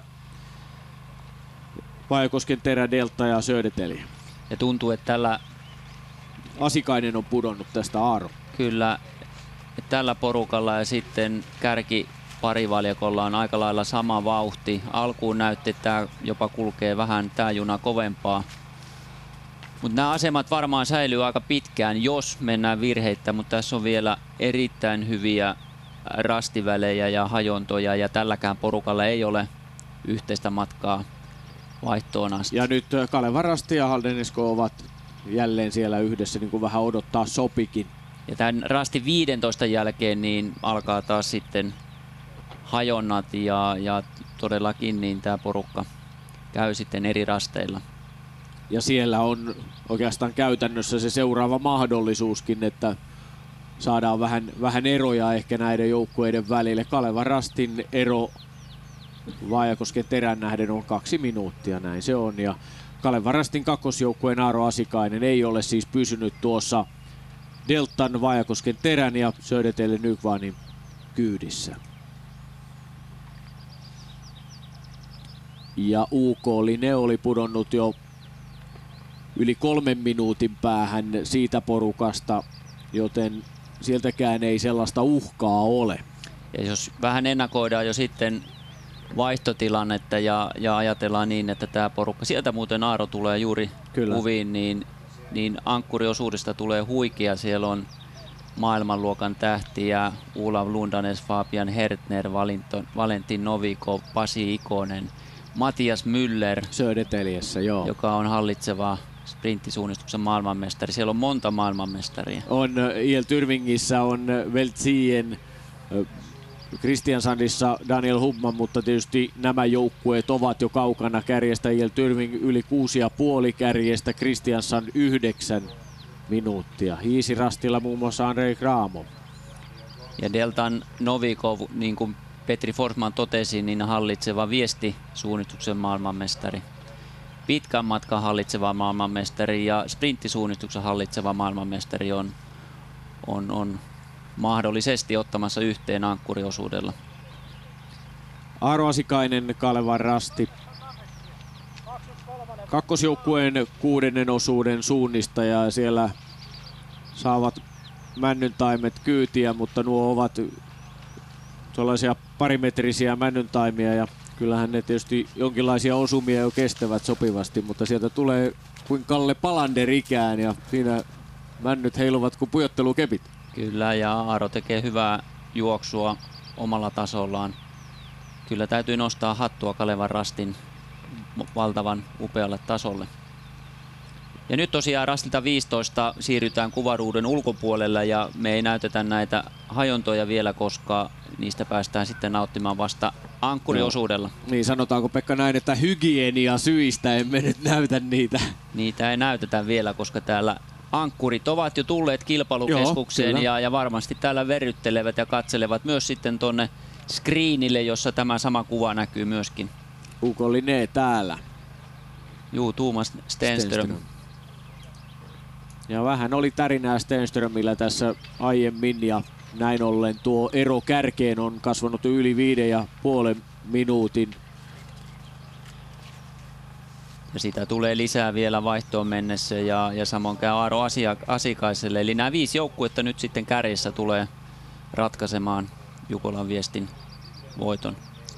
Tässä näin joukkueiden etenemistä edelleen, eli Kalevan Rasti, Halden Esko, parivaljakko, Adamski, Wingstedt, kärkikaksikkona Vaajakosken Terä ja Delta sekä Södertälje ovat siinä parin minuutin päässä kärjestä.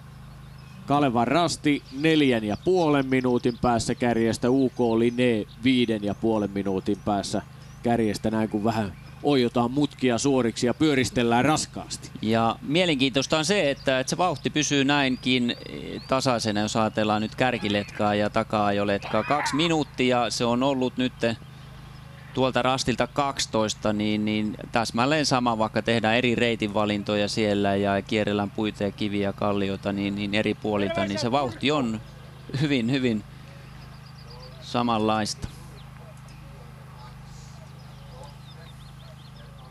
Ja edellisissä väliajoissa 10 parhaan joukossa suomalaisjoukkueista oli Kalevan Rastin ykkös- ja kakkosjoukkueista sekä Deltan ja Vaajakosken Terän lisäksi vielä Angelniemen Ankkuri. Angelniemi oli 10. ja Hiisirasti ihan siinä kannassa 11, joten kyllähän tässä paljon jännitettävää toki on vielä kisakeskuksen yleisöllä kärjen takanakin. Mutta meillä tietysti tämä päähuomio on tässä keskittynyt koko yön mittaan toki näiden kärkijoukkueiden seuraamiseen, mutta ihan kivan mausteen tietysti nämä ihan jopa harrastajajoukkueet ja näidenkin seuraaminen on tuonut tähän. Niin, mikä se on mauste, että voisi ajatella toisinkin päin, että nämä maailman parhaat joukkueet ja juokset ovat mauste tälle Jukolan Viestille. Että kyllä tämä Jukolan Viestin tekee totta kai nämä lähes 15 000 Jukolan veljestä, jotka nauttivat tästä kesäyöstä yhdessä muiden nautiskeluiden kanssa. Muun muassa Koposet. Kyllä, tai vaikka tämä takana loistava tulevaisuusjoukkue, joka on jo 4. osuudella. 3 osuuden jälkeen oli siellä 432. Jaha, täällä on tohina päällä. Ja odotellaan sitten Kalevan Rastia ja Halden Eskota.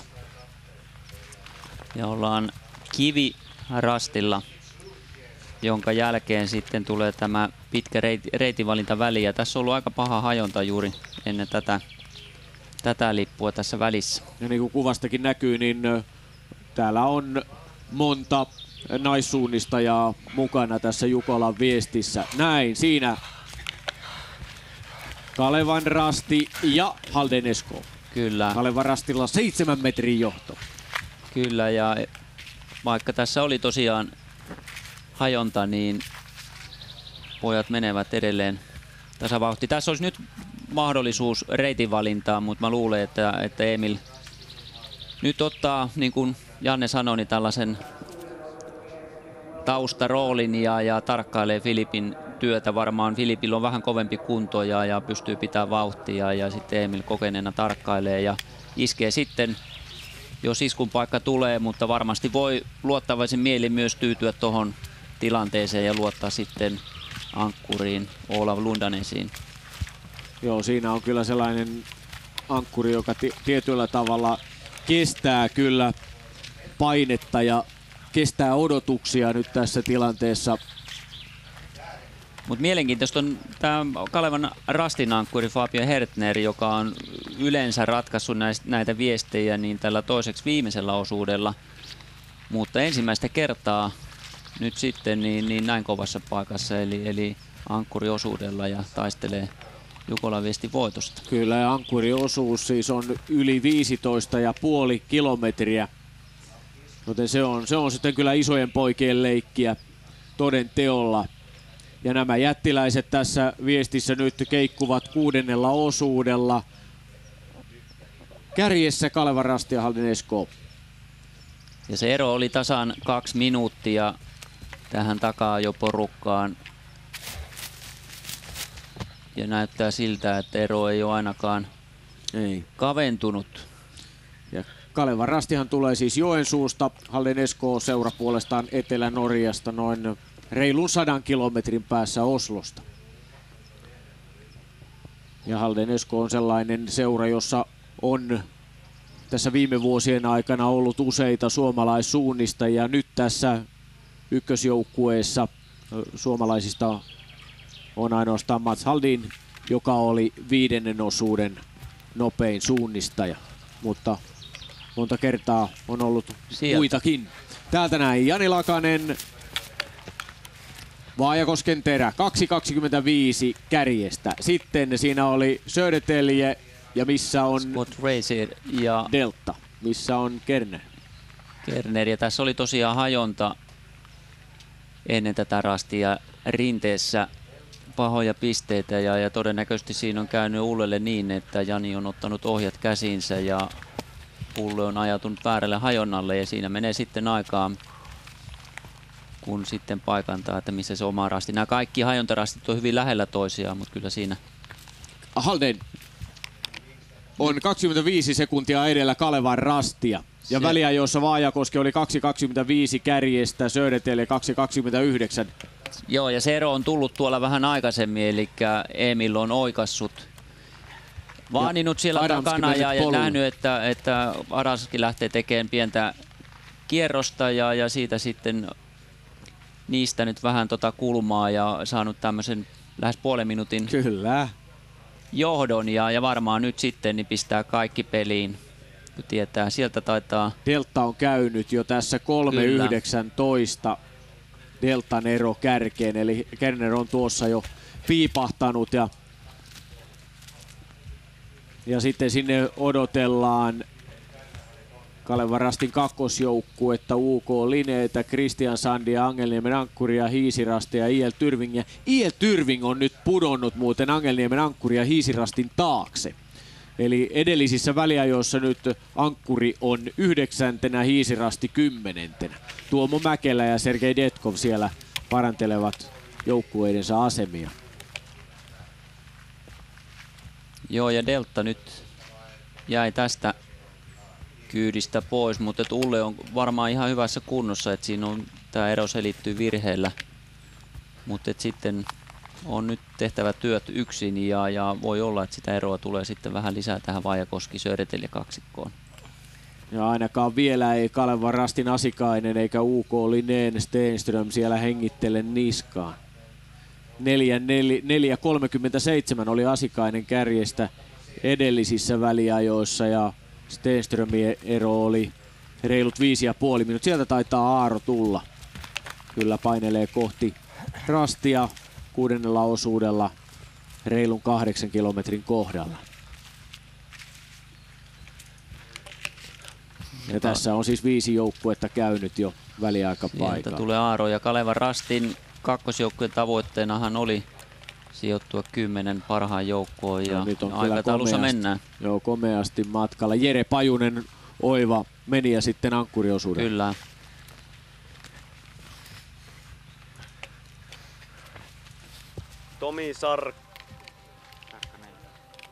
Tomi Sarkanen joukkueesta Kuolon Kankeat. Nyt on sinulla 3. osuus takana.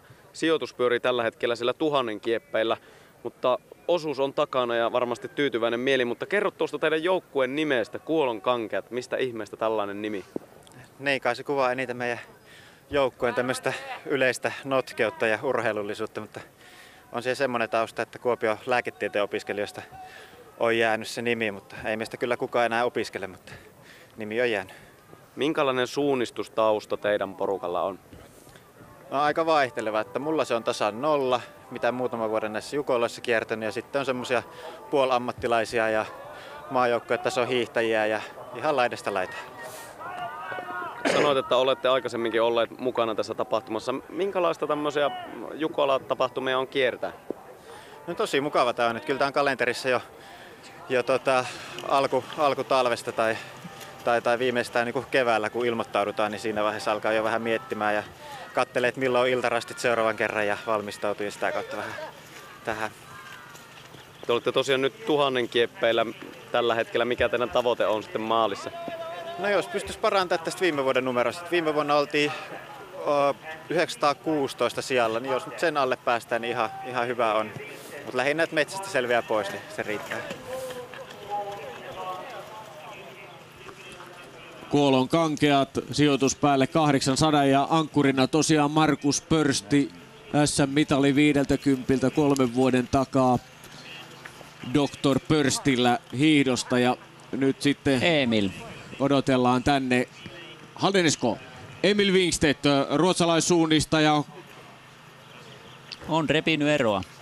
Adamskia ei näy vielä. Haldeneskov kärkipaikalla ja nyt on kyllä mainio paikka norjalaisjoukkueella. Sieltä tulee sitten Kalevan Rasti. Näkyykö jo? Sieltä tulee. Joukkue numero 2, kyllä. Siinä on se vajaa puoli minuuttia. Adamski puhaltelee. Tiukka on irvistys ranskalaisella ja siitä mies singahtaa tiukasti. Ja nämä on tärkeitä sekunteja nyt, niin jos Olav Lundanes pääsee puolen minuutin keulalla maastoon, niin näköyhteys on katki ja se voi olla jopa, jos se nyt ratkaisevaa, niin kuitenkin merkittävä tekijä. Tässä on vielä ennen viimeistä rastia muuten 1 piste jäljellä ja tämä voi vielä kääntyä suuntaan jos toiseenkin näiden kahden joukkueen välillä. Tässä on 700-800 metriä matkaa vaihtoon suunnilleen vielä. Haldeneskov, loistava paikka Olav Lundanesille ankkurina, mikäli tuollaisellakin erolla pääsisi. Ja se oli se Jannen ennustus aika osuva, eli Emil oli siellä takana ja katsoi sopivaa paikkaa, ja kun totesi, että Filip Adamski menee vähän sivuun tai tekee kiertävän reitinvalinnan ehkä, niin Emil totesi, että tässä on paikka ja varmaan pisti sitten vielä yhden vaihteen lisää ja repi tämän eron ja tällä tasolla ja Jukolan viesteissä on aikaisemmin nähty, että nämä sekunnit, niin ne on todella tärkeitä.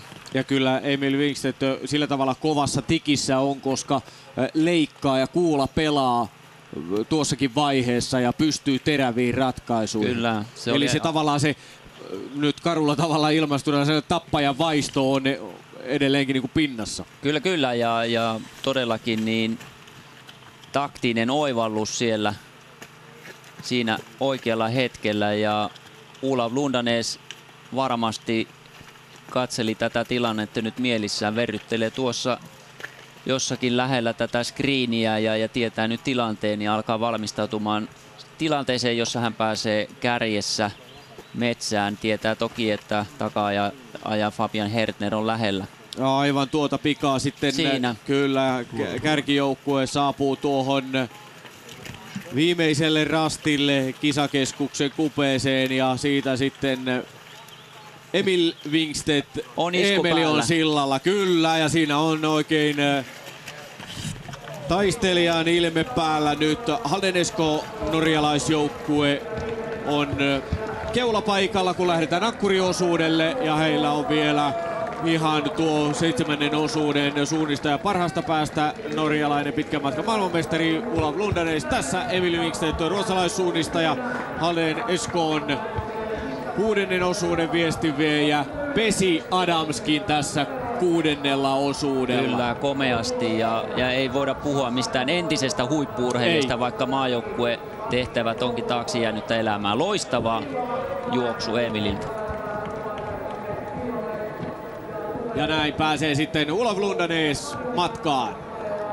Olav Lundanes, joka on Thierry Sourson ohella tämän hetken maailman kovin miessuunnistaja. 24 sekuntia oli Adamski Wingstedtin perässä edellisissä väliajoissa. Ja tästä näette, Adamski on joutunut vetämään itsensä sen verran tiukoille tässä, että ero on kasvanut koko ajan norjalaisseuran hyväksi. Kalevan Rasti on 44 sekuntia kärkeä perässä ja nyt on Hertnerillä on kova paikka. Mitä tehdä? On miettelijän näköinen. Lundanes on 44 sekuntia joensuulaisseuraa edellä ja siitä lähtee sitten sveitsiläinen Hertner matkaan ja on melkoinen lakana tuo ankkuriosuuden kartta. Se on, siinä mennään kauas ja siellä on sitä neitsellistä aluetta, missä sitten ankkurit pääsevät nauttimaan siitä, että siellä riekot lähtevät jaloista lentoon. Ja kärkimiehillä. Kärkimiehet paiskaavat kättä. Ja kyllä Hertner on kovan paikan edessä tänään ankkuriosuudella. Vaajakosken terää sitten odotellaan. Edellisessä väliajoissa Vaajakoski oli 2.48 kärjestä, Södertälje 3.01 ja Delta 3.45 kärjestä. Eli hetken kuluttua Jani Lakanen saapuu tänne Harjun oppimiskeskuksen nyt kisakeskukseen ja Pasi Ikonen pääsee ankkuriosuudelle. Södertäljen ankkuriosuudella on Matias Müller ja Deltan viestiä vie Valentin Novikov. Tässä sitten katselen näitä hajontakaavioita tälle viimeiselle osuudelle ja nämä sekunnit olivat todella arvokkaita, nimittäin tämä alkuhajonta niin olisi ollut tai on siis Haldenilla ja Kalevan Rastilla yhteinen ja näin ollen niin siinä sitten olisi Fabian Hertner päässyt Olav Lundanesin kyydissä ainakin tämän alkumatkan, mutta nyt tosiaan Jani Lakanen omaa tulee työtä. täältä. Vaajakosken terä on kolmantena. Eli nyt tuo kolmen järjestys on täsmälleen sama kuin mitä Kytä ja Jukolassa viime kesänä. Haldenesko, Kalevan Rasti, Vaajakosken terä. Vaajakoski 2.54 kärjestä ja tässä Södertälje, Scott Fraser, hyvä viesti häneltä ja Pasi Ikonen pääsee ankkuriosuudelle. Matias Müller sitten Södertäljellä. Tässä näin Jani Lakanen, 6. osuus takana ja siinä lähti Pasi matkaan. Hyvä juoksu Janilta. 1,5 minuuttia Emil Wingstedille takkiin, mutta loistava juoksu. Ja Södertälje pääsi siinä Müller matkaan. Deltaa ja Kalevan Rastia odotellaan. Ja, Emil Wingstedt, ni hade en hård duell där, men sen drog du ifrån på slutet. Vad var det som hände då? Ja, nej, jag har egentligen väntat hela loppet. Vi har samma gaffling så det har egentligen inte varit någon möjlighet att gå loss. Vi hade olika på ett ställe men då hade jag längre och kom ifatt och sen såg jag att Filip gick något snett ut från en kontroll och då satsade jag, sprang optimalt ut och sen ökade farten rejält på en vägsträcka och försökte få en liten lucka. Jag läser mellan raderna att du väntar på det tillfället. Ja, i den här terrängen när vi har samma gaffling så går det inte och Filip sprang fort, han var väldigt offensiv och så fort jag kom upp så spurtade han förbi och var före igen så ja, jag sprang hela tiden där jag ville men ofta så sprang han också på precis samma ställe. Blir det något psykologiskt spel då? Nej, det blir ju inte det för vi vet att det kommer lag bakom så det går inte att lurpassa men det är klart att jag har ju sett på alla ställen där det har funnits vägval och varit väldigt noggrann in mot mina kontroller så jag inte ska riskera att gå i fel gaffling om han ligger före. Så jag har varit väldigt koncentrerad på det och sen jag har väntat egentligen på en möjlighet och lyckligtvis för mig så kom den på slutet. Du snackar någonting här efteråt, vad handlar det om? Jag ville höra vad han hade gjort om det var gaffling och det var både att jag fick en lite bättre utgång och att han hade annan gaffling på, vad blir det, tredje sista eller fjärde sista. Halden har nu 44 sekunder till godo. Vad annat talar för er med en etapp kvar? Ja, det som talar för oss är ju självklart att vi har Olav Lundanes på sista. Han är världens bästa orienterare på långdistans. Det här är en långdistans i terräng som han älskar att springa i. Det här är ett drömläge för hans del. Så jag tror att han klarar det.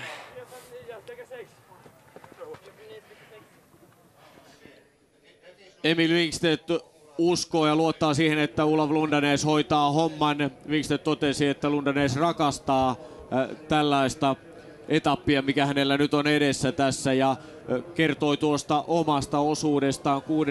osuudesta lyhyesti kerrottuna sen, että odotti mahdollisuutta iskeä. Filip Adamski tarjosi kovaa kyytiä ja otti hyviä valintoja, teki hyviä valintoja matkan aikana, mutta sitten tämä yksi virhe 3. tai 4. viimeisen rastin jälkeen siellä se tuli ja huomasi, että Adamski teki virheen ja hän otti suoraviivaisemman linjan ja näin ollen Halden kärjessä. Joo, ja myös kertoi siitä vauhdin lisäyksestä, eli ymmärsi, että tässä pitää nyt iskeä, ja Emil on niin kokenut, että tiesi, että nämä sekunnit, jotka nyt Olav sai, niin saattaa olla tämän kisan kannalta niin todella ratkaisevia.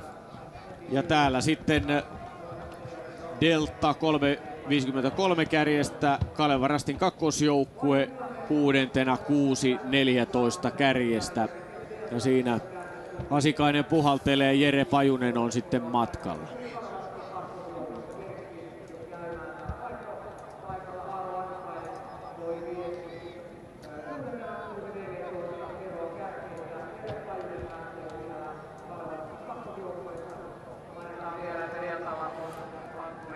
Tervetuloa jälleen sitten piipahtamaan myös studion puolelle, jonne on saatu myös jälleen Tero Föör, joka on tietenkin silmätarkkana seurannut kilpailua, kuten mekin täällä Jannen kanssa. Ankkurit, kärkijoukkoiden ankkurit ovat nyt sitten matkalla ja tässä aletaan pikkuhiljaa valmistautua ratkaisuhetkiin. Mitä sanotte ensinnäkin tästä 6. osuuden ratkaisuista, Tero?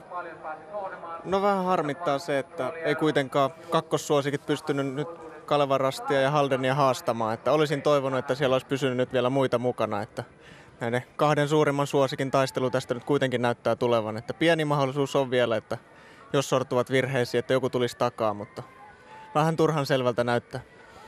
Mikäs Janne sun arvio on siitä, että sitten tässä maastossa ei pystytty haastamaan Haldenia ja Kalevan Rastia välttämättä? No kyllä se oli just se, että siellä oli 2 joukkuetta, toinen sparrasi toisiaan sekä taidollisesti että vauhdillisesti. Että jos siellä olisi vaan ollut 1 joukkue edellä, niin vaikka 3 ajamassa takaa, niin olisi voinut käydä toisinpäin. Mutta nyt siellä oli 2 pientä ryhmää ja Emil ja Filip täydensi hyvin toisiaan siellä ja muut ei vaan kerta kaikkiaan pystynyt. Nämä teki virheetöntä työtä edessä ja silloin ei oteta kiinni. Kuvissa nähtiin, että Kalevan Rastin molempien ykkös- ja kakkosjoukkueiden viestinviejät olivat aika väsyneitä. Adamskikin oli hyvin väsyneen näköinen ja Aaro Asikainenkin tuossa puhalteli. Mitäs tuo maasto nyt tarjoaa vauhdillisesti? Kuinka kovaa tuolla parhaimmillaan mennään? Onko se niin helppokulkuista välillä, että siellä oikeasti otetaan kaikki vauhdillisesti irti? Kyllä, että todellakin välillä mennään niin paljon kuin jaloista lähtee ja pohja on todella hyvää, mutta sitten kysytään sitä suorituksen hallintaa, että pitää pystyä näkemään se, että missä se vaikea rasti tulee ja välttää siinä virheet minimoimalla riskit, että rasteille täytyy tulla tarkasti, mutta odotetaan nyt vielä, mitä ankkurilla on tarjota, että ankkuriosuus on erittäin hienon näköinen ja varmasti tapahtuu vielä. Mikä se vauhti nyt noilla huippusuunnistilla tuolla on tuolla metsässä? No nyt on juostu 5 minuuttia kilometrinä 4/5 osuus, eli sitä voi käydä tiellä kokeilemassa, että hölkkäähän se siinä on, mutta metsän puolella niin kyllä 5 minuuttia joutuu tekemään suomalaisessa metsässä töitä. Lyhyesti vielä, Janne, miten vaikeaa se on ymmärtää se, että jos on mahdollisuus päästä kovaa, että mikä on se optimitilanne, että pysyy vielä suunnistuskin kasassa? No kyllä sen oppii tietenkin, sitä varten harjoitellaan, että jatkuvasti pyritään työntämään sitä omaa rajaa kauemmas ja nämä kaverit on semmosia, että ne juoksisi tämän radan suurin piirtein samoihin, vaikka se olisi viitotettu. Eli koko ajan pää pelaa silti, vaikka ollaan 90-95% omasta maksimista. Käydään sitten jälleen Puomilla. Jani Lakanen, Vaajakosken Terä. Siinä aivan lähellä kärkitaistelua olette nyt. Mitä sanot omasta suorituksestasi?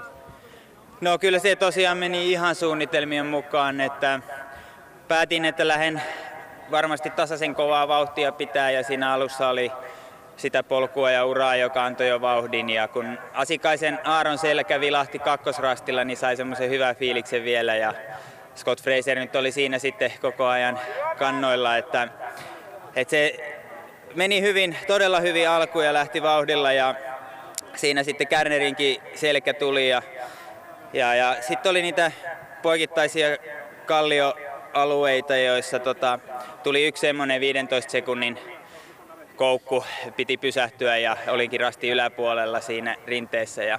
Mutta hyvin siinäkin klaarasin sen ja muutenkin niille vaativille rasteille, että meni kyllä todella hyvin, että reilu puoli minuuttia ehkä olisi voinut ihan niin kuin aivan täydellisellä suorituksella, mutta kyllä mä pidän niitä 10 miinuksen suorituksen.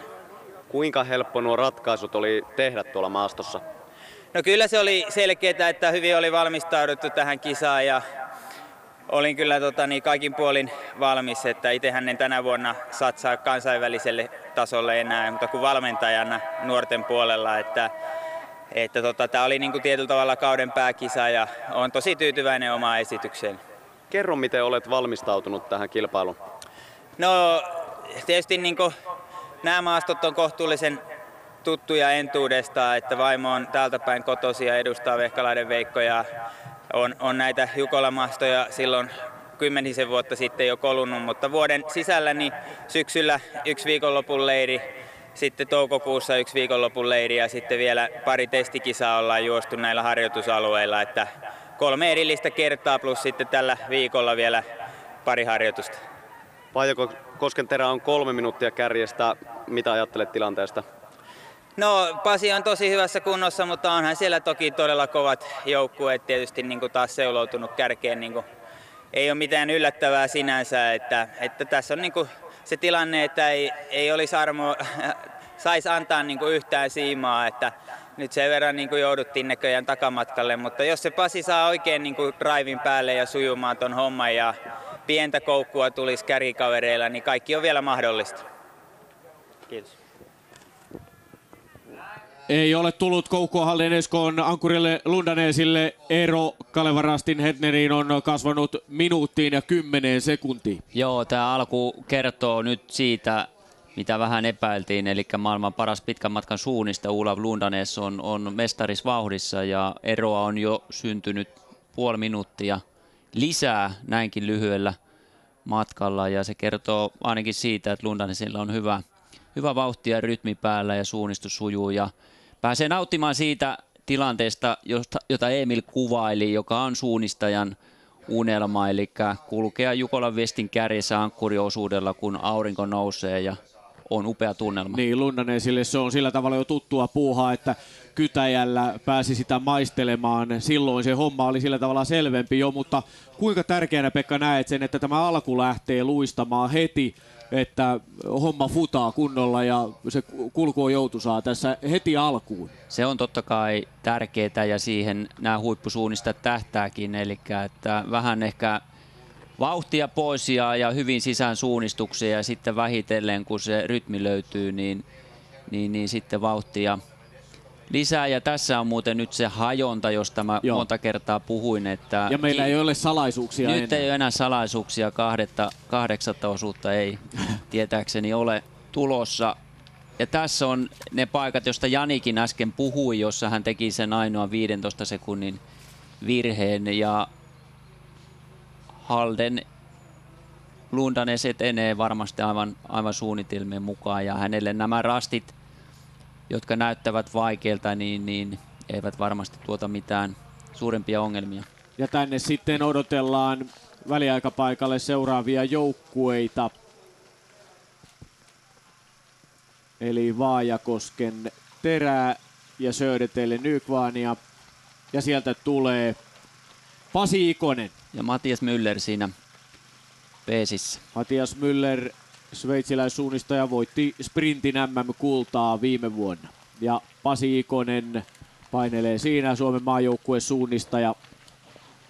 Ja ero kärkeen Pasilla 3.34. Müller on sekunnin päässä ainoastaan Ikosesta. Ja Pasikin 40 sekuntia hitaampi alku kuin Lundanesilla ja tässä on ollut samaa hajontaa Lundanesilla ja Kalevan Rastilla, eli se ei näe tätä eroa selitä. Ja siinä näkyy Haldenin ja Södertäljen välinen ero, eli ensimmäisen ja 4. joukkueen välinen ero. Ja sen verran samaan aikaan, kun siellä ankkuriosuudella kovat luut ovat siellä jo painelleet tuonne ensimmäiselle väliaikarastille, niin poimitaan sen verran, että 6. osuudelta on joukkuetta. Halden Rasti, Vaajakosken Terä, Södertälje, Delta, Kalevan Rasti kakkosjoukkue UK Linné, Christian Sand, Angelniemen ankkuri 9. Hiisirasti 10. IL Tyrving, Turun Metsänkävijät 12. Tampereen Pyrintö 13. IFK Muras 14. Nyt tuli Delta ja Valentin Novikov. Ja Vallulla on tämä tuttu askel. Kolminkertainen Viestin maailmanmestari ja 3 vuoden takainen Jukolan voittaja. Ja ero kärkeen deltalla 4.44. Ja 50 sekuntia hitaammin kuin Lundanes tälle rastille. Täällä Salpajukolan alueella näkyy paljon tällaisia vihreä-musta-asuisia henkilöitä. Talkoolaisia löytyy aika reilusti vai mitä, Salla Töyrylä? On, ja viime hetkien ryntäys on ollut kova, että on väki lähtenyt liikkeelle, että kaiken kaikkiaan semmoinen 1700 taitaa olla lopullinen huimamäärä. Oliko heitä vaikea haalia tänne? No sanotaanko, että ei nyt suurta huolta kannettu siitä, mutta paljon kyllä töitäkin tehtiin sen eteen, että talvella vielä oli hiljaisempaa, mutta sitten kun lumet suli ja se kesä ja Jukola alkoi lähestymään, niin sitten ne harkitsijatkin varmistuivat ja lähtivät mukaan. Ja viime hetkellä sitten paljon varmaan tuttavia ja naapureita vielä saatiin mukaan, että ihan hyvä määrä. Nykyaikana se talkootyön löytyminen taitaa olla melko hankalaa ylipäänsä. Monia kisoja joudutaan jopa perumaan sen takia, ettei löydy talkoolaisia. Niin mistä tämä 1700 henkilöä on löytynyt? Kyllä se näistä Haminan ja entisen Vehkalahden ja Virolahden alueelta sit loppujen lopuksi löytyy. Että kyllähän se talkootyö niin ei ole niin arvossa enää nykypäivänä ja kyllähän se suuri joukko niitä, ketkä uhras ihan älyttömästi työtunteja täällä ennen kisoja niin kuin rakentaen tätä kisakeskusta, niin kyllähän siellä keski-ikä oli aika korkea, että heille hatunnosto siitä. Ja sitten löytyy nuoren polven talkoolainen Suvi Nurmela. Mitä sinä olet täällä Salpajukolassa tehnyt? Mä oon tuossa Infos töissä. Minkälaisia asioita? No, ihan vastailen kysymyksiä, että mitä tulee kilpailijoilta ja myydään karttoja siellä ja puhelimen latauksia ja ladataan puhelimia siis. Sinulla on itselläsi suunnistustausta, eli Venlojen Viestissä olet juossut monet kerrat. Joo, kyllä olen. Osaatko muistella kuinka monta kertaa? No just tänään kävin muistelemaan, että varmaan joku 9 kertaa olisi. 90 kertaa varmaan. Kuinka paljon on harmittanut, ettei tuonne pääse itse kirmailemaan? No kyllähän se vähän harmittaa, mutta on se hienoa olla tälläkin puolella välillä nähdä, että mitä vaaditaan siihen, että näin iso kilpailu saadaan pyörimään. Kuka sinut houkutteli tänne talkoolaiseksi? No, Longan Eeva-Kaarina. Eli Infon päällikkö. Hyvä, että on talkoolaisia ja menestystä vielä loppusalpajukolaan. Kiitos. Tässä kärkijoukkueiden etenemistä Lundanesin Lapikas etenee siellä varmaan vakuuttavaan tyyliin. 6. osuudelta on tullut jo vaihtoon 17 joukkuetta. Ja nyt 7. osuudella siellä Haldenesko Olav Lundanes varmassa johdossa, Kalevan Rasti toisena, Vaajakosken Terä 3.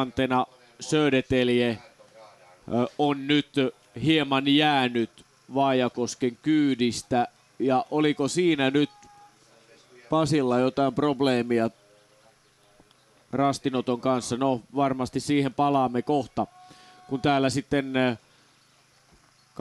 2,5 kilometrin kohdalla Matias Millinger, Ukulinen, tulee sieltä vauhdikkaasti. Siinä näytti Haldenin ero olevan noin 1,5 minuuttia Fabian Hertneriin, mutta tässä Millinger on hyvässä vauhdissa. On mutta kuitenkin 1,5 minuutin päässä Kalevan Rastin kakkosjoukkueen Pajusesta. Kuitenkin niin Lundanes pitää ihan omaa vauhtia. Kyllä hyvin Pasi sieltä tuli notkoa alas. Kyllä. Tässä kuvassahan nyt näkyy näitä hajontarasteja useampia, mutta totta kai suunnistajalla Olav Lundanesilla esimerkiksi on vaan tämä oma rasti kartalla, että se nyt näytetään tässä yleisölle nämä kaikki hajontarastit. Siinä menee Daniel Hubman, maailmanmestari. On ollut vähän jalkavaivainen viime aikoina, mutta nyt on jälleen löytämässä kuntonsa ja varmasti kova haastaja muun muassa Lundanesille ja Sursolen Ranskan MM-kisoissa. Ja kyllä tuo Hubmanin askel, se on lähestulkoon tuollainen Mailerin askel. Se on vetävä ja nyt toi häntä on 2 minuuttia, eli toi Haldenin johto on 1.25-26.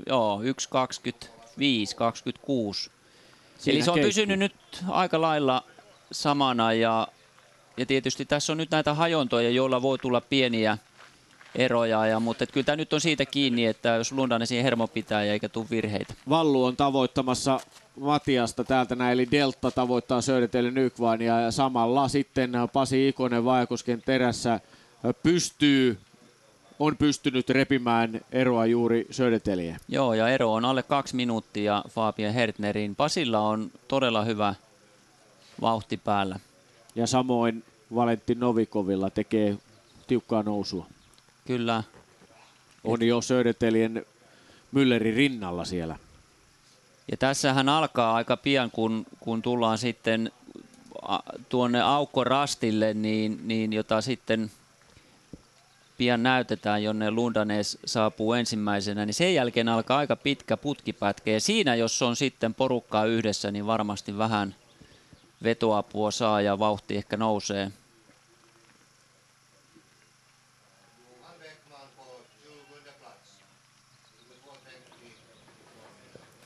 No niin, Tero För, miltäs tuo viestinviejien meno näyttää, kun katsellaan tätä GPS-kuvaa?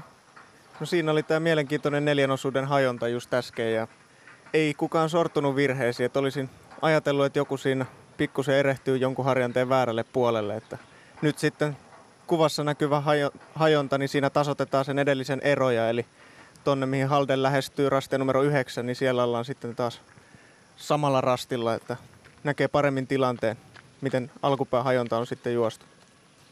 Eli ei vielä mitään merkittävää saada tässä aikaiseksi. Ei. Voisi sanoa, että tässä ankkuriosuuden luonne on vähän semmoinen, että alussa juoksutetaan pojilta jalat löysäksi ja katsotaan, mitä sieltä sitten kauempaa löytyy vielä tarjottavaa. Janne. No kyllä tässä tietysti näkee nyt, että kyllä Lundanesilla on kova vauhti päällä ja Kaleva Rasti Hertner jää pikkusen, on jäänyt koko ajan lisää ja nyt Pasillahan on tässä nyt pitkä ulkorata mun ymmärtääkseni, että Södertälje ja Delta otti 2 rastia tuossa edellisellä mäellä, nyt ne menee suoraan tuonne kasille. Ja siinä tulee pronssista kova taistelu, mutta kyllä näyttää siltä, että ei tuonne kukaan enää noista 3 nouse.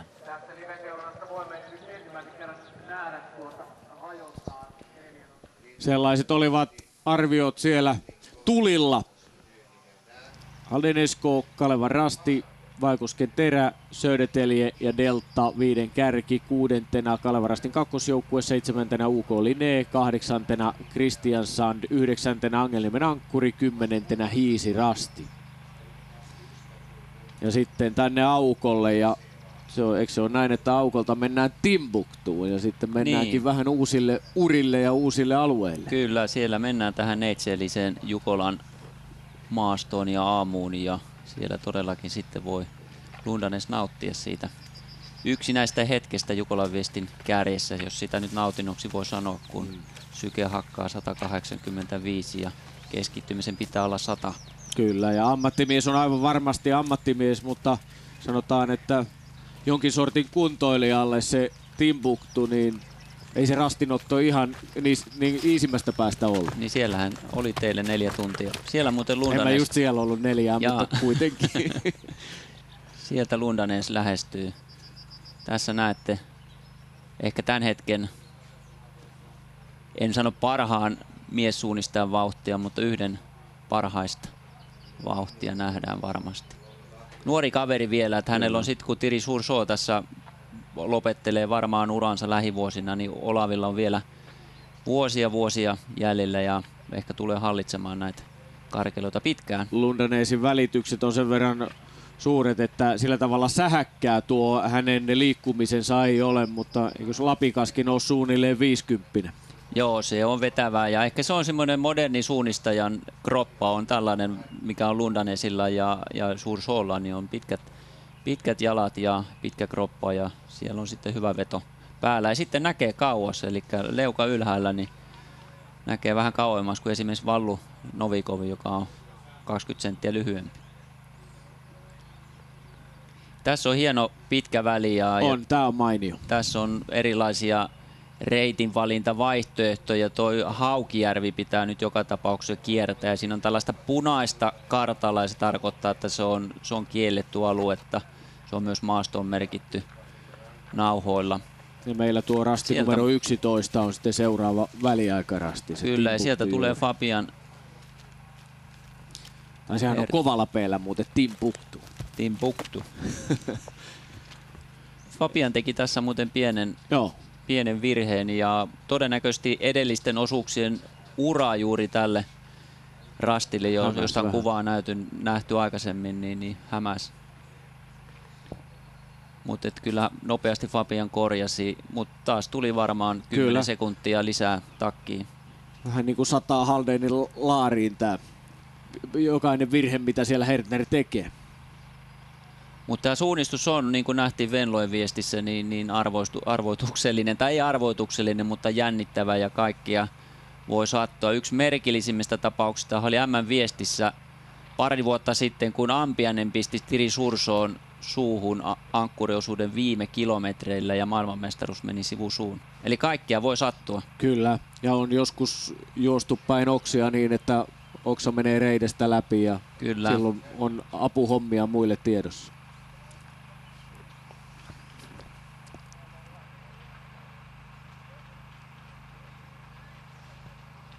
Mika Kulmala, Suunnistusliiton toimitusjohtaja. Jukolan viesti on jo lähestymässä loppuaan Kärjin osalta. Sinäkin olet ehtinyt käydä tuonne tutustumassa maastoon. Miltä siellä näytti tällä kertaa? Maasto oli todella hienoa ja meille kuntosuunnistajalle sopivan haasteellista. Oli nopeita kalliopätkiä ja sitten vähän vaativampaa risukkoakin. Ja uskon, että tarjoaa huippusuunnistajille ihan riittävää vaikeusastetta. Miltä tämä kilpailu on näyttänyt ihan tuon Kärjin osalta kilpailullisesti? No mä tässä on seuraillut sivusilmällä aina välillä, ja nyt sen tuossa vaikuttaa siltä, että Lundanes ja Halden on pikkasen karkaamassa. Ero oli nyt 1.40, mutta Venlojen viestistä muistetaan se, että pitää suunnistaa loppuun asti. Että odotan vielä tästä tiukkaa kamppailua kaikesta huolimatta, että sieltä Kalevan rasti, Vaajakosken terä lyö vielä kiilaa tuohon Lundanesin ja Haldenin etenemiseen.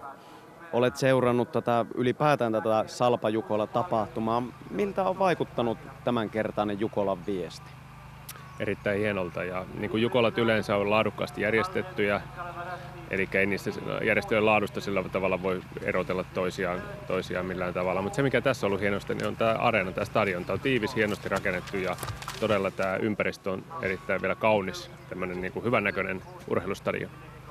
Kerro katsojille, minkälainen merkitys tällä Jukolan viestillä on ihan ylipäätään suomalaiselle suunnistukselle? No, tämä on suomalaisen suunnistuksen lippulaiva, ja voidaan sanoa, että suunnistuksen brändi. Tiedetään Jukolan, jos mennään tavallisilta kansalaisilta kysymään, no Minna Kauppi tiedetään tällä hetkellä, mutta Jukolan viesti tiedetään ja on tiedetty pisempään, ja myöskin ne kuiskailut sieltä kuusen alta, mikä on radion kautta tullut, niin se on varmaan sellainen pitkä historia, mikä tavallinen kansalainen tietää suunnistuksesta. Ja totta kai meillähän tämä on iso juttu. Monet kuntoilijat nimenomaan tähtää tähän, ja seura-ihmiset tähän Jukolan viestiä näihin joukkueisiin. Mitä tuolla Suunnistusliiton puolella ajatellaan, voisiko tämmöinen tapahtuma enää tästä juuri paisua tai vastaavasti pienentyä, minkälaisia ajatuksia siitä? No kyllähän tämä on kasvanut joka vuosi, että nyt oli semmoinen pieni tasainen, mutta ensi vuonna Hakunilassa on varmasti taas paljon porukkaa. Me emme rajoita kasvua millään tavalla, mutta totta kai kilpailukeskuksilta tämä vaatii entistä enemmän koko ajan, ja myöskin sitten ympäristötekijät on otettava huomioon ja niin poispäin. Ja sitten ehkä noissa ratojen pituuksissa varmaan jossain vaiheessa täytyy miettiä se, että minkälaisia ratkaisuja tehdään. Mutta mä pitäisin tätä kilpailukeskusasiaa niin kuin tässä haasteellisimpana.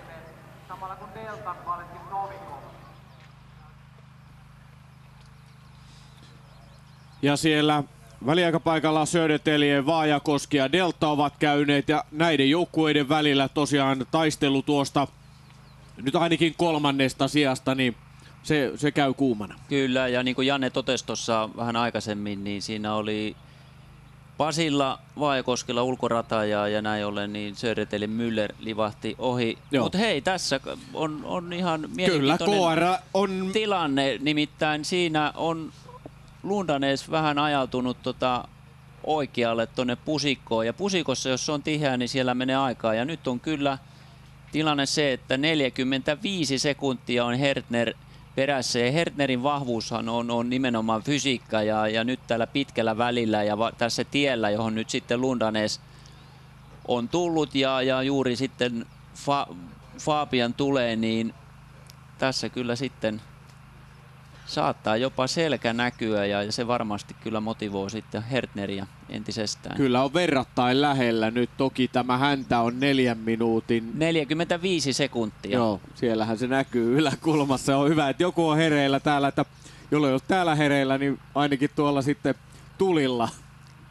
Mutta ja tämä on putkipätkää nyt sitten niin aika monta kilometriä ja jos tässä nyt saisi Fabian kontaktin Lundanesin seljästä, niin tämä peli menisi jännäksi.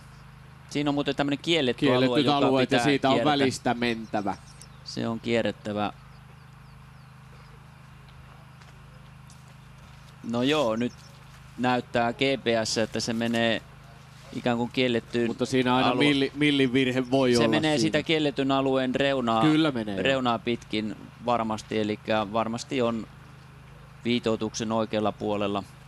Mutta nyt kyllä Fabian... Hertner vähän leikkaa. Toi on sellaista aika tiheätä aluetta. Siellä on tiheätä ja sitten tämmöistä avointa aluetta ja se on usein niin kuin vaikea suunnistella, hahmottaa. Ja siellä Södertälje Müller tekee polkureitin valinta. Tuo on hyvä polku kyllä, mikä menee täältä. Joo. Nyt kyllä Hertner vähän menetti asemiaan törmäämällä tonne kielletyn alueen reunaan ja tulee tuollaista jyrkkää kulmaa ja se ei ole koskaan menetti ne asemat oikeastaan, mihin siinä ei ole pääsi. Kyllä.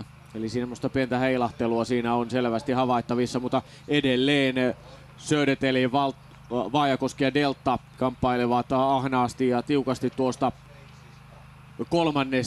sijasta tässä ja nyt palaamme jälleen tänne aukolle ja siellä on Kalevan Rastin kakkosjoukkue Pajusen Jere. Joo, ja oli toi kuitenkin sellainen pieni ehkä osoitus nyt siitä, että ei tämä peli vielä ole valmis ja Haldenin voitto kirkossa kuulutettu, eli kyllä tässä vielä voi tapahtua. Ja pidetään koko ajan mielessä se, mitä naisten viestissä täällä eilen kävi. Huima loppuratkaisu viimeistä edellisellä rastilla. Domnarvets kuittasi Tampereen pyrinnön ohi. Venlojen viesti voitto. Nyt Halden johtaa Kalevan Rasti toisena. Södertälje, Vaajakoski ja Delta taistelevat tuosta 3. sijasta. Kalevan Rasti on täällä sitten 6. kakkosjoukkue. Nimenomaan. Ja täältä taempaa Linné ja Kristiansson. Lundanesin meno on vakuuttavaa, mutta usein käy niin, että tulee ensin se pieni virhe ja sitten tällaisessa tiukassa paikassa niin se pieni virhe niin jää jollain tavalla sitten vaikuttamaan siihen jatkotyöskentelyyn ja tulee vähän kiire ja jotenkin se keskittyminen niin kuin herpaantuu ja alkaa miettimään, että kuinka lähellä on taka-ajajat ja siitä sitten saattaa hyvinkin seurata suurempia virheitä. Et se on aika tyypillinen tämmöinen ketjureaktio, ensin pieni virhe ja sitten isompi virhe, mutta eihän nyt tietenkään kellekään mitään virheitä toivota. 11 viestissä on IL Tyrving, heillä erinomainen ankkuri Audun Veltsien lähestulkoon samassa vauhdissa Lundanesin kanssa. Niin, Tero Föhr, sinähän olet vähän testannutkin näitä reittejä, reitin valintoja. Mitä sanot nyt näistä valinnoista? Tässä tapahtuu vähän eroja, muun muassa Södertälje lähtee tuolta ylempää. Joo, siinä on heti alussa mahdollisuus lähteä tuonne kielletyn suon rantaan, mistä Kalevan Rasti lähti erittäin hienosti. Ja toinen vaihtoehto sitten Södertäljen valinta, eli heti tielle ja tuolta ympäri. Eli tosiaan mistä Södertälje nyt on mennyt, niin se ei ole kilpailukartassa kielletty, vaan ihan hyvä reitinvalintavaihtoehto. Että Kalevan Rasti oli jo hyvällä tuolla alkuvälillä, tosi lähellä Haldenia, mutta sen jälkeen vähän liian ahneesti lähti polulta kohti Rastia. Eli siinä oli yksi paikka saada ero paljon pienemmäksi. Eli kärkiviisikosta Södertälje teki melkein mielestäsi parhaimman valinnan? On se mahdollista, että se on todella hyvä, että pikkusen siinä on heinäpeltoa, missä nyt ei ole sitten kukaan vielä juossut. Eli jos siitä menee näppärästi läpi, niin sen jälkeen on kyllä tosi hyvä ura Rastille asti. Hadenesko on Olav Lundanes kävi Timbuktussa ja se oli telkkäpöntöstä. Siinä ei paljon hapuilua ollut. Se oli hienosti otettu ja tämähän oli vaativa rasti tai on. Sullahan oli vaikeuksia eilen Timbuktussa. Joo, ja veikkaan, että en ole ainut, jolla on tämän viikonlopun aikaa, mutta ei ehkä näillä kavereilla täällä. Mutta tämä oli kuitenkin tärkeä rastinotto Lundanesille ja Haldenille tämän pienen hapuilun jälkeen tuolla pitkällä välillä. Niin, ja tietysti Lundanesin vahvuus on nimenomaan metsässä ja silloin kun on vaativaa suunnistusta. Ja toisaalta Hertner sitten ehkä tarvitsee vähän sellaista helpompaa suunnistusta ja nimenomaan kovaa juoksua. Mutta sitähän täällä ei kovin paljon ole tarjolla. Ja nyt kärkipään suunnistajat ovat varsin etäällä kilpailukeskuksesta.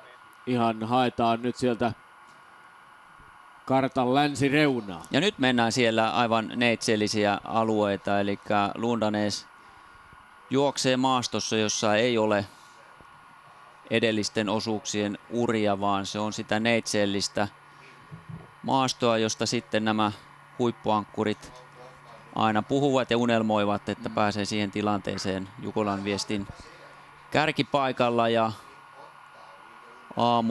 yön tunteina ehkä tosiaan joku metsäkana lintu sieltä lehahtaa lentoon, joka sitten vielä varmistaa tilanteen, että kärjessä ollaan. Ja täältä tulee Hertner.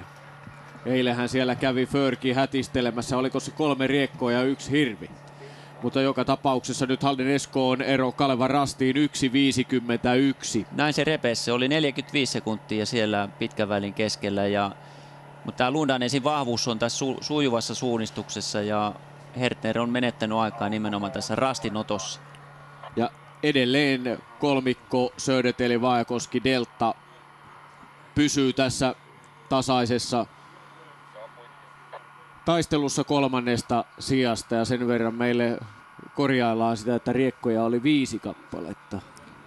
Ja nyt nousee Lundanes ehkä tämän maaston kauneimmalle, hienommalle paikalle, eli tällaiselle korkealle mäelle, jossa on avokalliota ja se on tonne meren suuntaan. En tiedä ehtiikö Uula ihastella niitä maisemia, mutta varmaan jonkinlainen hieno fiilis hänellä on ja kun suunnistus sujuu, niin tulee juuri tällainen flow-tunne, jolloin kaikki vaan täsmää ja jos kroppakin toimii, niin se on hieno tunne.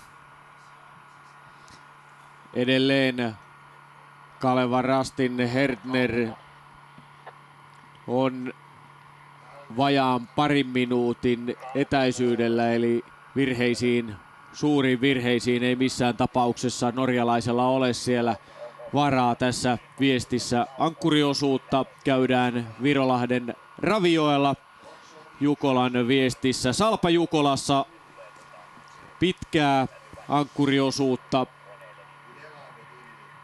kärkipään suunnistajilla 7 kilometriä takana ja tällähän on 15,5 kilometriä mittaa tällä osuudella, joten tämä on todellakin isojen poikien leikkiä kyseessä. Ja nyt odotellaan sitten Vaajakoskea, Söderteliä ja Deltaa. Sieltä tulee Matias Müller. Kyllä. Ruotsalaisseuraa edustava sveitsiläinen Matias Müller, Trondheimin MM-kisojen sprintin maailmanmestari, leimaa siinä 4.06 ero kärkeen, rapiat 2 minuuttia perässä Kalevan rastia. Ja missä ovat Vaajakoski ja Delta?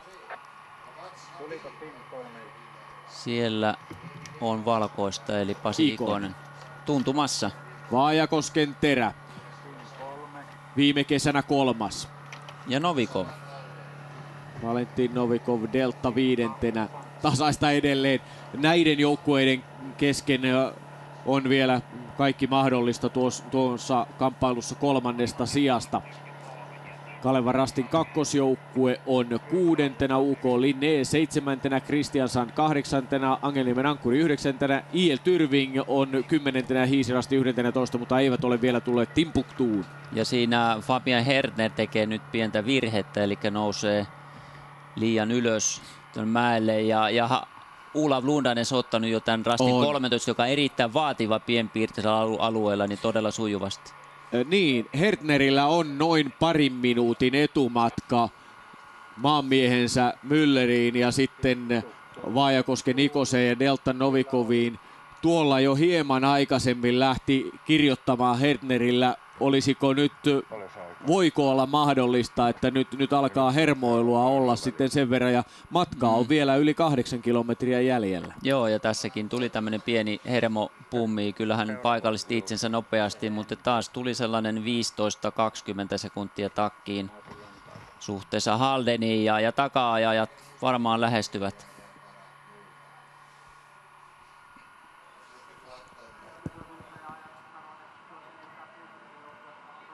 Antti Harju, Kalevan rastin valmennuspäällikkö. Nyt tilanne on tuommoinen reilu 1,5 minuuttia eroa kärkeen. Miltä se tilanne vaikuttaa? No onhan se tietysti haastavaa tässä vaiheessa viestiä olla noinkin paljon jäljessä. Että kyllä se vaatii kärjessä menevältä Lundanesilta virhettä, että me pystytään vielä Halden saavuttamaan. Niin missä se paikka voisi vielä tavallaan olla? Kenties siellä, missä voi sitten niitä sekunteja ja sitten jopa minuuttejakin napsia pois. No tuossa äsken nähtiin GPS-seurannassa, kun Lundanes menetti ihan lyhyessä ajassa semmoisen 40 sekuntia, mutta valitettavasti sitten Fabian Hertner teki heti siihen perään pienen virheen, niin me ei saatu sitä eroa siinä kohtaa hyödynnettyä. Mutta tämä maasto on sellainen, että kyllä se virhe voi näille huippumiehillekin tulla ihan missä vaan, että katsotaan nyt loppuun asti, eikä nyt tässä vaiheessa tietysti ruveta mitään toivoa menettämään. Niin, olet nyt pystynyt seuraamaan Venlojen viestiä ja nyt sitten tätä Jukolan viestiä, niin minkälaiset nämä maastot sinun mielestäsi nyt ovat olleet, kun vertaat aikaisempiin Jukoloihin? No, mä luulen, että tästä maastosta haastavan tekee se, että moni ajattelee ennakkoon tämän olevan helppoa, mutta niin kuin on nähty, niin täällä on tehty aika paljon virheitä valitettavasti myös meidän joukkueen toimesta, että tämä on vähän niin kuin semmoinen piilovaikea, että se suhtautuminen tähän maastoon pitää olla oikea, kun sinne maastoon lähtee.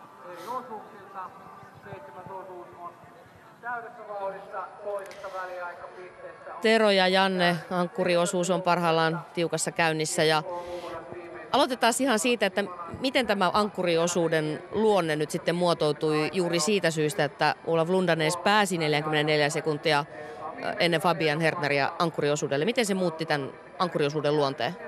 Janne? No se muutti niin, että kyllä Lundanesilla lyötiin siinä valtit käteen. Hän tiesi kyllä, että hänen ei tarvitse tehdä kuin sitä omaa kovaa perustyötä. Hän on ollut tänä keväänä pohjoismaisissa kisoissa suvereeni.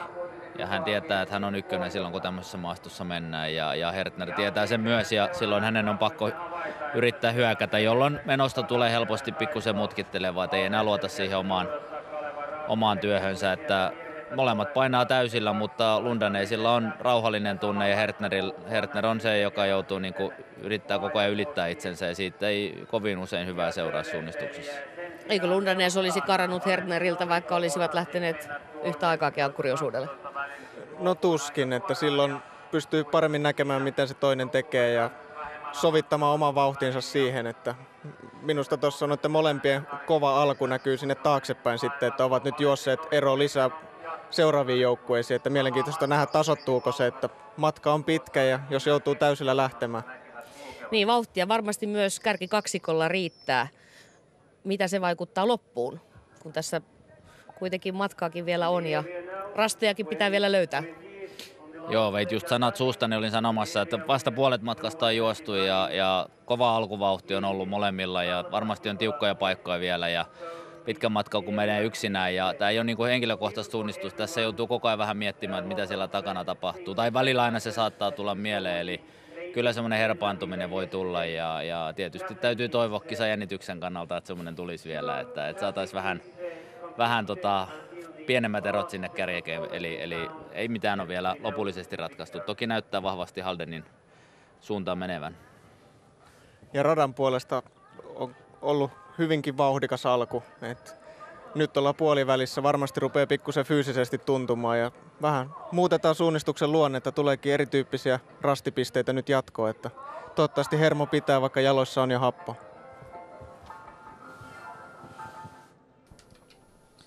Niin ainakin näiden kuvien perusteella näyttää siltä, että hermo pitää. Halden Esko on ankkurilla. Olav Lundanesilla. Ja noustaan tänne mäkeen ja tullaan takaisin näille edellisten osuuksien urille. Ja tässä on vaativa piste nyt Lundanesilla. Tullaanko Kaukomäelle? Kaukomäelle, eli tässä on sitten yksi rastiväli vielä ja ollaan TV-kuvissa, mutta kyllä tuo vakuuttavaa tämä Haldenin meno ja sitten Kalevan rasti Hertner siellä välissä ja sitten tämä takaa jo ryhmä. Tämä on nyt vakiintunut ainakin hetkeksi tämä tilanne, mutta niin kuin Tero ja Janne totesi, niin matka on pitkä ja tämä radan luonnekin tässä vähän muuttuu ja tulee peitteisyyttä ja tulee mäkiä lisää ja täällä on herkullisia pitkiä välejä vielä jäljellä, että tässä voi vielä tilanteet vaihtua. Mutta se on nyt tuossa ollut 3 rastin väliä suunnilleen tuo 2,5 minuuttia. Halden Esko ja Kalevan rastin välinen ero. Delta, Vaajakoski ja Södertälje edelleen yhdessä. Kyllä, ja erot ovat todellakin nyt aika niin pienentyneet ilmeisesti koko ajan tässä tuon kolmikon välillä. Ja sieltä näkyy sitten Kalevan rastin kakkosjoukkue 6. Linné, Kristiansand ja täältä Angelniemen Ankkuri, Tyrving ja Hiisirasti ovat siinä seuraavassa porukassa. Ja tässä tosiaan mennään tätä putkipätkää vielä Tovi ja tämä kolmikko Vaajakoski, Delta, Södertälje tietää, että putkia mennään. Ja tuolla pohjoisessa Kristiansandilla on ongelmia ja sieltä tulee Tyrving Veltsienin johdolla Hiisirasti ja Angelniemi ihan siinä tuntumaan. Joo, ja siinä näkyy varmaan tämä Daniel Hubmanin vamma, että hän on fyysisesti ehkä jo pääsemässä kuntoon, mutta että nämä taitoharjoitukset on jäänyt vähän vähin. Ja sitten huipputasollakin syntyy virheitä, jos taitoa ei ole pystynyt treenaamaan. Siellä olemme Kaukorastilla nyt, Kaukomäellä Lundanes. Lundanesia odotellaan. 9 kilometriä 7. osuudella ja 7 tuntia tuli kisassa täyteen, niin kuin kello näyttää. 7 veljestä, 7 tuntia. Ja siellä on maastossa edellisten osuuksien suunnistajia toki vielä yllin kyllin. Sieltä taitaa tulla Lundanes. Kyllä. Tässä kyllä. Ja siinä leimaa ja matka jatkuu. Vilkaisu karttaan ja mies sinne harppoo mäkeen. Tuossa näkyy muuten hyvin tämä ennakointi, eli kartasta oli jo hyvin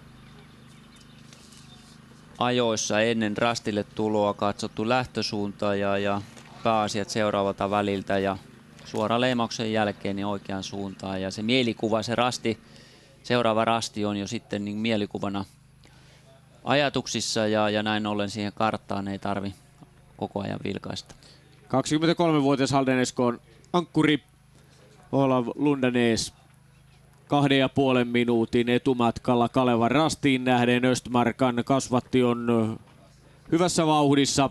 Nuorten MM-kisosta aikoinaan Lundanes veteli 4 kultaa, 3 hopeaa ja 2 pronssia ja näidenkin menestysten myötä sitten osattiin odottaa häneltä varsin suuria ja todellakin Trondheimissa tuli se kulta, mutta oli varmasti hyvin juhlava, hieno hetki tälle nuorelle miehelle viime kesänä tuoda Kytäjällä joukkue selvässä johdossa voittoon ja pystyi oikeastaan nauttimaan siitä suunnistuksesta. Tänään tuo ero, nyt se on 2,5 minuuttia, mutta vielä varmasti se keskittyminen on niin tiukasti päällä, että sellaisen nautinnon asteelle ei välttämättä vielä, ainakaan mukavuuden halun asteelle ei olla niin, se nautinto on myös se kova suoritus silloin, kun se sujuu, että se on tietysti vähän erityyppistä nautintoa sitten, mutta varmasti hän pystyy tilanteesta myös nauttimaan ja sehän nyt urheilussa on tärkeää, muutenhan ei varmasti sitä kovaa työtä jaksaisi tehdä, jos ei siitä pystyisi nauttimaan. Ja Lundanes on näitä norjalaisia suurmiehiä todennäköisesti suunnistuksessa. Siellä on Åke Hadlerista lähtien 60-luvulla Öyvind Thunit, Egil Johansenit, Petter Thuresenit. Norjalaisilla on kyky tuottaa näitä maailman mestareita ja nimenomaan tähän klassiseen pitkään matkaan, niin se on jotenkin heidän sielussaan. Viesti maailman mestaruuden toki vei Venäjä, Ramos, Vetko, Novikov kolmikolla. Norja oli kotikisoissaan 2 ennen Sveitsiä. Ja täältä tulevat sitten seuraavat ja eritoten juuri Hertner, joka tässä on yli 2,5 minuutin päässä johtavasta Haldeneskon Lundanesista. Fabianilla on nyt hyvä vaihe päällä ja tämä tilanne on sillä tavalla tasaantunut, mutta se, että Fabian on tehnyt pieniä virheitä siellä täällä ja Lundanes menee eteenpäin kuin kello, niin sitä eroa sitten on kertynyt. Ja kerrottakoon sieltä taempaa, että Kristiansson ja Daniel Hubman, kun teki niitä virheitä, niin samassa ovat siitä polkaisseet ohi Angelniemen Ankkuri, IL Tyrving ja Hiisirasti, mutta siinäkin on 4 joukkuetta muutaman sekunnin sisään, joten mielenkiintoa löytyy sieltä sijoilta 8, 9, 10 ja 11. Ja todellakin tilanne on nyt hyvin vakiintunut tuolla taustalla, niin Pasi Ikonen menee yhdessä Valentin Novikovin ja Matias Müllerin kanssa. Siinä on ja pysyy kyllä. Varmasti kunnes alkaa sitten taas nämä hajonnat ja meillä on nämä hajontakaaviot ja niihin sitten palataan, kun tilanne on päällä. Mutta tuo Haldenin GPS-seuranta pallura siellä etenee ikään kuin junaa, että Lundanes menee vakuuttavasti. Joo, ja tuossa mennään nyt aivan optimireitti, eli se on toi punainen viiva. Tuolla on aika tiheitä, eli taas kerran nämä vihreät niin kertovat siitä, että näkyväisyys on. Ja olisi aika mukavaa, niin kuin on mietitty, että tulevaisuudessa voitaisiin kytkeä nämä kamerat näihin päähineisiin tai lamppuihin ja voitaisiin sitten vaikka olla vähän aikaa Lundanesin kyydissä siellä ihan aidosti mukana. Ja sitten vaikka vaihtaa Fabianin kyytiin ja sitten Pasin kyytiin. Ja saada aistia nimenomaan sitä vauhtia ja ryminää ja se on melkoista ryskittää menoa sitten, kun läheltä pääsee näitä seuraamaan, miten siellä metsässä mennään. Ja se vauhti, kun puhutaan 5 minuutista kilometrin, niin sehän on aina mitattu linnuntietä, että todellinen Kyllä. vauhti on huomattavasti kovempaa, koska tulee kiertoja ja mennään ylös ja alas.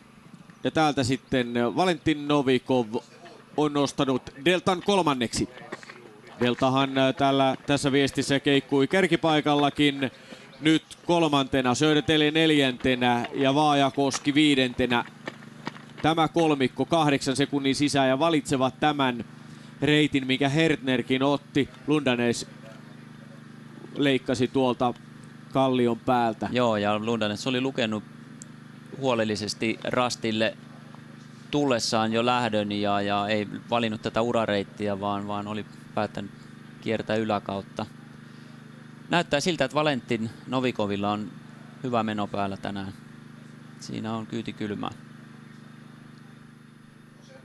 Tässä sitten jälleen GPS. Ja vaikea rastipiste 18. Se on pieni kivi tuolla tihekössä ja siinä on myös tällaista rinnettä. Ja nyt sitten Lundanes ennakoi, miettii, että miten tämä rasti pitää ottaa. Siinä tosiaan sydän hakkaa 185-190 ja vauhti on ehkä noin tuolla pusikossakin niin sellaista 3,5 minuutin kilometri vauhtia ja siinä käy ryskeä ja samalla leuka on ylhäällä ja katse hamuaa jo sitten, että missä on kivi ja sitten kiven takana rasti. Virolahden Ravioella Salpajukolassa ankkuriosuus käynnissä. Ja siinä tarjotaan sitten ihan herkullinen väli rastilta 18, rastille 19. Siinä on tämä Haukijärvi ja semmoinen vanha oppi, jonka isävainaani opetti aina, että menee siellä aina rantaa. Niin, koska siellä on kalastajan polku. Täällä ei ole. Ei kai ole niin, mä kysyn sitä, ettei kuulemma ole, mutta tämmöisiä niin pieniä polkujahan maastossa on paljon, joita peurat ja hirvet tekevät ja sitten tämä kalastajan polkukin, niin kyllä aika usein tämmöisten metsälampien ympärillä on. Ne on niin pieniä, että niitä ei ole karttaan merkitty.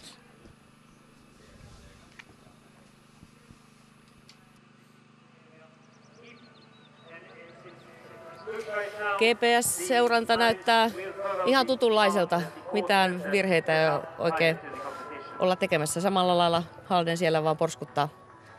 Mutta siinä olisi ollut nyt vähän reitinvalintamahdollisuuksia, mutta ei ainakaan ensimmäiset käyttänyt. Että rastille 18 vasemmalta polkukierto oli ainakin koejuoksussa todettiin, että jopa nopein vaihtoehto. Ja samoin seuraava 19, niin jos on tehty taustatyö kunnolla, niin tietää, että edellisten osuuksien urat menee vasemmalta järvenrannasta. Eli sieltä voisi löytyä vielä nopeampi ura kuin mitä kartalta voi keksiä. Niin kuinka paljon nuo yön aikana maastoon tulleet urat itse asiassa myös vaikuttavat sitten valintoihin ja suunnistukseen ja kisan kulkuun?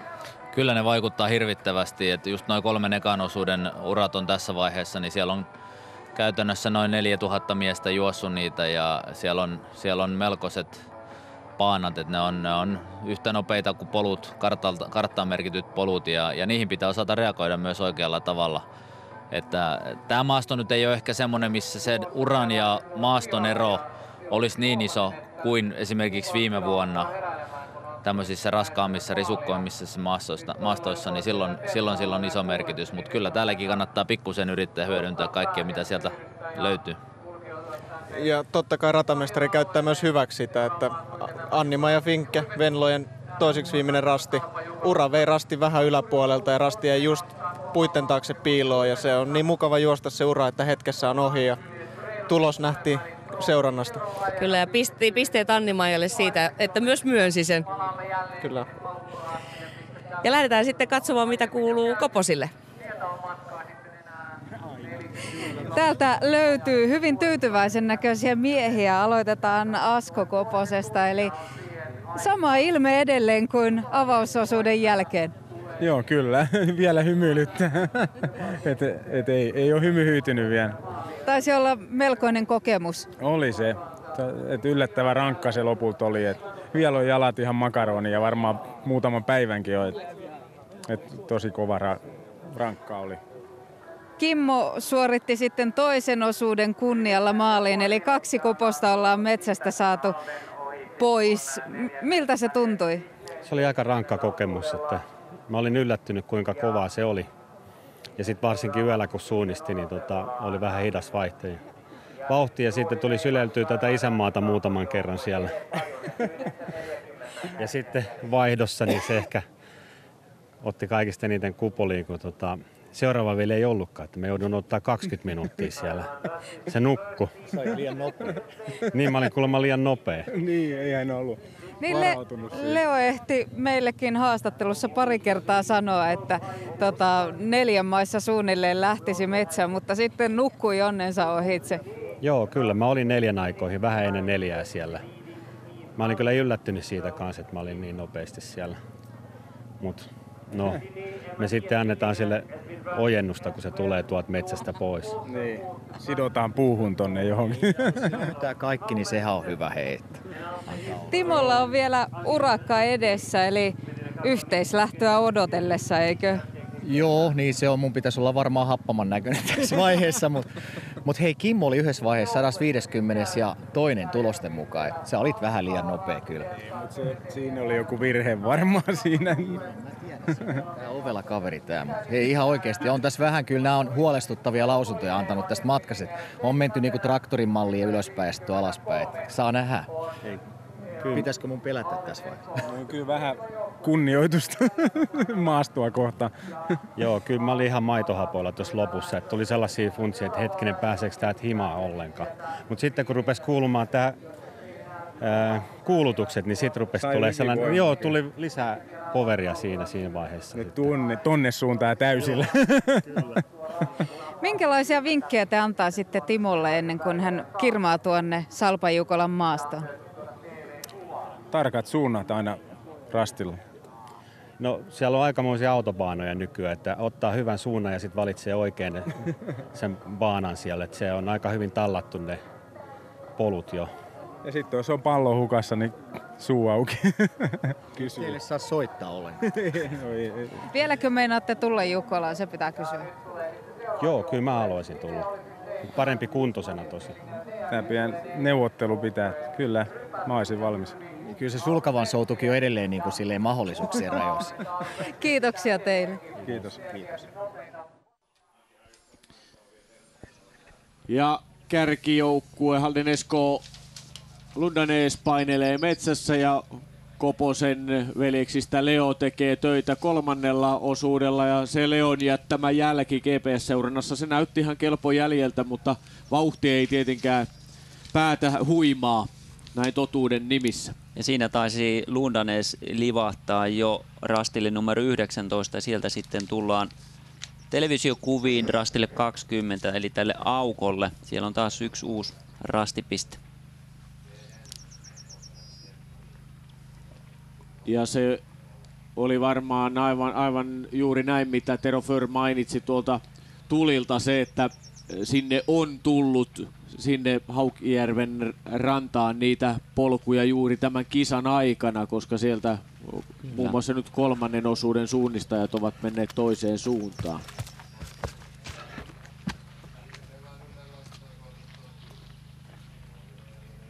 Ja täällä Lundanes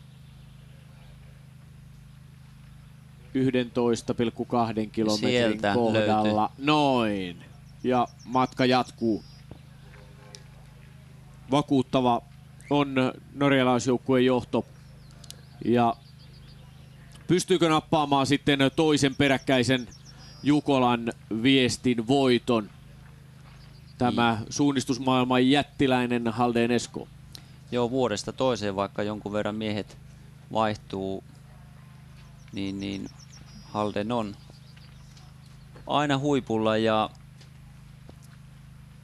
tämän jälkeen alkaa sitten nämä hajonnat ja se tekee tämän pelin mielenkiintoiseksi. Ja nyt näyttää Fabian Hertnerillä jatkuvan tämä hermoilu ja nyt tämä takajoryhmä Vallun Pasi Ikosen johdolla niin lähestyy. Eli tästä kakkosijasta kyllä tulee huikea näytelmä.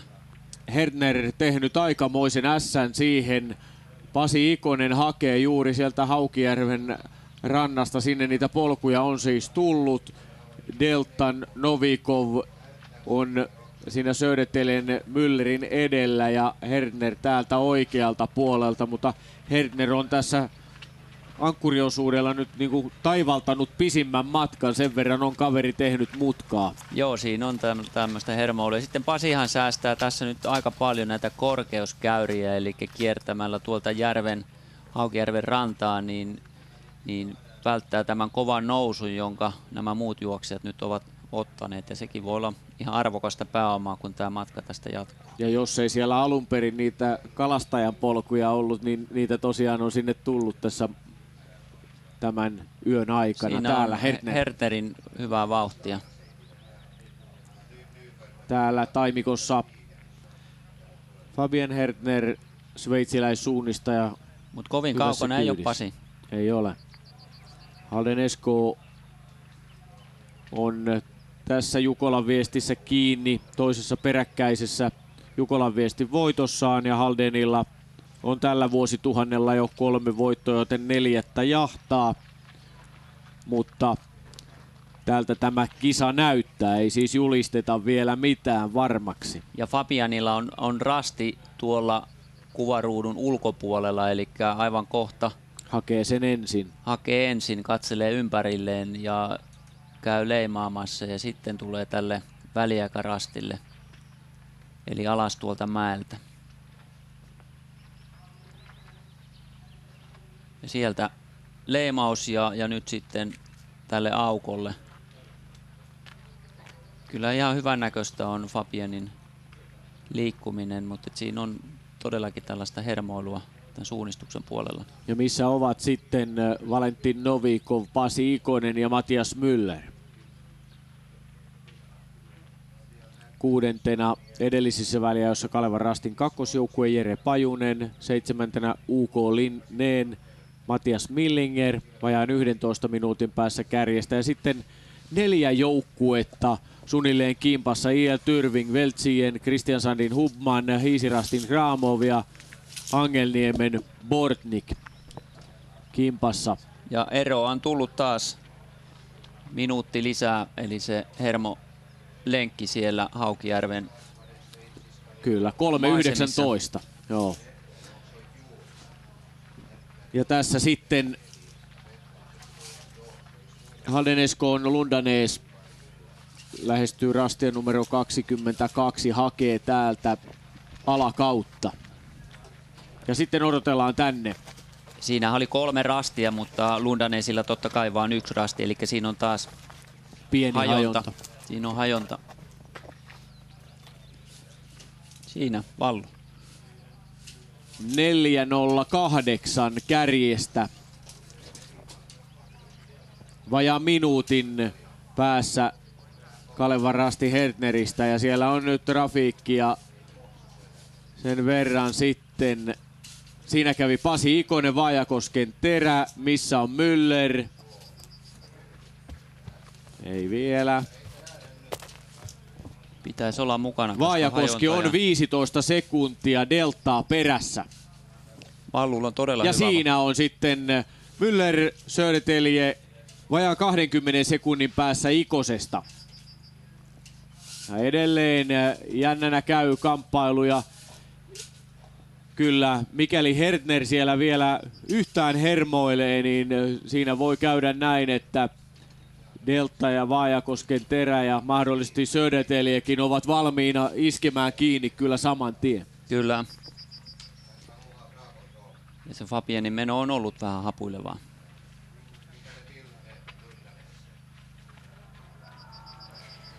No niin, Tero ja Janne, nyt vähän nähtiin sitten erilaisia reitin valintoja. Mitäs Tero sanot noista 3 valinnasta, mitä tuossa hetki sitten nähtiin rastille 19? No näytti siltä, että Vaajakoski oli merkannut järvenrannan, että siellä on edellisillä osuuksilla juosto ja Pasi lähti rohkeasti sieltä hakemaan omaa valintaa. Ja sen verran nopeampi, että pääsi pojat ohittamaan pikkusen edelleen, mutta ilmeisesti teki sitten aukkorastille pienen koukun. Mites Janne, kun katsot karttaa ja kepsiviivoja, niin miltä nuo valinnat näyttää?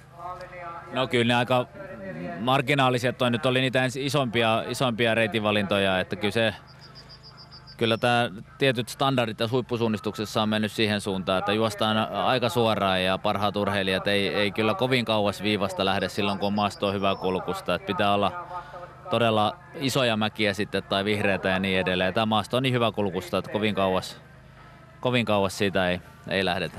Ja siellä kuvissa vilahti se yksi Lundanes, joka ainakin suunnistaa niin viivan mukaan kuin vaan mahdollista. Koko ajan suoraan on selvästi taktiikkaa, että täällä ei voi niin isoja mäkiä olla, että niitä tarvitsisi kiertää. Ymmärtää sen, kun Norjasta tulee. Siellä on pieni koukku tehty, mutta tuokin on varmasti ollut erittäin tarpeellinen ja tärkeä.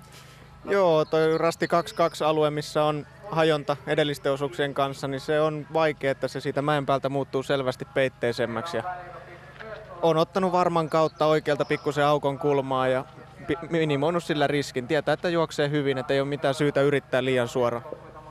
Niin, Janne, siellä muut näyttävät kuitenkin yrittävän sitten vähän suoremmin. No joo, sillä saattaa olla eri hajontakin tietenkin, että näyttäisi siltä, että Hertner on tähtäämässä tuohon keskimmäisellä rastille ja katsotaan mihin muut menee.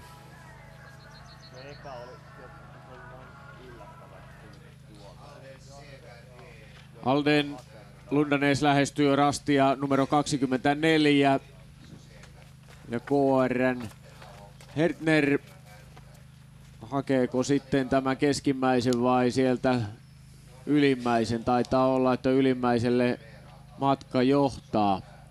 Vaajakoski ja Delta peräjälkeen. Ikonen ja Novikov ovat siinä tulossa peräkanaa. Onko pojilla muuten sama hajonta tässä? Tästä en uskalla ihan varmaksi väittää. Sen kuitenkin tiedän, että tämä on ankkuriosuuden viimeinen hajonta, eli tässä on ratkaisun paikka, jos puhutaan sijoista 2-5. Tämä on viimeinen hajonta ja tämän jälkeen alkaa sitten putkipätkä ja se on sitten tosiaan kaikille yhteinen. Ja näyttää siltä, että Hertnerillä on pieniä vaikeuksia ja ratamestari Janne Weckman sanoi, että tämä alue on niin kuin yksi näistä vaikeimmista alueista ja siellä on peitteistä ja Hertner ei löydä. Hertner on nyt pihalla ja nyt tässä on Pasin paikka, Vallun paikka Deltan paikka iskeä. On kyllä melkoinen kamppailu. Nyt käydään tosi kovaa kamppailua tästä toisesta sijasta. Kyllä. Hertner, Kalevan Rasti ei löydä sitä. Rasti on numero 22. Tuolla tajus, kyllä. Koska tuli polulle ja nyt tietää, että yli meni. Ja se on virhe, joka on noin 1,5 minuuttia ja näyttää siltä, Hertnerin epävarmuus tässä toistuu. Delta, Vaajakoski, Södertälje pääsevät todennäköisesti kaikki kolme ohi. Tämän saman kiven, jonka Lundanes otti. Ja Pasi ottaa tämän viereisen rastin siitä. Tässä on hajonta ja tämä on tosiaan viimeinen hajonta ja se ratkaisi sen, että Fabian on nyt sitten mukana tässä porukassa. Kyllä, eli tässä on 4 joukkuetta nyt mukana kamppailussa tuosta toisesta sijasta. Näin kävi. Hertner hermoilee siellä rastilla numero 22. Tekee mutkan siellä pohjoisessa ja näin ollen siinä tuli kylmä kuitti Deltalta ja Vaajakoskelta. Södertälje pääsi myös siinä ihan kantaan kiinni ja nyt putkea siinä painellaan. Haldenin voittoa ei tässä enää kyllä ihan pikkutempuilla oteta. Ei, mutta tästä kakkosijasta tulee huikea taistelu ja tullaan tälle kivirastille ja tässä nähdään nyt sitten todellinen tilanne, että onko Pasi, joka on ottanut ohjat, vaiko Vallu. Näin, sieltä odotellaan sitten. Se oli kylmä virhe kyllä Hertneriltä ja nyt kävi kalliiksi näitä mutkia. Tässä on KR:n ankkuri tehnyt 3 semmoista virhettä. Pasi Ikonen, Vaajakoski Terä kakkosena tässä kisassa ja siinä on Delta Novikov kyllä. Ihan kannassa. Vallu tulee noin leimaa ensin ja siinä on koko kolmikko ja missä on Södertälje. Sekunnin sisään siis Kalevan Rasti, Delta ja Vaajakoski. Vaajakoski, Delta, Kalevan Rasti tässä järjestyksessä pikemminkin. Ja sitten vielä Södertälje, Müller. Sieltä tulee Matias Müller, mutta jäi tällä hajonnalla. Kyllä. Ei vielä ratkaisevasti, mutta kyllä nyt sitten täytyy suunnistuksen sujua Matiakselta tämän kolmikon ajaa kiinni. Toki siinä 3 nyt sitten stressaa vähän toisiaan ja se voi olla sitten Müllerin paikka päästä iskemään. Ja Müller painelee siellä nyt yksin, kun Vaajakosken Ikonen, Kalevan Rasti Hertner ja Delta Novikov ovat siinä kimpassa. Kamppailevat tässä viestissä toisesta sijasta ja toisesta sijasta nähdään kyllä armoton kamppailu juuri näiden joukkueiden kesken, kun Halden SK Olav Lundanes on karannut sieltä Helsingsuon reunaa. Lundanes sitten ja tässä olisi kiva kuulla nyt vaikka Tero Förin kommentit tästä pitkästä välistä, koska tätä on paljon koejuostu, tämä 25-26 ja tässä on erilaisia vaihtoehtoja. Joo, molemmilta puolin suotakin on kokeiltu. Kyllä, ja polkukiertoreittiä ja tässä olisi nyt mahdollisuus sitten tehdä ratkaisu, jos ajatellaan sijoja 2-5, kun tullaan tälle rastille 25. Niin Tero, minkälaisia vaihtoehtoja tässä nyt sitten tämä pitkä väli tarjoaa? Tuossa käydään kovaa kamppailua kakkossijasta. No ehkä se todennäköisin valinta on nimenomaan, jonka Halden on ottanut. Että siinä olisi voinut vielä pikkusen kauemmaksi mennä viivasta, olisi saanut niittyjä hakkuaukkoa vähän paremmin alle. Jälleen Lundanesilta varma valinta mahdollisimman suoraan, mutta koejuoksuissa nopeammaksi on todettu, että lähdetäänkin rastilta takaisinpäin. Ja kierretään menosuuntaan nähen oikealta koko väli, jolloin päästään polkuja lähes rastille asti tuolta takakautta. Että mielenkiintoista nähdä, miten tuo seuraava porukka, että tuleeko siinä eroja. Ja viimeistään tällä välillä pitää myös pystyä lukemaan nuo viimeiset rastit valmiiksi, jotta pystyy niissä kamppailemaan muita vastaan. Niin siellä on nyt sitten Valentin Novikov, Pasi Ikonen ja Fabian Hertner se kolmikko. Janne Salmi, mitäs sinä uumoilet tuosta kolmikosta? Onko sieltä sellaista, joka pystyy ehkä tekemään omaa ratkaisua vai eteneekö kolmikko kolmistaan? Niin, kyllä tällä hetkellä mä uskon, että Pasilla ja Valentinilla oli siinä taidollisesti hommat hanskassa. Aika hyvä pitkä pätkä on mennyt hyvin tossa ja Hertner taas niin todellakaan ei varmaan lähde vetämään, koska suunnistus on ollut tökkivää ja Mut kyllä sitten taas loppupeleissä fyysisesti niin Hertner on sen kovin, eli tavallaan siinä on Pasilla ja Valentinilla se pieni stressin poikane, että pitäisi saada jotain tuolle Hertnerille tehtyä. Ja Pasi oli aktiivinen edellisellä pitkällä välillä, otti ihan oman valinnan muista sivuun, että voi olla, että on nyt luettu valmiiksi, että minä lähden tonne ihan sama mihin muut lähtee, tai sitten, että toi on vaihtoehto, jos muut lähtee tonne, että voi olla, että tällä hetkellä jättäytyy letkan viimeiseksi ja yrittää jotain itse. Ja pian se nähdään. Niin, siinä kyllä vaaditaan pelisilmää ja melkoista ilmaveiviä tähän kuvioon, mikäli tästä haluaa erottautua tuosta porukasta. Ja Müllerhän voisi yrittää nyt jotain myöskin, koska tietää, että on jäänyt jonkun verran jälkeen. Tässä sitten nyt elämme mielenkiintoisia hetkiä. Halden Esko, Olav Lundanes varmassa vakuuttavassa johdossa. Ja nyt tämän perusteella näyttää siltä, että se kolmikko takaa tuleva kolmikko ottaa saman valinnan siinä Haldenin kanssa. Kyllä, ja meillähän on kamera tuolla rastilla 26 Laivamäessä ja Haldenhan sinne sitten tulee tuota pikaa ja sen jälkeen on mielenkiintoista nähdä, että miten tämä kolmikko selvittää välejään. Ja täällä sitten Laivamäessä reilu 14 kilometrin kohdalla aamu on valjennut jo aikoja sitten ja hieno sunnuntai-aamu täällä Virolahden Ravijoella. Siellä kävi joku kurkkaamassa, ei ollut oma koodi, eli näissä rasteissa on numerotunnukset, jonka pitää täsmätä. KR ja Delta lähtevät tuosta Helsingsuon keskeltä suoraan. Ja se ei ole missään tapauksessa tässä nyt nopein. Ei, Pasi tekee hyvän valinnan. Kyllä. Ja kiertää tuolta menosuuntaan katsoen vasemmalta ja Müller tekee saman valinnan, mutta on sen verran perässä, että ei ihan sitä kyllä reidellä ota kiinni, mutta tuossa Helsingsuolla sen verran se upottaa, että siitä yrittää ilmeisesti Hertner nopeasti nyt pois. Samoin tekee Delta Novikov, mutta tämä tekee hyvää kyllä Vaajakosken Ikoselle.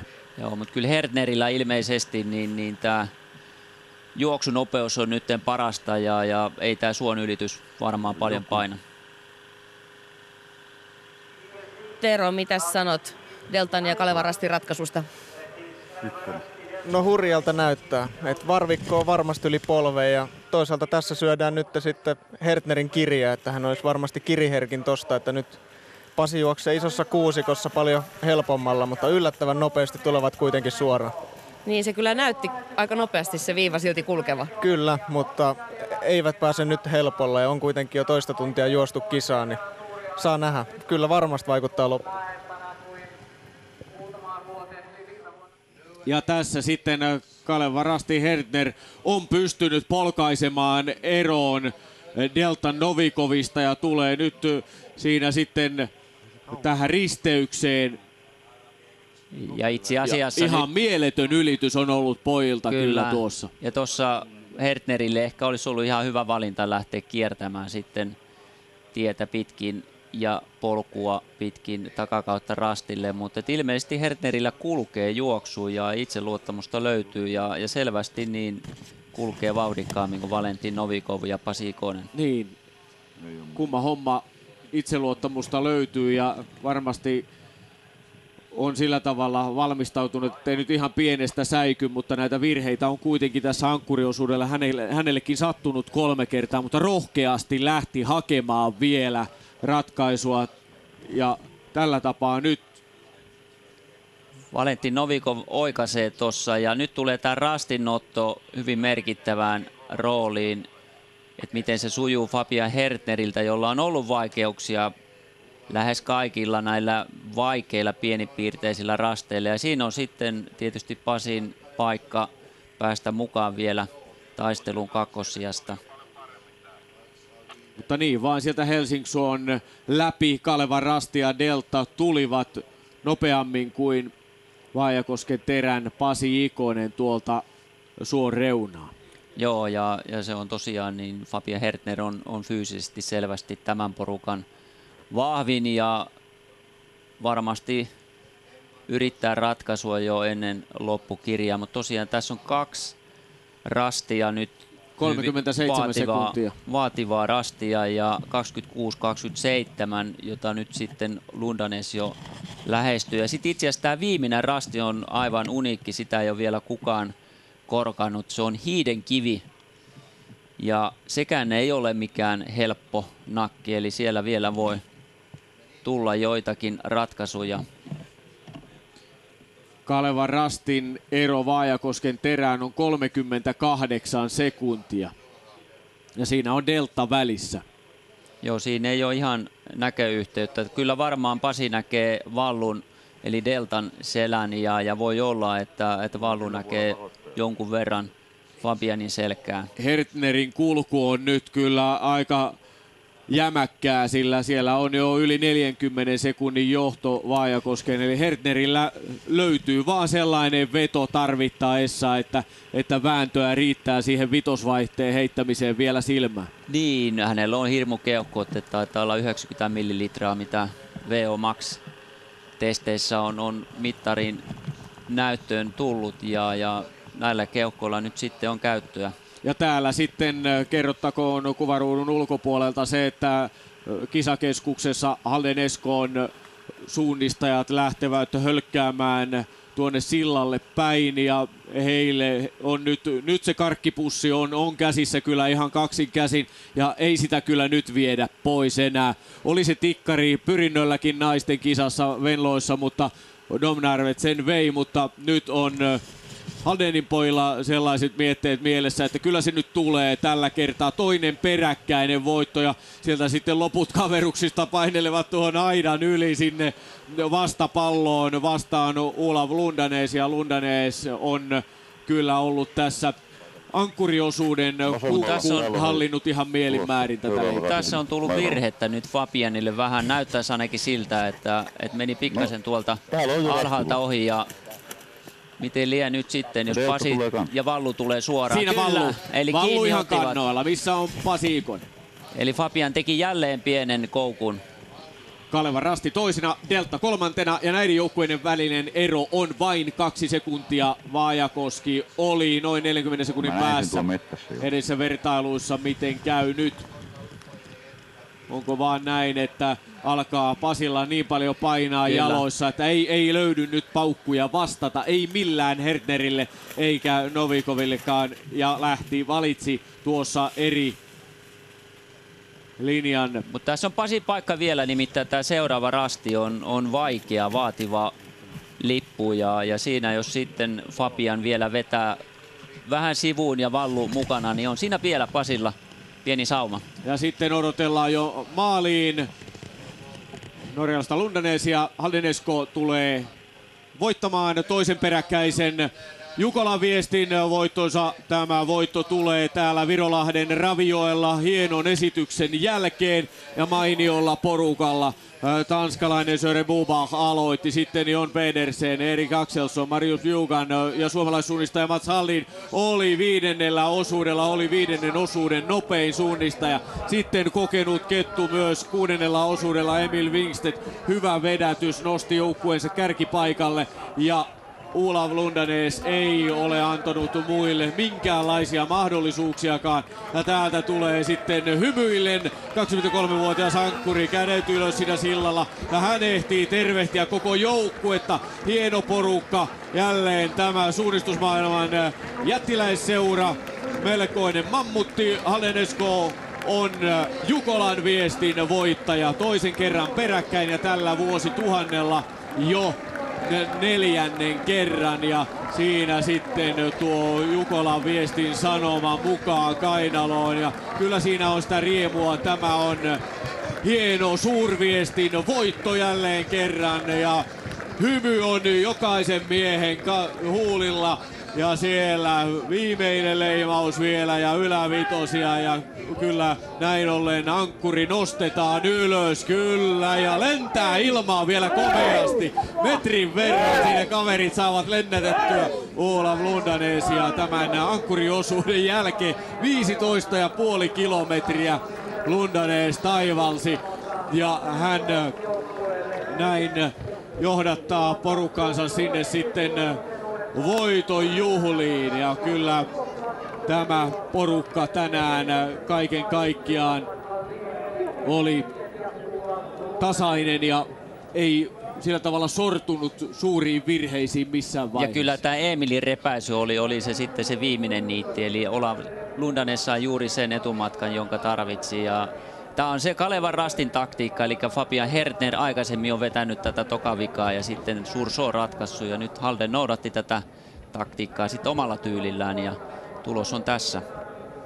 Ja tuo voittoaika 7 tuntia, 37 minuuttia ja 27 sekuntia. Muutamalla minuutilla se ihanneaika ylittyi, mutta aika lailla sinne mentiin. Mutta kuka tulee nyt toisena? Onko Fabian Vallu vai onko Pasi päässyt? Tässä ja nyt nähdään. Ei ole Pasi, kyllä. Ei ole pummia tullut tokavikalle, mutta tämä viimeinen rasti on hiiden kivi ja siinä tietysti on vielä. Ja tämä on nyt online ja tämä ei ole mitään replaytä. Tämänhetkinen tilanne, eli vielä vähän odotellaan. Kalevan Rasti toisena, Delta kolmantena, Vaajakosken Terä neljäntenä ja täällä sitten voittajajoukkueen ankkuri Olav Lundanes ja kumppanit ovat sinne marssineet jo lavalle Jukolan Sanoman lukua varten. Niin, tämähän on se symbolinen sanoma, jota Jukolan veljekset ovat vieneet koko läpi suvisen yön ja kohta se sitten luetaan. Our nation author Axel Kivili put the following words into the mouth of Appu of Jukula. But should the forest fortress now surrounded by lacking in command to maintain order and organize defense, the world disorder and unruliness spread among troops, and soon would both the fortress and its people be lost. With this idea in mind, we have the orienteer of Jukolan Vesti carried the following message to the goal in order to congratulate the International Orienteering Federation. Now celebrate its 15th anniversary. From near the southeastern border of Finland and the springy heats of Vrolahti, Jukolan Vesti salutes the celebrating association and brings greetings from all its participants who have come from dozens of countries and provide an outstanding example of the uniquely diverse character of our sport. Näin Jukolan Viestin sanoma luettiin samalla. Jukolan Viestin sanoma kansainväliselle suunnistusliitolle, joka täytti 50 vuotta ja samaan aikaan Kalevan Rasti Hertner. Niitä koukkuja, virheitä tuli matkan aikana. Toinen sija Kalevan Rastille. Tiumiilan voitto on tältä keväältä ja näin Hertner jaksaa tässä vielä lopussa pudottaa kyydistä Valentin Novikovin ja Halden Esko on voittaja, mutta Kalevan Rasti tässä Jukolan Viestissä sitten kakkonen. 4 minuuttia vielä maalileimaus on syytä tehdä, näin 4:04 ero kärkeen Delta. Jukolan Viestin kolmas, näin on Novikovin Vallu maalissa ja koko hieno porukka siinä. Kalevan Rastin joukkueessa olivat siis Jan Prohatska, Hannu Airila, Thierry Jouzot, Simo Martomaa, Kirill Nikolov, Filip Adamski ja ankkurina Fabian Hertner. Hertner pudotti siis kyydistä Novikovin, Deltan joukkueen ankkurin, mutta muut siinä Olli-Pekka Koistinen, Oskari Liukkonen, Leonid Novikov, Lauri Silde, Matti Kivelä, Ulle Kernen ja Valentin Novikov. Deltan tasainen porukka ja täältä tulee sitten Vaajakosken Terä. Sitä voittoa ei nyt vielä tullut vieläkään, mutta joka tapauksessa vahva esitys tältä seitsikolta Antti Anttonen, Jouni Kahelin, Anders Nordberg, Juha Sorvisto, Jonne Lakanen, Jani Lakanen ja siinä ankkuri Pasi Ikonen. Viime vuonna Kytäjällä tuli 3. ja nyt tämä joukkue on 4. tässä viestissä. Ja sitten Södertälje on tulossa seuraavana maaliin tässä viestissä, jossa kamppailu toisesta sijasta, se tarjosi kyllä herkullisia hetkiä tähän ja jännittäviä vaiheita tähän ankkuriosuudelle yllin kyllin. Ja kyllä tämä Deltan kokonaissuoritus oli aivan mahtavaa, eli todellakin lähes virheittä läpi koko viestin ja se on kyllä hatunnoston arvoinen suoritus. Ja sitten Södertälje on tulossa täällä, joukkue numero 31. Ja ankkuri on siis sveitsiläinen sprintin maailmanmestari Mattias Müller, Erik Liljeqvist, Paul Skogtjärn, Erik Eriksson, Graham Gristwood, Scott Fraser, Jonas Leandersson ja nyt Müller. Ja koko porukka ottaa sitten ankkurin tässä vastaan. Näin ruotsalaisjoukkue, paras ruotsalaisjoukkue tänään, 5. sija 606 kärjestä.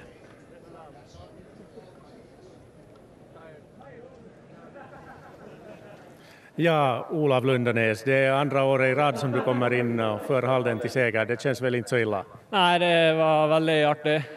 Det var en helt annan löp i år. Jag följde med väsentligt mer jag men syns jag har haft god kontroll på orienteringen hela vägen, så det var otroligt gøy. Hur är det när man går ut som etta? Känner man sig mera glad eller mera nervös? Ja, man är definitivt mer nervös, men jag har haft fantastiska lagkamrater, så jag har inte sett en konkurrent på Jukkola på 3 år, så jag har haft fantastiska lagkamrater. Kan man bli orolig då man inte ser någon? Tänk om du är sist? Nej, men det är klart, man vet aldrig. Det gafflar och det var långa sträck med vägvalg, så man vet aldrig om man är först. Så du hade inte riktigt koll på situationen? Nej, jag syns jag har sprungit väldigt bra, så jag tänkte kanske hade sett någon i vart fall, hvis jag var för mig.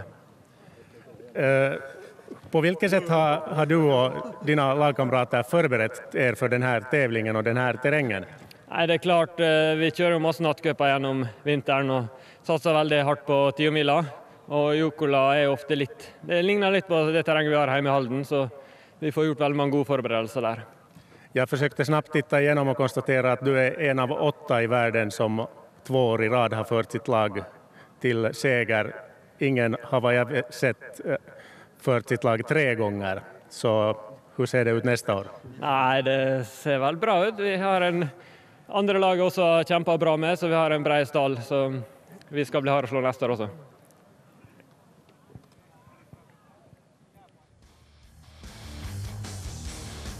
Halden Eskon ankkuri Olav Lundanäs siinä haastattelussa.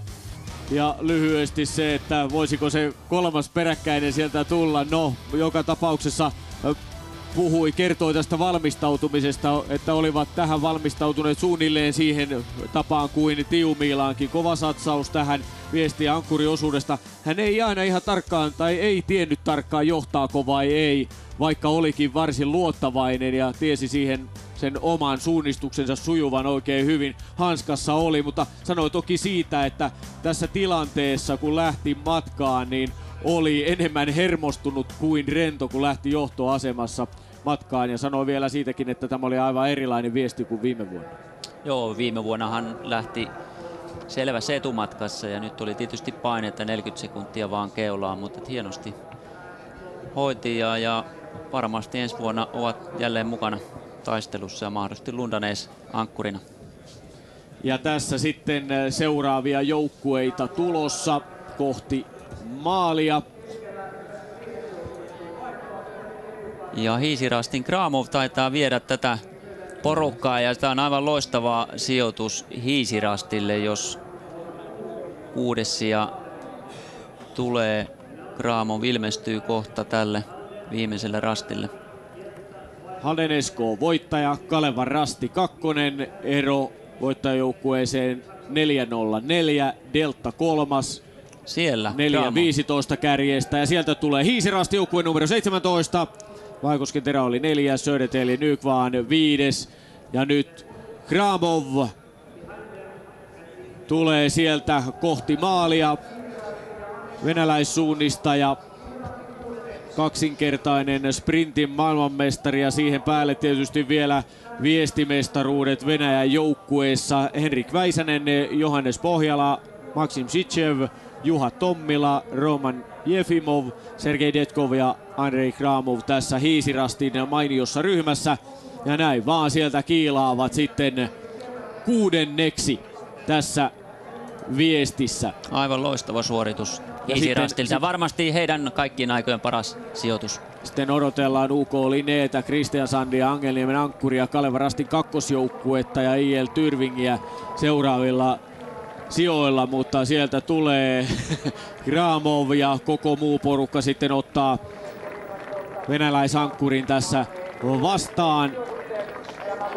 6. joukkue on maalissa näin. 10.47 voittajille hävinneenä. Täältä tulee sitten Hubman. Daniel Hubman, Kristiansand UK. Pari vuotta sitten tuli voitto Mikkelissä. Nyt 7. sija. Muistakaa pojat vielä leimata siinä. Ja sitten UK Linné 8. Ja seuraava joukkue Angelniemen Ankkuri tässä näin maalissa. Joukkue numero 10. Tuomas Kari, Pekka Hyvönen, Vesa Mäkinen, Mikko Sireen, Aleksei Sidorov, Tuomo Mäkelä ja Aleksei Bortnik tuossa joukkueessa suunnistivat. Ja Pekka Hyvönen hän toi toiselta osuudelta Angelniemen kärkipaikalla vaihtoon tuuletusten kerran. Kyllä, ansaitusti. Ja nyt on mielenkiintoista nähdä Kalevan Rasti 2. Tavoitteena oli 10 sakkiin. Vai ja pääseekö nyt Tyrving vielä iholle? Niin, nyt olisi tarjolla se 10. sija. Nopeinta vauhtia ankkuriosuudella ei ole pitänyt Olav Lundanes, vaan Hiisirastin Andrei Kramov.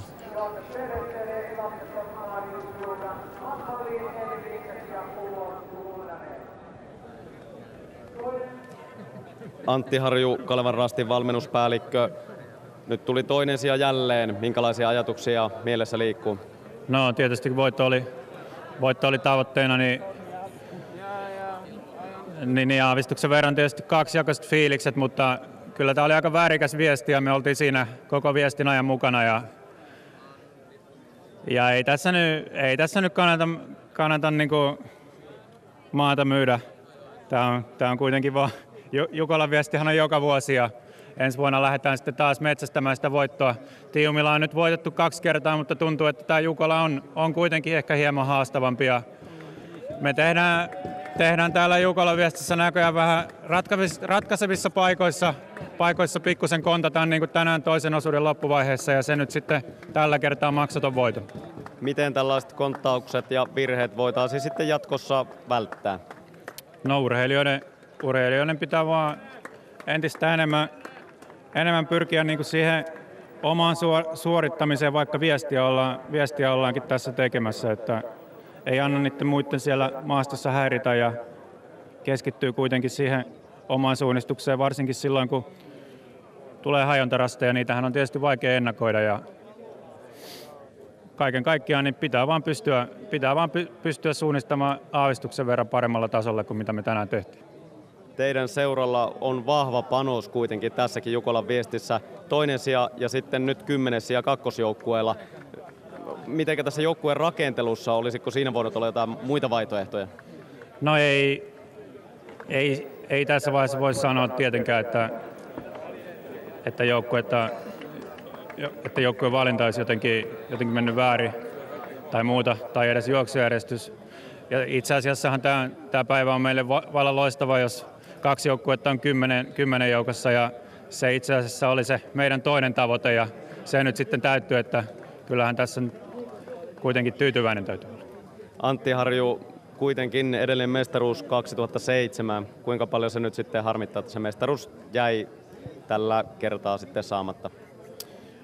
No, kakkosia on nyt tullut 3 peräkkäin ja kyllähän se tietysti siinä mielessä harmittaa, että se voitto aina niin kuin lipsuu tavallaan siinä vaiheessa, kun se on vielä omissa käsissä tässä viestin aikana, niin kuin tänäänkin. Mutta kyllä me sitten taas ensi vuonna lähdetään tietysti yrittämään ja tällä kakkosjoukkueen suorituksella, mikä tänään oli, niin se kyllä kantaa varmasti hedelmää jatkossa, että meillä on 2 joukkuetta potentiaalisia Jukola-voittajia tulevina vuosina, että ei siinä mitään muuta kuin eteenpäin.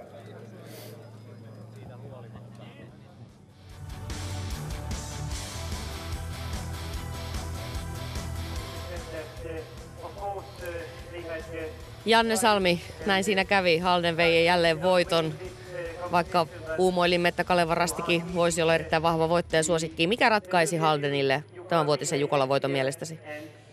No se ratkaisi, että he veti sillä Kalevan Rastin tiumilla taktiikalla tavallaan juuri. Eli Kalevan Rasti oli laskenut, että he pystyvät kolmososuudella ratkaisemaan niin kuin Halden teki viime vuonna, mutta ehkä eivät ottaneet huomioon sitä, että viime vuoden maasto oli kovempi ja sitten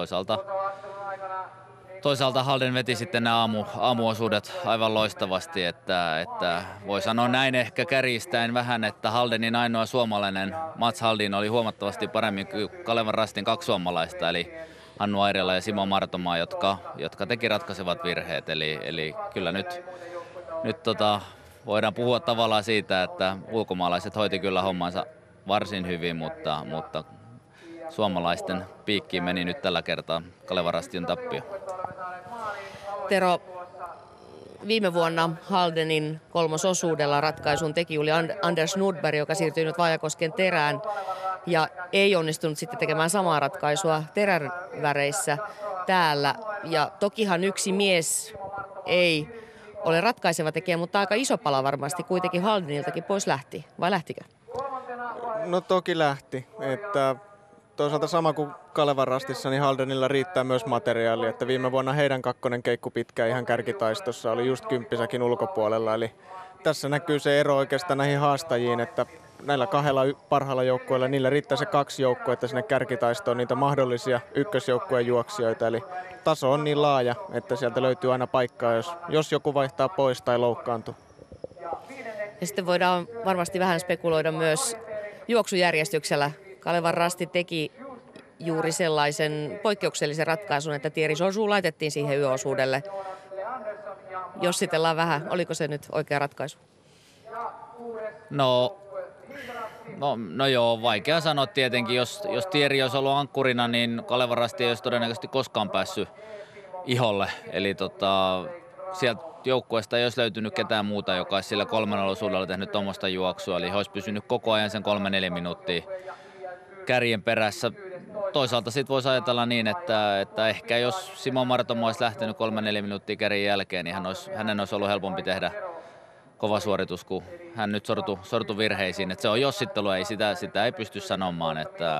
En mä nyt menisi sanomaan, että se kaatui siihen juoksujärjestykseen, vaan he halusivat sillä varmaan sitä, että tuttua turvallista vähän muokataan ja se ei nyt tällä kertaa vaan tuottanut hedelmää. Miten Tero, näetkö samoin tavoin? No joo, jossittelu on ihan turhaa, että itse en olisi ehkä lähtenyt järjestystä tekemään, että Kalevan Rastilla ei olisi ollut siihen mitään syytä, että heillä on ihan riittävän hyvä paketti. Nimenomaan se on heidän vahvuus, että Thierry on niin varma ankkuri. Just se, mitä Lundanes teki nyt ankkurina, että otti käytännössä sen Sursoon roolin siinä viimeisellä osuudella ja nakutti vaan rastit varmasti yksi kerralla. Ja sitten lähdetään kuuntelemaan sen Haldenin suomalaisratkaisija Mats Haldinin kommentteja. Mats Haldin, viime vuoden Jukolan voitto sai jatkoa. Kuinka paljon se lämmittää kokeneen urheilijan mieltä? Kyllä se lämmittää tosi paljon. Se oli hieno voitto. Mikä ratkaisi voiton teille tänään? Ehkä meidän taisteluhenkeä tässä lopussa, että vaikka jäimme muutama minuutti, niin emme missään vaiheessa antautuneet, vaan jatkoimme taistella vaan ja saatiin sitten kärkeä kiinni ja pikkasen erokin 6. osuudella ja sitten Ulov on niin hyvä, että se pystyi sillä pienellä erolla kasvaa sitä vaan. Kuinka suuren kunnian otat itsellesi? Kuitenkin sillä 5. osuudella nousit kaukaa minuuttien takaa siihen aivan kärjen tuntumaan. Niin kuinka suuren osuuden otat itsellesi? No ei, kyllä se on koko joukkueen ansio, että voitimme, että kaikki on juossut hyvin. Ja Emilkin jatkoi sitten tosi hyvin mun jälkeen ja Ulov on juossut tosi hyvin, että ei mulla ole sitä enempää kuin kukaan muu mulla osuutta. Miten luonnehtisit tätä tämänkertaista Jukolan viestiä? Tilanteet ainakin vaihtelivat kärjessäkin tiuhaan. Joo, se oli tosi hyvät radat, hyvät hajonnat ainakin, että mä esimerkiksi en nähnyt muita ollenkaan, tai näin pari muita, mutta ei sillä lailla, että olisimme juossut yhdessä, vaan hyvät hajonnat teki sen, että oli mahdollista vähän nousta ja tehdä virheitäkin ja putoa takaisinpäinkin. Seuraava joukkue on saapumassa maaliin. Täältä tulee punaisuinen numero 11 Tampereen Pyrintö ja heti siinä taitaa olla perässä sitten IFK Muuraas ja Turun Metsänkävijät niin ikään. Kyllä Turun Metsänkävijät numero 15 on siinä, mutta Tampereen Pyrintö on edellä. Leo on sen Laakkonen. parikymmentä metriä. Kyllä Leo siinä polkee menemään ja Turun Metsänkävijöiden latvialainen Edgar Bertuks on siinä perässä. Kyllä Tampereen Pyrintö tulee maaliin seuraavana tässä Jukolan viestissä. Näin ollen siinä vielä tuo viimeinen leimaus. Tampereen Pyrintö 12. Leo Laakkonen maalissa. Koville ottaa Turun Metsänkävijät 13.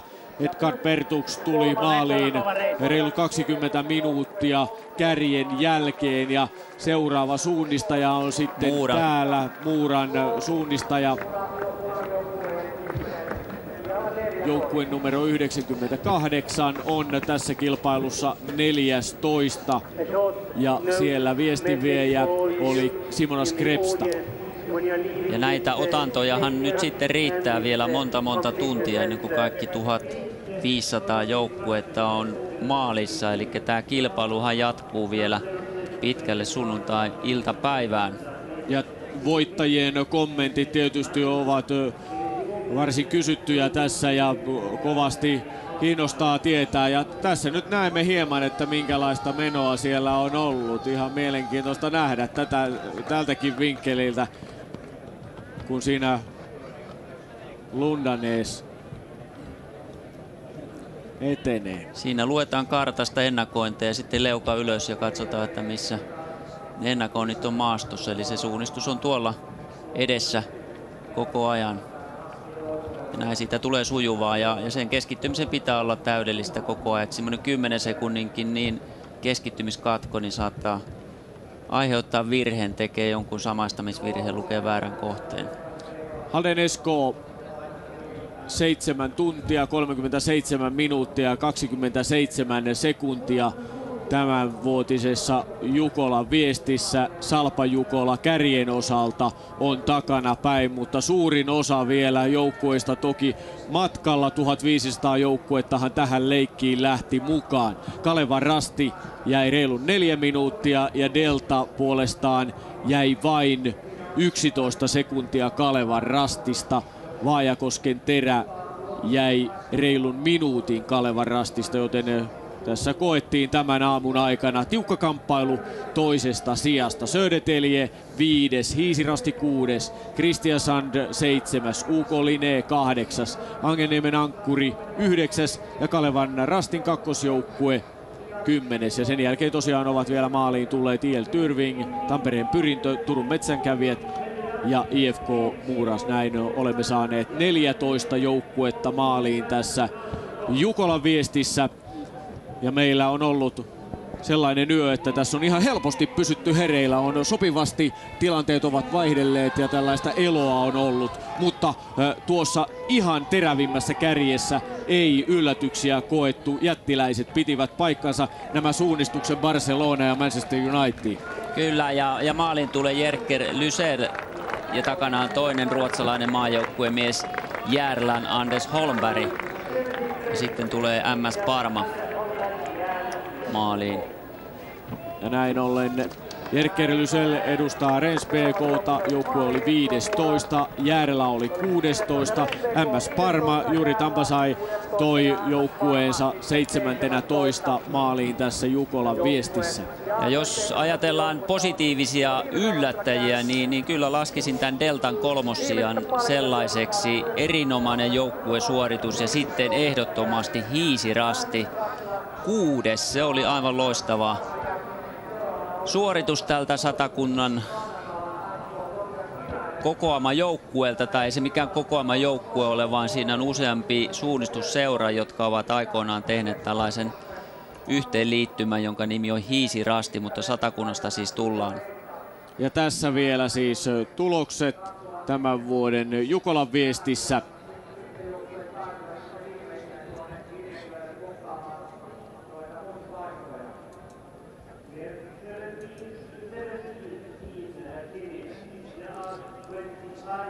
Ja tosiaan tämä kilpailu Jukolan viesti jatkuu pitkään. Muun muassa Koposten porukalla. Koposet ja muutkin siellä vielä suurin osa, lähes kaikki, voisi näin sanoa, 1500 joukkueesta on matkalla ja aivan komea sunnuntaipäivä on tulossa.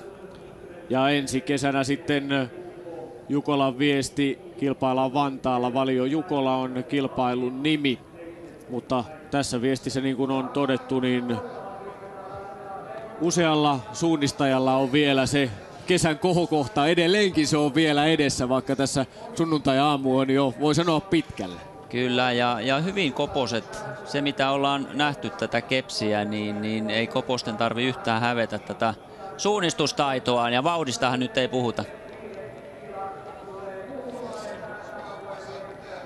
Ja näin on syytä tietysti toivottaa niille suunnistajille, jotka vielä tässä taipaleelle lähtevät tai jotka vielä taipaleella ovat, niin vielä voimia ja tsemppiä onnistuneeseen suunnistussuoritukseen.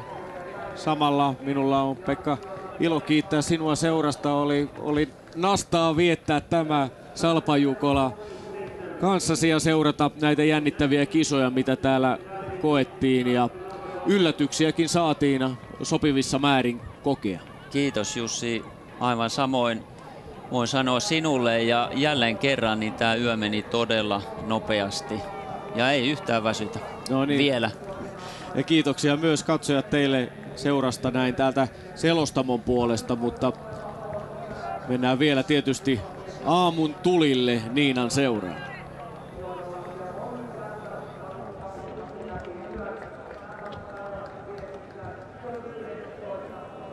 Niin, meillä on tässä tovi vielä vähän puida sitten tämänvuotista Jukolan viestiä. Ensinnäkin, niin oliko tämä nautittava yö? Ainakin minun mielestäni oli. Mitäs sanotte, Janne? No oli joo, oli kyllä. Et itse pääsin juoksemaan sen ekan osuuden ja huolimatta huonosta kunnosta ja rapistuvasta suunnistustaidosta, niin oli oikein mukavaa. Eli metsä ja radat oli todella huippuluokkaa. Varmasti kaikille sopivia, eli ei ihan liian kovaa kuntoilijoille. Ja sää oli hieno ja olosuhteet aivan huikeita. Tämä on yksi parhaita kilpailukeskuksia, mitä mä muistan. Että kyllä tämä menee sinne Jukoloiden top 5 mun mielestäni. Mitenkäs Terolla, vaikka ei itse juossutkaan, niin kuinka paljon olet nauttinut tämänvuotisesta Jukolan viestistä? No aivan valtavasti, ja ehkä nimenomaan se toisenlainen rooli. Että jos meillä on 1700 talkoolaista, niin varmaan 1000 tuntee minut ja minä tunnen ne. Että on ollut melkoinen elämys koko viikonloppu ja koko projekti. Että mahtava kisakeskus, tiivis. Ja eiköhän noihin ratoihin, hajontoihin, karttaan oltu tyytyväisiä. Eli erittäin hieno saavutus seuralta. Niin todellakin Haldenin Mats Haldin antoi tunnustusta hajonnoille. Ja se on oleellinen osa varmasti huippusuunnistajillekin, mikä tuo sitä onnistumista ja elämystä tämän tapaisessa viestissä. Mitäs sinä, Janne, sanot, kun itsekin kävit metsässä ja seurasit tätä kisaa, niin mitä sanoit hajonnoiden onnistumisesta? No joo, se oli itselle hätkähdyttävää, että mä olin varmaan 5-6 rastilla täysin yksin, en nähnyt ketään edessä enkä ketään takana, ja kyllä se kertoo siitä, että hajonnat on todella tehokkaat ja kyllä se on se ehkä yksi isoimmista tai yksi iso ero, mikä tekee Jukolasta niin paljon paremman kuin esimerkiksi Ruotsin Tiumilasta, missä tänä keväänä niin monet kärkijoukkueet juoksi 6-7 tuntia samaa rataa, monta osuutta putkeen, eli Suomessa Jukolassa siihen on kyllä kiinnitetty huomiota ja varmasti parhaat voittajia. Säkällä ei tule yksikään joukkue kärkikymmenikköön, eli tämä on niin kuin suunnistusta parhaimmillaan, jossa oleellinen osa on kuitenkin se, että vaikka välillä mennään porukassa, niin koko ajan pitää itse tietää, mihin on menossa. Ja kyllä aika ajoin, kun viestiä seurattiin, niin nähtiin, että siellä joku saattoi vähän lähteä seuraamaan toista ja tulee pientä hakemista sitten. Eli ratkaisuja varmasti syntyy todellakin. Ehkä vähän olisin kaivannut vielä viimeiselle osuudelle virheitä. Sitä, että olisi suunnistamalla tapahtunut isompia eroja. Että naisissa oli melkoisen dramaattinen loppu ja miehissäkin aikaisemmilla osuuksilla tapahtui paljon. Että ankkurit veti kyllä tosi rautaisesti varmat suoritukset. Joo, kyllä se näin on ja se on ehkä se, mikä tavallaan vähän tällä hetkellä latistaa huippusuunnistusta, viestisuunnistusta miesten puolella. Että siellä on käytännössä Kalevan Rasti ja Halden on niin kovia ja heillä on niin raudanlujat ankkurit. Eli hiukan se jännitys siinä katkeaa, mutta sille ei voida mitään. Et parhaat joukkueet on vaan yksinkertaisesti kovia ja näin se on lajissa kuin lajissa tietenkin. Eli siinä täytyy vaan muiden lähteä tekemään töitä asta öhön, jotta pystyy haastamaan nämä kaksi kovaa joukkuetta ja heidän ankkurinsa. Niin, otetaan nyt muutama sana sitten voittajajoukkueen ankkurista. Hänen menoa kuitenkin tässä kehuttiin aamun hetkinä ja ankkuriosuudella, eli Olav Lundanes. Mikä tekee hänestä erinomaisen suunnistajan? No hän on tietysti juniorina ollut jo huippulahjakkuus, paljon nuortena maailmanmestaruuksia ja sitten kun lopetti tai nousi aikuisten sarjaan, niin päätti satsata pelkästään suunnistukseen. On nyt ollut 3-4 vuotta täysammattilainen ja muutti Haldeniin, jossa on huippuolosuhteet. Et siinä on lahjakkuus ja harjoittelu ja ammattimainen satsaus kulkee käsi kädessä ja tulos on kova. Pohjoismaisissa maastoissa hän on Thierry Cheuchun kanssa niin kuin ykkösmies ja just näissä isoissa viesteissä sitten tietenkin luunkova. Ja Tero näytti myös, että henkistä vahvuutta riittää ja löytyy. Kyllä, että viime vuonna sai juosta Hyvinkäällä aika rauhassa ja se varmasti koulutti paljon, että viime vuonna kasvoi miehen mittoihin. Että toki maailmanmestaruus oli melkoinen huipentuma, mutta uskoisin, että tänä vuonna on viime vuoden kokemuksesta ollut tosi paljon hyötyä. Ja näin me sitten lopettelemme lähetystä täältä Jukolan viestistä, Salpa Jukolasta, eli voittajat on saatu selville. Naisissa eilispäivänä siis Venlojen viestin voittoa juhli tietenkin Domnarvets ja miesten viestiä. Se voitto meni sitten Norjaan Haldenille. Kiitokset Janne Salmelle pitkästä yöstä, kiitos myös Tero Föörille kun piipahdit studioon ja ensi vuonna tavataan.